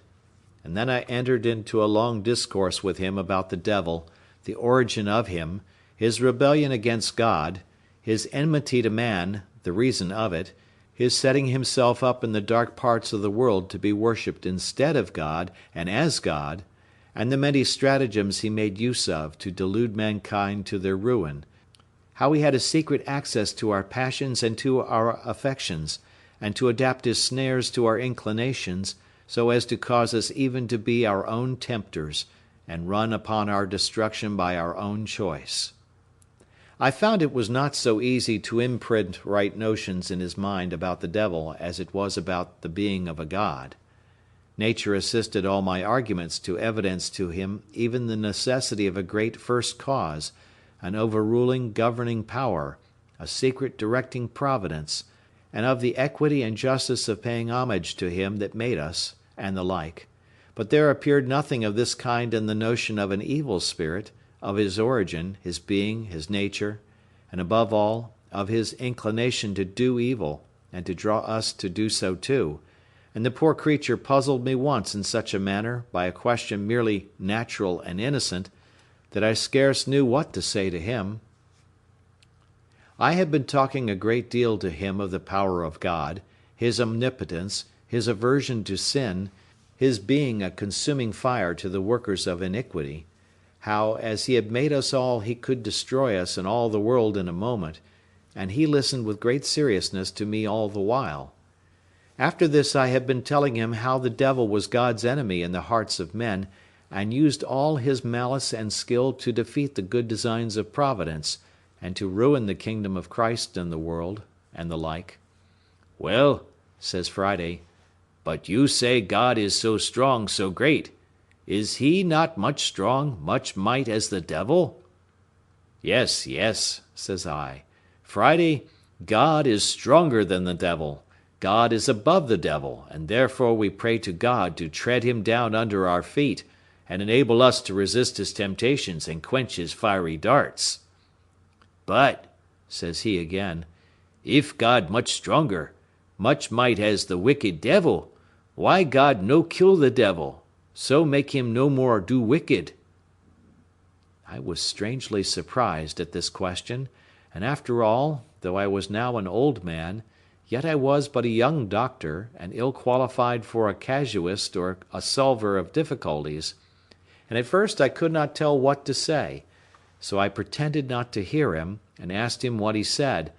but he was too earnest for an answer to forget his question, so that he repeated it in the very same broken words as above. By this time I had recovered myself a little, and I said, "God will at last punish him severely. He is reserved for the judgment, and is to be cast into the bottomless pit, to dwell with everlasting fire." This did not satisfy Friday, but he returns upon me, repeating my words. "Reserve at last. Me no understand. But why not kill the devil now? Not kill great ago?" "You may as well ask me," said I, "why God does not kill you or me, when we do wicked things here that offend him. We are preserved to repent and be pardoned." He mused some time on this. "Well, well," says he, mighty affectionately, "that well. So you, I, devil, all wicked, all preserve, repent, God pardon all." Here I was run down again by him to the last degree, and it was a testimony to me how the mere notions of nature, though they will guide reasonable creatures to the knowledge of a God, and of a worship or homage due to the supreme being of God, as the consequence of our nature, yet nothing but divine revelation can form the knowledge of Jesus Christ, and of redemption purchased for us, of a mediator of the new covenant, and of an intercessor at the footstool of God's throne. I say, nothing but a revelation from heaven can form these in the soul, and that therefore the gospel of our Lord and Saviour Jesus Christ, I mean the Word of God, and the Spirit of God, promised for the guide and sanctifier of his people,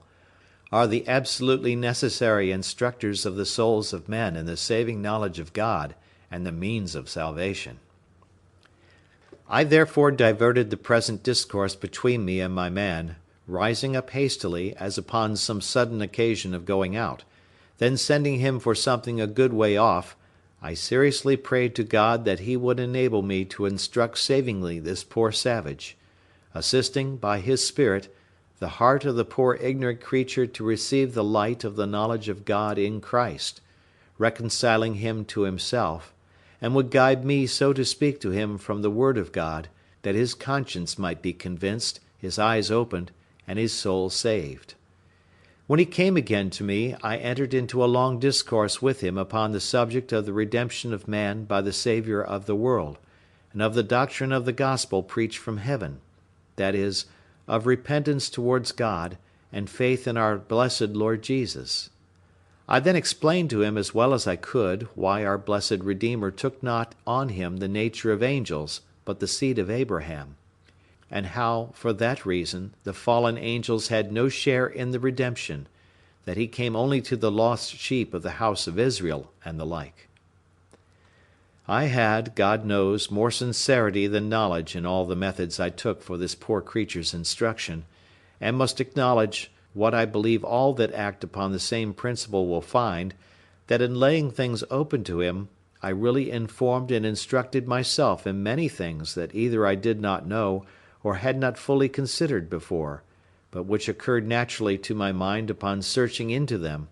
for the information of this poor savage, and I had more affection in my inquiry after things after this occasion than ever I felt before, so that, whether this poor wild wretch was better for me or no, I had great reason to be thankful that ever he came to me, my grief sat lighter upon me, my habitation grew comfortable to me beyond measure, and when I reflected that in this solitary life which I have been confined to, I had not only been moved to look up to heaven myself, and to seek the hand that had brought me here, but was now to be made an instrument under Providence to save the life, and for aught I knew, the soul of a poor savage, and bring him to the true knowledge of religion and of the Christian doctrine, that he might know Christ Jesus, in whom is life eternal, I say, when I reflected upon all these things, a secret joy ran through every part of my soul, and I frequently rejoiced that ever I was brought to this place, which I had so often thought the most dreadful of all afflictions that could possibly have befallen me. I continued in this thankful frame all the remainder of my time, and the conversation which employed the hours between Friday and me was such as made the 3 years which we lived there together perfectly and completely happy, if any such thing as complete happiness can be formed in a sublunary state. This savage was now a good Christian, a much better than I, though I have reason to hope, and bless God for it, that we were equally penitent, and comforted restored penitents. We had here the word of God to read, and no farther off from his Spirit to instruct than if we had been in England. I always applied myself in reading the Scripture to let him know, as well as I could, the meaning of what I read, and he again, by his serious inquiries and questionings, made me, as I said before, a much better scholar in the Scripture knowledge than I ever should have been by my own mere private reading.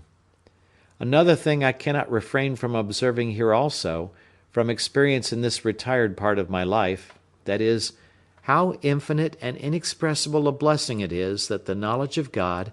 and of the doctrine of salvation by Christ Jesus, is so plainly laid down in the Word of God, so easy to be received and understood, that, as the bare reading the Scripture made me capable of understanding enough of my duty to carry me directly on to the great work of sincere repentance for my sins,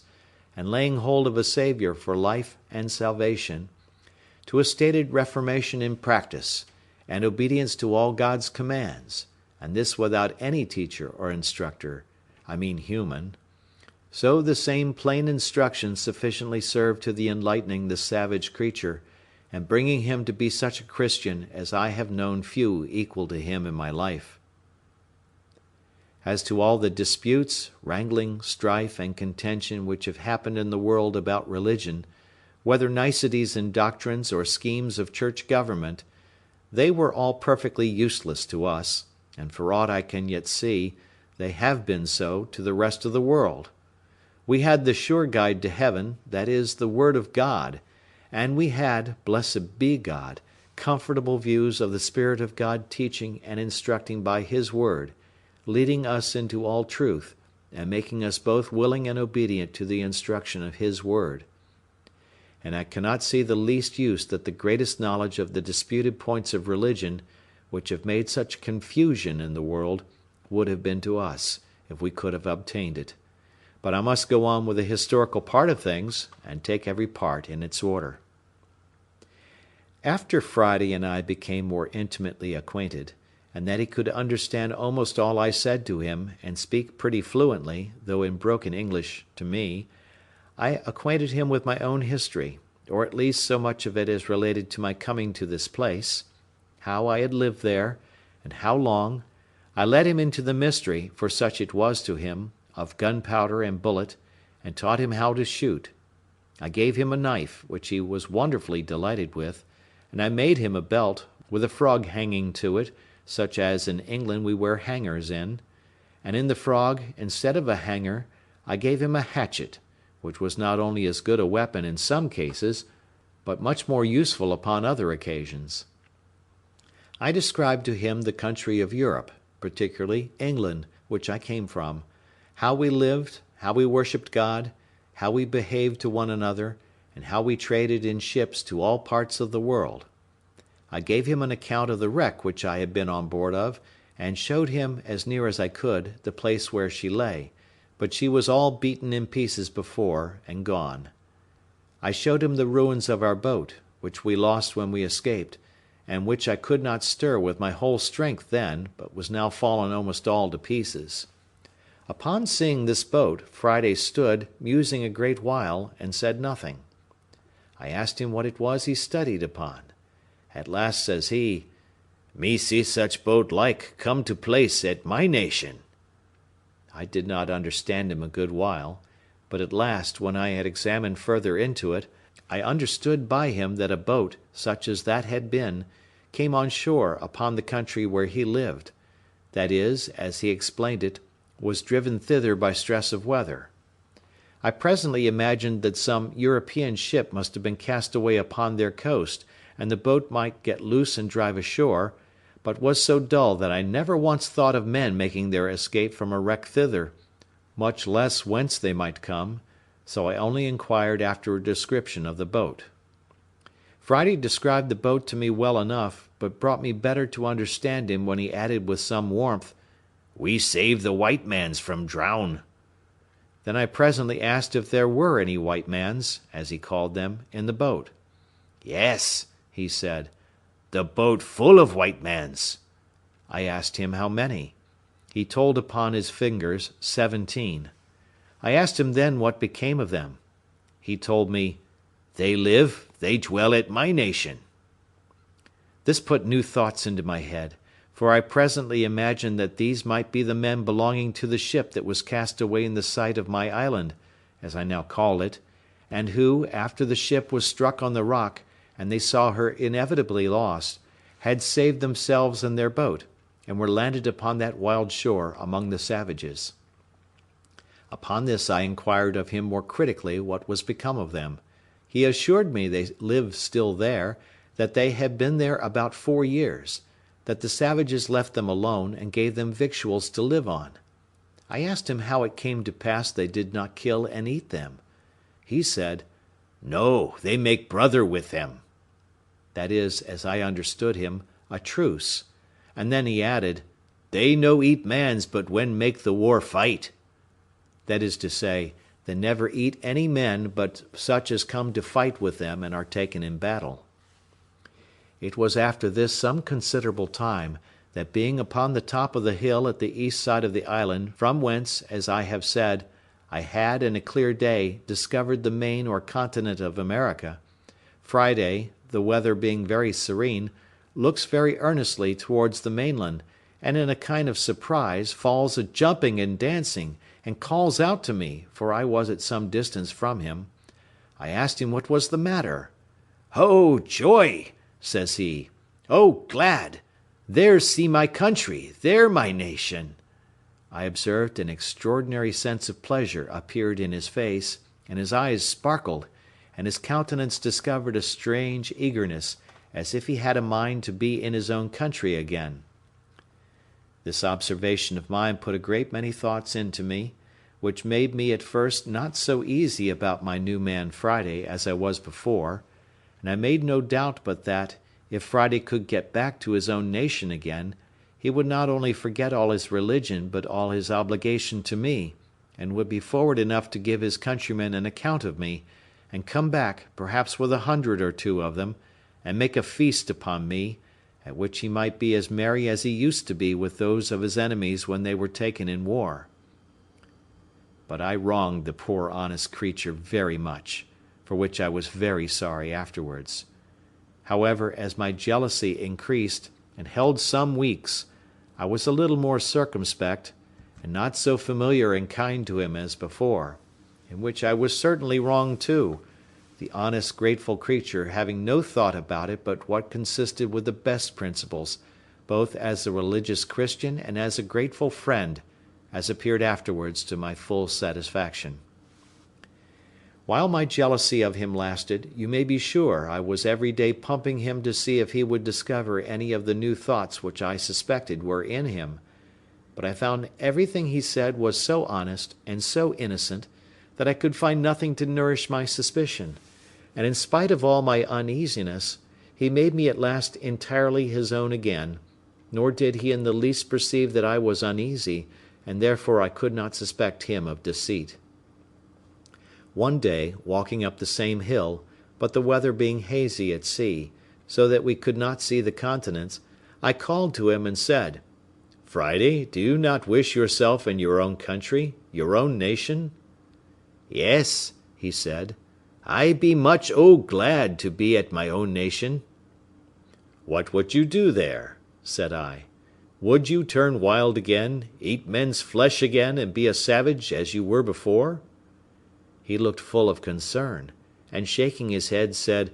"No, no. Friday tell them to live good, tell them to pray God, tell them to eat cornbread, cattle flesh, milk, no eat man again." "Why then," said I to him, "they will kill you." He looked grave at that, and then said, No, no, they no kill me. They willing love learn. He meant by this they would be willing to learn. He added, they learned much of the bearded mans that came in the boat. Then I asked him if he would go back to them. He smiled at that, and told me that he could not swim so far. I told him I would make a canoe for him. He told me he would go if I would go with him. I go, says I. Why, they will eat me if I come there. No, no, says he. Me make they no eat you. Me make they much love you.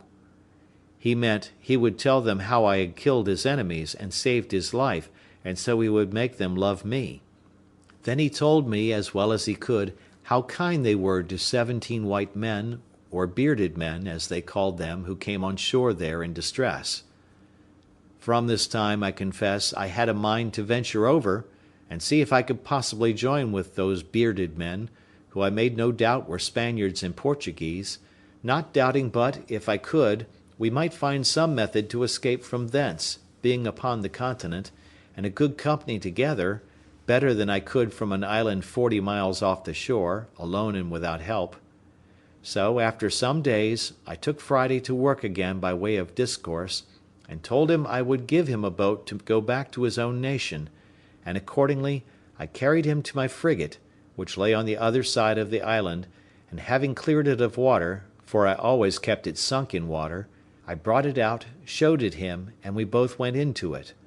I found he was a most dexterous fellow at managing it, and would make it go almost as swift again as I could. So when he was in, I said to him, Well now, Friday, shall we go to your nation? He looked very dull at my saying so, which it seems was because he thought the boat was too small to go so far. I then told him I had a bigger, so the next day I went to the place where the first boat lay which I had made, and which I could not get into the water. He said that was big enough, but then, as I had taken no care of it, and it had lain 2 or 23 years there, the sun had so split and dried it that it was rotten. Friday told me such a boat would do very well, and would carry much enough victual, drink, bread. That was his way of talking. Chapter 16. Rescue of Prisoners from Cannibals. Upon the whole, I was by this time so fixed upon my design of going over with him to the continent, that I told him we would go and make one as big as that, and he should go home in it. He answered not one word, but looked very grave and sad. I asked him what was the matter with him. He asked me again, Why you angry mad with Friday? What me done? I asked him what he meant. I told him I was not angry with him at all. No angry? Says he, repeating the word several times. Why send Friday home away to my nation? Why, says I, Friday, did you not say you wished you were there? Yes, yes, says he, wish we both there. No wish Friday there, no master there. In a word, he would not think of going there without me. I go there, Friday, says I. What shall I do there? He turned very quick upon me at this. You do great deal much good, says he. You teach wild mans be good, sober, tame mans. You tell them know God, pray God, and live new life. Alas, Friday, says I, thou knowest not what thou sayest. I am but an ignorant man myself. Yes, yes, says he, you teachee me good, you teachee them good. No, no, Friday, says I, you shall go without me. Leave me here to live by myself, as I did before. He looked confused again at that word, and running to one of the hatchets which he used to wear, he takes it up hastily and gives it to me. What must I do with this? Says I to him. You take kill Friday, says he. What must I kill you for? Said I again. He returns very quick. What you send Friday away for? Take kill Friday, no send Friday away. This he spoke so earnestly that I saw tears stand in his eyes. In a word, I so plainly discovered the utmost affection in him to me, and a firm resolution in him, that I told him then and often after, that I would never send him away from me if he was willing to stay with me. Upon the whole, as I found by all his discourse a settled affection to me, and that nothing could part him from me, so I found all the foundation of his desire to go to his own country was laid in his ardent affection to the people, and his hopes of my doing them good, a thing which, as I had no notion of myself, so I had not the least thought or intention or desire of undertaking it. But still I found a strong inclination to attempting my escape, founded on the supposition gathered from the discourse that there were 17 bearded men there, and therefore, without any more delay, I went to work with Friday to find out a great tree proper to fell, and make a large periagua, or canoe, to undertake the voyage. There were trees enough in the island to have built a little fleet, not of periaguas or canoes, but even of good large vessels, but the main thing I looked at was, to get one so near the water that we might launch it when it was made, to avoid the mistake I committed at first. At last Friday pitched upon a tree, for I found he knew much better than I what kind of wood was fittest for it, nor can I tell to this day what wood to call the tree we cut down, except that it was very like the tree we call fustic, or between that and the Nicaragua wood, for it was much of the same colour and smell. Friday wished to burn the hollow or cavity of this tree out, to make it for a boat, but I showed him how to cut it with tools, which, after I had showed him how to use, he did very handily, and in about a month's hard labour we finished it and made it very handsome, especially when, with our axes, which I showed him how to handle, we cut and hewed the outside into the true shape of a boat. After this, however, it cost us near a fortnight's time to get her along, as it were inch by inch, upon great rollers into the water, but when she was in, she would have carried 20 men with great ease. When she was in the water, though she was so big, it amazed me to see with what dexterity and how swift my man Friday could manage her, turn her, and paddle her along. So I asked him if he would, and if we might venture over in her. "Yes," he said, "we venture over in her very well, though great blow wind." However, I had a further design that he knew nothing of, and that was, to make a mast and a sail, and to fit her with an anchor and cable. As to a mast, that was easy enough to get, so I pitched upon a straight young cedar tree, which I found near the place, and which there were great plenty of in the island, and I set Friday to work to cut it down, and gave him directions how to shape and order it. But as to the sail, that was my particular care. I knew I had old sails, or rather pieces of old sails, enough, but as I had had them now 26 years by me, and had not been very careful to preserve them, not imagining that I should ever have this kind of use for them, I did not doubt but they were all rotten, and indeed most of them were so. However, I found 2 pieces which appeared pretty good, and with these I went to work, and with a great deal of pains and awkward stitching, you may be sure, for want of needles, I at length made a 3-cornered ugly thing, like what we call in England a shoulder of mutton sail, to go with a boom at bottom, and a little short sprit at the top, such as usually our ship's longboats sail with, and such as I best knew how to manage, as it was such a one as I had to the boat in which I made my escape from Barbary, as related in the first part of my story.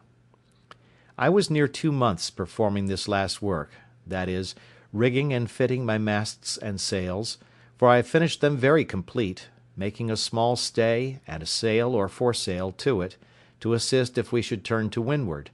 and, what was more than all, I fixed a rudder to the stern of her to steer with. I was but a bungling shipwright,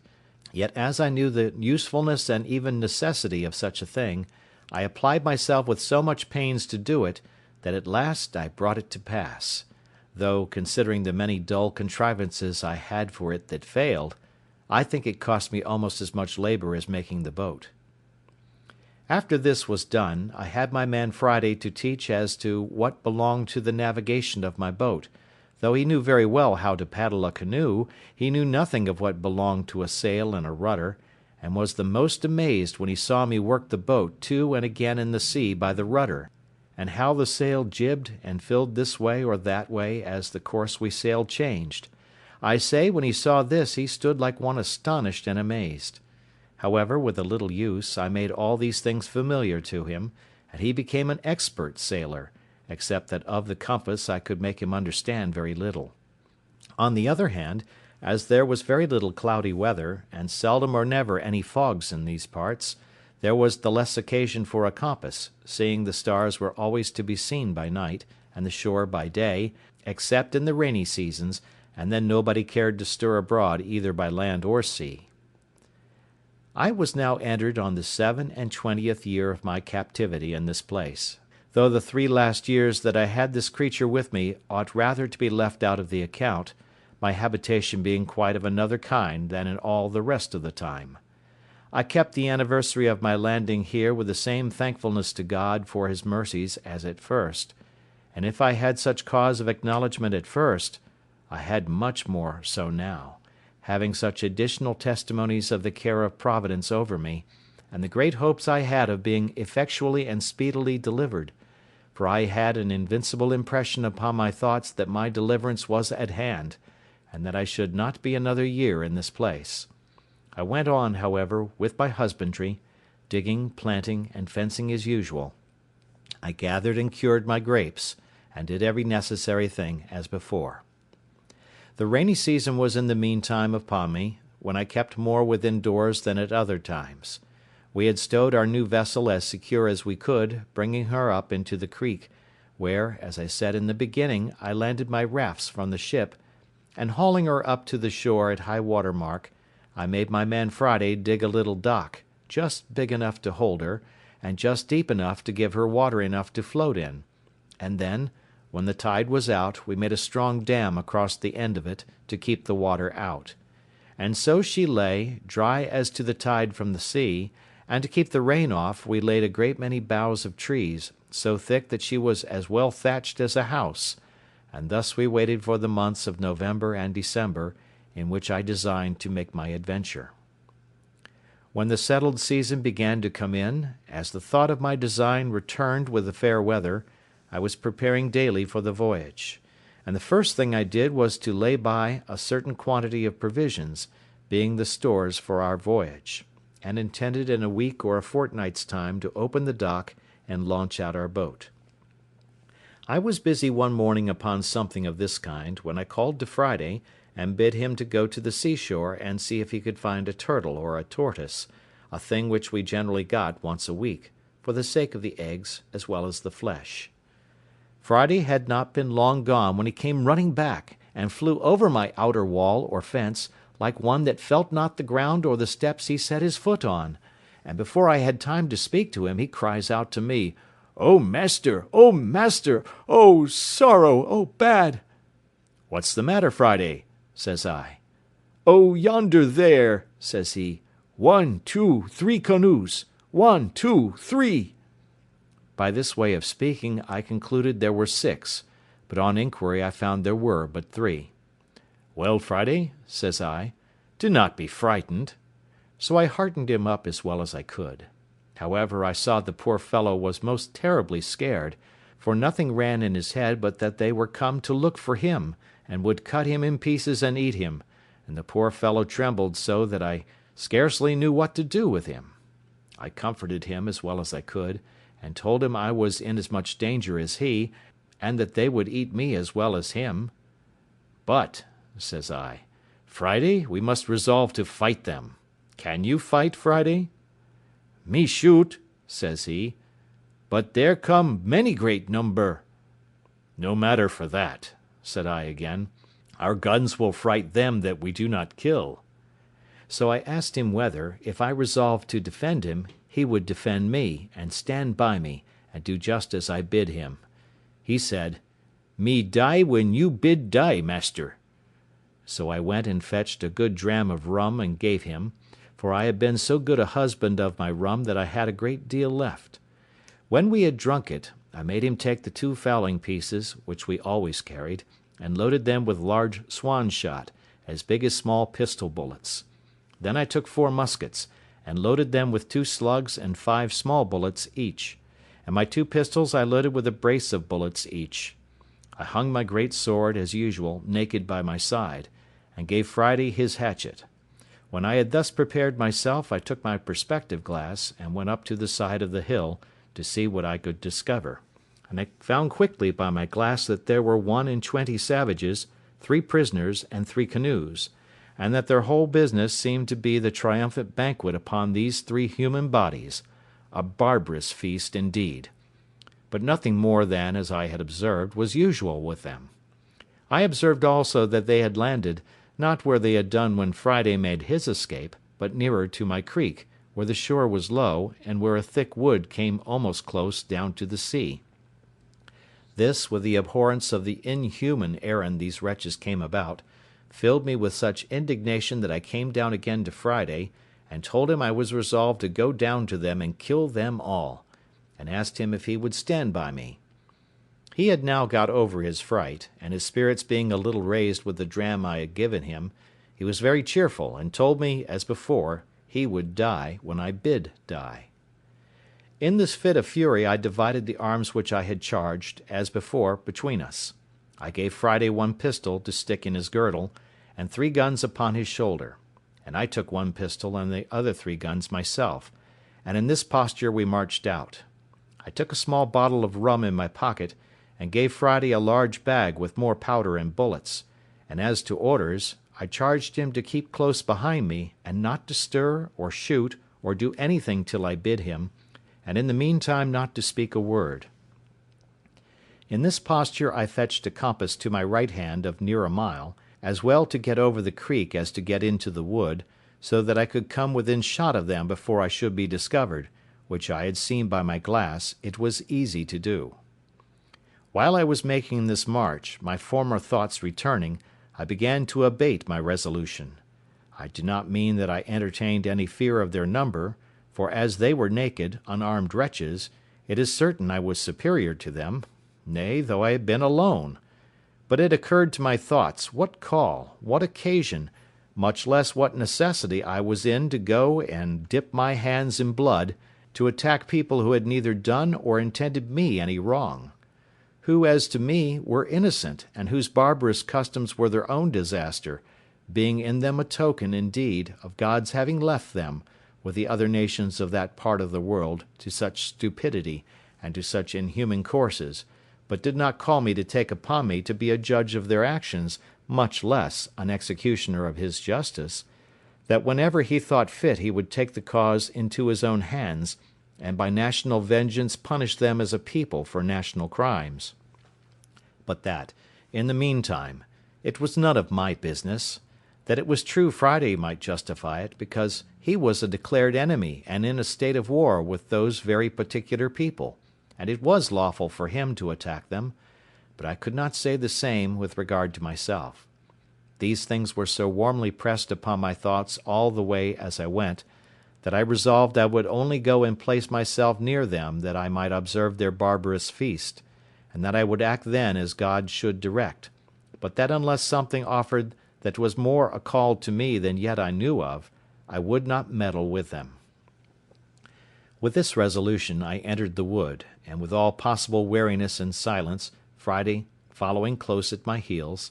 I marched till I came to the skirts of the wood on the side which was next to them, only that 1 corner of the wood lay between me and them. Here I called softly to Friday, and showing him a great tree which was just at the corner of the wood, I bade him go to the tree, and bring me word if he could see there plainly what they were doing. He did so, and came immediately back to me, and told me they might be plainly viewed there, that they were all about their fire, eating the flesh of one of their prisoners, and that another lay bound upon the sand a little from them, whom he said they would kill next, and this fired the very soul within me. He told me it was not one of their nation, but one of the bearded men he had told me of, that came to their country in the boat. I was filled with horror at the very naming of the white bearded man, and going to the tree, I saw plainly by my glass a white man, who lay upon the beach of the sea with his hands and feet tied with flags, or things like rushes, and that he was a European, and had clothes on. There was another tree and a little thicket beyond it, about 50 yards nearer to them than the place where I was, which, by going a little way about, I saw I might come at undiscovered, and that then I should be within half a shot of them.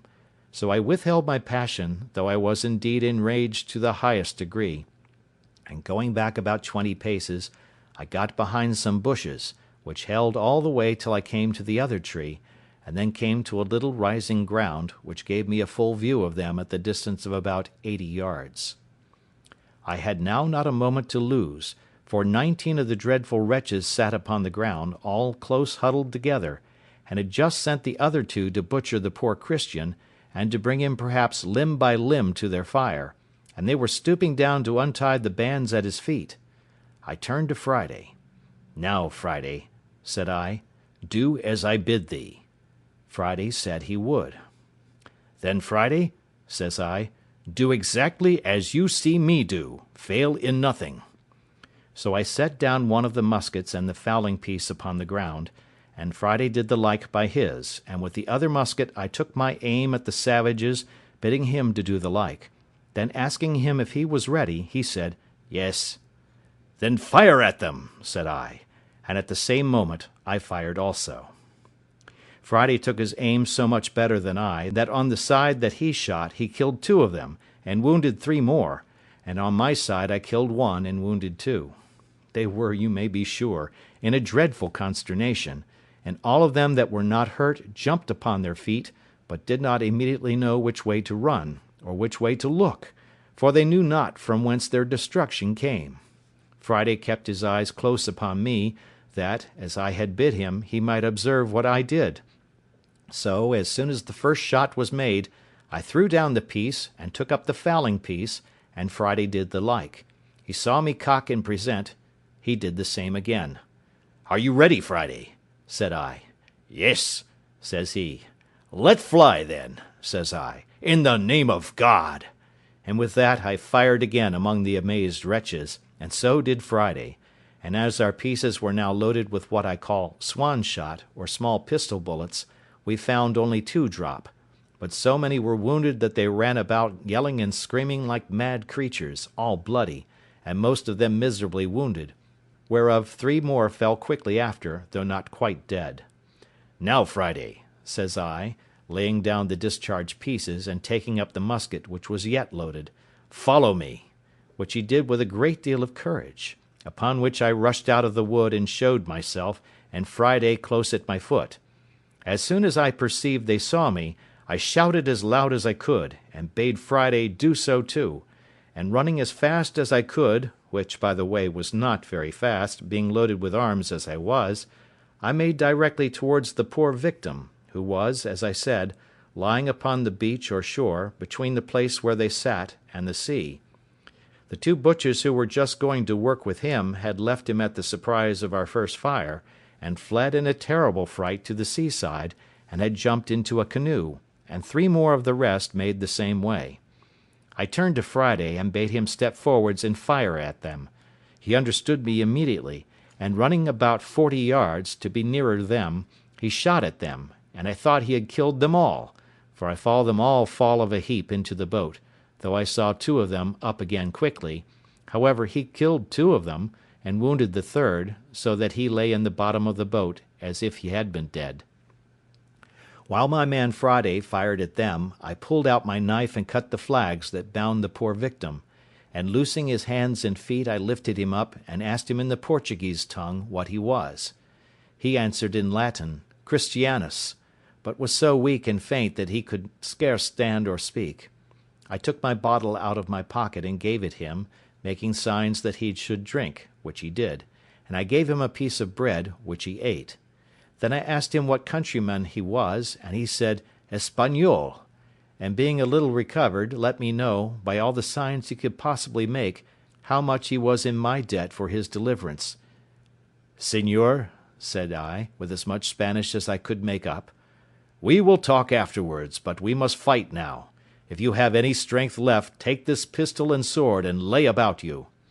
He took them very thankfully, and no sooner had he the arms in his hands, but, as if they had put new vigour into him, he flew upon his murderers like a fury, and had cut 2 of them in pieces in an instant, for the truth is, as the whole was a surprise to them, so the poor creatures were so much frightened with the noise of our pieces, that they fell down for mere amazement and fear, and had no more power to attempt their own escape than their flesh had to resist our shot, and that was the case of those 5 that Friday shot at in the boat, for as 3 of them fell with the hurt they received, so the other 2 fell with the fright. I kept my piece in my hand, still without firing, being willing to keep my charge ready, because I had given the Spaniard my pistol and sword. So I called to Friday, and bade him run up to the tree from whence we first fired, and fetch the arms which lay there that had been discharged, which he did with great swiftness, and then giving him my musket, I sat down myself to load all the rest again, and bade them come to me when they wanted. While I was loading these pieces, there happened a fierce engagement between the Spaniard and one of the savages, who made at him with one of their great wooden swords, the weapon that was to have killed him before, if I had not prevented it. The Spaniard, who was as bold and brave as could be imagined, though weak, had fought the Indian a good while, and had cut 2 great wounds on his head, but the savage being a stout lusty fellow, closing in with him, had thrown him down, being faint, and was wringing my sword out of his hand, when the Spaniard, though undermost, wisely quitting the sword, drew the pistol from his girdle, shot the savage through the body, and killed him upon the spot, before I, who was running to help him, could come near him. Friday, being now left to his liberty, pursued the flying wretches, with no weapon in his hand but his hatchet, and with that he dispatched those 3, who, as I said before, were wounded at first, and fallen, and all the rest he could come up with. And the Spaniard coming to me for a gun, I gave him one of the fowling pieces, with which he pursued 2 of the savages, and wounded them both; but as he was not able to run, they both got from him into the wood, where Friday pursued them, and killed one of them, but the other was too nimble for him, and though he was wounded, yet had plunged himself into the sea, and swam with all his might off to those 2 who were left in the canoe, which 3 in the canoe, with one wounded, that we knew not whether he died or no, were all that escaped our hands of 1 in 20. The account of the whole is as follows: 3 killed at our first shot from the tree, 2 killed at the next shot, 2 killed by Friday in the boat, 2 killed by Friday of those at first wounded, 1 killed by Friday in the wood, 3 killed by the Spaniard, 4 killed, being found dropped here and there, of the wounds, or killed by Friday in his chase of them, 4 escaped in the boat, whereof 1 wounded, if not dead, 21 in all. Those that were in the canoe worked hard to get out of gunshot, and though Friday made 2 or 3 shots at them, I did not find that he hit any of them. Friday would fain have had me take one of their canoes and pursue them, and indeed I was very anxious about their escape, lest, carrying the news home to their people, they should come back perhaps with 200 or 300 of the canoes, and devour us by mere multitude. So I consented to pursue them by sea, and running to one of their canoes, I jumped in and bade Friday follow me; but when I was in the canoe I was surprised to find another poor creature lie there, bound hand and foot, as the Spaniard was, for the slaughter, and almost dead with fear, not knowing what was the matter, for he had not been able to look up over the side of the boat, but he was tied so hard, neck and heels, and had been tied so long that he had really but little life in him. I immediately cut the twisted flags or rushes which they had bound him with, and would have helped him up, but he could not stand or speak, but groaned most piteously, believing, it seems, still, that he was only unbound in order to be killed. When Friday came to him, I bade him speak to him, and tell him of his deliverance, and pulling out my bottle, made him give the poor wretch a dram, which, with the news of his being delivered, revived him, and he sat up in the boat. But when Friday came to hear him speak and look in his face, it would have moved any one to tears to have seen how Friday kissed him, embraced him, hugged him, cried, laughed, hallooed, jumped about, danced, sang, then cried again, wrung his hands, beat his own face and head, and then sang and jumped about again like a distracted creature. It was a good while before I could make him speak to me, or tell me what was the matter, but when he came a little to himself he told me that it was his father. It is not easy for me to express how it moved me to see what ecstasy and filial affection had worked in this poor savage at the sight of his father, and of his being delivered from death; nor indeed can I describe half the extravagances of his affection after this, for he went into the boat and out of the boat a great many times. When he went into him he would sit down by him, open his breast, and hold his father's head close to his bosom for many minutes together, to nourish it. Then he took his arms and ankles, which were numbed and stiff with the binding, and chafed and rubbed them with his hands, and I, perceiving what the case was, gave him some rum out of my bottle to rub them with, which did them a great deal of good. This affair put an end to our pursuit of the canoe with the other savages, who were now almost out of sight; and it was happy for us that we did not, for it blew so hard within 2 hours after, and before they could be got a quarter of their way, and continued blowing so hard all night, and that from the northwest, which was against them, that I could not suppose their boat could live, or that they ever reached their own coast. But to return to Friday. He was so busy about his father that I could not find in my heart to take him off for some time; but after I thought he could leave him a little, I called him to me, and he came jumping and laughing, and pleased to the highest extreme. Then I asked him if he had given his father any bread. He shook his head, and said, "None. Ugly dog eat up all self." I then gave him a cake of bread out of a little pouch I carried on purpose. I also gave him a dram for himself, but he would not taste it, but carried it to his father. I had in my pocket 2 or 3 bunches of raisins, so I gave him a handful of them for his father. He had no sooner given his father these raisins, but I saw him come out of the boat, and run away as if he had been bewitched, for he was the swiftest fellow on his feet that ever I saw. I say, he ran at such a rate that he was out of sight, as it were, in an instant; and though I called, and hallooed out too after him, it was all one, away he went, and in a quarter of an hour I saw him come back again, though not so fast as he went; and as he came nearer I found his pace slacker, because he had something in his hand. When he came up to me I found he had been quite home for an earthen jug or pot, to bring his father some fresh water, and that he had got 2 more cakes or loaves of bread; the bread he gave me, but the water he carried to his father. However, as I was very thirsty too, I took a little of it. The water revived his father more than all the rums or spirits I had given him, for he was fainting with thirst. When his father had drunk, I called to him to know if there was any water left. He said, "Yes,"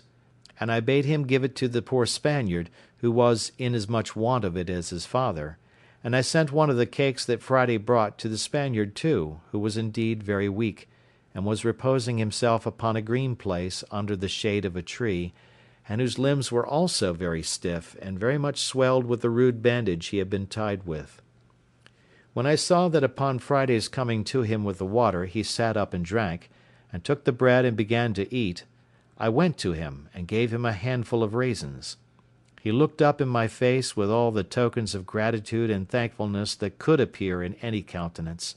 but was so weak, notwithstanding he had so exerted himself in the fight, that he could not stand up upon his feet. He tried to do it 2 or 3 times, but was really not able; his ankles were so swelled and so painful to him.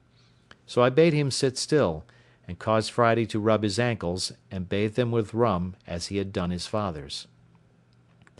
I observed the poor affectionate creature every 2 minutes, or perhaps less, all the while he was here, turn his head about to see if his father was in the same place and posture as he left him sitting,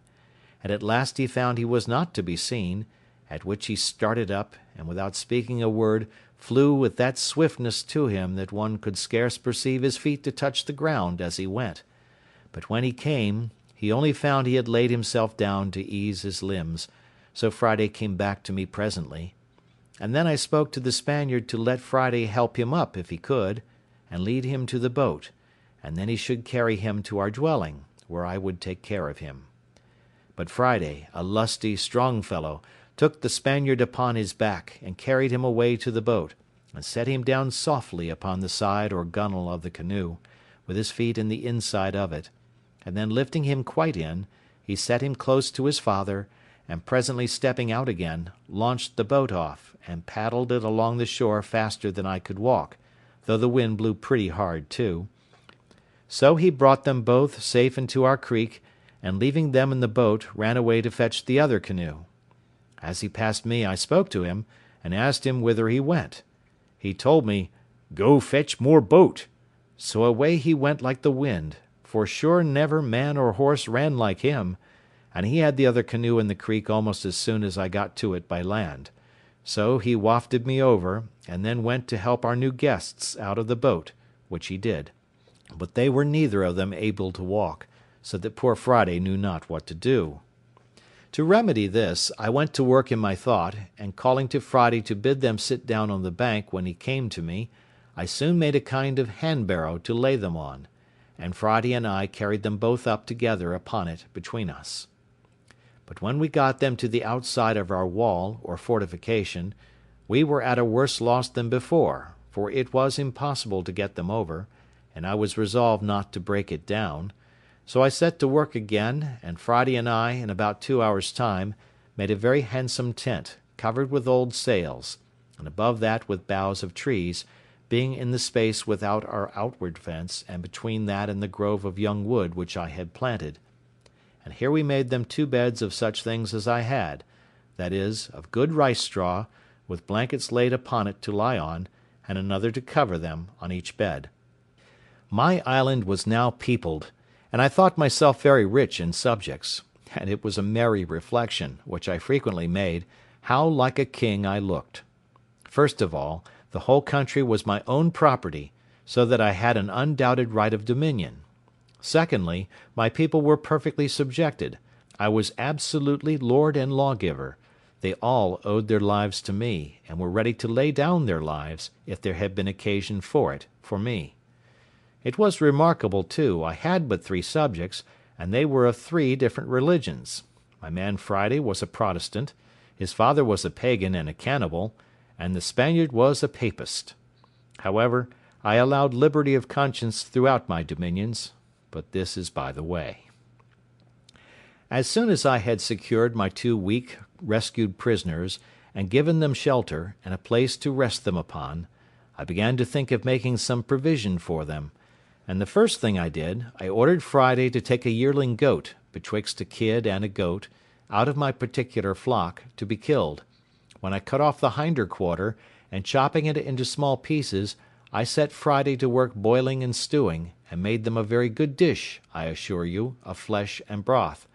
And as I cooked it without doors, for I made no fire within my inner wall, so I carried it all into the new tent, and having set a table there for them, I sat down and ate my own dinner also with them, and, as well as I could, cheered them and encouraged them.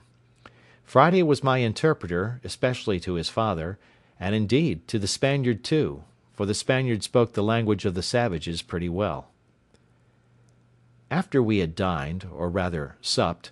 I ordered Friday to take one of the canoes, and go and fetch our muskets and other firearms, which, for want of time, we had left upon the place of battle, and the next day I ordered him to go and bury the dead bodies of the savages, which lay open to the sun, and would presently be offensive. I also ordered him to bury the horrid remains of their barbarous feast, which I could not think of doing myself; nay, I could not bear to see them if I went that way, all which he punctually performed, and effaced the very appearance of the savages being there, so that when I went again, I could scarce know where it was, otherwise than by the corner of the wood pointing to the place. I then began to enter into a little conversation with my 2 new subjects, and first I set Friday to inquire of his father what he thought of the escape of the savages in that canoe, and whether we might expect a return of them, with a power too great for us to resist. His first opinion was, that the savages in the boat never could live out the storm which blew that night they went off, but must of necessity be drowned, or driven south to those other shores, where they were as sure to be devoured as they were to be drowned if they were cast away. But as to what they would do if they came safe on shore, he said he knew not; but it was his opinion that they were so dreadfully frightened with the manner of their being attacked, the noise and the fire, that he believed they would tell the people they were all killed by thunder and lightning, not by the hand of man, and that the 2 which appeared, that is, Friday and I, were two heavenly spirits or furies come down to destroy them, and not men with weapons. This, he said, he knew, because he heard them all cry out so, in their language, one to another, for it was impossible for them to conceive that a man could dart fire, and speak thunder, and kill at a distance, without lifting up the hand, as was done now. And this old savage was in the right, for as I understood since, by other hands, the savages never attempted to go over to the island afterwards, they were so terrified with the accounts given by those 4 men, for it seems they did escape the sea, that they believed whoever went to that enchanted island would be destroyed with fire from the gods. This, however, I knew not, and therefore was under continual apprehensions for a good while, and kept always upon my guard with all my army, for as there were now 4 of us, I would have ventured upon 100 of them, fairly in the open field, at any time. Chapter 17. Visit of Mutineers. In a little time, however, no more canoes appearing, the fear of their coming wore off, and I began to take my former thoughts of a voyage to the Main into consideration, being likewise assured by Friday's father that I might depend upon good usage from their nation, on his account, if I would go. But my thoughts were a little suspended when I had a serious discourse with the Spaniard, and when I understood that there were 16 more of his countrymen and Portuguese, who having been cast away and made their escape to that side, lived there at peace, indeed, with the savages, but were very sore put to it for necessaries, and indeed for life. I asked him all the particulars of their voyage, and found they were a Spanish ship, bound from the Rio de la Plata to the Havana, being directed to leave their loading there, which was chiefly hides and silver, and to bring back what European goods they could meet with there; that they had 5 Portuguese seamen on board, whom they took out of another wreck; that 5 of their own men were drowned when first the ship was lost, and that these escaped through infinite dangers and hazards, and arrived, almost starved, on the cannibal coast, where they expected to have been devoured every moment. He told me they had some arms with them, but they were perfectly useless, for that they had neither powder nor ball, the washing of the sea having spoiled all their powder but a little, which they used at their first landing to provide themselves with some food. I asked him what he thought would become of them there, and if they had formed any design of making their escape. He said they had many consultations about it, but that having neither vessel nor tools to build one, nor provisions of any kind, their counsels always ended in tears and despair. I asked him how he thought they would receive a proposal from me, which might tend towards an escape, and whether, if they were all here, it might not be done. I told him with freedom, I feared mostly their treachery and ill usage of me, if I put my life in their hands, for that gratitude was no inherent virtue in the nature of man, nor did men always square their dealings by the obligations they had received so much as they did by the advantages they expected. I told him it would be very hard that I should be made the instrument of their deliverance, and that they should afterwards make me their prisoner in New Spain, where an Englishman was certain to be made a sacrifice, what necessity or what accident soever brought him thither; and that I had rather be delivered up to the savages, and be devoured alive, than to fall into the merciless claws of the priests, and be carried into the Inquisition. I added that, otherwise, I was persuaded, if they were all here, we might, with so many hands, build a bark large enough to carry us all away, either to the Brazils southward, or to the islands or Spanish coast northward;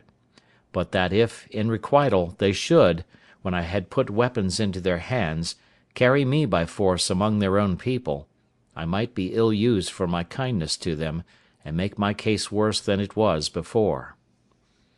He answered, with a great deal of candour and ingenuousness, that their condition was so miserable, and that they were so sensible of it, that he believed they would abhor the thought of using any man unkindly that should contribute to their deliverance; and that, if I pleased, he would go to them with the old man, and discourse with them about it, and return again and bring me their answer;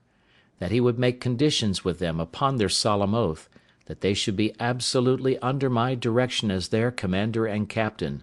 and they should swear upon the holy sacraments and gospel to be true to me, and go to such Christian country as I should agree to, and no other, and to be directed wholly and absolutely by my orders till they were landed safely in such country as I intended, and that he would bring a contract from them, under their hands, for that purpose. Then he told me he would first swear to me himself that he would never stir from me as long as he lived till I gave him orders, and that he would take my side to the last drop of his blood, if there should happen the least breach of faith among his countrymen. He told me they were all of them very civil, honest men, and they were under the greatest distress imaginable, having neither weapons nor clothes, nor any food, but at the mercy and discretion of the savages, out of all hopes of ever returning to their own country, and that he was sure, if I would undertake their relief, they would live and die by me. Upon these assurances, I resolved to venture to relieve them, if possible, and to send the old savage and this Spaniard over to them to treat. But when we had got all things in readiness to go, the Spaniard himself started an objection, which had so much prudence in it on one hand, and so much sincerity on the other hand, that I could not but be very well satisfied in it, and, by his advice, put off the deliverance of his comrades for at least half a year. The case was thus. He had been with us now about a month, during which time I had let him see in what manner I had provided, with the assistance of Providence, for my support, and he saw evidently what stock of corn and rice I had laid up, which, though it was more than sufficient for myself, yet it was not sufficient, without good husbandry, for my family, now it was increased to 4, but much less would it be sufficient if his countrymen, who were, as he said, 16, still alive, should come over, and least of all would it be sufficient to victual our vessel, if we should build one, for a voyage to any of the Christian colonies of America. So he told me he thought it would be more advisable to let him and the other two dig and cultivate some more land, as much as I could spare seed to sow, and that we should wait another harvest, that we might have a supply of corn for his countrymen when they should come,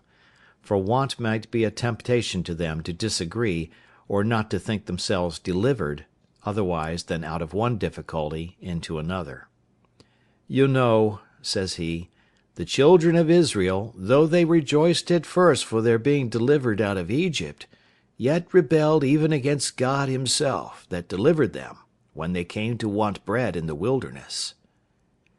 His caution was so seasonable and his advice so good, that I could not but be very well pleased with his proposal, as well as I was satisfied with his fidelity. So we fell to digging, all 4 of us, as well as the wooden tools we were furnished with permitted, and in about a month's time, by the end of which it was seed time, we had got as much land cured and trimmed up as we sowed 22 bushels of barley on, and 16 jars of rice, which was, in short, all the seed we had to spare. Indeed, we left ourselves barely sufficient for our own food for the 6 months that we had to expect our crop; that is to say, reckoning from the time we set our seed aside for sowing, for it is not to be supposed it is 6 months in the ground in that country. Having now society enough, and our numbers being sufficient to put us out of fear of the savages, if they had come, unless their number had been very great, we went freely all over the island, whenever we found occasion; and as we had our escape or deliverance upon our thoughts, it was impossible, at least for me, to have the means of it out of mine. For this purpose I marked out several trees, which I thought fit for our work, and I set Friday and his father to cut them down; and then I caused the Spaniard, to whom I imparted my thoughts on that affair, to oversee and direct their work. I showed them with what indefatigable pains I had hewed a large tree into single planks, and I caused them to do the like, till they made about a dozen large planks, of good oak, near 2 feet broad, 35 feet long, and from 2 inches to 4 inches thick. What prodigious labour it took up, any one may imagine. At the same time I contrived to increase my little flock of tame goats as much as I could, and for this purpose I made Friday and the Spaniard go out one day, and myself with Friday the next day, for we took our turns, and by this means we got about 20 young kids to breed up with the rest, for whenever we shot the dam, we saved the kids, and added them to our flock. But above all, the season for curing the grapes coming on, I caused such a prodigious quantity to be hung up in the sun, that, I believe, had we been at Alicante, where the raisins of the sun are cured, we could have filled 60 or 80 barrels, and these, with our bread, formed a great part of our food. Very good living too, I assure you, for they are exceedingly nourishing. It was now harvest, and our crop in good order. It was not the most plentiful increase I had seen in the island, but, however, it was enough to answer our end; for from 22 bushels of barley we brought in and thrashed out above 220 bushels, and the like in proportion of the rice, which was store enough for our food to the next harvest, though all 16 Spaniards had been on shore with me; or, if we had been ready for a voyage, it would very plentifully have victualled our ship to have carried us to any part of the world, that is to say, any part of America. When we had thus housed and secured our magazine of corn, we fell to work to make more wicker ware, that is, great baskets, in which we kept it; and the Spaniard was very handy and dexterous at this part, and often blamed me that I did not make some things for defence of this kind of work, but I saw no need of it. And now, having a full supply of food for all the guests I expected, I gave the Spaniard leave to go over to the main, to see what he could do with those he had left behind him there. I gave him a strict charge not to bring any man who would not first swear in the presence of himself and the old savage that he would in no way injure, fight with, or attack the person he should find in the island, who was so kind as to send for them in order to their deliverance; but that they would stand by him and defend him against all such attempts, and wherever they went would be entirely under and subjected to his command, and that this should be put in writing and signed in their hands. How they were to have done this, when I knew they had neither pen nor ink, was a question which we never asked. Under these instructions, the Spaniard and the old savage, the father of Friday, went away in one of the canoes which they might be said to have come in, or rather were brought in, when they came as prisoners to be devoured by the savages. I gave each of them a musket with a firelock on it, and about 8 charges of powder and ball, charging them to be very good husbands of both, and not to use either of them but upon urgent occasions. This was a cheerful work, being the first measures used by me in view of my deliverance for now 27 years and some days. I gave them provisions of bread and of dried grapes, sufficient for themselves for many days, and sufficient for all the Spaniards, for about 8 days' time;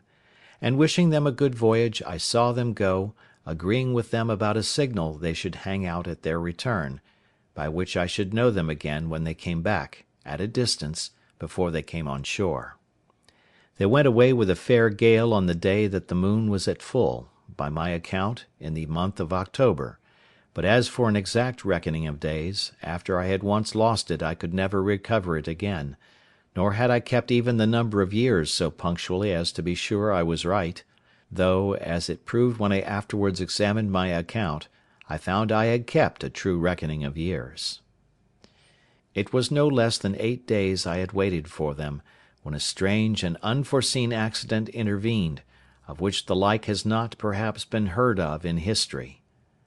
I was fast asleep in my hutch one morning, when my man Friday came running into me, and called aloud, "Master, master, they are come, they are come!"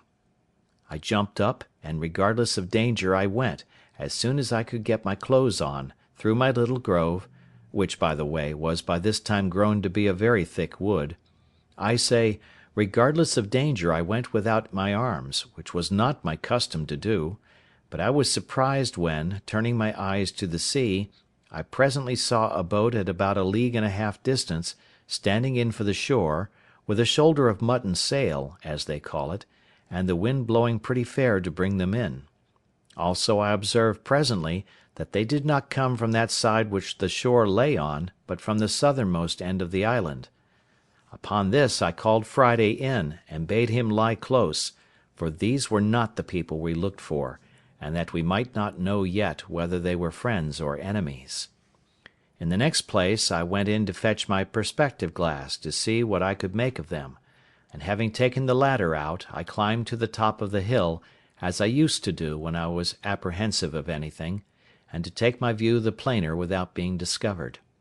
I had scarce set my foot upon the hill when my eye plainly discovered a ship lying at anchor, at about 2 leagues and a half distance from me, south-southeast, but not above 1 league and a half from the shore. By my observation it appeared plainly to be an English ship, and the boat appeared to be an English longboat. I cannot express the confusion I was in, though the joy of seeing a ship, and one that I had reason to believe was manned by my own countrymen, and consequently friends, was such as I cannot describe; but yet I had some secret doubts hung about me, I cannot tell from whence they came, bidding me keep upon my guard. In the first place, it occurred to me to consider what business an English ship could have in that part of the world, since it was not the way to or from any part of the world where the English had any traffic; and I knew there had been no storms to drive them in there in distress, and that if they were really English, it was most probable that they were here upon no good design, and that I had better continue as I was than fall into the hands of thieves and murderers. Let no man despise the secret hints and notices of danger which sometimes are given him when he may think there is no possibility of its being real. That such hints and notices are given us I believe few that have made any observation of things can deny; that they are certain discoveries of an invisible world, and a converse of spirits, we cannot doubt; and if the tendency of them seems to be to warn us of danger, why should we not suppose they are from some friendly agent,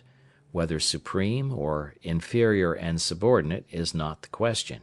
and that they are given for our good?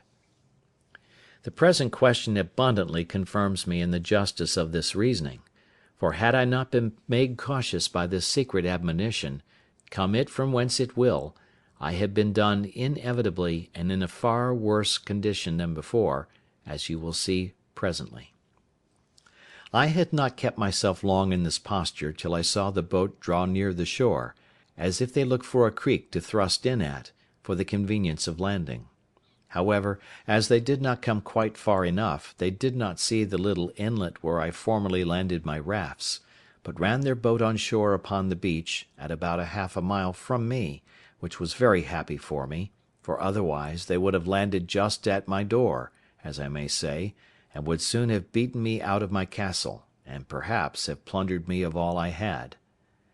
When they were on shore I was fully satisfied they were Englishmen, at least most of them; 1 or 2 I thought were Dutch, but it did not prove so. There were in all 11 men, whereof 3 of them I found were unarmed, and, as I thought, bound; and when the first 4 or 5 of them were jumped on shore, they took those 3 out of the boat as prisoners; one of the 3 I could perceive using the most passionate gestures of entreaty, affliction, and despair, even to a kind of extravagance. The other 2, I could perceive, lifted up their hands sometimes, and appeared concerned indeed, but not to such a degree as the first. I was perfectly confounded at the sight, and knew not what the meaning of it should be. Friday called out to me in English, as well as he could, "Oh, master! You see Englishmans eat prisoner as well as savage mans." "Why, Friday," says I, "do you think they are going to eat them, then?" "Yes," says Friday, "they will eat them." "No, no," says I, "Friday, I am afraid they will murder them indeed, but you may be sure they will not eat them." All this while I had no thought of what the matter really was, but stood trembling with the horror of the sight, expecting every moment when the 3 prisoners should be killed; nay, once I saw one of the villains lift up his arm with a great cutlass, as the seamen call it, or sword, to strike one of the poor men, and I expected to see him fall every moment, at which all the blood in my body seemed to run chill in my veins. I wished heartily now for the Spaniard, and the savage that had gone with him, or that I had any way to have come undiscovered within shot of them, that I might have secured the 3 men, for I saw no firearms they had among them, but it fell out to my mind another way. After I had observed the outrageous usage of the 3 men by the insolent seamen, I observed the fellows run scattering about the island, as if they wanted to see the country.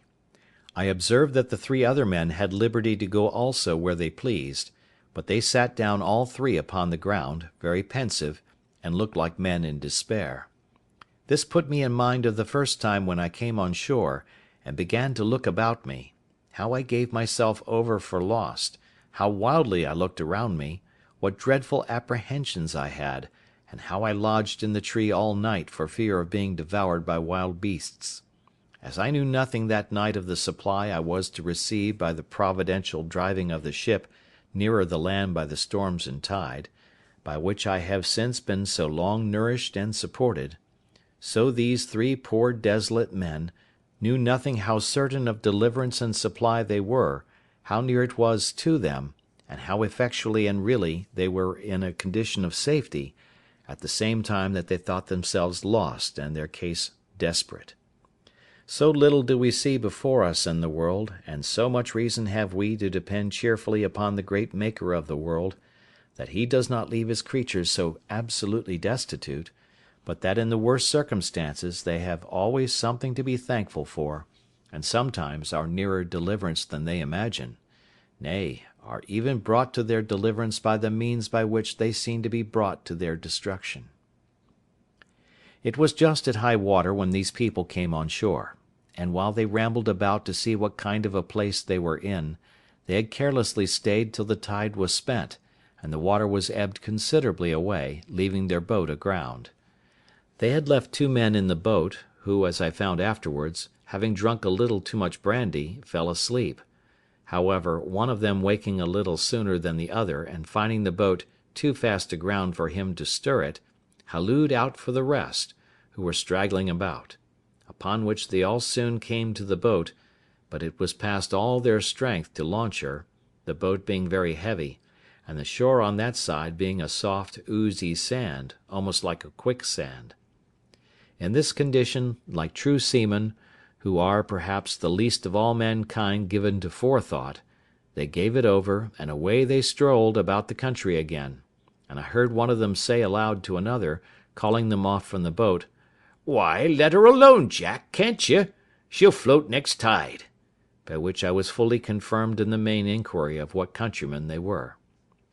All this while I kept myself very close, not once daring to stir out of my castle any farther than to my place of observation near the top of the hill; and very glad I was to think how well it was fortified. I knew it was no less than 10 hours before the boat could float again, and by that time it would be dark, and I might be at more liberty to see their motions, and to hear their discourse, if they had any. In the meantime I fitted myself up for a battle as before, though with more caution, knowing I had to do with another kind of enemy than I had at first. I ordered Friday also, whom I had made an excellent marksman with his gun, to load himself with arms. I took myself 2 fowling pieces, and I gave him 3 muskets. My figure, indeed, was very fierce. I had my formidable goatskin coat on, with the great cap I have mentioned, 2 pistols in my belt, and a gun upon each shoulder. It was my design, as I said above, not to have made any attempt till it was dark; but about 2 o'clock, being the heat of the day, I found that they were all gone straggling into the woods, and, as I thought, laid down to sleep. The 3 poor distressed men, too anxious for their condition to get any sleep, had, however, sat down under the shelter of a great tree, at about a quarter of a mile from me, and, as I thought, out of sight of any of the rest. Upon this I resolved to discover myself to them, and learn something of their condition. Immediately I marched as above, my man Friday at a good distance behind me, as formidable for his arms as I, but not making quite so staring a spectre-like figure as I did. I came as near them undiscovered as I could, and then, before any of them saw me, I called aloud to them in Spanish, "What are you, gentlemen?" They started up at the noise, but were 10 times more confounded when they saw me, and the uncouth figure that I made. They made no answer at all, but I thought I perceived them just going to fly from me, when I spoke to them in English. "Gentlemen," said I, "do not be surprised at me; perhaps you may have a friend near when you did not expect it." "He must be sent directly from heaven, then," said one of them very gravely to me, and pulling off his hat at the same time to me, "for our condition is past the help of man." "All help is from heaven, sir," said I, "but can you put a stranger in the way to help you? For you seem to be in some great distress. I saw you when you landed, and when you seemed to make application to the brutes that came with you, I saw one of them lift up his sword to kill you." The poor man, with tears running down his face and trembling, looked like one astonished, returned, "Am I talking to God or man? Is it a real man or an angel?" "Be it no fear about that, sir," said I. "If God had sent an angel to relieve you, he would have come better clothed, and armed after another manner than you see me. Pray lay aside your fears. I am a man, an Englishman, and disposed to assist you. You see I have one servant only. We have arms and ammunition. Tell us freely, can we serve you? What is your case?" "Our case, sir," said he, "is too long to tell you while our murderers are so near us. But in short, sir, I was commander of that ship. My men have mutinied against me. They have been hardly prevailed on not to murder me, and at last have set me on shore in this desolate place, with these 2 men with me, one my mate, the other a passenger, where we expected to perish, believing the place to be uninhabited, and know not yet what to think of it." "Where are these brutes, your enemies?" said I. "Do you know where they are gone?" "There they lie, sir," said he, pointing to a thicket of trees. "My heart trembles for fear they have seen us and heard you speak. If they have, they will certainly murder us all." "Have they any firearms?" said I. He answered, "They had only 2 pieces, one of which they left in the boat." "Well then," said I, "leave the rest to me. I see they are all asleep. It is an easy thing to kill them all. But shall we rather take them prisoners?" He told me there were 2 desperate villains among them that it was scarce safe to show any mercy to, but if they were secured, he believed all the rest would return to their duty. I asked him which they were. He told me he could not at that distance distinguish them, but he would obey my orders in anything I would direct. "Well," says I, "let us retreat out of their view or hearing, lest they awake, and we will resolve further." So they willingly went back with me, till the woods covered us from them. "Look you, sir," said I, "if I venture upon your deliverance, are you willing to make 2 conditions with me?" He anticipated my proposals by telling me that both he and the ship, if recovered, should be wholly directed and commanded by me in everything, and if the ship was not recovered, he would live and die with me in what part of the world soever I would send him, and the 2 other men said the same. "Well," says I, "my conditions are but 2. First, that while you stay in this island with me, you will not pretend to any authority here, and if I put arms in your hands, you will, upon all occasions, give them up to me, and do no prejudice to me or mine upon this island, and in the meantime be governed by my orders. Secondly, that if the ship is or may be recovered, you will carry me and my man to England passage free." He gave me all the assurances that the invention or faith of man could devise that he would comply with these most reasonable demands, and besides would owe his life to me, and acknowledge it upon all occasions as long as he lived. "Well then," said I, "here are 3 muskets for you, with powder and ball. Tell me next what you think is proper to be done." He showed all the testimonies of his gratitude that he was able, but offered to be wholly guided by me. I told him I thought it was very hard venturing anything, but the best method I could think of was to fire on them at once as they lay, and if any were not killed at the first volley and offered to submit, we might save them, and so put it wholly upon God's providence to direct the shot. He said, very modestly, that he was loath to kill them if he could help it, but that those 2 were incorrigible villains, and had been the authors of all the mutiny in the ship, and if they escaped, we should be undone still, for they would go on board and bring the whole ship's company, and destroy us all. "Well then," says I, Necessity legitimates my advice, for it is the only way to save our lives." However, seeing him still cautious of shedding blood, I told him they should go themselves and manage as they found convenient. In the middle of this discourse we heard some of them awake, and soon after we saw two of them on their feet. I asked him if either of them were the heads of the mutiny. He said, "No." "Well then," said I, "you may let them escape, and Providence seems to have awakened them on purpose to save themselves. Now," says I, "if the rest escape you, it is your fault." Animated with this, he took the musket I had given him in his hand, and a pistol in his belt, and his two comrades with him, with each a piece in his hand. The two men who were with him going first made some noise, at which one of the seamen who was awake turned about, and seeing them coming, cried out to the rest, but was too late then, for the moment he cried out they fired. I mean the two men, the captain wisely reserving his own piece. They had so well aimed their shot at the men they knew, that one of them was killed on the spot, and the other very much wounded, but not being dead he started up on his feet, and called eagerly for help to the other;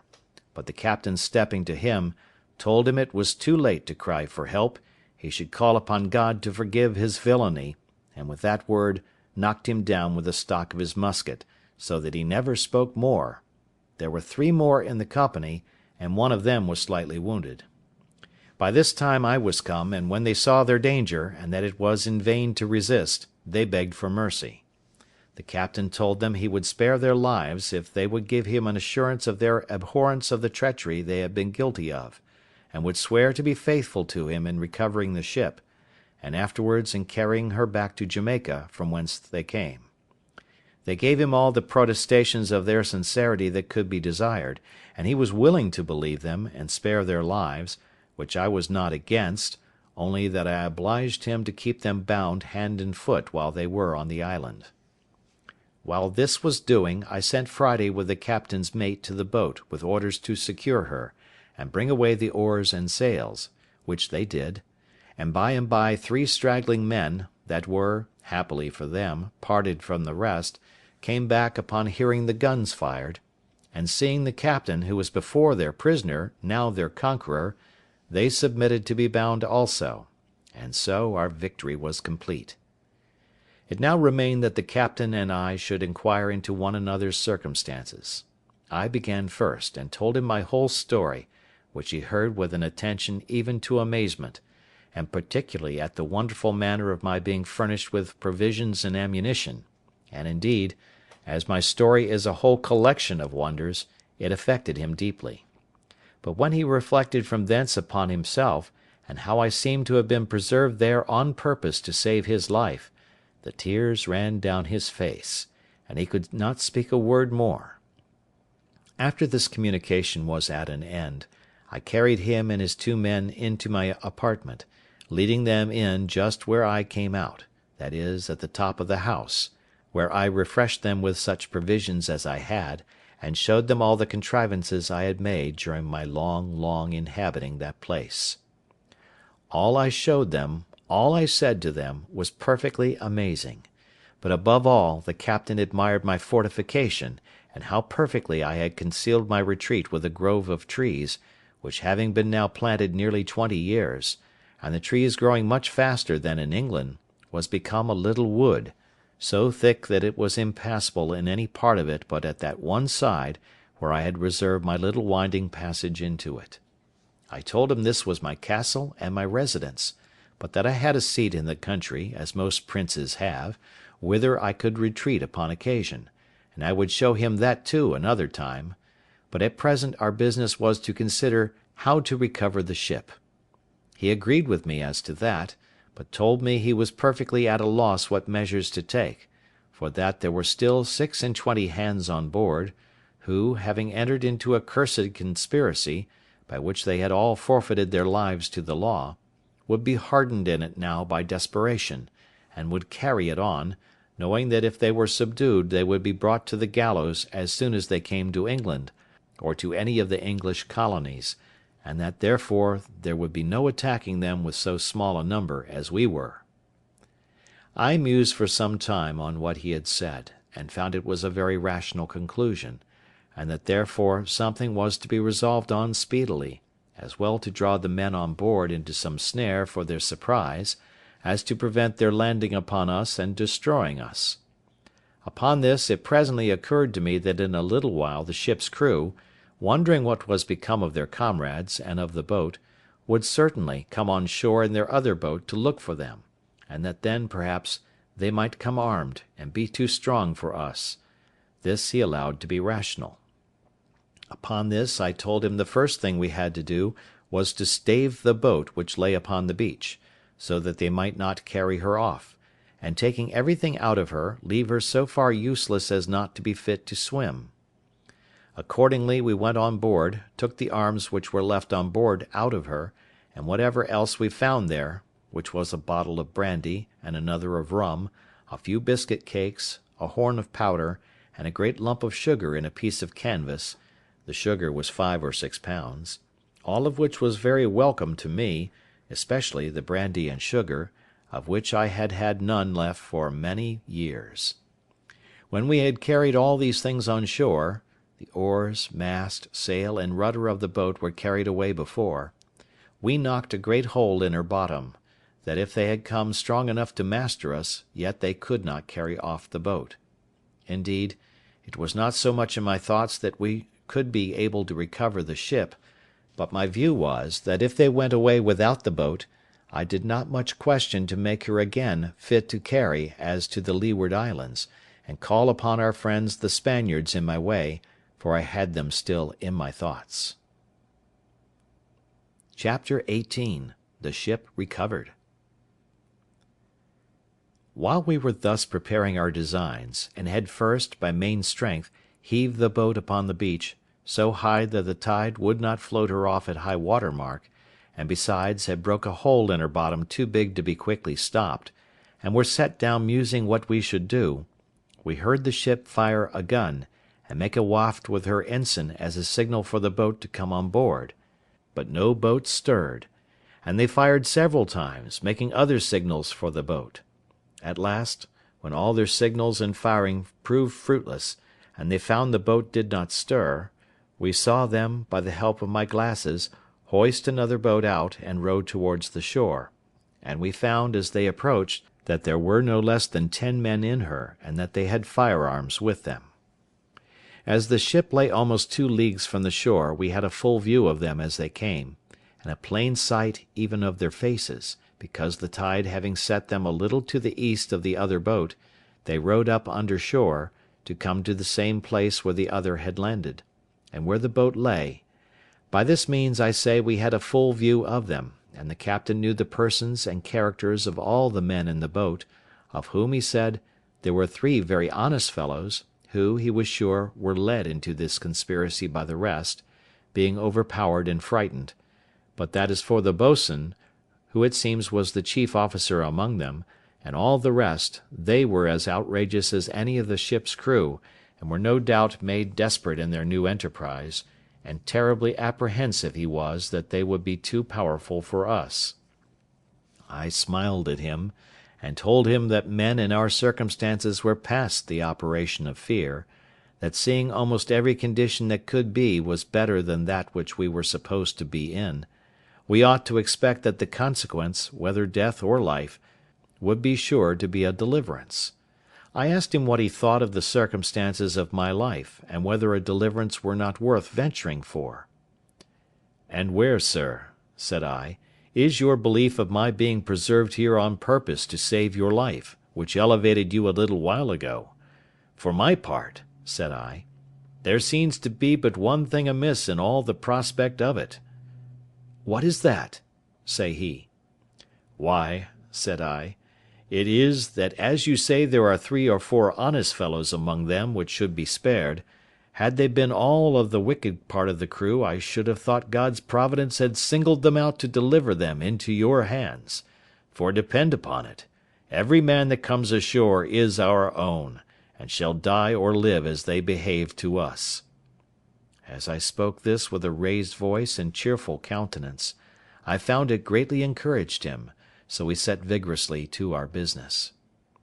We had, upon the first appearance of the boats coming from the ship, considered of separating our prisoners, and we had indeed secured them effectually.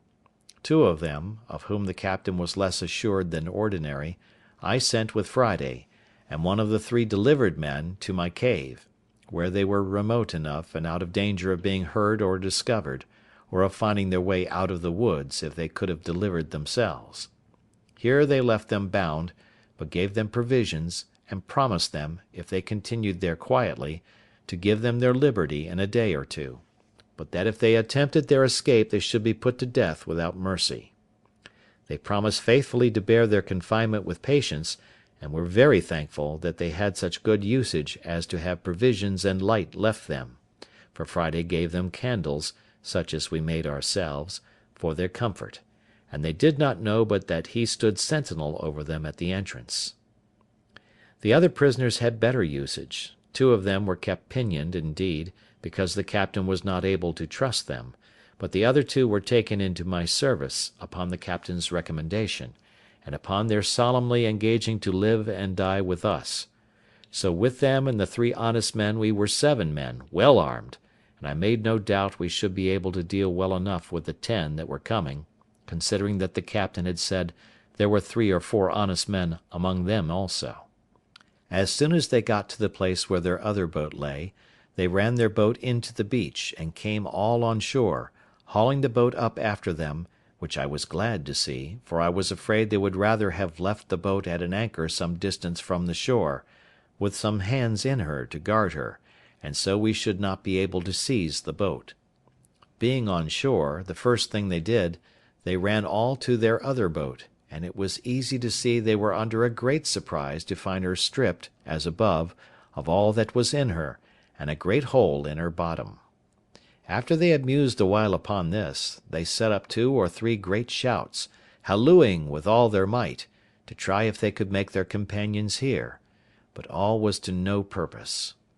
Then they came all close in a ring, and fired a volley of their small arms, which indeed we heard, and the echoes made the woods ring. But it was all one. Those in the cave we were sure could not hear, and those in our keeping, though they heard it well enough, yet durst give no answer to them.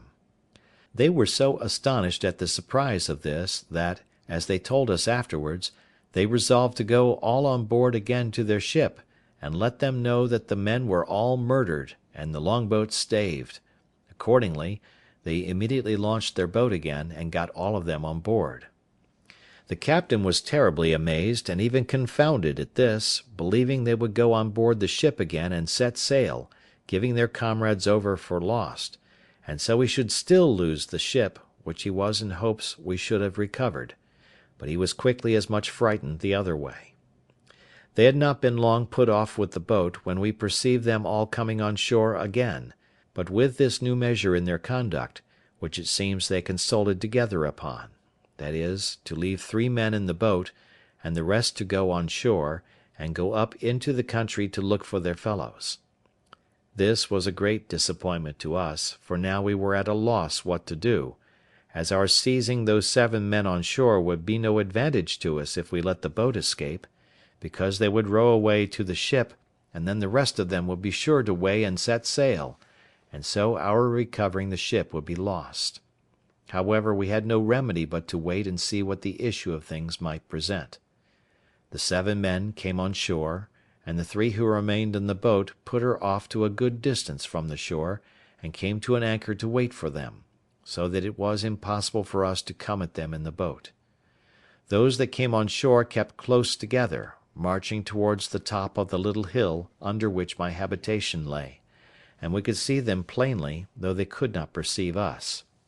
We should have been very glad if they would have come nearer us, so that we might have fired at them, or that they would have gone farther off, that we might come abroad.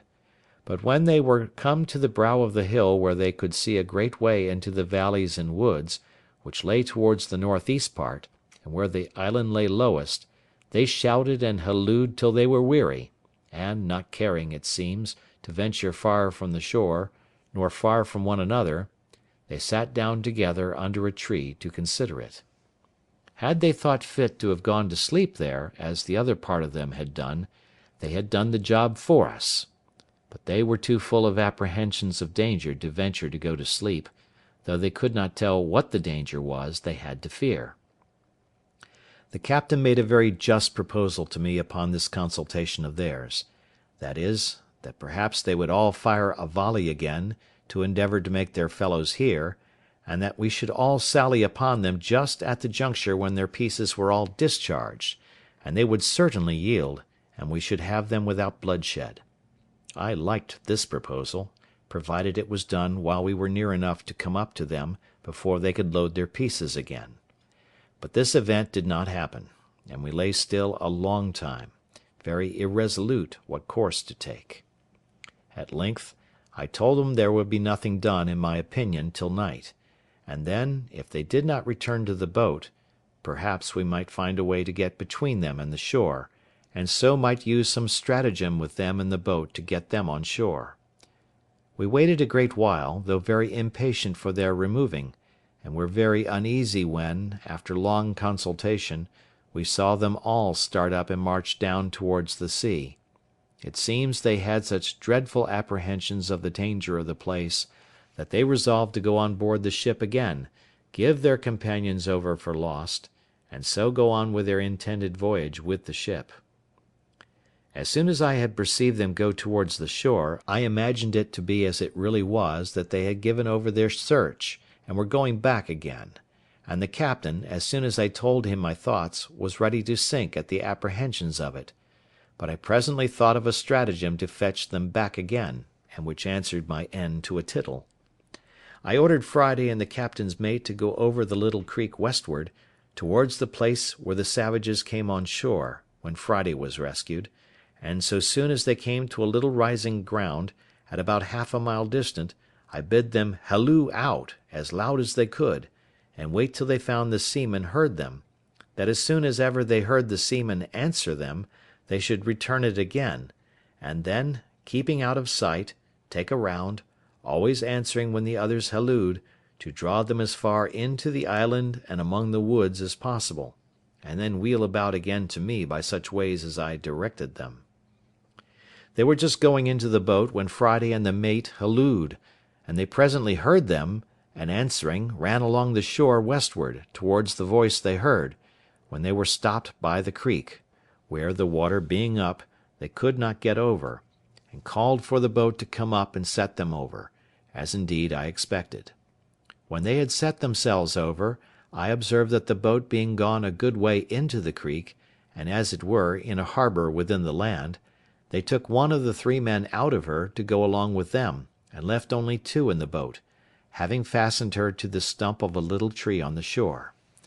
This was what I wished for, and immediately leaving Friday and the captain's mate to their business, I took the rest with me, and crossing the creek out of their sight, we surprised the 2 men before they were aware,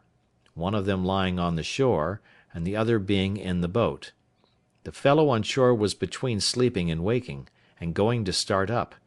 The captain, who was foremost, ran in upon him and knocked him down, and then called out to him in the boat to yield or he was a dead man. They needed very few arguments to persuade a single man to yield, when he saw 5 men upon him and his comrade knocked down. Besides, this was, it seems, one of the 3 who were not so hearty in the mutiny as the rest of the crew, and therefore was easily persuaded not only to yield, but afterwards to join very sincerely with us.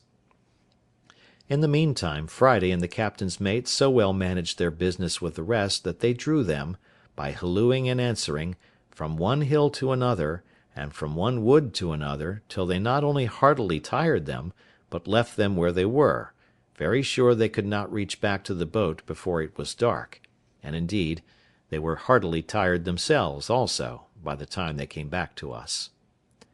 We had nothing now to do but to watch for them in the dark, and to fall upon them, so as to make sure work with them. It was several hours after Friday came back to me before they came back to their boat, and we could hear the foremost of them, long before they came quite up, calling to those behind to come along, and could also hear them answer, and complain how lame and tired they were, and not able to come any faster, which was very welcome news to us. At length they came up to the boat, but it is impossible to express their confusion when they found the boat fast aground in the creek, the tide ebbed out, and their 2 men gone. We could hear them call one to another in a most lamentable manner, telling one another they were got into an enchanted island, that either there were inhabitants in it, and they should all be murdered, or else there were devils and spirits in it, and they should all be carried away and devoured. They hallooed again, and called their 2 comrades by their names a great many times, but no answer. After some time we could see them, by the little light there was, run about, wringing their hands like men in despair, and sometimes they would go and sit down in the boat to rest themselves, then come ashore again, and walk about again, and so the same thing over again. My men would fain have had me give them leave to fall upon them at once in the dark, but I was willing to take them at some advantage, so as to spare them, and kill as few of them as I could, and especially I was unwilling to hazard the killing of any of our men, knowing the others were very well armed.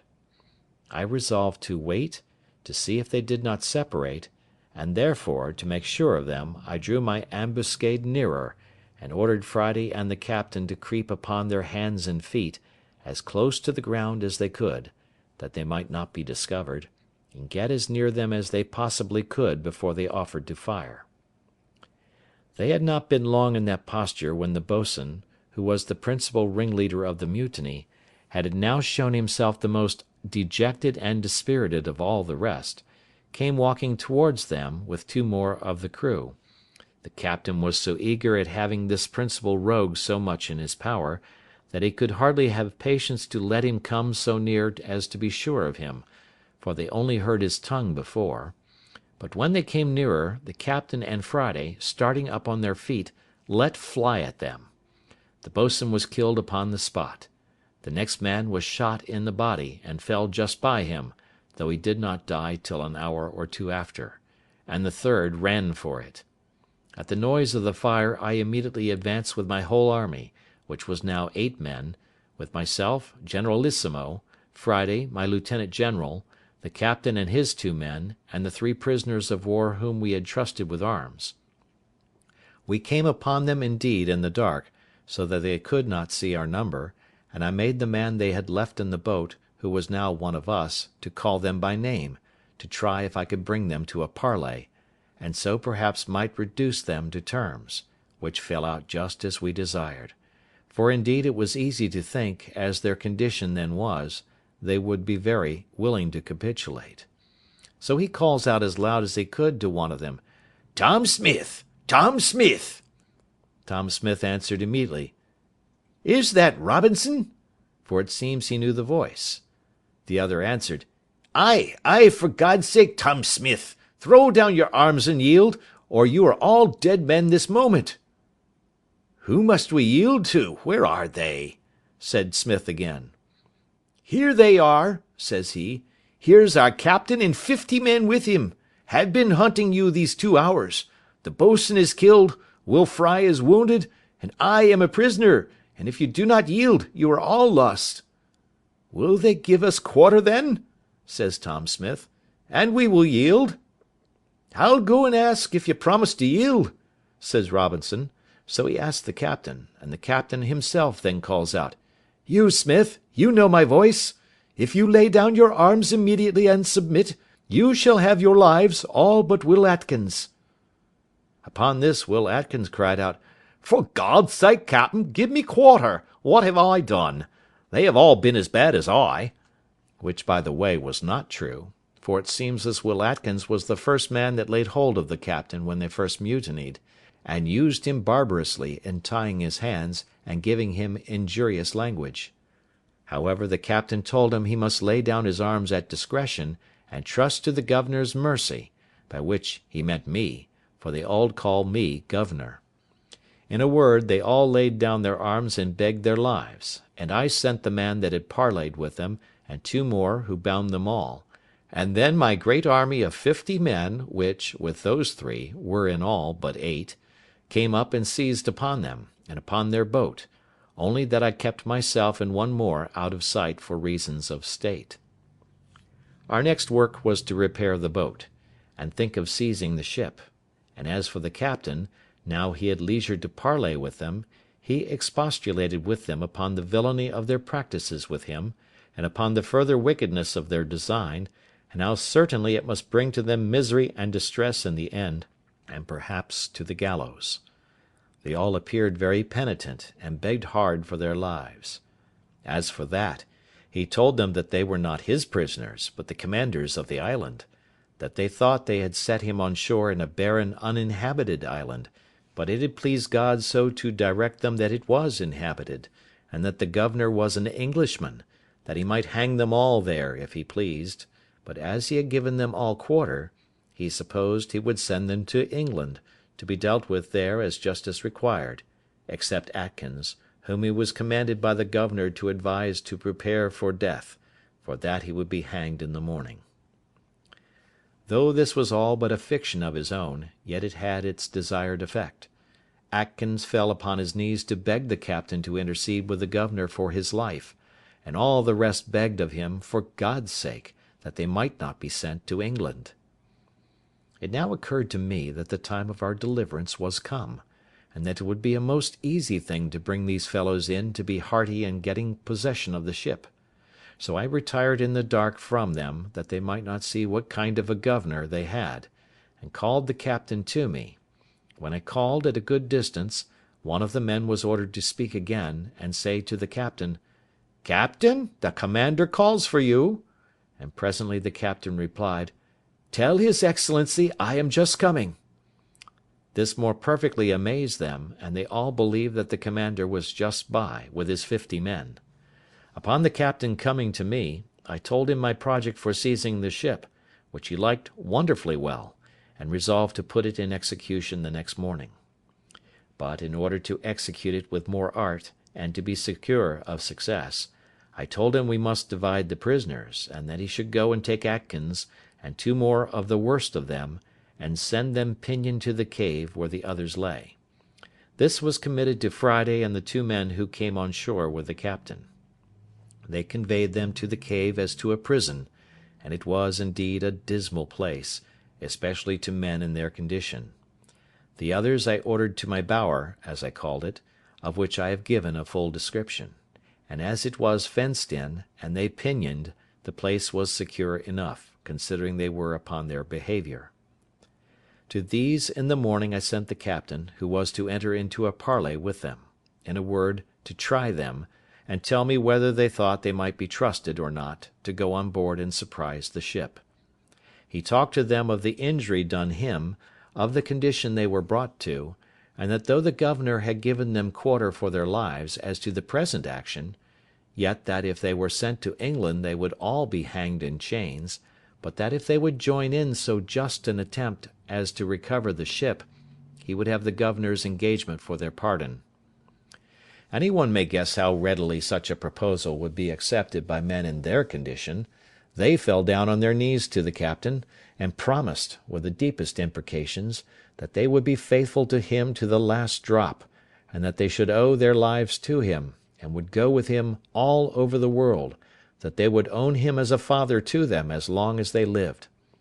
"Well," says the captain, "I must go and tell the governor what you say, and see what I can do to bring him to consent to it."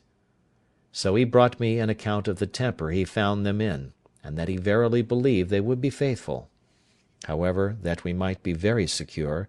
I told him he should go back again and choose out those 5, and tell them, that they might see he did not want men, that he would take out those 5 to be his assistants, and that the governor would keep the other 2, and the 3 that were sent prisoners to the castle, my cave, as hostages for the fidelity of those 5, and that if they proved unfaithful in the execution, the 5 hostages should be hanged in chains alive on the shore. This looked severe, and convinced them that the governor was in earnest.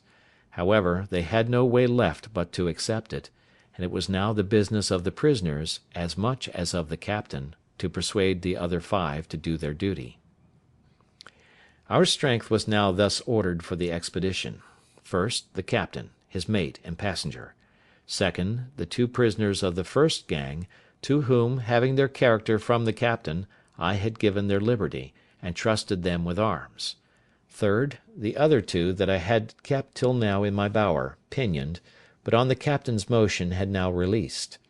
Fourth, these 5 released at last, so that there were 12 in all, besides 5 we kept prisoners in the cave for hostages.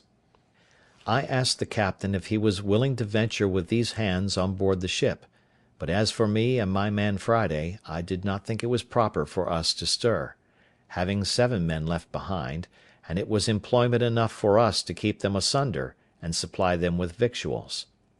As to the 5 in the cave, I resolved to keep them fast, but Friday went in twice a day to them, to supply them with necessaries, and I made the other 2 carry provisions to a certain distance, where Friday was to take them. When I showed myself to the 2 hostages, it was with the captain, who told them I was the person the governor had ordered to look after them, and that it was the governor's pleasure they should not stir anywhere but by my direction;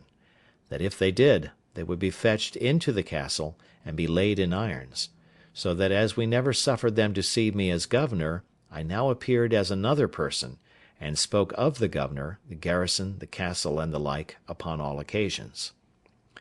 The captain now had no difficulty before him, but to furnish his 2 boats, stop the breach of one, and man them.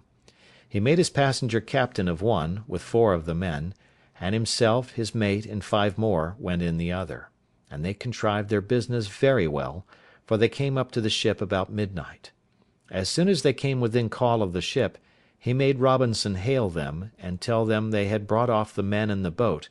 but that it was a long time before they had found them, and the like, holding them in a chat till they came to the ship's side, when the captain and the mate entering first with their arms, immediately knocked down the second mate and carpenter with the butt end of their muskets, being very faithfully seconded by their men.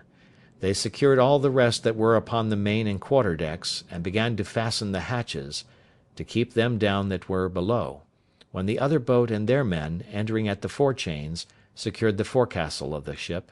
and the scuttle which went down into the cook-room, making 3 men they found there prisoners. When this was done, and all safe upon deck, the captain ordered the mate, with 3 men, to break into the round-house, where the new rebel captain lay, who, having taken the alarm, had got up, and with 2 men and a boy had got firearms in their hands, and when the mate, with a crow, split open the door, the new captain and his men fired boldly among them, and wounded the mate with a musket ball, which broke his arm, and wounded 2 more of the men, but killed nobody. The mate, calling for help, rushed, however, into the round-house, wounded as he was, and with his pistol shot the new captain through the head, the bullet entering at his mouth, and came out again behind one of his ears, so that he never spoke a word more; upon which the rest yielded, and the ship was taken effectually, without any more lives lost. As soon as the ship was thus secured, the captain ordered 7 guns to be fired, which was the signal agreed upon with me to give me notice of his success, which, you may be sure, I was very glad to hear, having sat watching upon the shore for it till near 2 o'clock in the morning. Having thus heard the signal plainly, I laid me down, and it having been a day of great fatigue to me, I slept very sound, till I was surprised with the noise of a gun,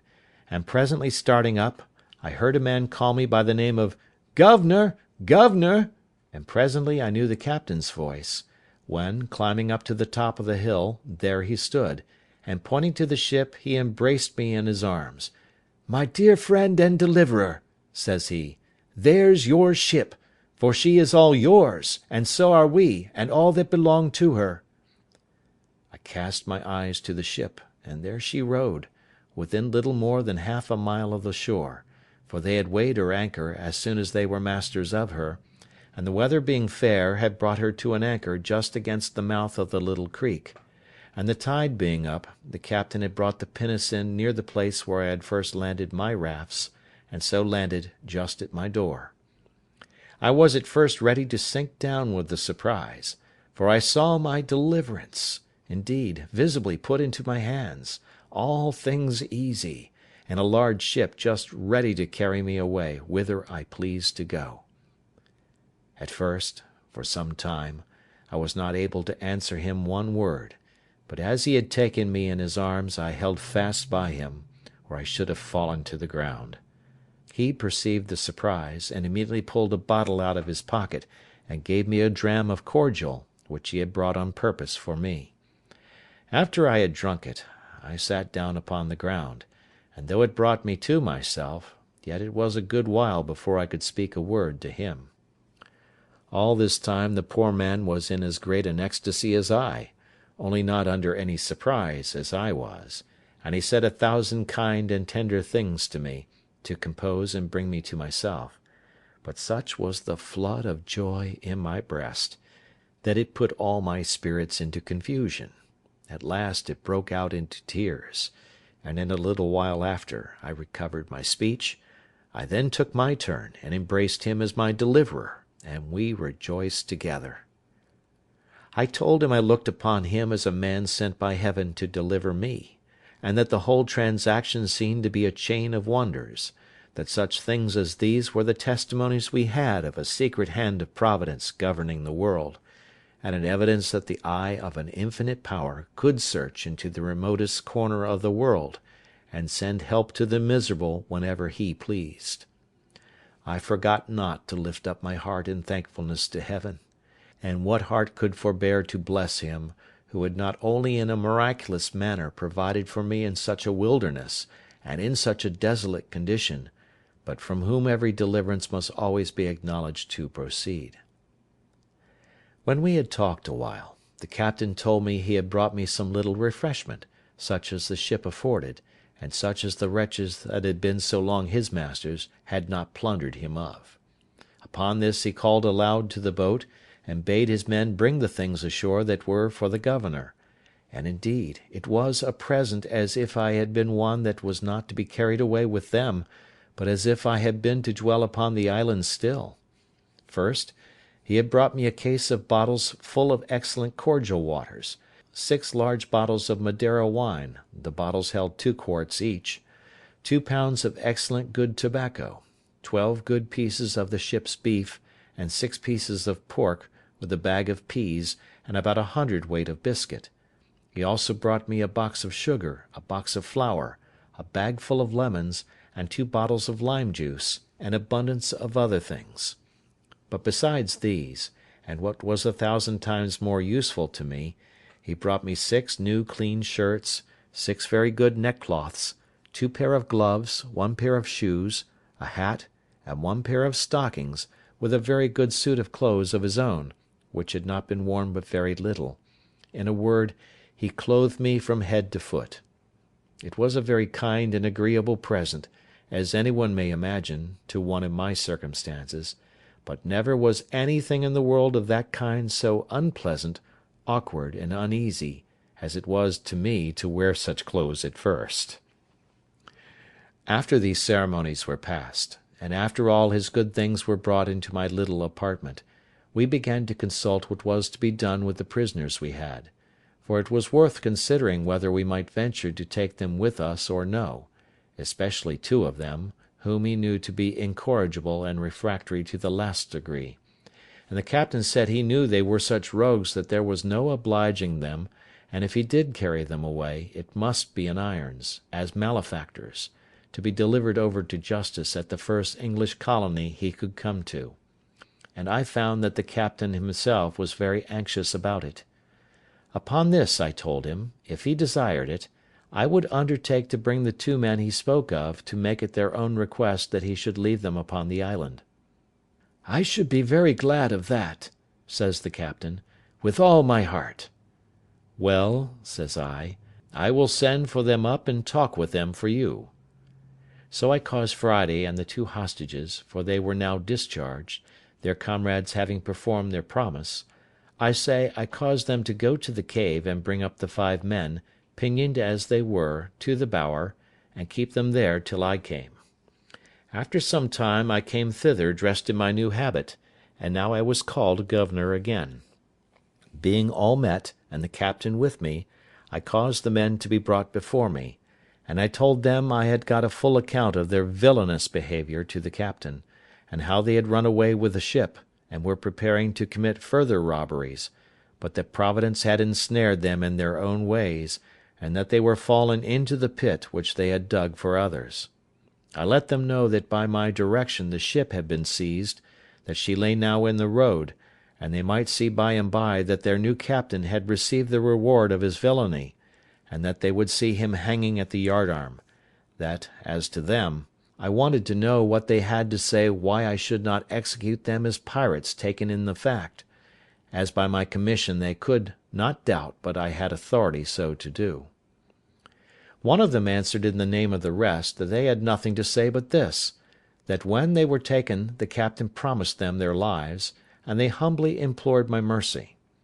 But I told them I knew not what mercy to show them, for as for myself, I had resolved to quit the island with all my men, and had taken passage with the captain to go to England; and as for the captain, he could not carry them to England other than as prisoners in irons, to be tried for mutiny and running away with the ship, the consequence of which, they must needs know, would be the gallows; so that I could not tell what was best for them, unless they had a mind to take their fate in the island. If they desired that, as I had liberty to leave the island, I had some inclination to give them their lives, if they thought they could shift on shore. They seemed very thankful for it, and said they would much rather venture to stay there than to be carried to England to be hanged. So I left it on that issue.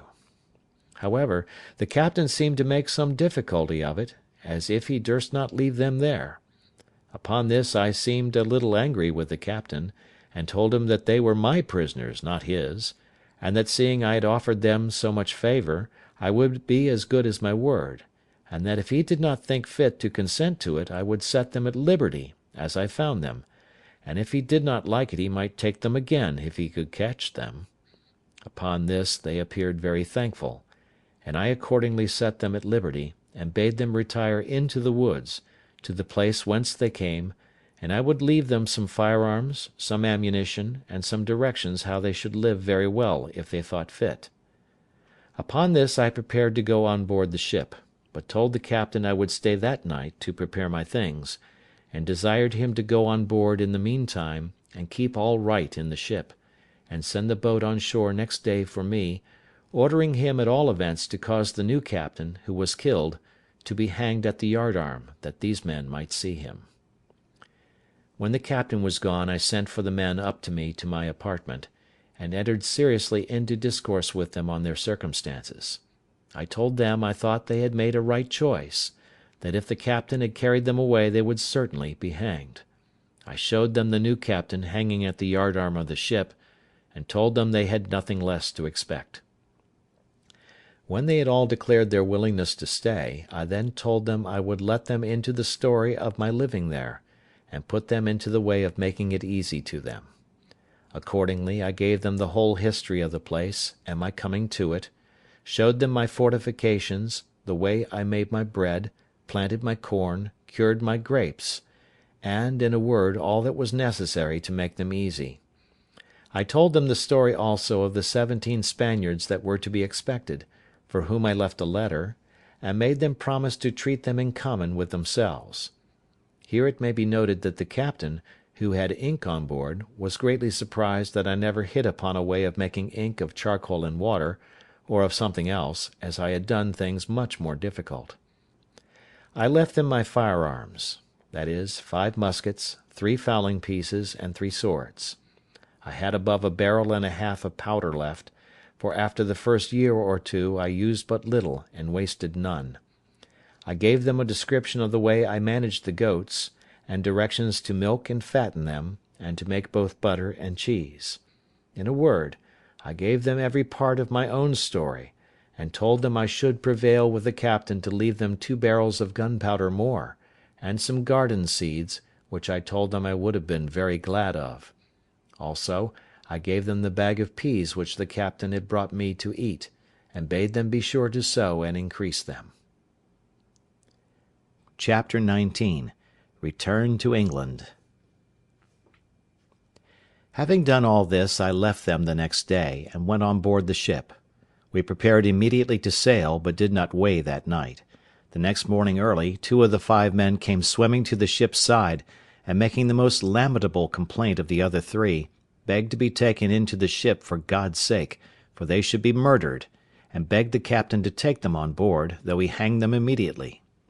Upon this the captain pretended to have no power without me, but after some difficulty, and after their solemn promises of amendment, they were taken on board, and were, some time after, soundly whipped and pickled, after which they proved very honest and quiet fellows. Some time after this the boat was ordered on shore, the tide being up, with the things promised to the men, to which the captain, at my intercession, caused their chests and clothes to be added, which they took and were very thankful for. I also encouraged them, by telling them that if it lay in my power to send any vessel to take them in, I would not forget them. When I took leave of this island I carried on board, for relics, the great goatskin cap I had made, my umbrella, and one of my parrots. Also I forgot not to take the money I formerly mentioned, which had lain by me so long useless that it was grown rusty or tarnished, and could hardly pass for silver till it had been a little rubbed and handled, as also the money I found in the wreck of the Spanish ship. And thus I left the island, the 19th of December, as I found by the ship's account, in the year 1686, after I had been upon it 28 years, 2 months, and 19 days, being delivered from this second captivity the same day of the month that I first made my escape in the longboat from among the Moors of Sallee. In this vessel, after a long voyage, I arrived in England the 11th of June, in the year 1687, having been 35 years absent. When I came to England I was as perfect a stranger to all the world as if I had never been known there. My benefactor and faithful steward, whom I had left my money in trust with, was alive, but had had great misfortunes in the world, was become a widow the second time, and very low in the world. I made her very easy as to what she owed me, assuring her I would give her no trouble; but, on the contrary, in gratitude for her former care and faithfulness to me, I relieved her as my little stock would afford, which at that time would, indeed, allow me to do but little for her; but I assured her I would never forget her former kindness to me, nor did I forget her when I had sufficient to help her, as shall be observed in its proper place. I went down afterwards into Yorkshire, but my father was dead, and my mother and all the family extinct, except that I found 2 sisters, and 2 of the children of one of my brothers; and as I had been long ago given over for dead, there had been no provision made for me; so that, in a word, I found nothing to relieve or assist me, and that the little money I had would not do much for me as to settling in the world.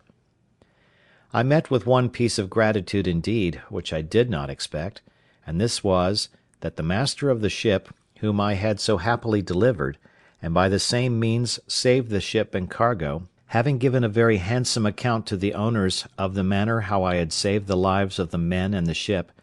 they invited me to meet them and some other merchants concerned, and altogether made me a very handsome compliment upon the subject, and a present of almost £200 sterling. But after making several reflections upon the circumstances of my life, and how little way this would go towards settling me in the world, I resolved to go to Lisbon, and see if I might not come at some information of the state of my plantation in the Brazils, and of what was become of my partner, who, I had reason to suppose, had some years past given me over for dead. With this view I took shipping for Lisbon, where I arrived in April following, my man Friday accompanying me very honestly in all these ramblings, and proving a most faithful servant upon all occasions. When I came to Lisbon, I found out, by inquiry, and to my particular satisfaction, my old friend, the captain of the ship who first took me up at sea off the shore of Africa. He was now grown old, and had left off going to sea, having put his son, who was far from a young man, into his ship, and who still used the Brazil trade. The old man did not know me, and indeed I hardly knew him; but I soon brought him to my remembrance, and as soon brought myself to his remembrance, when I told him who I was. After some passionate expressions of the old acquaintance between us, I inquired, you may be sure, after my plantation and my partner. The old man told me he had not been in the Brazils for about 9 years, but that he could assure me that when he came away my partner was living, but the trustees whom I had joined with him to take cognizance of my part were both dead, That, however, he believed I would have a very good account of the improvement of the plantation, for that, upon the general belief of my being cast away and drowned, my trustees had given in the account of the produce of my part of the plantation to the procurator fiscal, who had appropriated it, in case I never came to claim it, 1/3 to the king and 2/3 to the monastery of St. Augustine, to be expended for the benefit of the poor, and for the conversion of the Indians to the Catholic faith; but that if I appeared, or any one for me, to claim the inheritance, it would be restored, only that the improvement or annual production, being distributed to charitable uses, could not be restored. But he assured me that the steward of the king's revenue from lands, and the provedore, or steward of the monastery, had taken great care all along that the incumbent, that is to say, my partner, gave every year a faithful account of the produce, of which they had duly received my moiety. I asked him if he knew to what height of improvement he had brought the plantation, and whether he thought it might be worth looking after, or whether, on my going thither, I should meet with any obstruction to my possessing my just right in the moiety. He told me he could not tell exactly to what degree the plantation was improved, but this he knew, that my partner was grown exceeding rich upon the enjoying of his part of it, and that, to the best of his remembrance, he had heard that the king's third of my part, which was, it seems, granted away to some other monastery or religious house, amounted to above 200 moidores a year; that as to my being restored to a quiet possession of it, there was no question to be made of that, my partner being alive to witness my title, and my name being also enrolled in the register of the country. Also, he told me that the survivors of my 2 trustees were very fair, honest people, and very wealthy, and he believed I would not only have their assistance for putting me in possession, but would find a very considerable sum of money in their hands for my account, being the produce of the farm, while their fathers held the trust, and before it was given up as above, which, as he remembered, was for about 12 years. I showed myself a little concerned and uneasy at this account, and inquired of the old captain how it came to pass that the trustees should thus dispose of my effects, when he knew that I had made my will, and had made him, the Portuguese captain, my universal heir, etc. He told me that was true, but that as there was no proof of my being dead, he could not act as executor until some certain account should come of my death; and besides, he was not willing to intermeddle with a thing so remote; that it was true he had registered my will, and put in his claim, and could he have given any account of my being dead or alive, he would have acted by procuration, and taken possession of the ingenio, so they call the sugar house, and have given his son, who was now at the Brazils, orders to do it. "But," says the old man, "I have one piece of news to tell you, which perhaps may not be so acceptable to you as the rest; and that is, believing you were lost, and all the world believing so also, your partner and trustees did offer to account with me, in your name, for the first 6 or 8 years' profits, which I received. There being at that time great disbursements for increasing the works, building an ingenio, and buying slaves, it did not amount to near so much as afterwards it produced. However," says the old man, "I shall give you a true account of what I have received in all, and how I have disposed of it." After a few days' further conference with this ancient friend, he brought me an account of the first 6 years' income of my plantation, signed by my partner and the merchant trustees, being always delivered in goods, that is, tobacco in roll, and sugar in chests, besides rum, molasses, etc., which is the consequence of a sugar work; and I found by this account, that every year the income considerably increased; but, as above, the disbursements being large, the sum at first was small. However, the old man let me see that he was debtor to me 470 moidores of gold, besides 60 chests of sugar and 15 double rolls of tobacco, which were lost in his ship, he having been shipwrecked coming home to Lisbon about 11 years after my having the place. The good man then began to complain about his misfortunes, and how he had been obliged to make use of my money to recover his losses, and buy him a share in a new ship. "However, my old friend," says he, "you shall not want a supply in your necessity, and as soon as my son returns, you shall be fully satisfied." Upon this he pulls out an old pouch, and gives me 160 Portugal moidores in gold, and giving the writings of his title to the ship, which his son was gone to the Brazils in, of which he was quarter part owner, and his son another, he puts them both into my hands for security of the rest. I was too much moved with the honesty and kindness of the poor man to be able to bear this, and remembering what he had done for me, how he had taken me up at sea, and how generously he had used me on all occasions, and particularly how sincere a friend he was now to me, I could hardly refrain weeping at what he had said to me. Therefore I asked him if his circumstances admitted him to spare so much money at that time, and if it would not straiten him. He told me he could not say but it might straiten him a little, but, however, it was my money, and I might want it more than he. Everything the good man said was full of affection, and I could hardly refrain from tears while he spoke. In short, I took 100 of the moidores, and called for a pen and ink to give him a receipt for them. Then I returned him the rest, and told him if ever I had possession of the plantation, I would return the other to him also, as indeed I afterwards did; and that as to the bill of sale of his part in his son's ship, I would not take it by any means, but that if I wanted the money, I found he was honest enough to pay me, and if I did not, but came to receive what he gave me reason to expect, I would never have a penny more from him. When this was past, the old man asked me if he should put me into a method to make my claim to my plantation. I told him I thought to go over to it myself. He said I might do so if I pleased, but that if I did not, there were ways enough to secure my right, and immediately to appropriate the profits to my use; and as there were ships in the river of Lisbon just ready to go away to Brazil, he made me enter my name in a public register, with his affidavit, affirming upon oath that I was alive, and that I was the same person who took up the land for the planting the said plantation at first. This being regularly attested by a notary, and a procuration affixed, he directed me to send it, with a letter of his writing, to a merchant of his acquaintance at the place, and then proposed my staying with him till an account came of the return. Never was anything more honourable than the proceedings upon this procuration, for in less than 7 months I received a large packet from the survivors of my trustees, the merchants, for whose account I went to sea, in which were the following particular letters and papers enclosed.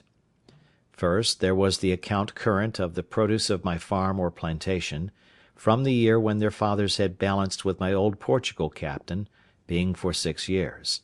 The balance appeared to be 1,174 moidores in my favour. Secondly, there was the account of 4 years more, while they kept the effects in their hands, before the government claimed the administration, as being the effects of a person not to be found, which they called civil death; and the balance of this, the value of the plantation increasing, amounted to 19,446 cruzados, being about 3,240 moidores. Thirdly, there was the prior of St. Augustine's account, who had received the profits for above 14 years, but not being able to account for what was disposed of by the hospital, very honestly declared he had 872 moidores not distributed, which he acknowledged to my account; as to the king's part, that refunded nothing.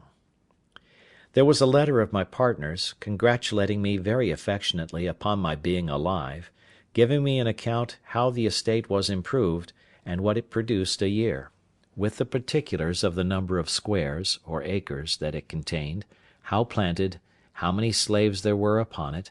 and making 22 crosses for blessings, told me he had said so many Ave Marias to thank the Blessed Virgin that I was alive, inviting me very passionately to come over and take possession of my own, and in the meantime to give him orders to whom he should deliver my effects if I did not come myself, concluding with a hearty tender of his friendship and that of his family, and sent me as a present 7 fine leopard skins, which he had, it seems, received from Africa, by some other ship than he had sent thither, and which, it seems, had made a better voyage than I. He sent me also 5 chests of excellent sweetmeats, and 100 pieces of gold uncoined, not quite so large as moidores. By the same fleet my 2 merchant trustees shipped me 1,200 chests of sugar, 800 rolls of tobacco, and the rest of the whole account in gold. I might well say now, indeed, that the latter end of Job was better than the beginning. It is impossible to express the flutterings of my very heart when I found all my wealth about me, for as the Brazil ships come all in fleets, the same ships which brought my letters brought my goods, and the effects were safe in the river before the letters came to my hand. In a word, I turned pale and grew sick, and, had not the old man run and fetched me a cordial, I believe the sudden surprise of joy had overset nature, and I had died upon the spot. Nay, after that, I continued very ill, and was so some hours, till a physician being sent for, and something of the real cause of my illness being known, he ordered me to be let blood, after which I had relief, and grew well; but I verily believe, if I had not been eased by a vent given in that manner to the spirits, I should have died. I was now master, all on a sudden, of about £5,000 sterling in money, and had an estate, as I might well call it, in the Brazils, of above £1,000 a year, as sure as an estate of lands in England; and, in a word, I was in a condition which I scarce knew how to understand, or how to compose myself for the enjoyment of it. The first thing I did was to recompense my original benefactor, my good old captain, who had been first charitable to me in my distress, kind to me in my beginning, and honest to me at the end. I showed him all that was sent to me. I told him that, next to the providence of Heaven, which disposed all things, it was owing to him, and that it now lay on me to reward him, which I would do 100-fold. So I first returned to him the 100 moidores I had received of him; then I sent for a notary, and caused him to draw up a general release or discharge from the 470 moidores which he had acknowledged he owed me, in the fullest and firmest manner possible. After which I caused a procuration to be drawn, empowering him to be the receiver of the annual profits of my plantation, and appointing my partner to account with him, and make the returns, by the usual fleets, to him in my name; and by a clause in the end made a grant of 100 moidores a year to him during his life, out of the effects, and 50 moidores a year to his son after him, for his life; and thus I requited my old man. I had now to consider which way to steer my course next, and what to do with the estate that Providence had thus put into my hands; and indeed I had more care upon my head now than I had in my state of life in the island, where I wanted nothing but what I had, and had nothing but what I wanted; whereas I had now a great charge upon me, and my business was how to secure it. I had not a cave now to hide my money in, or a place where it might lie without lock or key till it grew mouldy and tarnished before anybody would meddle with it. On the contrary, I knew not where to put it, or whom to trust with it. My old patron, the captain, indeed, was honest, and that was the only refuge I had. In the next place, my interest in the Brazils seemed to summon me thither, but now I could not tell how to think of going thither till I had settled my affairs, and left my effects in some safe hands behind me. At first I thought of my old friend the widow, who I knew was honest, and would be just to me; but then she was in years, and but poor, and for aught I knew might be in debt; so that, in a word, I had no way but to go back to England myself, and take my effects with me. It was some months, however, before I resolved upon this; and therefore, as I had rewarded the old captain fully, and to his satisfaction, who had been my former benefactor, so I began to think of the poor widow, whose husband had been my first benefactor, and she, while it was in her power, my faithful steward and instructor. So the first thing I did, I got a merchant in Lisbon to write to his correspondent in London, not only to pay a bill, but to go find her out, and carry her, in money, £100 from me, and to talk with her, and comfort her in her poverty, by telling her she should, if I lived, have a further supply. At the same time I sent my two sisters in the country £100 each, they being, though not in want, yet not in very good circumstances, one having been married and left a widow, and the other having a husband not so kind to her as he should be. But among all my relations or acquaintances I could not yet pitch upon one to whom I durst commit the gross of my stock, that I might go away to the Brazils, and leave things safe behind me, and this greatly perplexed me. I had once a mind to have gone to the Brazils and have settled myself there, for I was, as it were, naturalized to the place, but I had some little scruple in my mind about religion, which insensibly drew me back. However, it was not religion that kept me from going there for the present, and as I had made no scruple of being openly of the religion of the country all the while I was among them, so neither did I yet, only that, now and then, having of late thought more of it than formerly, when I began to think of living and dying among them, I began to regret having professed myself a papist, and thought it might not be the best religion to die with. But, as I have said, this was not the main thing that kept me from going to the Brazils, but that really I did not know with whom to leave my effects behind me, so I resolved at last to go to England, where, if I arrived, I concluded that I should make some acquaintance, or find some relations that would be faithful to me, and accordingly I prepared to go to England with all my wealth. In order to prepare things for my going home, I first, the Brazil fleet being just going away, resolved to give answers suitable to the just and faithful account of things I had from thence; and, first, to the Prior of St. Augustine I wrote a letter full of thanks for his just dealings, and the offer of the 872 moidores which were undisposed of, which I desired might be given, 500 to the monastery, and 372 to the poor, as the prior should direct, desiring the good padre's prayers for me, and the like. I wrote next a letter of thanks to my two trustees, with all the acknowledgment that so much justice and honesty called for. As for sending them any present, they were far above having any occasion of it. Lastly, I wrote to my partner, acknowledging his industry in the improving of the plantation, and his integrity in increasing the stock of the works, giving him instructions for his future government of my part, according to the powers I had left with my old patron, to whom I desired him to send whatever became due to me, till he should hear from me more particularly, assuring him that it was my intention not only to come to him, but to settle myself there for the remainder of my life. To this I added a very handsome present of some Italian silks for his wife and two daughters, for such the captain's son informed me he had, with 2 pieces of fine English broadcloth, the best I could get in Lisbon, 5 pieces of black baize, and some Flanders lace of a good value.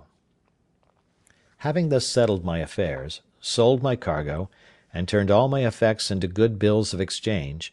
my next difficulty was which way to go to England. I had been accustomed enough to the sea, and yet I had a strange aversion to go to England by the sea at that time, and yet I could give no reason for it.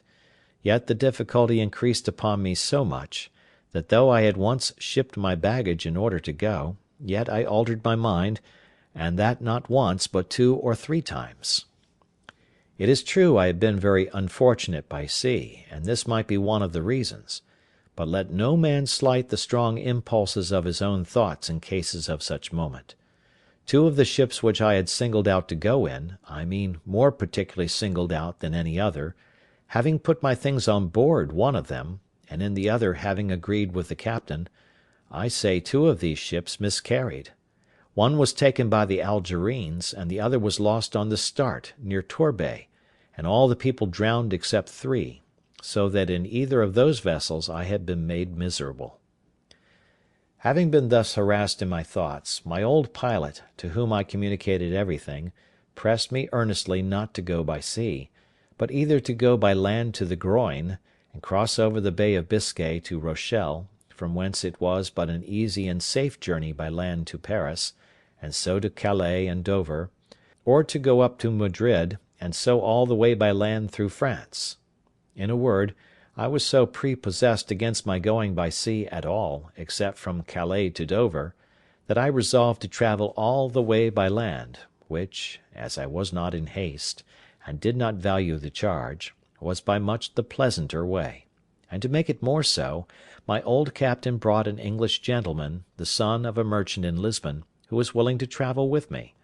after which we picked up 2 more English merchants also, and 2 young Portuguese gentlemen, the last going to Paris only; so that in all there were 6 of us and 5 servants, the 2 merchants and the 2 Portuguese contenting themselves with 1 servant between 2, to save the charge;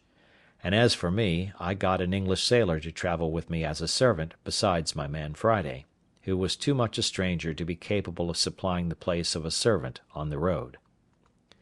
In this manner I set out from Lisbon, and our company being very well mounted and armed, we made a little troop, whereof they did me the honour to call me captain, as well because I was the oldest man as because I had 2 servants, and indeed was the origin of the whole journey. As I have troubled you with none of my sea journals, so I shall trouble you now with none of my land journals, but some adventures that happened to us in this tedious and difficult journey I must not omit. When we came to Madrid, we, being all of us strangers to Spain, were willing to stay some time to see the court of Spain, and what was worth observing; but it being the latter part of the summer, we hastened away, and set out from Madrid about the middle of October; but when we came to the edge of Navarre, we were alarmed, at several towns on the way, with an account that so much snow was falling on the French side of the mountains, that several travellers were obliged to come back to Pampeluna, after having attempted at an extreme hazard to pass on. When we came to Pampeluna itself, we found it so indeed; and to me, that had been always used to a hot climate, and to countries where I could scarce bear any clothes on, the cold was insufferable; nor, indeed, was it more painful than surprising to come but 10 days before out of Old Castile, where the weather was not only warm but very hot, and immediately to feel a wind from the Pyrenean mountains so very keen, so severely cold, as to be intolerable and to endanger benumbing and perishing of our fingers and toes. Poor Friday was really frightened when he saw the mountains all covered with snow, and felt cold weather, which he had never seen or felt before in his life. To mend the matter, when we came to Pampeluna it continued snowing with so much violence and so long, that the people said winter was come before its time, and the roads, which were difficult before, were now quite impassable. For, in a word, the snow lay in some places too thick for us to travel, and being not hard frozen, as is the case in the northern countries, there was no going without being in danger of being buried alive every step. We stayed no less than 20 days at Pampeluna, when, seeing the winter coming on, and no likelihood of its being better, for it was the severest winter all over Europe that had been known in the memory of man, I proposed that we should go away to Fontarabia, and there take shipping for Bordeaux, which was a very little voyage. But, while I was considering this, there came in 4 French gentlemen, who, having been stopped on the French side of the passes, as we were on the Spanish, had found out a guide, who, traversing the country near the head of Languedoc, had brought them over the mountains by such ways that they were not much incommoded with the snow; for where they met with snow in any quantity, they said it was frozen hard enough to bear them and their horses. We sent for this guide, who told us he would undertake to carry us the same way, with no hazard from the snow, provided we were armed sufficiently to protect ourselves from wild beasts; for, he said, in these great snows it was frequent for some wolves to show themselves at the foot of the mountains, being made ravenous for want of food, the ground being covered with snow. We told him we were well enough prepared for such creatures as they were, if he would insure us from a kind of 2-legged wolves, which we were told we were in most danger from, especially on the French side of the mountains. He satisfied us that there was no danger of that kind in the way that we were to go, so we readily agreed to follow him, as did also 12 other gentlemen with their servants, some French, some Spanish, who, as I said, had attempted to go, and were obliged to come back again. Accordingly, we set out from Pampeluna with our guide on the 15th of November, and indeed I was surprised when, Instead of going forward, he came directly back with us on the same road that we came from Madrid, about 20 miles, when, having passed 2 rivers, and come into the plain country, we found ourselves in a warm climate again, where the country was pleasant, and no snow to be seen. But on a sudden, turning to his left, he approached the mountains another way, and though it is true the hills and precipices looked dreadful, yet he made so many tours, such meanders, and led us by such winding ways, that we insensibly passed the height of the mountains without being much encumbered with the snow. And all on a sudden he showed us the pleasant and fruitful provinces of Languedoc and Gascony, all green and flourishing, though at a great distance, and we had some rough way to pass still. We were a little uneasy, however, when we found it snowed 1 whole day and a night so fast that we could not travel. But he bid us be easy, we should soon be past it all. We found, indeed, that we began to descend every day, and to come more north than before, and so, depending upon our guide, we went on. It was about 2 hours before night when, our guide being something before us, and not just in sight, out rushed 3 monstrous wolves, and after them a bear, from a hollow way adjoining to a thick wood. 2 of the wolves made at the guide, and had he been far before us, he would have been devoured before we could have helped him. One of them fastened upon his horse, and the other attacked the man with such violence that he had not time or presence of mind enough to draw his pistol, but hallooed and cried out to us most lustily. My man Friday being next me, I bade him ride up and see what was the matter. As soon as Friday came in sight of the man, he hallooed out as loud as the other, "Oh, master! Oh, master!" but like a bold fellow, rode directly up to the poor man, and with his pistol shot the wolf in the head that attacked him. It was happy for the poor man that it was my man Friday, for having been used to such creatures in his country, he had no fear upon him, but went close up to him and shot him, whereas any other of us would have fired at a farther distance, and have perhaps either missed the wolf or endangered shooting the man. But it was enough to have terrified a bolder man than I, and indeed it alarmed all our company when, with the noise of Friday's pistol, we heard on both sides the most dismal howling of wolves, and the noise, redoubled by the echo of the mountains, appeared to us as if there had been a prodigious number of them. And perhaps there was not such a few as that we had no cause of apprehension. However, as Friday had killed this wolf, the other that had fastened upon the horse left him immediately and fled, without doing him any damage, having happily fastened upon his head, where the bosses of the bridle had stuck in his teeth. But the man was most hurt, for the raging creature had bit him twice, once in the arm, and the other time a little above his knee, and though he had made some defence, he was just tumbling down by the disorder of his horse, when Friday came up and shot the wolf. It is easy to suppose that at the noise of Friday's pistol we all mended our pace and rode up as fast as the way, which was very difficult, would give us leave to see what was the matter. As soon as we came clear of the trees, which blinded us before, we saw clearly what had been the case, and how Friday had disengaged the poor guide, though we did not presently discern what kind of creature it was he had killed. Chapter 20. Fight between Friday and a Bear.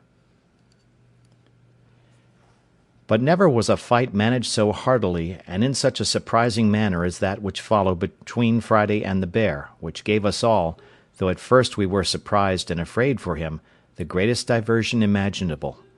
As the bear is a heavy, clumsy creature, and does not gallop as the wolf does, who is swift and light, so he has 2 particular qualities, which generally are the rule of his actions. First, as to men, who are not his proper prey, he does not usually attempt them, except they first attack him, unless he be excessively hungry, which it is probable might now be the case, the ground being covered with snow. If you do not meddle with him, he will not meddle with you. But then you must take care to be very civil to him, and give him the road, for he is a very nice gentleman. He will not go a step out of his way for a prince. Nay, if you are really afraid, your best way is to look another way and keep going on, for sometimes if you stop and stand still, and look steadfastly at him, he takes it for an affront, But if you throw or toss anything at him, though it were but a bit of stick as big as your finger, he thinks himself abused, and sets all other business aside to pursue his revenge, and will have satisfaction in point of honour. That is his first quality. The next is, if he be once affronted, he will never leave you, night or day, till he has his revenge, but follows at a good round rate till he overtakes you. My man Friday had delivered our guide, and when we came up to him he was helping him off his horse, for the man was both hurt and frightened, when on a sudden we espied the bear come out of the wood, and a monstrous one it was, the biggest by far that ever I saw. We were all a little surprised when we saw him, but when Friday saw him, it was easy to see joy and courage in the fellow's countenance. "Oh, oh, oh!" says Friday 3 times, pointing to him. "Oh, master, you give me to leave, me shake it a hand with him, me make a you good laugh." I was surprised to see the fellow so well pleased. "You fool," says I, "he will eat you up." "Eat a me up, eat a me up," says Friday twice over again. "Me eat a him up, me make a you good laugh. You all stay here, me show you good laugh." So down he sits, and gets off his boots in a moment, and puts on a pair of pumps, as we call the flat shoes they wear, and which he had in his pocket, gives my other servant his horse, and with his gun away he flew, swift like the wind. The bear was walking softly on, and offered to meddle with nobody, till Friday coming pretty near, calls to him, as if the bear could understand him. Hark ye, says Friday, "me speaky with you." We followed at a distance, for now, being down on the Gascony side of the mountains, we were entered a vast forest, where the country was plain and pretty open, though it had many trees in it, scattered here and there. Friday, who had, as we say, the heels of the bear, came up with him quickly, and took up a great stone and threw it at him, and hit him just on the head, but did him no more harm than if he had thrown it against a wall. But it answered Friday's end, for the rogue was so void of fear that he did it purely to make the bear follow him, and show us some laugh, as he called it. As soon as the bear felt the blow, and saw him, he turns about and comes after him, taking very long strides, and shuffling on at a strange rate, so as would have put a horse to a middling gallop. Away reins Friday, and takes his course as if he ran towards us for help. So we all resolved to fire at once upon the bear, and deliver my man; though I was angry at him for bringing the bear back upon us, when he was going about his own business another way; and especially I was angry that he had turned the bear upon us, and then ran away, and I called out, "You dog, is this your making us laugh? Come away, and take your horse, that we may shoot the creature." He heard me, and cried out, "No shoot, no shoot! Stand still, and you get much laugh." And as the nimble creature ran 2 feet for the bear's 1, he turned on a sudden on one side of us, and seeing a great oak tree fit for his purpose, he beckoned to us to follow, and doubling his pace, he got nimbly up the tree, laying his gun down upon the ground, at about 5 or 6 yards from the bottom of the tree. The bear soon came to the tree, and we followed at a distance. The first thing he did, he stopped at the gun, smelt at it, but let it lie, and up he scrambles into the tree, climbing like a cat, though so monstrous heavy. I was amazed at the folly, as I thought it, of my man, and could not for my life see anything to laugh at, till seeing the bear get up the tree, we all rode near to him. When we came to the tree, there was Friday got out to the small end of a large branch, and the bear got about halfway to him. As soon as the bear got out to that part where the limb of the tree was weaker, "Ha!" says he to us, "now you see me teach you the bear dance." So he began jumping and shaking the bough, at which the bear began to totter, but stood still, and began to look behind him to see how he should get back. Then, indeed, we did laugh heartily. But Friday had not done with him by a great deal. When seeing him stand still, he called out to him again, as if he had supposed the bear could speak English. "What, you come no farther? Pray you come farther." So he left jumping and shaking the tree, and the bear, just as if he understood what he said, did come a little farther. Then he began jumping again, and the bear stopped again. We thought now was a good time to knock him in the head, and called to Friday to stand still and we should shoot the bear. But he cried out earnestly, oh, pray, no shoot! Me shoot by and then." He would have said by and by. However, to shorten the story, Friday danced so much, and the bear stood so ticklish, that we had laughing enough, but still could not imagine what the fellow would do. For first we thought he depended upon shaking the bear off, and we found the bear was too cunning for that too, for he would not go out far enough to be thrown down, but clung fast with his great broad claws and feet, so that we could not imagine what would be the end of it, and what the jest would be at last. But Friday put us out of doubt quickly, for seeing the bear cling fast to the bough, and that he would not be persuaded to come any farther, "Well, well," says Friday, "you come no farther, me go. You no come to me come to you." And upon this he went out to the smaller end, where it would bend with his weight, and gently let himself down by it, sliding down the bough till he came near enough to jump down on his feet, and away he ran to his gun, took it up, and stood still. "Well," said I to him, "Friday, what will you do now? Why don't you shoot him?" "No shoot," says Friday. "No yet. Me shoot now, me no kill. Me stay, give you one more laugh." And indeed, so he did, for when the bear saw his enemy gone, he came back from the bough, where he stood, but did it very cautiously, looking behind him every step, and coming backward till he got into the body of the tree. Then, with the same hinder end foremost, he came down the tree, grasping it with his claws, and moving one foot at a time very leisurely. At this juncture, and just before he could set his hind foot on the ground, Friday stepped up close to him, clapped the muzzle of his piece into his ear, and shot him dead. Then the rogue turned about to see if we did not laugh, and when he saw we were pleased by our looks, he began to laugh very loud. "So we kill bear in my country," says Friday. "So you kill them?" says I. "Why, you have no guns." "No," says he, "no gun, but shoot great much long arrow." This was a good diversion to us, but we were still in a wild place, and our guide very much hurt, and what to do we hardly knew. The howling of wolves ran much in my head, and indeed, except the noise I once heard on the shore of Africa, of which I have said something already, I never heard anything that filled me with so much horror. These things, and the approach of night, called us off, or else, as Friday would have had us, we should certainly have taken the skin of this monstrous creature off, which was worth saving, but we had near 3 leagues to go, and our guide hastened us, so we left him, and went forward on our journey.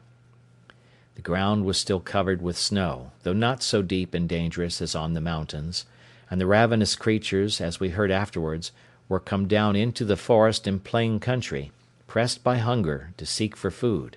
and had done a great deal of mischief in the villages, where they surprised the country people, killed a great many of their sheep and horses, and some people too. We had one dangerous place to pass, and our guide told us if there were more wolves in the country we should find them there, and this was a small plain, surrounded with woods on every side, and a long narrow defile or lane, which we were to pass to get through the wood, and then we should come to the village where we were to lodge. It was within half an hour of sunset when we entered the wood, and a little after sunset when we came into the plain. We met with nothing in the first wood, except that in a little plain within the wood, which was not above 2 furlongs over, we saw 5 great wolves cross the road full speed, one after another, as if they had been in chase of some prey, and had it in view. They took no notice of us, and were gone out of sight in a few moments. Upon this, our guide, who, by the way, was but a faint-hearted fellow, bid us keep in a ready posture, for he believed there were more wolves a-coming. We kept our arms ready, and our eyes about us, but we saw no more wolves till we came through that wood, which was near half a league, and entered the plain. As soon as we came into the plain we had occasion enough to look about us. The first object we met with was a dead horse, that is to say, a poor horse which the wolves had killed, and at least a dozen of them at work, we could not say eating him, but picking his bones rather, for they had eaten up all the flesh before. We did not think fit to disturb them at their feast, neither did they take much notice of us. Friday would have let fly at them, but I would not suffer him by any means, for I found we were like to have more business upon our hands than we were aware of. We had not gone half over the plain when we began to hear the wolves howl in the wood on our left in a frightful manner, and presently after we saw about 100 coming on directly towards us, all in a body, and most of them in a line, as regularly as an army drawn up by experienced officers.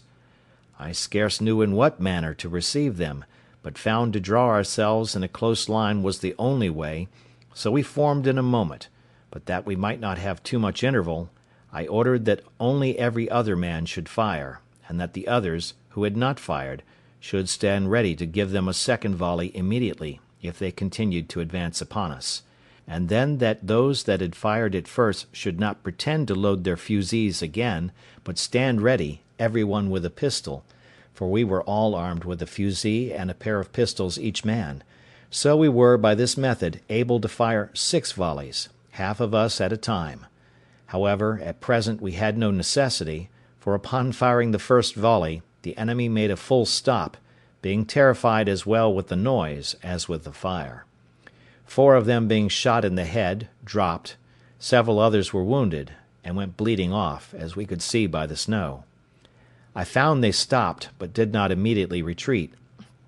whereupon, remembering that I had been told that the fiercest creatures were terrified at the voice of a man, I caused all the company to halloo as loud as they could, and I found the notion not altogether mistaken, for upon our shout they began to retire and turn about. I then ordered a second volley to be fired in their rear, which put them to the gallop, and away they went to the woods. This gave us leisure to charge our pieces again, and that we might lose no time, we kept going, but we had but little more than loaded our fusees, and put ourselves in readiness, when we heard a terrible noise in the same wood on our left, only that it was farther onward, the same way we were to go. The night was coming on, and the light began to be dusky, which made it worse on our side, but the noise increasing, we could easily perceive that it was the howling and yelling of those hellish creatures, and on a sudden we perceived 3 troops of wolves, one on our left, one behind us, and one in our front, so that we seemed to be surrounded with them. However, as they did not fall upon us, we kept our way forward, as fast as we could make our horses go, which, the way being very rough, was only a good hard trot. In this manner we came in view of the entrance of a wood, through which we were to pass, at the farther side of the plain. But we were greatly surprised, when coming nearer the lane or pass, we saw a confused number of wolves standing just at the entrance. On a sudden, at another opening of the wood, we heard the noise of a gun, and looking that way, out rushed a horse, with a saddle and a bridle on him, flying like the wind, and 16 or 17 wolves after him, full speed. The horse had the advantage of them, but as we supposed that he could not hold it at that rate,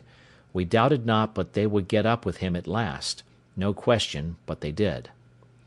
But here we had a most horrible sight, for riding up to the entrance where the horse came out, we found the carcasses of another horse and of 2 men, devoured by the ravenous creatures. And one of the men was no doubt the same whom we had heard fire the gun, for there lay a gun just by him fired off. But as to the man, his head and the upper part of his body was eaten up. This filled us with horror, and we knew not what course to take. But the creatures resolved us soon, for they gathered about us presently in hopes of prey, and I verily believe there were 300 of them. It happened, very much to our advantage, that at the entrance into the wood, but a little way from it, there lay some large timber trees, which had been cut down the summer before, and I suppose lay there for carriage. I drew my little troop in among those trees, and placing ourselves in a line behind one long tree, I advised them all to alight, and keeping that tree before us for a breastwork, to stand in a triangle or 3 fronts, enclosing our horses in the centre. We did so, and it was well we did, for never was a more furious charge than the creatures made upon us in this place. They came on with a growling kind of noise, and mounted the piece of timber, which, as I said, was our breastwork, as if they were only rushing upon their prey. And this fury of theirs, it seemed, was principally occasioned by their seeing our horses behind us. I ordered our men to fire as before, every other man, and they took their aim so sure that they killed several of the wolves at the first volley. But there was a necessity to keep a continual firing, for they came on like devils, those behind pushing on those before. When we had fired a second volley of our fusées, we thought they stopped a little, and I hoped they would have gone off, but it was but a moment, for others came forward again. So we fired 2 volleys of our pistols, and I believe in these 4 firings we had killed 17 or 18 of them, and lamed twice as many. Yet they came on again. I was loath to spend our shot too hastily, so I called my servant, not my man Friday, for he was better employed, for with the greatest dexterity imaginable he had charged my fusee and his own while we were engaged; but, as I said, I called my other man, and giving him a horn of powder, I had him lay a train all along the piece of timber, and let it be a large train. He did so, and had but just time to get away, when the wolves came up to it, and some got upon it, when I, snapping an uncharged pistol close to the powder, set it on fire. Those that were upon the timber were scorched with it, and 6 or 7 of them fell, or rather jumped in among us with the force and fright of the fire. We dispatched these in an instant, and the rest were so frightened with the light, which the night, for it was now very near dark, made more terrible, that they drew back a little; upon which I ordered our last pistols to be fired off in 1 volley, and after that we gave a shout.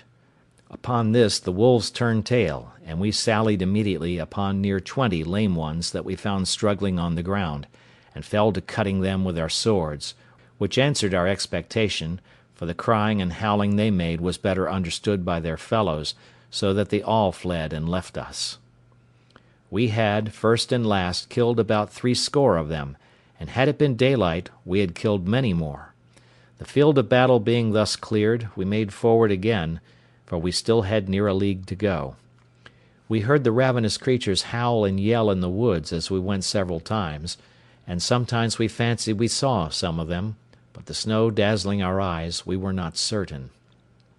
In about an hour more we came to the town where we were to lodge, which we found in a terrible fright and all in arms, for, it seems, the night before the wolves and some bears had broken into the village, and put them in such terror that they were obliged to keep guard night and day, but especially in the night, to preserve their cattle, and indeed their people. The next morning our guide was so ill, and his limbs swelled so much with the rankling of his 2 wounds, that he could go no farther; so we were obliged to take a new guide here, and go to Toulouse, where we found a warm climate, a fruitful, pleasant country, and no snow, no wolves, nor anything like them; but when we told our story at Toulouse, they told us it was nothing but what was ordinary in the great forest at the foot of the mountains, especially when the snow lay on the ground; but they inquired much what kind of guide we had got who would venture to bring us that way in such a severe season, and told us it was surprising we were not all devoured. When we told them how we placed ourselves and the horses in the middle, they blamed us exceedingly, and told us it was 50 to 1 but we had been all destroyed, for it was the sight of the horses which made the wolves so furious, seeing their prey, and that at other times they were really afraid of a gun;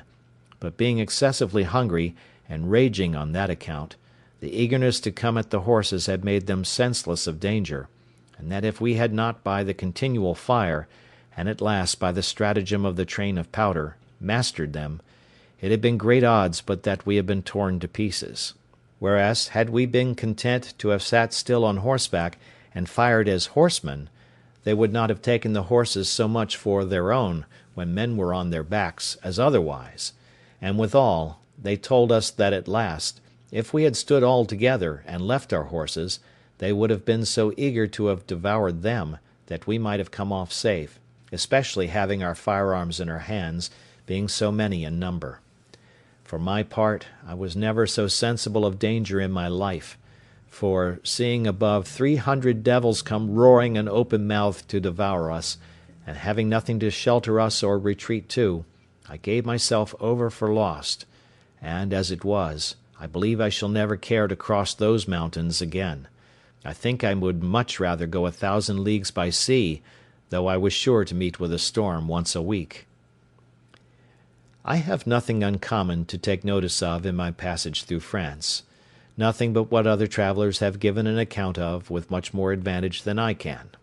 I travelled from Toulouse to Paris, and without any considerable stay came to Calais, and landed safe at Dover the 14th of January, after having had a severe cold season to travel in.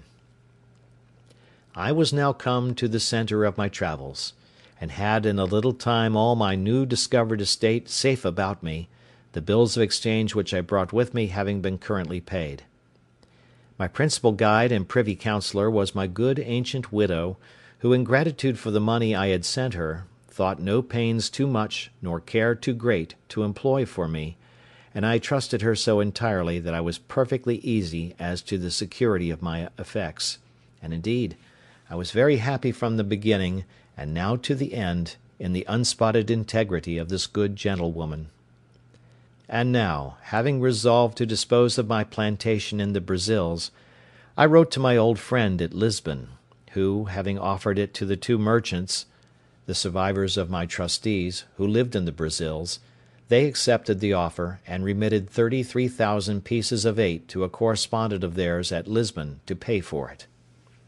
In return, I signed the instrument of sale in the form which they sent from Lisbon, and sent it to my old man, who sent me the bills of exchange for 32,800 pieces of eight for the estate,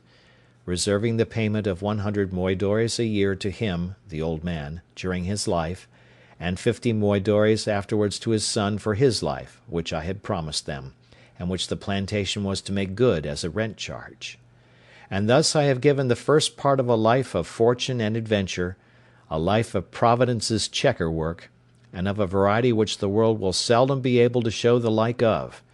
beginning foolishly, but closing much more happily than any part of it ever gave me leave so much as to hope for. Any one would think that in this state of complicated good fortune I was past running any more hazards, and so indeed I had been, if other circumstances had concurred. But I was inured to a wandering life, had no family, nor many relations, nor, however rich, had I contracted fresh acquaintance, and though I had sold my estate in the Brazils, yet I could not keep that country out of my head, and had a great mind to be upon the wing again, especially I could not resist the strong inclination I had to see my island, and to know if the poor Spaniards were in being there. My true friend, the widow, earnestly dissuaded me from it, and so far prevailed with me, that for almost 7 years she prevented my running abroad, during which time I took my 2 nephews, the children of one of my brothers, into my care. The eldest, having something of his own, I bred up as a gentleman, and gave him a settlement of some addition to his estate after my decease. The other I placed with the captain of a ship, and after 5 years, finding him a sensible, bold, enterprising young fellow, I put him into a good ship, and sent him to sea, and this young fellow afterwards drew me in, as old as I was, to further adventures myself. In the meantime, I in part settled myself here, for first of all, I married, and that not either to my disadvantage or dissatisfaction, and had 3 children, 2 sons and 1 daughter, but my wife dying, and my nephew coming home with good success from a voyage to Spain, my inclination to go abroad, and his importunity, prevailed, and engaged me to go in his ship as a private trader to the East Indies. This was in the year 1694. In this voyage I visited my new colony in the island, saw my successors the Spaniards, had the old story of their lives and of the villains I left there, how at first they insulted the poor Spaniards, how they afterwards agreed, disagreed, united, separated, and how at last the Spaniards were obliged to use violence with them, how they were subjected to the Spaniards, how honestly the Spaniards used them, a history, if it were entered into, as full of variety and wonderful accidents as my own part, particularly, also, as to their battles with the Caribbeans, who landed several times upon the island, and as to the improvement they made upon the island itself, and how 5 of them made an attempt upon the mainland, and brought away 11 men and 5 women prisoners, by which, at my coming, I found about 20 young children on the island. Here I stayed about 20 days, left them supplies of all necessary things, and particularly of arms, powder, shot, clothes, tools, and 2 workmen, which I had brought from England with me, viz., a carpenter and a smith. Besides this, I shared the lands into parts with them, reserved to myself the property of the whole, but gave them such parts respectively as they agreed on, and having settled all things with them, and engaged them not to leave the place, I left them there. From thence I touched at the Brazils, from whence I sent a bark, which I bought there, with more people to the island; and in it, besides other supplies, I sent 7 women, being such as I found proper for service, or for wives to such as would take them.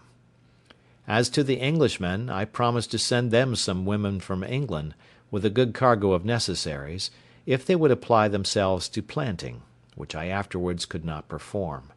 The fellows proved very honest and diligent after they were mastered, and had their properties set apart for them. I sent them also, from the Brazils, 5 cows, 3 of them being big with calf, some sheep, and some hogs, which when I came again were considerably increased. But all these things, with an account how 300 Caribbees came and invaded them, and ruined their plantations, and how they fought with that whole number twice, and were at first defeated, and one of them killed; but at last, a storm destroying their enemies' canoes, they famished or destroyed almost all the rest, and renewed and recovered the possession of their plantation, and still lived upon the island. All these things, with some very surprising incidents and some new adventures of my own, for 10 years more, I shall give a farther account of in the second part of my story.